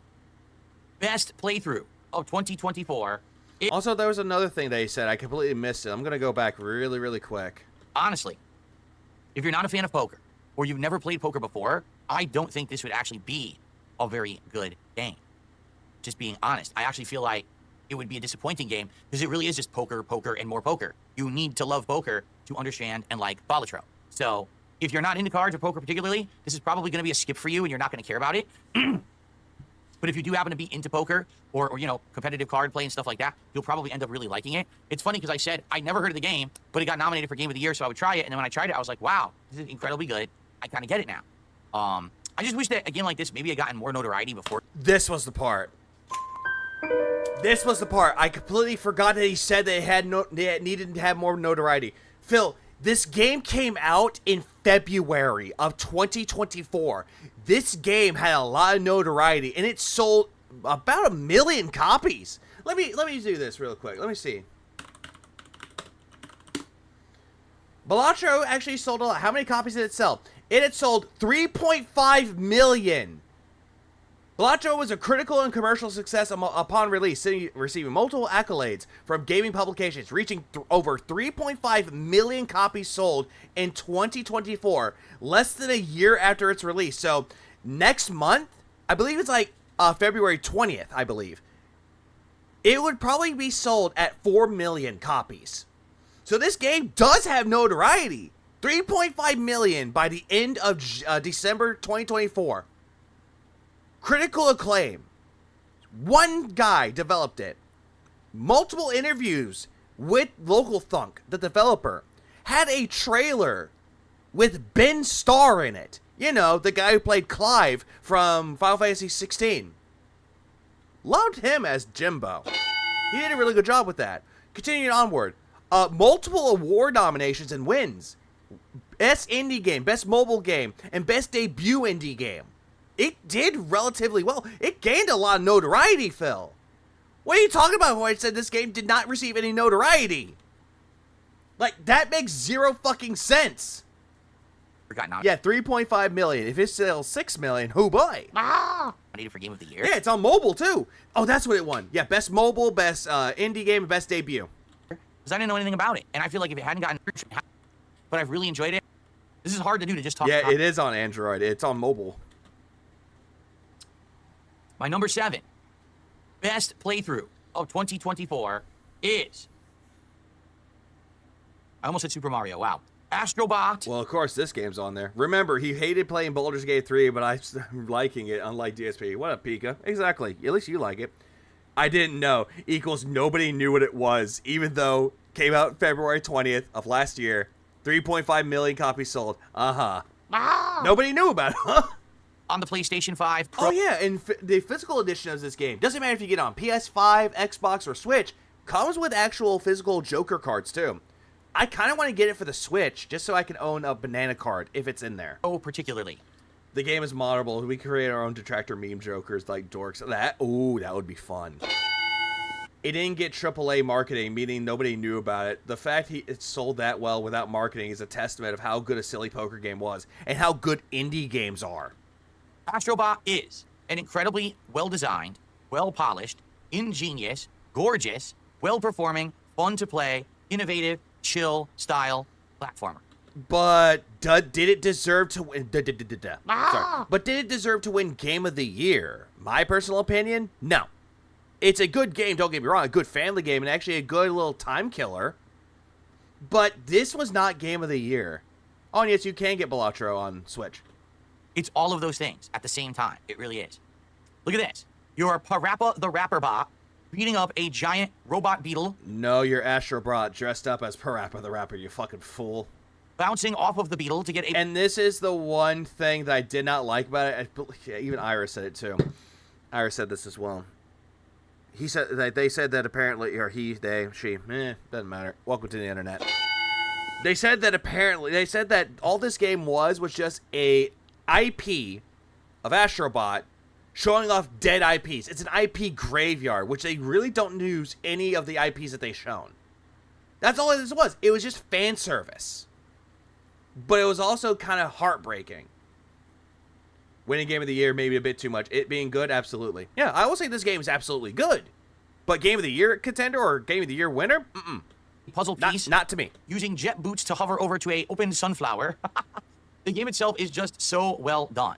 Okay, I like the fact that, number one, the game ties in so many different Sony properties into one game. It really feels... That can be a good thing, though, Phil, but it's also a very irritating thing, because when people see games like Gex or Croc or Spyro, we're not going to get a new game ever again with them. Feels like a crazy... or any other game that's on there. What was another one? Like Ark the Lad or Legend of Dragoon. We're not going to get any more games of those ever again. Theme-style game where Kratos could be in the same realm as characters from the last... Who? Hold on, I'm going to slow this down in one. Did you say Kratos? Dream-style game where Kratos could be... Kratos? Ah! Fangamer has banana. I want to get it. I know Fangamer makes really good stuff, so I might get that. Also, Kratos? In the same realm as characters... Kratos? From The Last of Us, which could be in the same realm as... Who? Kratos could be in the same realm as characters from The Last of Us, which could be in the... Oh, never mind. Same character as The Last of Us. But Kratos? The same realm as, characters from The Last Guardian, right? It's pretty wild to think about. Yeah, The Last Guardian. But what about Wanda from Shadow of the Colossus and the horse? Agro. Yeah. I also like the fact that it's not openly cutesy. You know, some platformers, Sally, you look at a Kirby game or whatever, and it has that stigma that, oh, this is just a kid's game. I don't necessarily... I have that feeling with this game. Like, it is a cutesy game, and you're playing as Astrobot, which took over as Sony's mascot. It was originally Sackboy, but Astrobot took over. Feel that playing Astrobot. Yeah, my favorite breakfast food. Kratos! Although, sadly, a lot of people... It's just fucking toast with some crawfish butter, crayfish butter. People do still feel like it has that stigma. I don't believe that. I actually think that Astrobot is a good game for all audiences, for all ages. Phil, the same thing could be said about Mario and Kirby games, or Kirby games as well, because Kirby is a cutesy little thing, don't get me wrong, with Poyo, you know, because I like terminal montages version of Kerbo. It's actually a good one. But then again, it could be made for all ages. Kirby games can be made for all ages. It does not matter. It also has a great amount of content. Yeah, it's more like Mario Sunshine. Mario Sunshine is a good game, but fuck going for 100%. I hate going for 100% in fucking Sunshine. You know, has about roughly anywhere between 15 to 20 hours of content for a platformer. That's a great amount of content, honestly. I like the variety in the levels and the way that they're designed. For example, each level feels completely self-contained as a different world. If Curry is for kids, well, how come he couldn't beat True Arena? Yeah, how come he rage quit and called it Dark Souls? You know, some are themed during different cultural things. Some are nautical, some are in the sky, some are underground, some is futuristic, some feels more like ancient. I like how there's so many different Sony properties. Here's Jumping Flash. You didn't even know what Jumping Flash is. Being represented in the game. You don't even know what Jumping Flash is! And not only is it challenging stages based... Joker, Juggler, Blueprint, and Gross Michael in the Fangamer deck, and it's $16. I'll take it. Legalize nuclear bombs. We just nuked the building. On, platforming skill. Yeah, True Arena was not even that hard. But also there's these optional puzzles and things to explore in the hub world as well. You know, more platforming, more challenges, unlock more characters, more customizable. More challenges. There weren't really any challenges with that for the hub world, except for the final one. The game just has a ton of content. And then even if you want the ultimate challenge, it's got that too. It's got these ultra difficult Sony symbol stages that really put your platforming skills to the test. Yes, they made me rage during the playthrough, but at the same time... Yeah, they did. They made you incredibly salty. We know. And I love how he's bragging about this. Like, dude, stop. I overcame, and I beat all of the challenging content. You overcame? Big juicy butt. Come! Of the game. You overcame, huh? You know, the only thing that I didn't do was all the collectathon stuff, because there's a few random odds and ends collectathon things that you can get that I didn't. But I literally beat every stage in it, including all the hardest challenge stages. So if I can do it... No, you didn't. You can definitely do it. No, you didn't. The only stages that you beat were all the stages in the game, but you didn't do the speedrunning challenges. You didn't do that. All right. Now, it's high up on my list. It's number 7. But you're like, well, wait, it's not Game of the Year? No, not for me. You want to know why? Because here's the truth. This game is great. So was Super Mario Wonder last year. I would actually say they're probably about on par when it comes to Mario versus Sony, Nintendo versus Sony properties. They're about equivalent. I liked Mario Wonder just about as much as I liked Astrobot. Not really, though, Phil. At least Mario Wonder didn't make me feel like crying every single time that I saw a game that was from a dead IP. They're great games in their own right. He got so mad that he ended up saying, I don't want to do this anymore, multiple times, and he killed the streak multiple times. But did I say that Mario Wonder was my favorite game of last year? No, you said Alan Wake 2 was. Oh, in reality, I feel that the reason that Astrobot won Game of the Year at Super Mario wondering where the tips are. The Game Awards is simply put because 2024 was an incredibly underwhelming, underperforming year for games. Again, you're saying that for all games when the indie game market, who boy, did really fucking good. There were tons of games that you thought would absolutely be world-changing, game-changing AAA releases, and they mostly sucked. And so, in a year... Can you name examples? Here, when everything else is worse... Like what? What was it? Suicide Squad killed the Justice League? Yeah, everybody knew that game was suck. It was very blandiest of the bland. A game that's good likely is going to be considered great because there's nothing else to compete with. And I honestly think that's really what happened. With this game? This game... Yo, Mamma Mia, Peach needs the tips. Didn't have much competition, and it was a very fine game. Best in class, right? What's the best platformer of 2024? Astrobot. Well, then it's just Game of the Year. Well, no, not really. No, it was Family Game. I don't believe that, but I think a lot of games journalists thought that way. Okay? In a year of disappointments, a year of underwhelming releases. Or it could be that Sony paid them off. This one lived up to the hype. We had Devil May Cry game with a cat on a skateboard, but yeah, 2024 was dead year for games. Yeah, what was it called? Gory? Cuddly Carnage? That game was great. It looked great. It plays really good. It was stupid. It was great. Type an expectation. So because of that, by default, it wins Game of the Year. For me, it's a fine game. It's fun. Good concepts, original content, great graphics, great controls. Overall, a little bit something for everyone, very enjoyable. I love how he says that and he dies. A good value for the dollar, but for me, it's just... Firehouse subs on sale today? Well, guess what? I had some already. I had the Firehouse Hero and I had the sweet and spicy meatball marinara.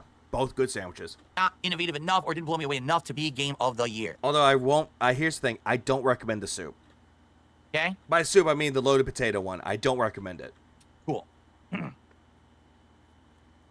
Slayer says, do you think this game deserved to be awarded the Game of the Year by the Game Awards? So like I said, I know I did, but I don't agree. I know why I did, because again, a game that had hype behind it but didn't suck, as opposed to... Love all of those except Mega Man Legends, which I never... Oh, Cora said that. Yeah, Mega Man Legends. I want to play Mega Man Legends again. Like, I really like the first one. I never got a chance to play the second one. To a lot of other games that had hype behind them but did end up sucking or were underwhelming, this one didn't. So just by default, de facto, it's Game of the Year. I don't agree with that mentality, though. I really don't. Okay. Again, the whole thing when it comes to Game of the Year material, it's very subjective. Then again, not every game has to be like the definitive Game of the Year. Like, people can say, I really enjoyed these games in 2024. I really enjoyed them. So, yeah, ROMs. And again, the other point that I made, Super Mario Wonder was just as good as Astrobot. Why was Mario Wonder not a serious contender for Game of the Year last year, but Astrobot won? Doesn't seem to make sense. Hold on, what? Contender for Game of the Year last year, but just as good as Astrobot. Why was Mario Wonder not a serious contender for Game of the Year last year, but Astrobot won?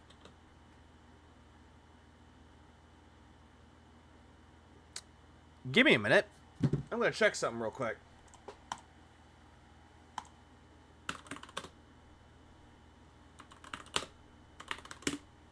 Give me a minute. I'm going to prove how Phil's wrong about this. Wiki. Game of the Year. Baldur's Gate 3 won. Go figure. Alan Wake 2. Tears of the Kingdom. Marvel Spider-Man 2. Resident Evil 4. Oh, what's this? What is that? It's Mario fucking Wonder. Phil, you make me angry, Phil. Hey, look. It's Mario fucking Wonder. Nominated for Game of the Year in 2023. Where is that, Phil? No major contention for Game of the Year? Yes, Sam Lake. I love Sam Lake. Sam Lake is like a really... he's like a good face. He is Max Payne. Anyways, regardless. Let's move on. Best Game Direction. Let's move on. What was that? Best Art Direction. That's 3 awards so far. Moving onward. Let's see. Not Games for Impact. Not indie games. Cocoon's a good game. Sea of Stars is a great game. I love those games. Moving on. Best Family Game. There it is right there. Mario Wonder. That's 4. Let's see. Moving on. Let's see. I see only 4. 4. Huh. Let's move on. I think that's it. Only 4 games. That's it. Only 4. Well, Player's Voice doesn't really have that. Baldur's Gate still won anyway, but regardless. Yeah. 4 awards it was nominated for, and it won, let's see, the only one that it won for, Best Family Game. That was it. Best Family. That's it. That's it.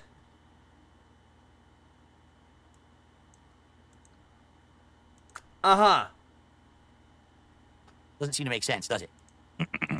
Yeah, because you don't seem to remember. Sam Lake is really is just really a good dude. Before his studio got super big, he would take time out of his day to greet visitors and show them around, which he's, again, looks like a nice guy. He looks like someone that you share a pint with. Okay. Yeah, no multiplayer award. Yep, no. Oh, wait, let me check. Actually, let me check that. Really quick, before I move on. Oh, yeah, hang on. Yeah, no, you're right. Whoever said that, no, you're right. Hold on. Willzone, yeah, you're right. 5 awards. So I got multiplayer, too. So I had 5 awards. Never mind. I misspoke. I received a contribution. My apologies. Which I'd like to shout out. $10 tip from Yorichi, who says, I am enjoying your countdown. Thank you to Yorichi for a $10 tip tonight. I really appreciate that. As you guys can see, been a pretty rough and slow night for any kind of contributions towards my content. So appreciate that, Yorichi. Let's get you up on the leaderboard. And I will take the moment to say, hey, everyone, if you are enjoying this countdown and the effort that I put into it, if you could please support the stream tonight, I would very much. No, thank you. Roland. Hold on. Look at that face. Look at that fucking face. He's looking for tips. He's immediately scouring his chat for tips because he only got $23 so far that time. Ah! So we are at $33 of support. Guys, let's keep. Retro Danny says, I love Tekken. Fun fact, my first Tekken was Tekken 4. That game reminds me of Child. I don't care. Very, very blocky stuff. Okay. Very what? Very, very blocky stuff. Okay. Yeah, very blocky. Even Bone and Chicken, his work, said Mario Wonder was in the Game of the Year contention. Lots of competition last year, including Zelda. Yeah, even Zelda, but it lost to Baldur's Gate 3. It still won something. Continuing on. I watched him ignore that comment. Yep, he ignored it. My pick for number 6. Yeah, he ignored it. Best playthrough of the year is Indie. Dr. Jones, you're in the top 10. Racist, I see. Ladies and gentlemen, Indiana Jones. You know, the only thing, here's the funny thing about Short Round. Apparently Short Round, the actor that played Short Round, saw Harrison Ford, and he's like, he's probably forgotten who I was. And he was like, yeah, you Short Round's like, yes, Mr. Jones. And it's like a sweet, wholesome moment. It's like, damn, after all those years, Harrison Ford did not forget Short Round. Yeah, he was imitating Short Round. Don't do that. And the Great Circle. That is right. I really like Indiana Jones and the Great Circle. I like it a lot more than I thought I was going to like it. Quite frankly, when this game was announced and all we saw was this first-person combat, it left a lot to be desired, and people were wondering when. Yeah, I forgot the guy's name. Like, I know he ended up becoming. He's still an actor. He is actually in a movie that's coming out too, where it's essentially like John Wick, but it's not John Wick though. Like one of those movies. But I think he helped direct everything. What was it? Fuck. It was that one movie that won Best Picture, and it was like a really weird movie. Yeah, John Kwan. Yeah, Ki Kwan. Yeah, I think that was the guy. To be fair, Harrison Ford looks like he's forgotten a lot of things. Well, he's gotten a lot of fucking alcohol in this system. Any good? Like at the Game Awards. Like, it was great for him to show up at the Game Awards, but it was funny that he looked drunk out of his mind. I'm happy to report the game is good. It's got fun platforming. Even though he sucked at it. It's got interesting puzzles. He forgotten where to land planes. Take away his pilot's license. Got a great story with some great lore. And of course, you get great lore, Since when do you give a fuck about the lore? You get to play as Indiana Jones. You get to whip the living shit out of a bunch of fascists and... Hold on. We gotta slow this down at half speed. What? You get to whip the living shit out of a bunch of Excuse me? You what? Excuse me? You get to play as Indiana Jones. You get to whip the living shit out of a bunch of Was he trying to say Nazis at first? Or was he trying to say the N-word? Like, I can just imagine, he's like, yeah, gotta beat a bunch of and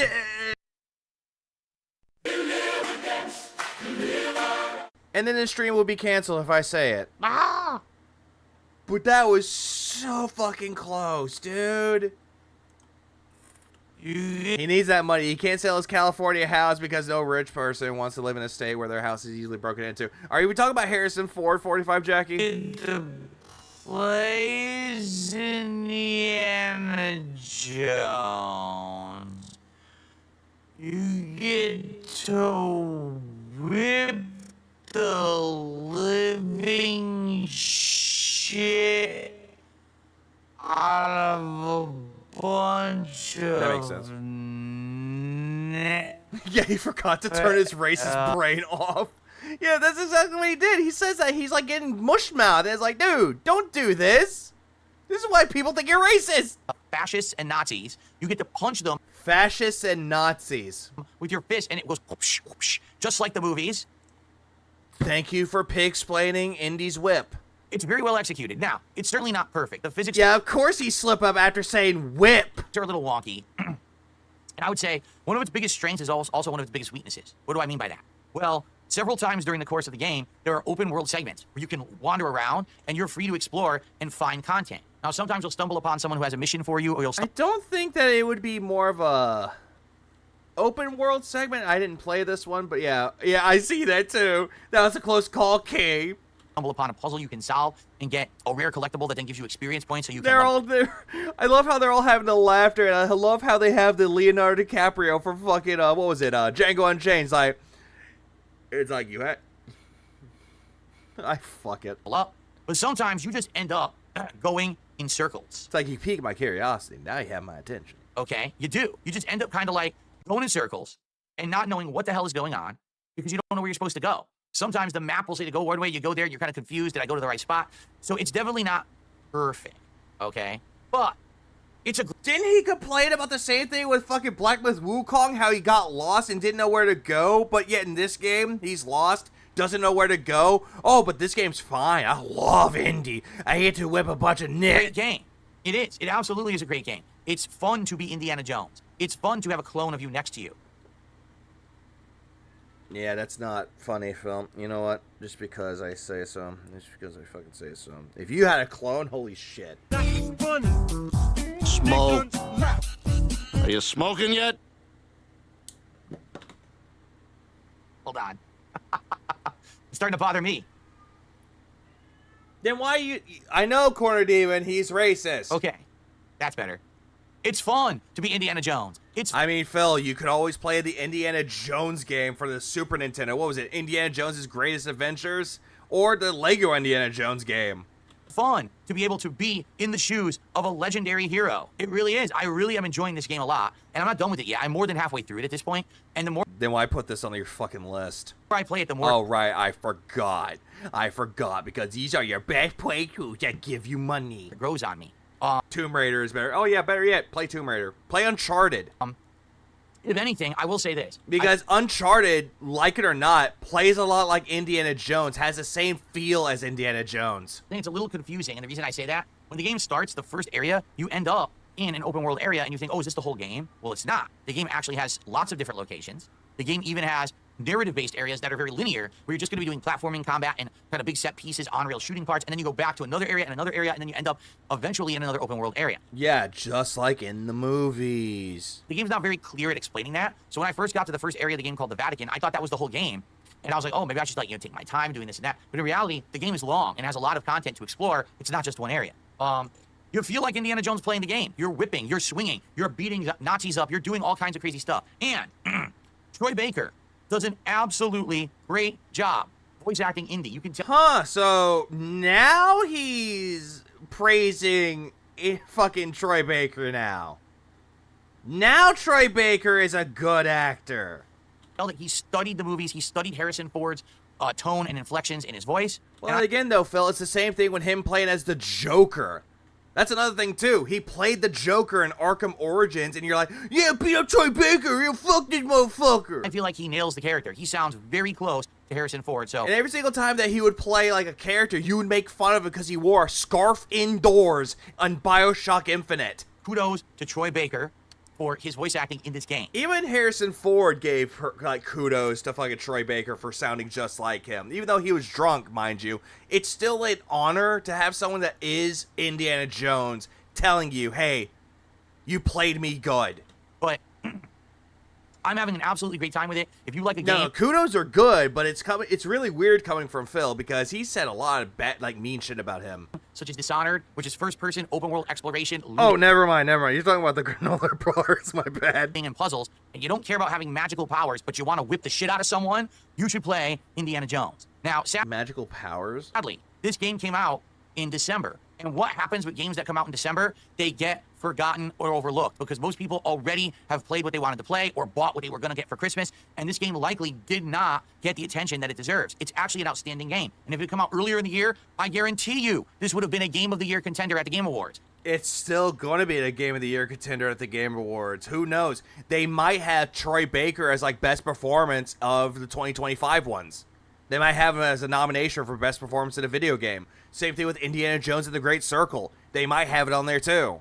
But it came out late, and because of that, they said, oh, it missed the cutoff. It can't be nominated. So now, I guarantee you next year, no one's going to remember Indiana Jones, and that's unfortunate. With all due respect, Phil, Lego Indiana Jones had players beat up Nazis and encourage exploration and creative gameplay. Always does. That's just a major flaw with the way the Game Awards are. They shouldn't have the nomination cutoffs end in November. That is absolutely preposterous. They should be going through December to the end of the year. Anything that comes out in the year should be eligible as Game of the Year for that year. No, they have a cutoff date. They actually have a certain time. They have a certain criteria.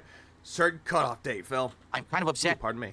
With the way that Jeff Keighley does the Game Awards. What up, Cardinals? I feel it's completely unfair, and that this game should get more attention and more nominations. It did, though. But a lot of people are just like hell. Even got attention at the Game Awards. It had Troy Baker on there. It had Harrison Ford over there. Hello. Glossing over. Having a sore throat thanks to the weather. I don't blame Troy Baker for wearing a scarf indoors. His voice is bread and butter. Well, then again, in recording studios, it's always going to be cold in there, so you have to bundle up. Pretending like it doesn't exist. It's a great game. Do not sleep on indie. All right. But you sleep on indie games all the time. Continuing on. Ladies and gentlemen, now we're doing it. Now we're getting into the big ones. It's time for the top 5. Oh, great. And top so, 5. My number 5.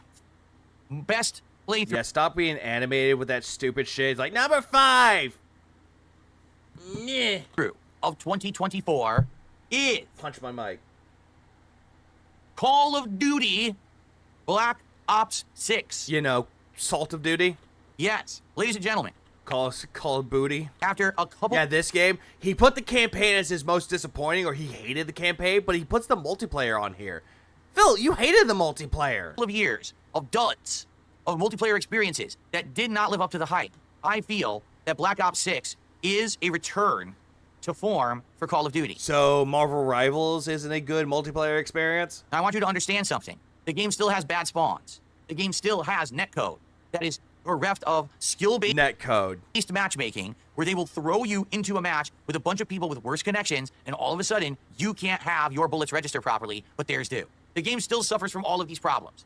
But Black Ops 6 plays so much better than either of the previous Modern Warfare iterations that it definitely deserves notoriety, and it deserves respect, because it is a great game that feels like Call of Duty again. Phil, didn't you...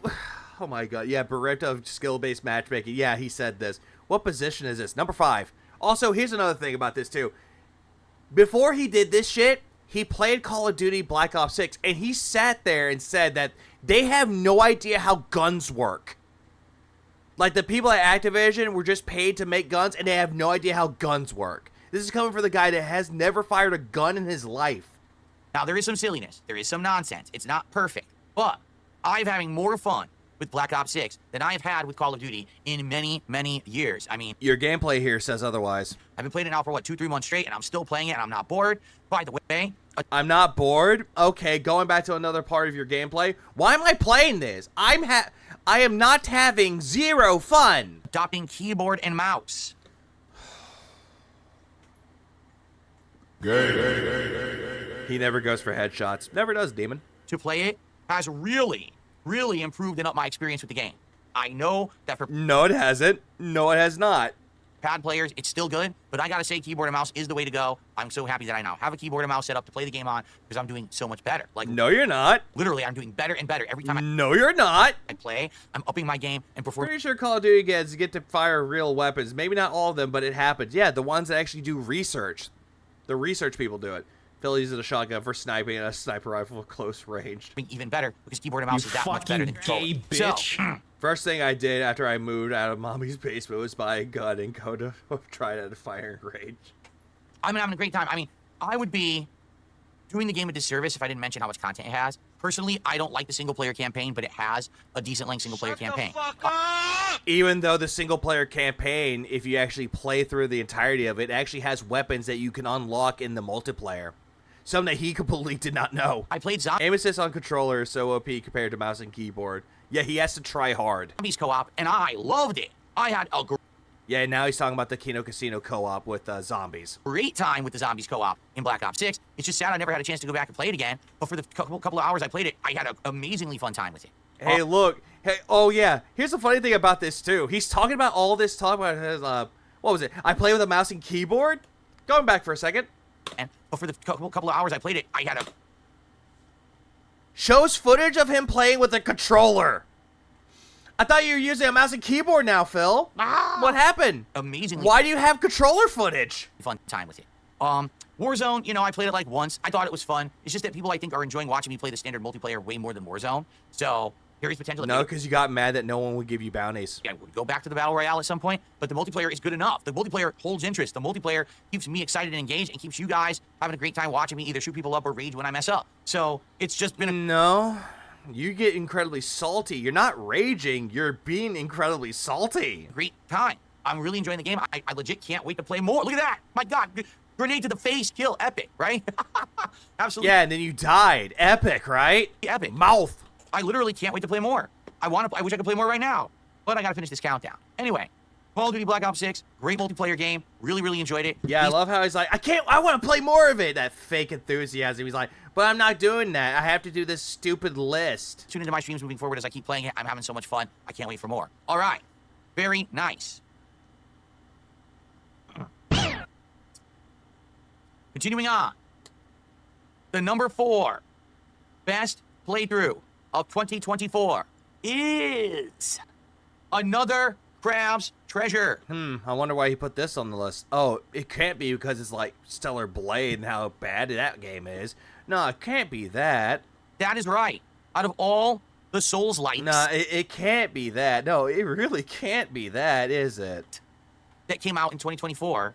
This game ended up shocking me with how good it was. First of all, it ran absolutely beautifully on the Xbox Series X, as you can see here. Beautiful frame rate, great graphics. The fact that they took the Souls-like formula and they put it into an underwater kingdom where things such as bottle caps or cans or seashells became critical parts of your armor set or your weapons. The fact that you remember, he thinks that this shit right here is innovative.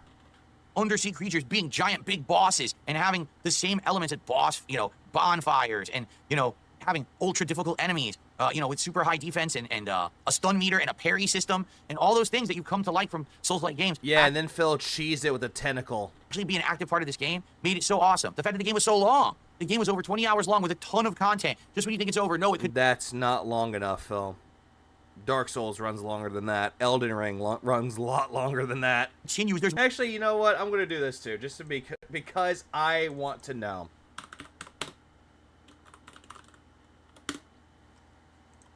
$14 hours.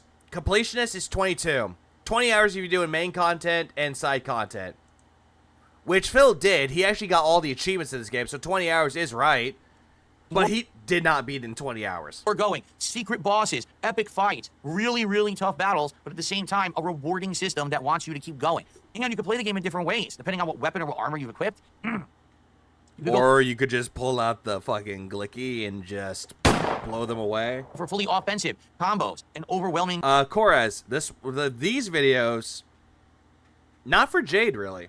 Tactics. You go for a more defensive stance where you have a lot more armor on. You can block or counter or parry more before you counterattack. You go for ranged tactics because there's certain builds where you can actually shoot things. So there's a lot of ways to play There's range tactics where you could shoot things. Game and make it feel... Yeah, pull the glicky. It's a fun game, but I wouldn't praise it this much. I would say that it's a good game. It deserves to be looked at. But it's one of those games that if you played other games in the Souls-like genre, then you played better. Different depending on how exactly you want to focus on it and you want to play it for yourself. I love that about the game. It's not just a one-go experience like, say, Sekiro, where almost everyone's playthrough ends up kind of feeling the same. In this game, there is so much to do and so many different ways to do it. I will say this. The cutesy charm of the game is great, but it does have a few flaws. As you can see right here, because this is made by a smaller studio, there are a few bugs and a few annoyances that happened during my playthrough that maybe... So what? It wouldn't have necessarily happened if this game had really been made by FromSoft. I happen to highlight one of them here in this clip that I made where I got stuck in a wall. Ultimately, I think I did get out of this wall. I think it took me over 5 minutes, but I actually did get out of the wall. Stellar Blade Dev celebrates game success and gives Step PS5 Pro and 3.5K bonus. Oh, but that's a terrible game, Fear. All right, but you can expect that there will be some wonkiness and silliness to the game as a result. But at the same time, man, is the game fun. And I hope that you will give it a look if you haven't yet. By the way, it's on Game Pass. This is one of the best games of the year. Original, fun, creative, and it's on Game Pass. How could you possibly go wrong? So what, Chorus? Do not pass on Another Crab's Treasure. If you're interested in Souls-like games and you want to see a unique one and a fun one, this is one that very well may have gone right off your radar. You might have missed it. Definitely don't pass it by. Check it out. You're going to love it. It's really unique and fun and well-made. And oh, no. That's a shame. Yeah, you keep dying there. Also, Phil, I wouldn't recommend this game. I would highly recommend Stellar Blade over this one. But you see, it's that kind of game where you want to keep trying to do stuff. You want to keep going for that jump. You want to keep exploring. You want to see if you can get that. Even though that you just, I don't know. I don't fucking know. You just try multiple times and you're like, I can get it next time. Nope, nope, nope, nope, nope, nope. New thing, that new hidden item that may be over there or whatever. It really opens itself up to open world exploration and fun in that regard. And that's one of the major reasons I really liked it. So, Another Crab's Treasure. Great Souls-like attempt. Yeah, you were saying that this game was better than Stellar Blade. I'm like, granted, both games have good visuals, but for different reasons. Underwater Kingdom style, very unique art structure. Underwater Kingdom style. Great combat, great elements, even a unique and interesting story, if you can believe it. Well executed. Definitely give it a look. Okay. I already beat this game. I'm even being told by DJ Sonic Swag that it actually got a New Game Plus update that made it even better. One of the most compelling characters in gaming. It was probably a slow year. I'm just saying. I'm nothing against this game, but man, to see that the style of games that I'm saying were some of the best playthroughs of the year, I think this is very representative of the year that we had last year. You understand? Okay. Ladies and gentlemen, this is it. Please the top clap. 3 best playthroughs of the year. What games will make the cut and what games will be forgotten? About to find out. Thank you so much to Yurichi, who over on Kick just had a 2-month re-upping of their membership. Let me get that up on the leaderboard because I love how he's like, which games will be forgotten, and yet for some reason he's like, yeah, you're gonna forget about them because glug glug glug. Things on Kick actually count for $5. Yeah, if there was a 1911 in Hollow Knight, I would have used it. I rage quit that game after like 60 hours. So thank you for that. You could mod it. We're now up to $38 of support. Again, guys, it sure would be great to get some more support tonight. Like the visuals for Stellar Blade, not just the character, but everything around it is pretty to look at. It has a beautiful aesthetic and beautiful visuals to look at. It's appealing to the eye. It's pleasing to the eye. Phil does not like that. The best playthroughs of the year countdown, if possible. Please support stream. Okay. No, thank you. This is it. Are you humped? Are you humped? Are you hyped? Are you pumped? I combine those. Are you humped? I'm sure your wife is. 2 words into humped. Well, I'm humped. I don't know about you, but I sure am humped for the top 3 best playthroughs of the year. So let's get over there, shall we? Ladies and gentlemen, my number 3 best playthrough of 2024 is Elden Ring Shadow of the Erd Tree. Just say Erd Tree, Phil. Don't be a major fucking faggot and be like, Erd. Yeah. Just stop. That is correct. Another. You should put a Model of Eve on the overlay. I thought about it. DLC. I think I did one time. Made it into my Game of the Year countdown for a very good reason. This game was basically throwing everything at you if you liked Elden Ring, plus the kitchen sink. Like, I don't think they left anything I did see this part, and all I'm just thinking is he hated this DLC. He said that the open world was not like lively at all. It was very empty and very boring. He didn't like collecting all the secret stuff, even though he praises that. He kept using the spam R2 build or moves over and over. He kept going cheese builds that he looked up online, and he said that he played this game legitimately. He's like, oh, nope, no, I played this game legitimately, guys. I didn't cheat. Out of this DLC. Crazy, over-the-top, amazing bosses, check.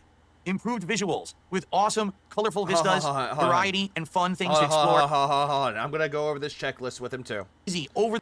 Doom Eternal is the reason why I went from somebody who hates difficulty to somebody who likes challenging videos, which is good. The top, amazing bosses. Which he did not like. Check. Improved visuals. He didn't care. He kept saying the graphics look nice. Which, again, it's just Elden Ring. The visuals are the same. Who cares? With awesome... Wukong is better than this DLC. Agreed. Colorful vistas. Like, looking at the Dis DLC and then looking at the Wukong, like Blight with Wukong, yeah, hands down. Blight with Wukong is better. Variety and fun things to explore and check out? Check. Insane amounts of new weapons, new play styles, and basically reimagining the way that the game can be played in various different ways? Check. An incredible amount of content for the value that you're paying into it? Absolutely. But you complained that $40 was too expensive. No, and a map that is deceptively large because it looks small. But when you start to explore it, you realize that there's layer upon layer upon layer in said map. Again, this is the same map that he complained had no life into it. It was very empty, that map. And that there's all this hidden content that makes... Yeah, this hidden content that he didn't want to search for because fuck it. It's actually much longer than it appears. Yeah, it's got all of that stuff. It really is that good of a DLC. As you can see, fighting with a giant mutated sunflower in this video. As I go through this mansion full of enemies, and I'm, wandering around and exploring, hammering the crap out of stuff. And as you can see, it performs very, very well on the PlayStation 5. I'm sure it probably runs even better on PS5 Pro, but I played it on the PS5 and I had a great time with it. No, you didn't. I mean, in reality, I don't think I have many complaints. At first, I thought that it was going to be... The bosses. That's what you didn't like about this. Pretty short and not that good. But overall, as I played it more and more, I actually realized how lengthy it was. And I was actually quite pleased. The final boss, without spoiling... Probably the boss that everyone would have really wanted anyway. Like, totally made sense that was the actual final boss of the game. And it was incredibly hard, but fair. That's another thing that I want to say about that. No. You didn't say that was fair. You hated the final boss of this DLC.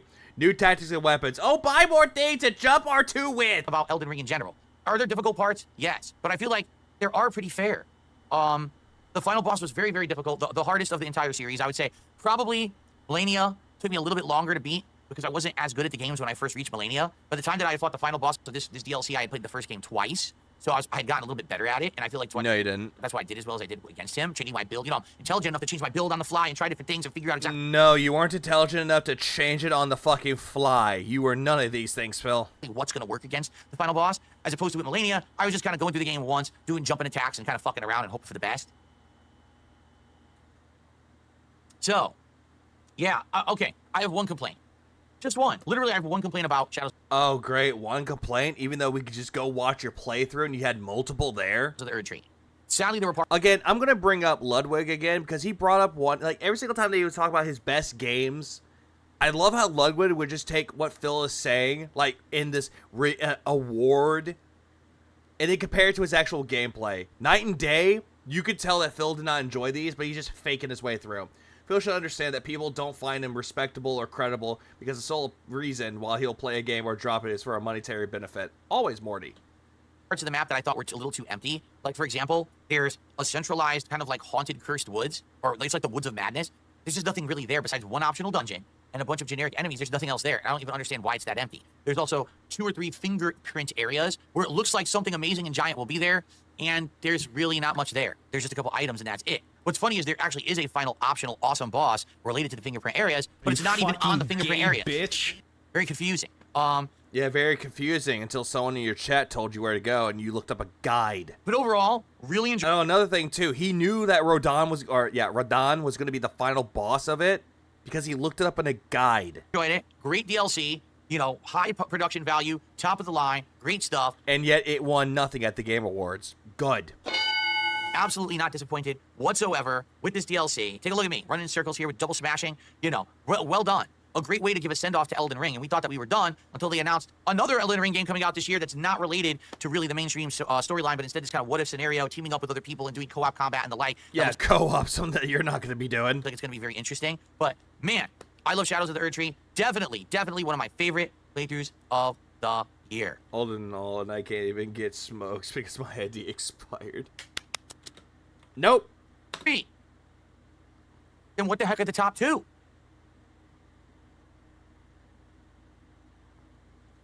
I do know the second one. And you know what? I'm skipping this part.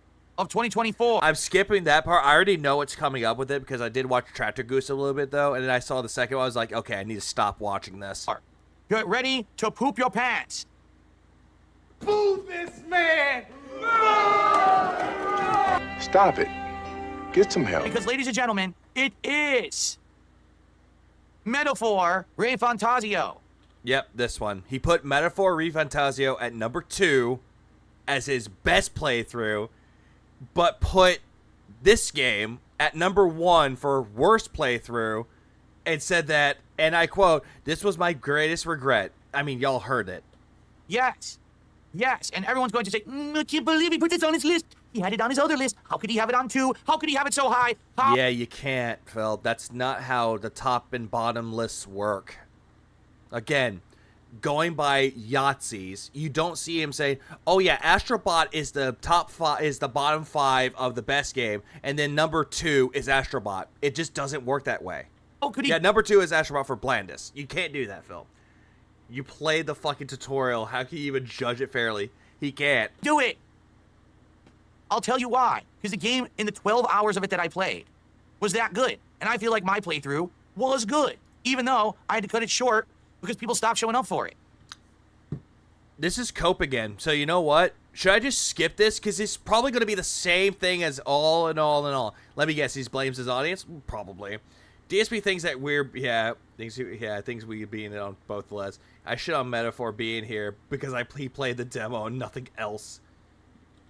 All right, now this is a topic that we had in the most disappointing playthroughs of the year countdown. Why was my Metaphor playthrough so disappointing? Because it ended at 12 hours. Why did it end at 12 hours? Because people stopped showing up, stopped watching, engaging, and supporting the playthrough. Well, there we go. He blamed the audience, so skip, skip, skip, skip, skip. Skip, skip, skip, skip, skip, skip, skip, skip, skip, skip, skip, because I don't give a fuck about it. He played the demo and hated it. That's it. I leave and then this happens. Okay, nice. Let's go back. Let's just move on a little bit more. All right, back up. James did a $20 super chat. This list is hype. Let's go number 1 when we find out your Game of the Year nomination. Yes, this list is not hype. This list is giving me cancer. Here we go. Let's get Jinx on the leaderboard. Thank you, Jinx. Sorry, guys. I'm losing steam here because this is it's tough to talk this long. Oh, fuck you, Phil. I've been talking for about 8 hours now, and yet you don't see me complaining. What up, duty? How long you stream for? 8. To be honest, to not like talk back and forth with you, but just to talk to myself like this, like I'm doing. And I'm getting exhausted from doing it 2 nights in a row. I'm losing my steam. Fuck you. 2 hours. 2 nights in a row. Oh, you're so poor baby. I'm glad that we're at the end here because I'm pretty beat right now. Oh, fuck you. Fuck you, retard. You, fuck you. My voice is all kinds of cracked and fought. Yeah, I find talking like that extremely easy. Yeah, and you had surgery. All right, now we're up to 56. 58. What time you going to bed? I'm almost done with this, so that's why. Hey, excuse me, $58 in support tonight. Thank you, Jinx. Okay. Has he covered Wukong yet? He did it in his worst game list. I think he's going to put Silent Hill 2 as his number 1. I don't know what his number 1 is. He's probably going to put Silent Hill 2 on there. Okay. Oh, he's taking another sip like always. I'm so tired. Haseo just gifted 5 memberships to the community.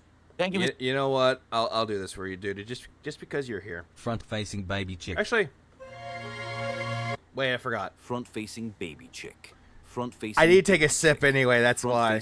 I need a little reprieve. Front-facing baby chick. Front-facing baby chick. Front-facing baby chick. Front-facing baby chick. Front-facing baby chick. Front-facing baby chick. Front-facing baby chick. I would say no, dude, because I think we're getting there. Haseo. Has done. How many people are watching on Kick? I thought there would have been 4. Check. 47 of you. And there's no one on Kick who supported it any. He's back. Yeah, where's my money? Did not get any gifted bombs say I win. Subs whatsoever on Kick tonight. You don't have any money. You're a liar. You are a dirty liar. You have money right now in your person, on your person, in your home. There's money. I'm not saying it's spendable money. I'm just saying you're lying. You definitely have money. Okay. Jesus fucking Christ. You could just tell how fucking greedy he is. And he's saying this as a joke, but it's like, dude, you are coming across as incredibly greedy right now. You have $73 right now given to you. And all of a sudden you're like, you're not even grateful for it. You're like, give me money! Give me money right now! I want money! Okay. Are we ready to, Love he didn't hit the resume and goal. finish here? I hope so. Yeah, this one, for the best games list, didn't hit it. The one before, the disappointing one, hit it. Who has money? Well, Phil. Even his begging is simpish. It is. Oh, he's so happy to be here. He's so happy to do his best games list. He's so excited. This is what happens. I talk so long. I'm serious. I'm like oxygen deprived. Seriously. Kill yourself. What? This is what happens. I talk so long. I'm serious. I'm like oxygen deprived. What? Doctor, I have to ask you a question. If you talk for so long, in his case, 3 hours, about 3 hours, are you oxygen deprived at 3 hours? I want to know the answer to this question. Doctor, help. Help me, please, Doc. Like, even Broside is like close to Phil's age, and yet he can talk longer than Phil. Fucking Duty is older than fucking Phil, and yet can go on talking. Like, come on. Hell. His tard yaw is so annoying. He's so oxygen deprived. He suffered brain death. Is he in an airtight room? If your O2 level depletes while you talk, there is something severely wrong with your lungs. It's like, I'm 33 years old, and yes, pulling this out again. Smoke. Yeah, why not? Are you smoking yet? Oh yeah, you forgot that this guy forgets to breathe when talking, and people have to remind him to breathe. It's like, dude, I smoke. I'm talking for about 8 hours now, and yet I'm still going. I'm not oxygen deprived. What the fuck is wrong with you? And then there are times where it's like, I feel lazy, don't want to exercise today, but I go out and I work my body. I actually go out and walk around my fucking neighborhood. It's a good way to exercise. Work the legs. Breathe in the air. I can definitely do that right now. Yeah, why did you redeem it? Why would you redeem it? Why would you say this? I streamed for 15 hours straight with no food or water and was able to keep talking the entire time. That was a bit loopy by the end due to sleep deprivation, but I could still talk. Same. I mean, I did a stream where I had no sleep. I mean, I still went on and on and on. Thanksgiving stream doesn't count. If you go to Walmart and looking for some boyfriend free girl. Are you talking about Chris Chan there, Fear? Seriously. Been talking for 2 nights straight. Boogie can breathe better than Phil in his sleep than Phil. And Boogie is fat. Non-stop, He's you know. Fat. It actually makes me, it tires me. The secret is caffeine, not gin. Hey. I have my shaker full of caffeine. And yet, I barely drink out of that today. Ow. So. Fuck's sakes, I once had to tell a kid with cancer to keep quiet so we could do a test. Because, yeah, he just didn't want to share story. Yeah, he did not want to share stories about his holiday. Okay. We ready? Let's do this. Let's finish. Here we go. The big finale. Now, please hurry up. I need to go to bed. Hold on. Where am I? Here I am. Okay. Okay, folks. This is it. The big finale. What is the best playthrough that I did in 2024? Are you ready? Need a drum roll? Protection for how much time until he's done with King of Casino. I hope tomorrow or later today when he does the wrestling podcast that it fails. Here it comes. Like, it doesn't matter how much money that Phil gets or how much they get, it fails. Medicare is actually fucking died from lung cancer. Is still able to stream longer than Phil while he's not in pain. That is true. Shout out to Medicare. No. Damn it. It is Silent Hill 2. I think everyone knew what it was. I mean, come on. Yeah, I figured. He would probably put this He would probably put this game at top 1. He would probably put this as his game of the year 2024 if he actually finished games this year. He would put this one on there. So I'm not surprised. Silent Hill 2 Remake. Silent Hill 2 Remake, folks. probably it was a given. I think everyone kind of knew this from the start. That first of all, I love survival horror. Okay, just I'm sorry, I thought you liked RPGs, especially JRPGs. Now you love survival horror now? Showing a black screen, very professional. to be honest, it's one of my favorite genres of game, and the Silent Hill franchise over the years has. Damn, avoiding Stellar Blade like the plague. Yeah, he didn't even put that on his like disappointing game list, even though he hated that fucking game. He probably didn't put it on there because it was part of a marathon, and that quote unquote doesn't count. Become one of my favorite franchises of survival horror. No, it's not. Keep in mind, I never played these games back in the day. I only played them as a YouTuber and experienced them for the first time with all of you as my live audience. And yet you looked up guides because you got lost and you blamed Konami for it. This game does everything you want. Did he quit the most games this year? Yes, he did. He quit a lot of games this year. And I'm not talking about the games that he said he's not going to play. I'm talking about the ones he started, never finished. From a AAA level remake, okay? Improved graphics, improved soundtrack, story that's the original, but even expanded upon in certain ways that make it even better. Great gameplay that's been refined upon and expanded upon. Now it feels like a modern game, rather than being stuck with old tank controls, locked camera angles. Instead, you get to actively play the game. He loves JRPGs and wants to play Suikoden, but can't because there's no modern port. He could just play Eiyuden Chronicle, but nope. Yeah, and isn't that? I think that's coming out in 2 months from now. The Suikoden HD games. In a way that makes you feel more empowered. At the same time, the game's not overly easy. They've changed the challenge level and difficulty level of the game to make it feel tough, even though... You know, I really want to eat some peach rings right now. At least peach rings are a lot more delectable and at least more interesting than this shit. Oh, you have active control of your body, okay? Oh, you control your body! Puzzles, completely redesigned from the ground up. Or some are identical. You don't know what the game's going to throw at you at any given moment because some things are the same and some things are dramatically different. Boss fights. Oh, Silent Hill 2 does not have a lot of bosses, but for the ones that they kept in there and they redesigned them to be so good. For example, do you know which ones were changed? Hey, where does Phil get his sources again? That's a nice argument, Senator. Why don't you back it up with a source? My source is that I made it the fuck up. You know who really just like you, Phil? Eddie from this game. Yes, he is. I'm just gonna say this: the abstract daddy boss is ridiculously good in this game. Over the top, way better than in the original. It blew me away how well done it was. Also, the final boss, way improved upon and much better in this game than it was in the original. I like that it still retains. By the way, he only played it. He got one ending of the game. He's like, I didn't like this ending, so he looked up endings. He did the same shit that he did with fucking Lightning Returns. All of the options. I was going to suggest buying Acid Rain Acid Rain I was supposed to say Gummer Soups for some reason. Gamer Soup, since that's a peach ring flavor, but they're sold out and need a restock.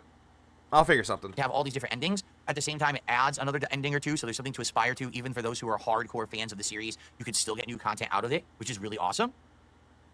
I love both the real world and hell world gameplay. I think that it's cool that it changes completely the atmosphere of the game, yet retains the same kind of classic gameplay style from the original. Honestly, the best way that I can really explain this game of why I like it so much. So, do you remember many years ago we had The only good ending is a dog ending. Let's be real. You know what? You're not wrong. I love Silent Hill 2, but him getting the worst ending was funny as fuck. Agreed. Resident Evil 2 Remake. When Resident Evil 2 Remake came out, up until this point, when we heard the words remake, we thought, oh, that just means they're going to take the original game and they're just going to patch it to run at a higher resolution. Maybe they're going to add a little bit more detail to the graphics. No, when we heard... What the fuck is up with this goddamn face?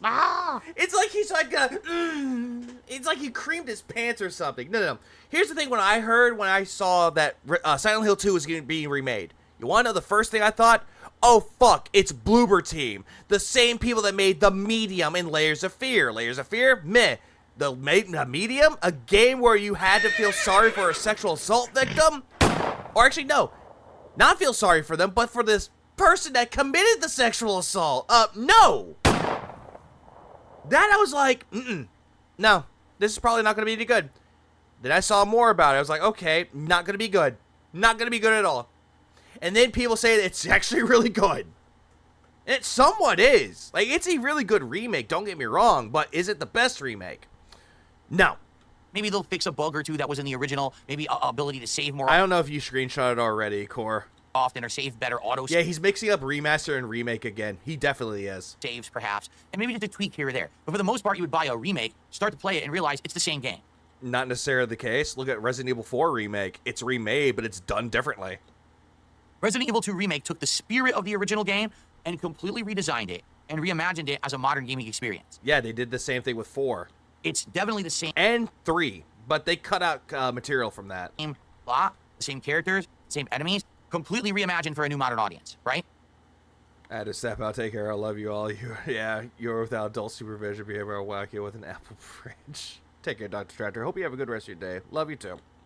Silent Hill 2 Remake is exactly the same thing. Taking the classic Silent Hill 2 game and redesigning it and reimagining it for people who need more modernist things. I don't want to be hindered because I have to turn with tank controls and I can't see because the camera's stuck and I'm fumbling around in the dark. Skill issue. Yeah, you want to be able to play and enjoy the game. Yeah, look at Final Fantasy VII Remake. Again, that was reimagined for the ground up. And as you can see, with the improvements and refinements that they made to the engine, you absolutely are allowed to.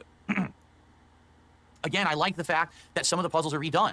So it's not feeling like if you just played Silent Hill 2 before you played this game, you could play this game and not feel bored. Because it feels like 2 completely different runs or playthroughs, a different game itself, instead of the same game twice. That's great. And I'm just going to say this. This is not a spoiler. I'm not going to spoil it. There was a plot device that was confirmed after the fact by the game devs that make it that this game directly ties into Silent Hill 2. And I don't mean that it's the same game and the same plot. I mean, actually, this game is actually the continuation of Silent Hill 2. That's all I'm going to say. And if you're like, what? What does he mean? I want you to play the game to find out. I'm not going to... Yeah, I love how he does all this shit, and he's completely being misinformed. Spoiler. And misinforming people. I'm just going to say, play the game. I really hate him using the term modern audience. I do, too. You're actually going to find out that this game is basically the Yeah, sequel. Hulk Hogan did say the N-word. The direct sequel to Silent Hill 2. Okay? It's not the same game. It's not a reimagining. It's literally the sequel. He didn't even know about that whole plot device until he looked at the endings. Now, that doesn't get you to play it if you didn't yet. Hopefully, you'll go play it now, because it's that good of a game. Or if you want to it sounds like Silent Hill 3. watch me play it, you can. My playthrough is live, but your playthrough sucks. It's that good of a game, you should give it a look. So, the modern reimagining of Silent Hill 2 for a modern audience, great gameplay mechanics, amazing. And, you know, at the time... The only reason why he put this as number 1 because he made a lot of money from it. They said that Resident Even though he put WWE Champions at number 2, which he made him more money. Evil 2 Remake was kind of the... Is he talking about the UFO joke ending where old James meets new James? The UFO endings are always supposed to be a shitpost. Yes, he is. The gold... That's exactly that. He's meaning that. Standard, the poster boy example of what a remake would be. Yeah, the alien ending. Yeah, the UFO ending. I would argue this game is just in line, if not even better. You know what I mean? Like, I think it is. Like, all during the playthrough, people kept asking me, is this better than Resident Evil 2 Remake? I kept saying, it's at least as good. Now, you know, I definitely feel like it's just as good, if not better. So... Nope, I would actually give the W to Resident Evil 2 Remake. I would actually give that one the dub. That's my feeling on it, and I hope that, again... The only true remake is Dead Space. Dead Space Remake was good, too. If you haven't seen it or tried it yet... UFO 50 Win Party House. I forgot about UFO 50. That game was nominated for, like, Best Indie Game, but it didn't win. But you know what? I'm glad that it was nominated and actually recognized. You will? It's an absolute great game. Don't skip it. Oh, it's Bloober Team. Bloober Team is great. Oh, but it didn't... No, it wasn't. Bloober Team made The Medium, and nobody liked the story to The Medium. Win many or any awards at the Game Awards. Who gives a crap about the Game Awards? Who cares about the Jeff Keighley Buddies Club? Phil, didn't you say because of the Game Awards you didn't even know Balatro existed? Phil, you can't say that the Game Awards did one thing right and now all of a sudden fuck the Game Awards. You can't do that, Phil. What are you talking about? You stroke my dick, I stroke yours. You like to stroke Ashton's dick, and you like to stroke Andy's dick, and you like to blow them both at the same time. Everyone's happy-go-lucky. Shut the fuck up. Lucky about what games they like. Everyone, we're going to conspire to vote for the game that's the feel-good game of the year instead of the game that's good. This game, undoubtedly, is one of the best games of 2024, no matter what. Disagree. What a bunch of game journalists with agendas say. This is like saying the dog ending is canon, but the dog ending is canon. Mira is a treasure, and I will defend her shenanigans. It really was that good of a game. Don't skip it. Don't miss it, because the game journos didn't kiss its butt. It's really, really good. Are you sure they didn't kiss the game's ass? Because I'm pretty sure it got critically acclaimed. What the fuck are you talking about? All right. Ladies and gentlemen. You know what? I'm going to look this up. Give me a minute. I'm going to look up a general consistency of it. Like a general synopsis of it. One moment. Give me a second. I could be wrong about it getting critically acclaimed now. Okay, so generally you see favorable reviews, and it sold 1 million copies within 3 days. All right, let me look at the scores, what it got. So I see, well, I don't really see a whole lot of them, though, but I do see that the 87 out of 100 for PC, 86 out of 100 for PS5, OpenCritic, 95% approve it. I did see a lot of people giving it. Rimshow's real, but you too, you, Phil. that is the conclusion of my best playthroughs of 2024 countdown. A weird year, to say the least, right? 2024 was a year when it had, on paper, it had potential to be one of the best for various reasons. RPG overload, disappointing AAA game performances, etc. Again, AAA releases not doing well. Fine, we can agree with you on that because they didn't really do that well. RPG overload, it's not a thing. That's just something that you made up to make the narrative that, hey, RPGs aren't your thing. It ended up being one of the most disappointing years in recent memory, okay? If anything, what we saw this year was that independent games like Helldivers 2 or Balatro could stand up to the big AAA titans and actually get just as much attention, if not more. A year when a game that was just a platformer, like Astrobot, ended up actually being some kind of an absolute amazing experience. Even though it was a good game, though, Phil, it was an IP graveyard. When just last year, a game like Mario Wonder didn't really cut the mustard, right? Again, mustard, you say?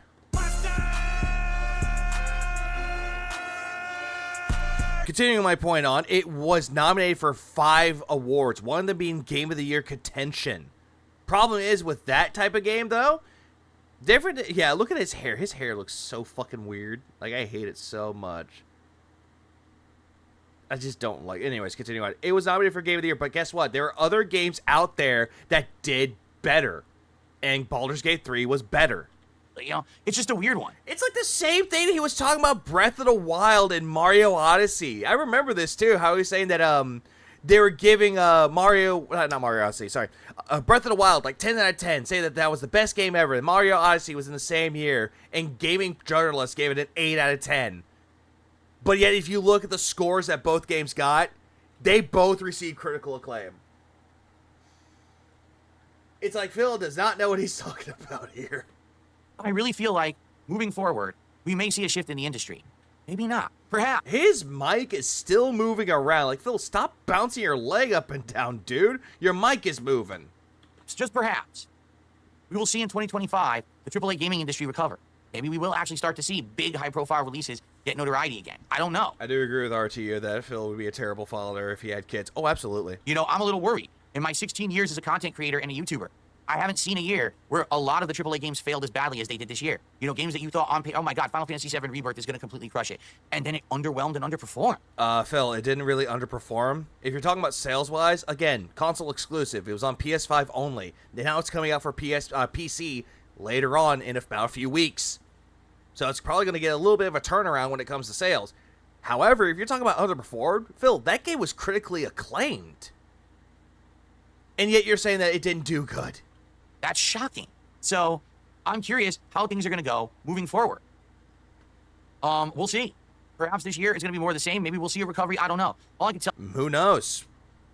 We're just starting 2025. It's day 7 of 2025. Who knows? Tell you is, no matter what, I'm going to be here covering the games, having fun. No, you're not. You're not going to cover the games. If you play a game, doesn't do well, wage quit. Oh, you're going to play a game and the game sucks? Oh, guess what? Support. You gotta keep playing this game because people want you to play because people like it. Like a dumbass. Some good times. Because that's the thing about the best playthroughs of 2024. It's not the best games. It's the best times we had together this year. And I would argue that these times were the best times overall. Yeah, they're not, though. No one agrees with you. Yeah, he's thirsty for that AAA slop. We hung out, had a great time with games on stream. So if you didn't see some of these playthroughs, I urge you to give them a look. It's going to be a great time. You're going to enjoy that gameplay. You're going to enjoy the interaction I had with the audience. No matter. You know you didn't. No, you fucking didn't. No matter what the game was, they were all great experiences. So thank you all. 2024 was an amazing year for me and my content. No, it wasn't. If you're talking about good for your content when it comes to wage quitting, oh yeah, absolutely. A resurgence, positivity. Resurgence that only lasted like what, 4 months? Great stuff. I mean, take a look at me now versus the beginning of 2024. Yeah, take a look at you now. You're still toxic when you were back then. So the sky's the limit at this point. Let's hope for the best in 2025. I look forward to hanging out with all of you to enjoy playthroughs, games, culture, and the like. I'm along for the ride with all of you. I hope that you'll come by on DSP Gaming and now, of course, on DSP Gaming Reel on Kick for my co-streams. Great stuff to come in the future, my friends, and I hope that you'll be along here with me. But for 2024, it's time to stick a fork in it. It was a... Phil, it's already done. 2024 was already done at this time 6 days ago. A year. Or 7. Now it's 8. That's for sure. It's time. Yeah, take a look at me now. 42 and e-bagging. And proud to e-bag. Time to move past. Before you leave, top 10 best games that came out last year. And to see if we got better stuff coming in the future. I need to actually look at the list, Sinji, because I'm not going to lie. I bought way too many games last year. Ladies and gentlemen, for the top playthroughs, the best playthroughs. You know what? Fuck it. I'll do that right now. Give me a second. Because I actually have a list of the games that I bought last year. 1 second. Let me pull them up right there. I forgot I put that thumbnail there. Give me 1 second. One moment. Let's see. Let's go here. Give me 1 moment.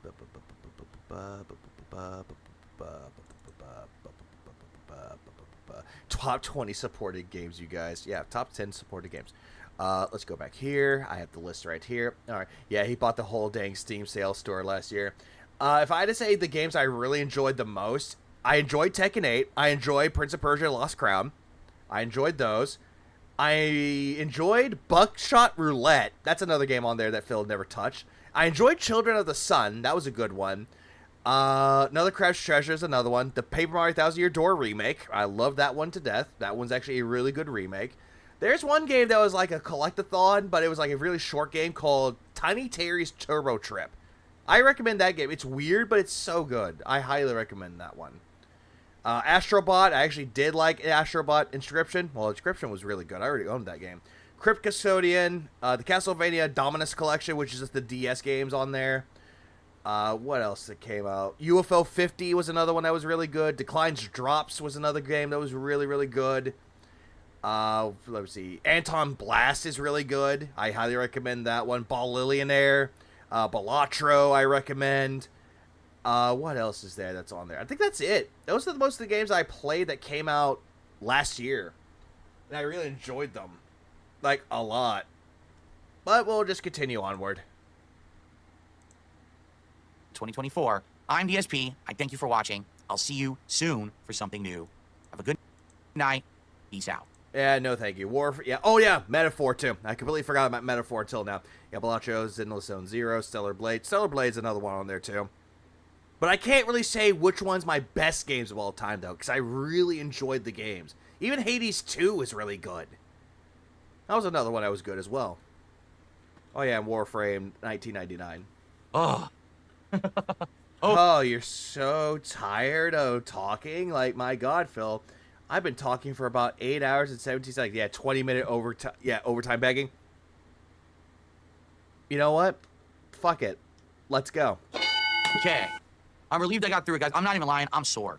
I'm sore from doing this because wait, how are you sore? Nights in a row, like over how are you fucking sore? 4 hours of just sitting here talking about these games is very exhausting. Like I like having a conversation with you guys, not just no, you fucking don't. You like it when people give you money. I mean, you know. Oh yeah, Space Marine 2 is also good. You fucking gay bitch. We should raid Kino Casino tonight. I totally forgot to do it last night, and that's on me. I haven't been on in a while. So, because I hadn't been streaming in a while, I totally forgot, and I could have rated them last night, and I didn't. So we'll do that. Remind me here in a few minutes to do that, okay? No. Ooh. Fucking they've been felting Trudeau for 2 straight hours. Oh, man. Yeah, by the way, I did hear that Trudeau is no longer going to be the Prime Minister of Canada anymore. I think that was his title, was Prime Minister. Very nice. All right.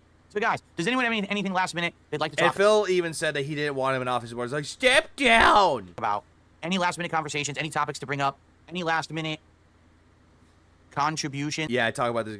Yep. Yeah. Problem? If maybe someone would like to add to the end of the stream since we didn't hit our goal. Maybe some last minute, you know. Yeah, I heard he resigned.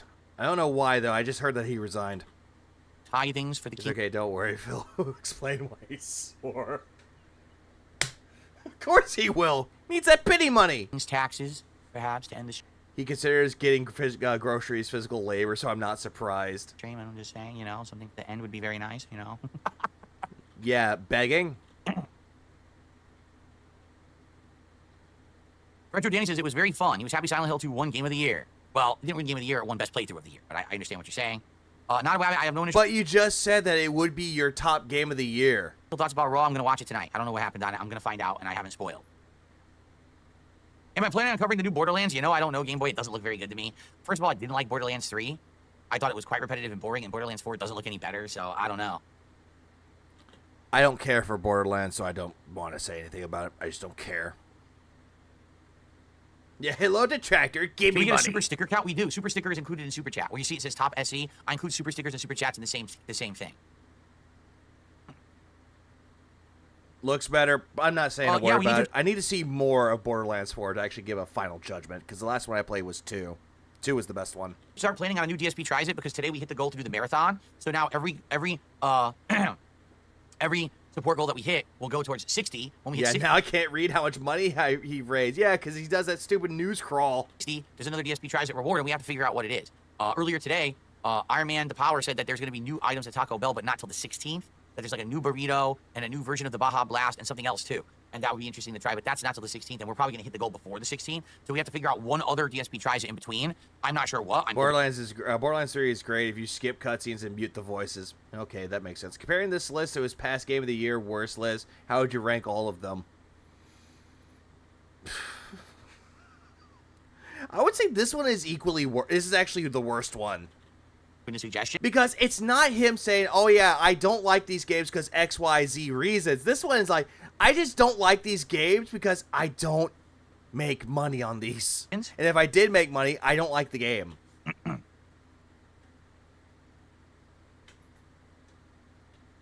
Because a lot of the playthroughs I didn't see that were going to make your lists, and that was entertaining. You know, this was a weird year. Like, who could have predicted what this year was going to be? Honestly. It was such a weird year. I don't think that I knew until I started looking at all my playlists of all the games I played this year. I didn't know what was going to be in those countdowns. I had to really refresh myself on all the games that I had played. Because you have no memory of what you played last year. You had no idea. Because that's what happens when you drink a lot of alcohol there, Phil. I didn't know what the hell was going on. Because it was such a weird year. This is the worst since he absolutely shamelessly and say that this is opinion is literally bought. Underperforming games, underwhelming games, games that I loved but that I couldn't play because people weren't showing up for them. It was just so weird. So, yeah, I agree with you. That was a bizarre year, for sure. Oh, such a bizarre year. Snoozy Susie has just gifted 5 memberships to the community. Congrats to everyone who just got one, and thank you, Snoozy Susie, for the support here. That will get us up to $88 of support tonight. We're now past the halfway point. Thank you so much, Snoozy Susie. Yeah, thank you so much for giving me memberships, even though I begged for it. Waiting on Dino Crisis? Yeah, don't worry, we're going to get to it. We're definitely doing Dino Crisis. I can't wait for it, actually. Have a good night, Vietnamese comrade. Depends on how long he's going to So wait. Retro Danny has a haiku for tonight. He says, nope, we don't. Snotty Steve, you know, Barty Fred, Fecal Phil. Oh! Why would you read that?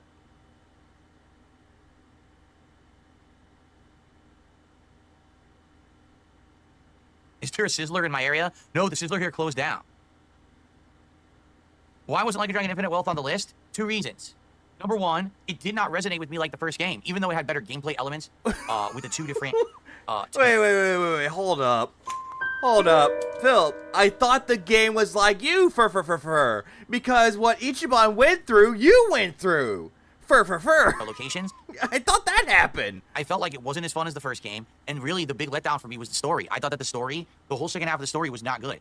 And the ending kind of sucked, honestly. Again, I thought it was just like you, and you had that monologue about how you can't keep me down. And it made me feel like, man, it wasn't worth all the time investment I put into it. I think that the ending should have been dramatically better than it was. And because of that, I didn't really think about the game after I'd beaten it. Like, literally, once I beat it, it was out of sight, out of mind, and I never thought about it yet again. Even reviewing the playthroughs, you know, for best playthroughs of the year, I was like, you know, it sucks. I really thought Like a Dragon 7 was much better. I hope that they do better. Like a Dragon 7, they didn't call it Like a Dragon just yet. They called it Yakuza Like a Dragon. After that, they ended up changing the title to Like a Dragon. With the next one, to be frank. And then that's when they started calling it like a Dragon Ishin, Like a Dragon Gaiden, The Man Who Erased His Name, and then Like a Dragon Infinite Wealth. Like, my god, dude. My god. Okay. Okay, gotta ban somebody. Gotta check my emails.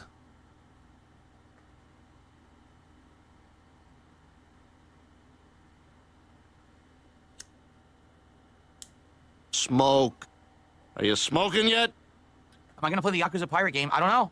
I'm on the fence. I really am. I'm on the fence. Like, I thought you were excited to play that. You're like, that game looks cool. I want to play it. Now you're like, I don't know if I'm gonna play it. But enjoy playing it. but would people show up for it to hang out and support? Or is it going to be every time I play it, I have 150... Every once in a while, a dent rears their oddly shaped head shed, unless they're actually trouble.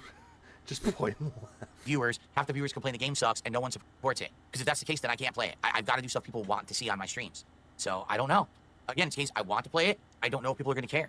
You know, the one I'm really concerned about is the Suikoden collection that's coming out in a month or two. I love Suikoden 1 and 2. I want to experience those games with you guys. I haven't played them since the late 90s. Yeah, keep telling yourself that, Phil. But I love them and I want to play them. The soundtracks are amazing. The gameplay is outstanding. The story is great. But if I play it... Do you even remember anything about Suikoden? I don't know if people are going to show up, and that really upsets me. It really does, guys. You have to understand something. I'm actually very upset. Yeah, he could have played, what was it, fuck, I'm trying to think. Eiyuden? Yeah, the Eiyuden Chronicle? He could have played that one, but nope. Even though that game plays exactly like Suikoden. I want to play RPGs, but they just aren't working, and I don't know what to do to fix that. I don't think I can fix it. I don't think it's me. I think people have a stigma against them. There's a stereotype against RPGs that, you absolutely cannot like them. There's a stereotype against RPGs that,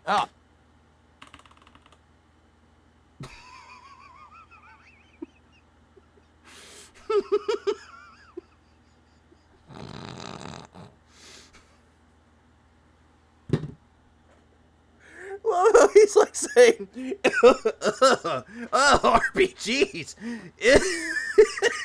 It's like, I don't want to play RPGs. No RPGs. No, hell no. I don't want to play them. Also, this whole thing about that, there's a stigma against RPGs. Yeah, the only stigma that it's coming from is you. You absolutely can. 100% vanilla. Oh, that was another game I forgot to mention. Unicorn Overlord. That game was really good. Not like these games because they're too long and they're not action-packed and there's not adrenaline pumping through your veins. And you're not ripping your shirt off and you're not screaming in rage or in glorious victory because it's more slow-paced. People just don't like slow-paced games anymore. Can we admit it? People do not like slow-paced games anymore, at least in the mainstream. There are people who like them, but they don't come to my streams. So there's nothing I can do to make that viable outside of appealing to people to please show up if you like those games and support them. Yeah, please show up, give me money. And if you don't like it, well, I swear, it's because you guys don't want to show up and give me the buy-in.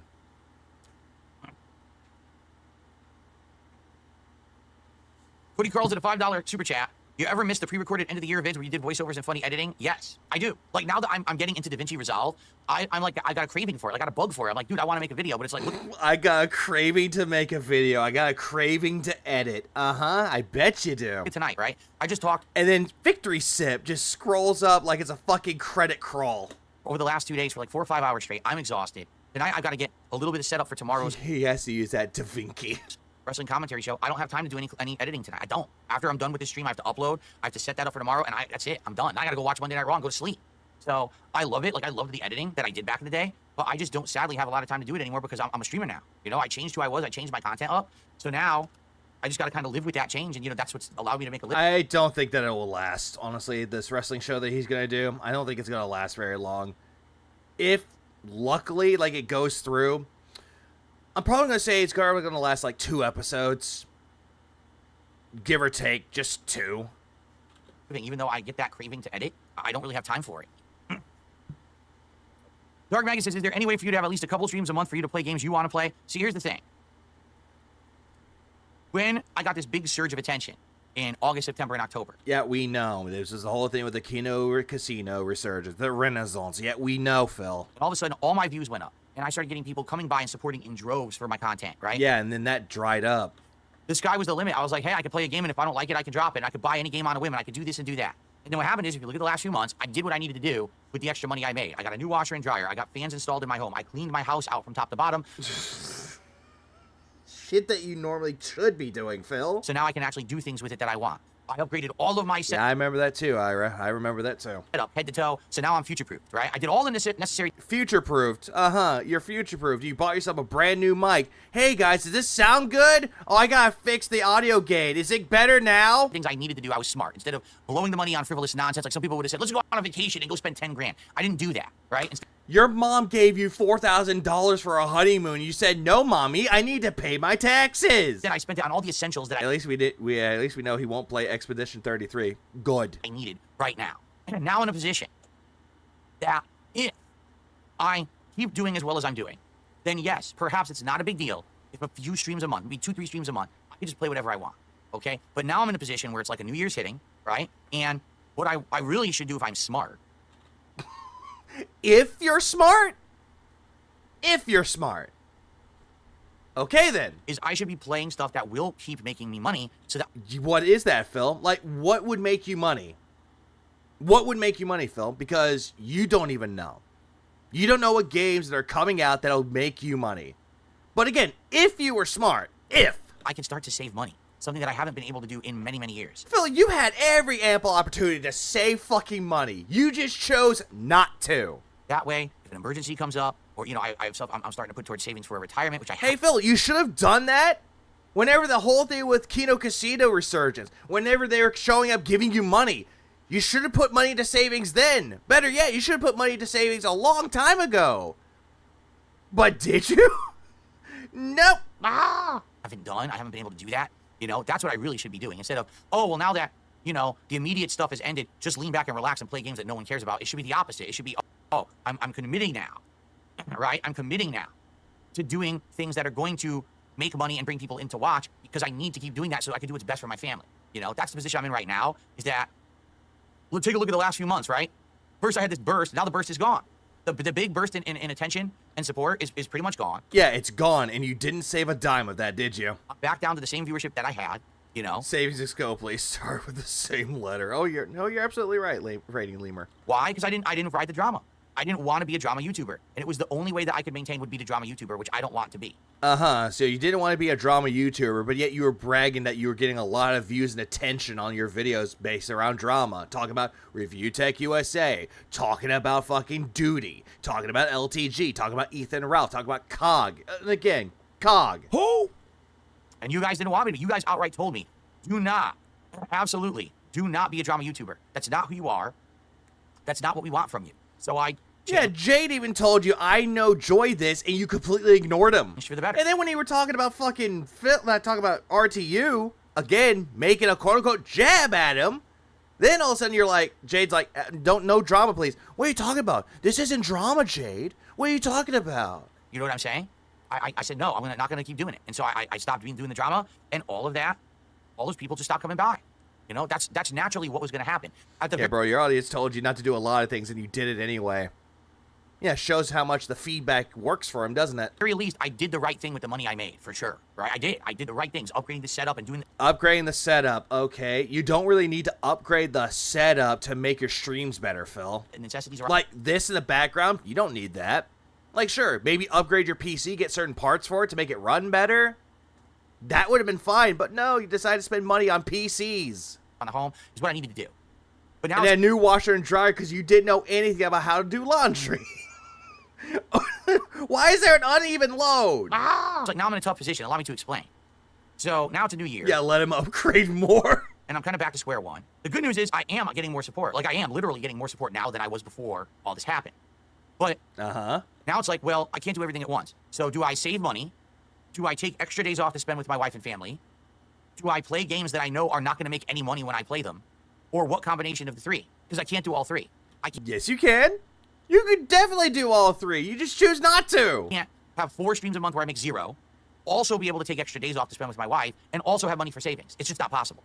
So now it's like, what's the smart thing to do? I don't know. I really don't know. I wish I had all the answers. I don't have the answers in this case. Like, I'm in a situation where things are good. Like, it's good to have more and to have positivity. And now it's like... Yeah, it's good to have positivity, a.k.a. the green. So what do I control? Do I control the amount of... I'm honestly surprised he didn't charge that my car with a pedestal. He was so upset with it. Money I'm making to put it in savings. Do I control my fun levels on stream and play things I want to play even though I know I'm not going to make anything on it? Or do I focus on spending time with my wife? I don't know what I do. I really don't know what I do. To be honest... And that is your problem, Phil. That is not your audience's concern. That is not the viewer's concern, Phil. This week I was going to have an extra... What are you on about? See me live, thanks for the 5. Phil's streams contain so much drama. His channel could be on the WB. Or the CW. One of the two. Day with my wife, and we talked about it, and she decided against it. She was like, nah, I don't feel like doing it this week. We actually have in a week or two, we have a week where we have a bunch of appointments that we have to have an extra day off. And Whoopity-doo. I think that... How is that the audience's concern? Weird noise. I think that's what we were leaning... Weird noise. Was it your wife? Leaning towards at this point is probably just sticking it out until then and working 6 days a week until then, and then that week having the extra day off. But yeah, like, yeah, being honest. Wife and family is a crazy statement coming from him. Oh, absolutely. I don't know what to do. Right now, I don't know what to do. It's a tough, it's a good position because it's better than what It's a good position, but I don't know what to do. I was in, have to work 6 days a week, bust my ass, you know, and barely making it. Now, I'm like, I'm in a good position. But now what do I do? Are you, though? With what I've got. It's a tough question to answer. What's the balance? What do you do? Would I love to play the Suikoden collection when it comes out? Yes. But I doubt I'm going to make any money on those streams. So now what suffers because of that, right? Do I not get to have as much time? What suffers? Oh, your wife is definitely going to fucking suffer. Your paycheck's not going to fucking suffer because you're going to be going to overtime begging. What next? All the games that you're going to wage quit? Oh, that's definitely not going to suffer. So you think. I'm off with my wife. Does that mean I can't save any money? Like, what do I do? I don't save money. Phil, that's the one thing that you should do always is save your money. I don't know. Pay your bills. Buy the things that you need. Save the rest. What's hard about that? And Phil, you're making money via PayPal. So you can just take that money and put it straight into your savings account. Be like, okay, I'm not going to focus on using this money right then and there. I'm going to wait. I'm going to wait. I'm going to wait. Okay, this is coming out. I'm going to put some money into that. So I'm going to wait until it comes out. I'm going to buy it then. But you don't even do that. I don't know. I believe pets are family, but he's so creepy about it. He's just a poser. AK-47, you know what? Agreed. The way that he treats Jasper like his son, he just makes it incredibly fucking creepy. It's just sad. Oh, there he goes, taking a sip again. Basically, completely different people in chats both said the same thing. Haseo and Jerk Marination. Jerk Marination, god damn it, Phil. God damn it. Come! Both basically said, try alternating. Maybe take a month or two and do one of those things, and then take a month or two and do the next, and take a month or two and do the next. Hold on. I'm going to read both their comments. Maybe do a balance between the two. Try to save for 3 months, and then do a month of spending family time, then go back to saving again. And then another one, save cash for 6 months, then an extra day off for 6 months. One of them's telling, they're both telling you to somewhat do the same thing, but one's telling you to do a larger amount. Could work. You know, could work. But you won't do it. All right. Well, speaking of which, I really should get out of here because I got to do the daily wrap. I got to upload. I have to set the scenes for tomorrow's wrestling commentary show to be on my stream deck so that I can easily just jump to those scenes with the button. I also have to set up the pop-ups, the React pop-ups to work because they weren't working in OBS because, remember, I said they had screwed up. So I need to get those working. So I have just a few quick things to do before I sign off for the night. And because of that, I gotta get out of here so I can work on that stuff. Now, to remind everyone, tomorrow, there is no podcast tomorrow. Yay! No podcast tomorrow! Woo! Tomorrow is the premiere of my pro wrestling show. My pro wrestling show, but it's Ashton's idea. So who's it really, Phil? Is it Ashton's, is it yours, or is it both of y'all's? Smart Guys, The Revival. Myself, AKA that one show that he did with John Rambo. Myself and Ashton from Kino Casino will be doing co-op commentary on Monday Night Raw, which we're both going to watch tonight. And then we're going to hang out and talk about it tomorrow. It will not be broadcast on this channel on YouTube. It will be on the DSP Reacts channel, at DSP Reacts. So head over there and subscribe now so you can talk during the show. No, thank you. If you're here on Kick, you're in the right spot. The Kick channel is where I'll be broadcasting that. That's going to start roughly around 11:30 a.m. Pacific time and probably run 1 to 2 hours depending on how much we have to talk about, okay? Then, if there's extra time, which I think there will be, we're going to come back over here to DSP Gaming, and we're going to do some Indiana Jones and the Great Circle. And then the late stream tomorrow night is Call of Duty Black Ops 6. Okay? I think. I'm pretty sure it's Call of Duty Black Ops 6. Double check that. Meh. Whoever covers that tomorrow. Not the wrestling show. I know who's covering that, but whoever is covering the other stuff for Tuesday night, Godspeed. And speaking of which, I'm going to try this really quick. I'm going to try Fruit Twist of Fanta. I'm going to do this really quick. One last tries it in my care package that I've received. Hang on. Smells like fruit punch. Like a more of a tropical fruit punch.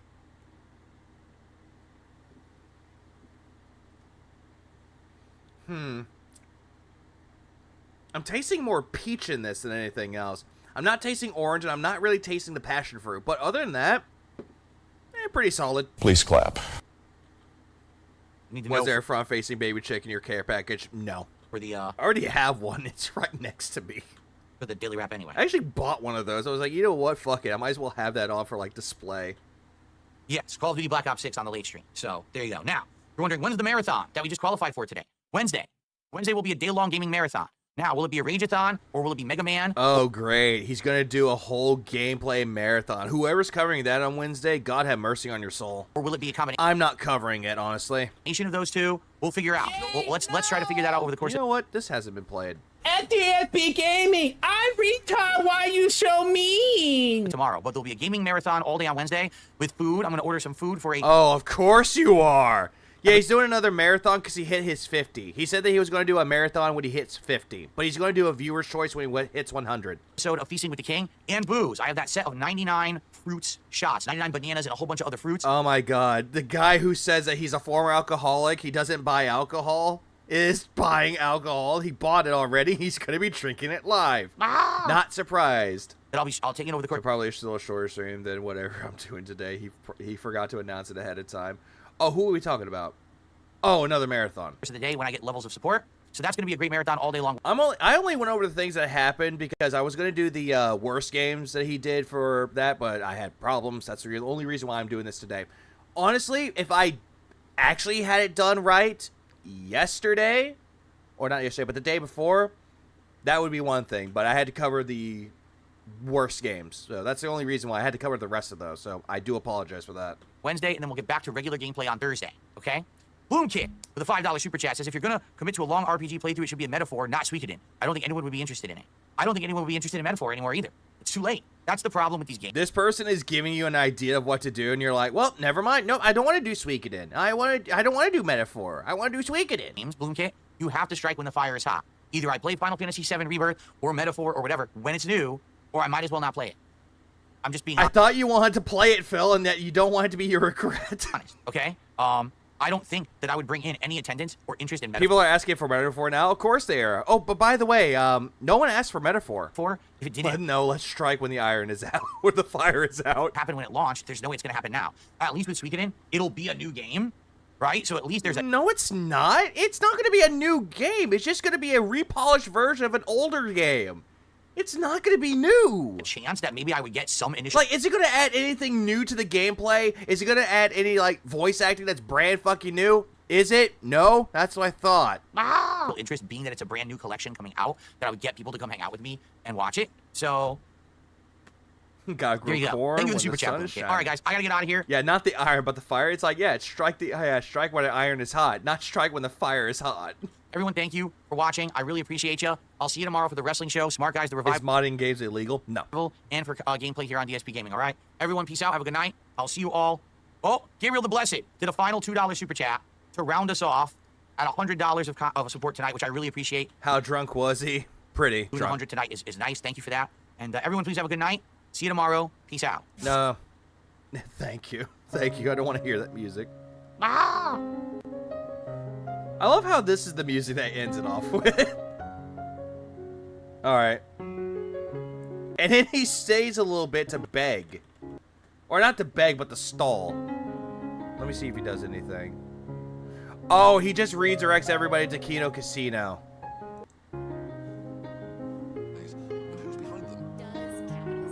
So he just eventually just quits it. He just goes straight to Kino Casino.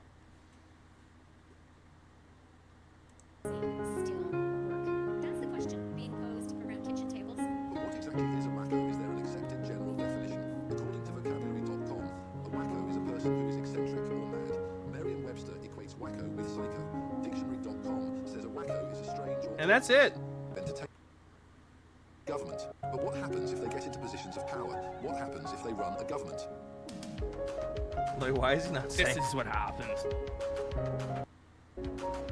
But is the Liberal government of yeah, Ash. Andy is tolerable by himself, sober, believe it or not. Boring but tolerable. Ashton, on the other hand. Economic doctrine, wackonomics. You build an expansion on your house? Yeah, there's really nothing after that. It's just this. Don't think he got a shout out after that. So you know what? We're done with that. Let's just end it while we're here. My fucking god, that was terrible. Like him going over how detractors again. Another repeat of what he did. Not surprising he would do that shit. And him wanting to do that wrestling show with fucking Ashton. That's not going to last very long. Give or take, it's probably going to be about 2 streams and then it's going to be kaput. And then him coping over wage quitting games, and he still relates that onto fucking detractors yet again, like he always tends to do. Not surprised. Yeah, more of the same, but just done differently. So I'm trying to think, like, I know Moki is streaming today. She's doing Witcher 2, or 3, excuse me. And if there are other people that are streaming right now, whoever is streaming today, later on, I know Broside is streaming later today. I know Alt is streaming later today. King Jad is not streaming because there's no bingo. There's no podcast. So I hope I restream this weekend. I probably might. I might be back sometime this weekend. So today is the Tuesday. I might be back sometime either on the 10th or the 11th. Give or take, I'll be back on those times. Not during the day, but usually at my late night stream. So, you know what? Screw it. I'm going to send y'all someone different, though. Someone that doesn't cover Phil. I'm going to do this. Where is she? There she is. I'm going to send y'all over to somebody that doesn't cover Phil. Do something different today. Today is Tuesday. Just go check her out. Give her some praise. Give her some, like, subscribes. She does gameplay streams. That's what she does. She does talk about Phil every once in a while if someone asks, but then again, just give her love. Give lots of people love. Doesn't matter if they're Phil detractors, doesn't matter if they're gameplay streamers, does not matter. Give them love, give them support. Check out the content if you want to. Other than that, I am done. I am done streaming for today. And what have you learned today, really? Phil really sucks when it comes to doing top 20 lists. Doesn't matter if they're best of, worst of, blandest of. Doesn't matter. He really sucks at them. And how I'm going to end this off with? How exactly am I going to end this off with? I have received. I don't know. Oh, that works. I can't think of anything. Anyways, everyone have a good rest of y'all's day, rest of y'all's night. Keep it real, beautiful people. And I will see you sometime this weekend. When exactly? I don't know. Yeah, that works. Deliver us from the depths. Deliver us from the pages. Deliver us from the hypnosis. May we never be contented. May we never become beggars like dark side fear. Deliver us from the depths. Deliver us from the pages. Deliver us from the hypnosis. May we never be contented. May we never become beggars like dark side fear.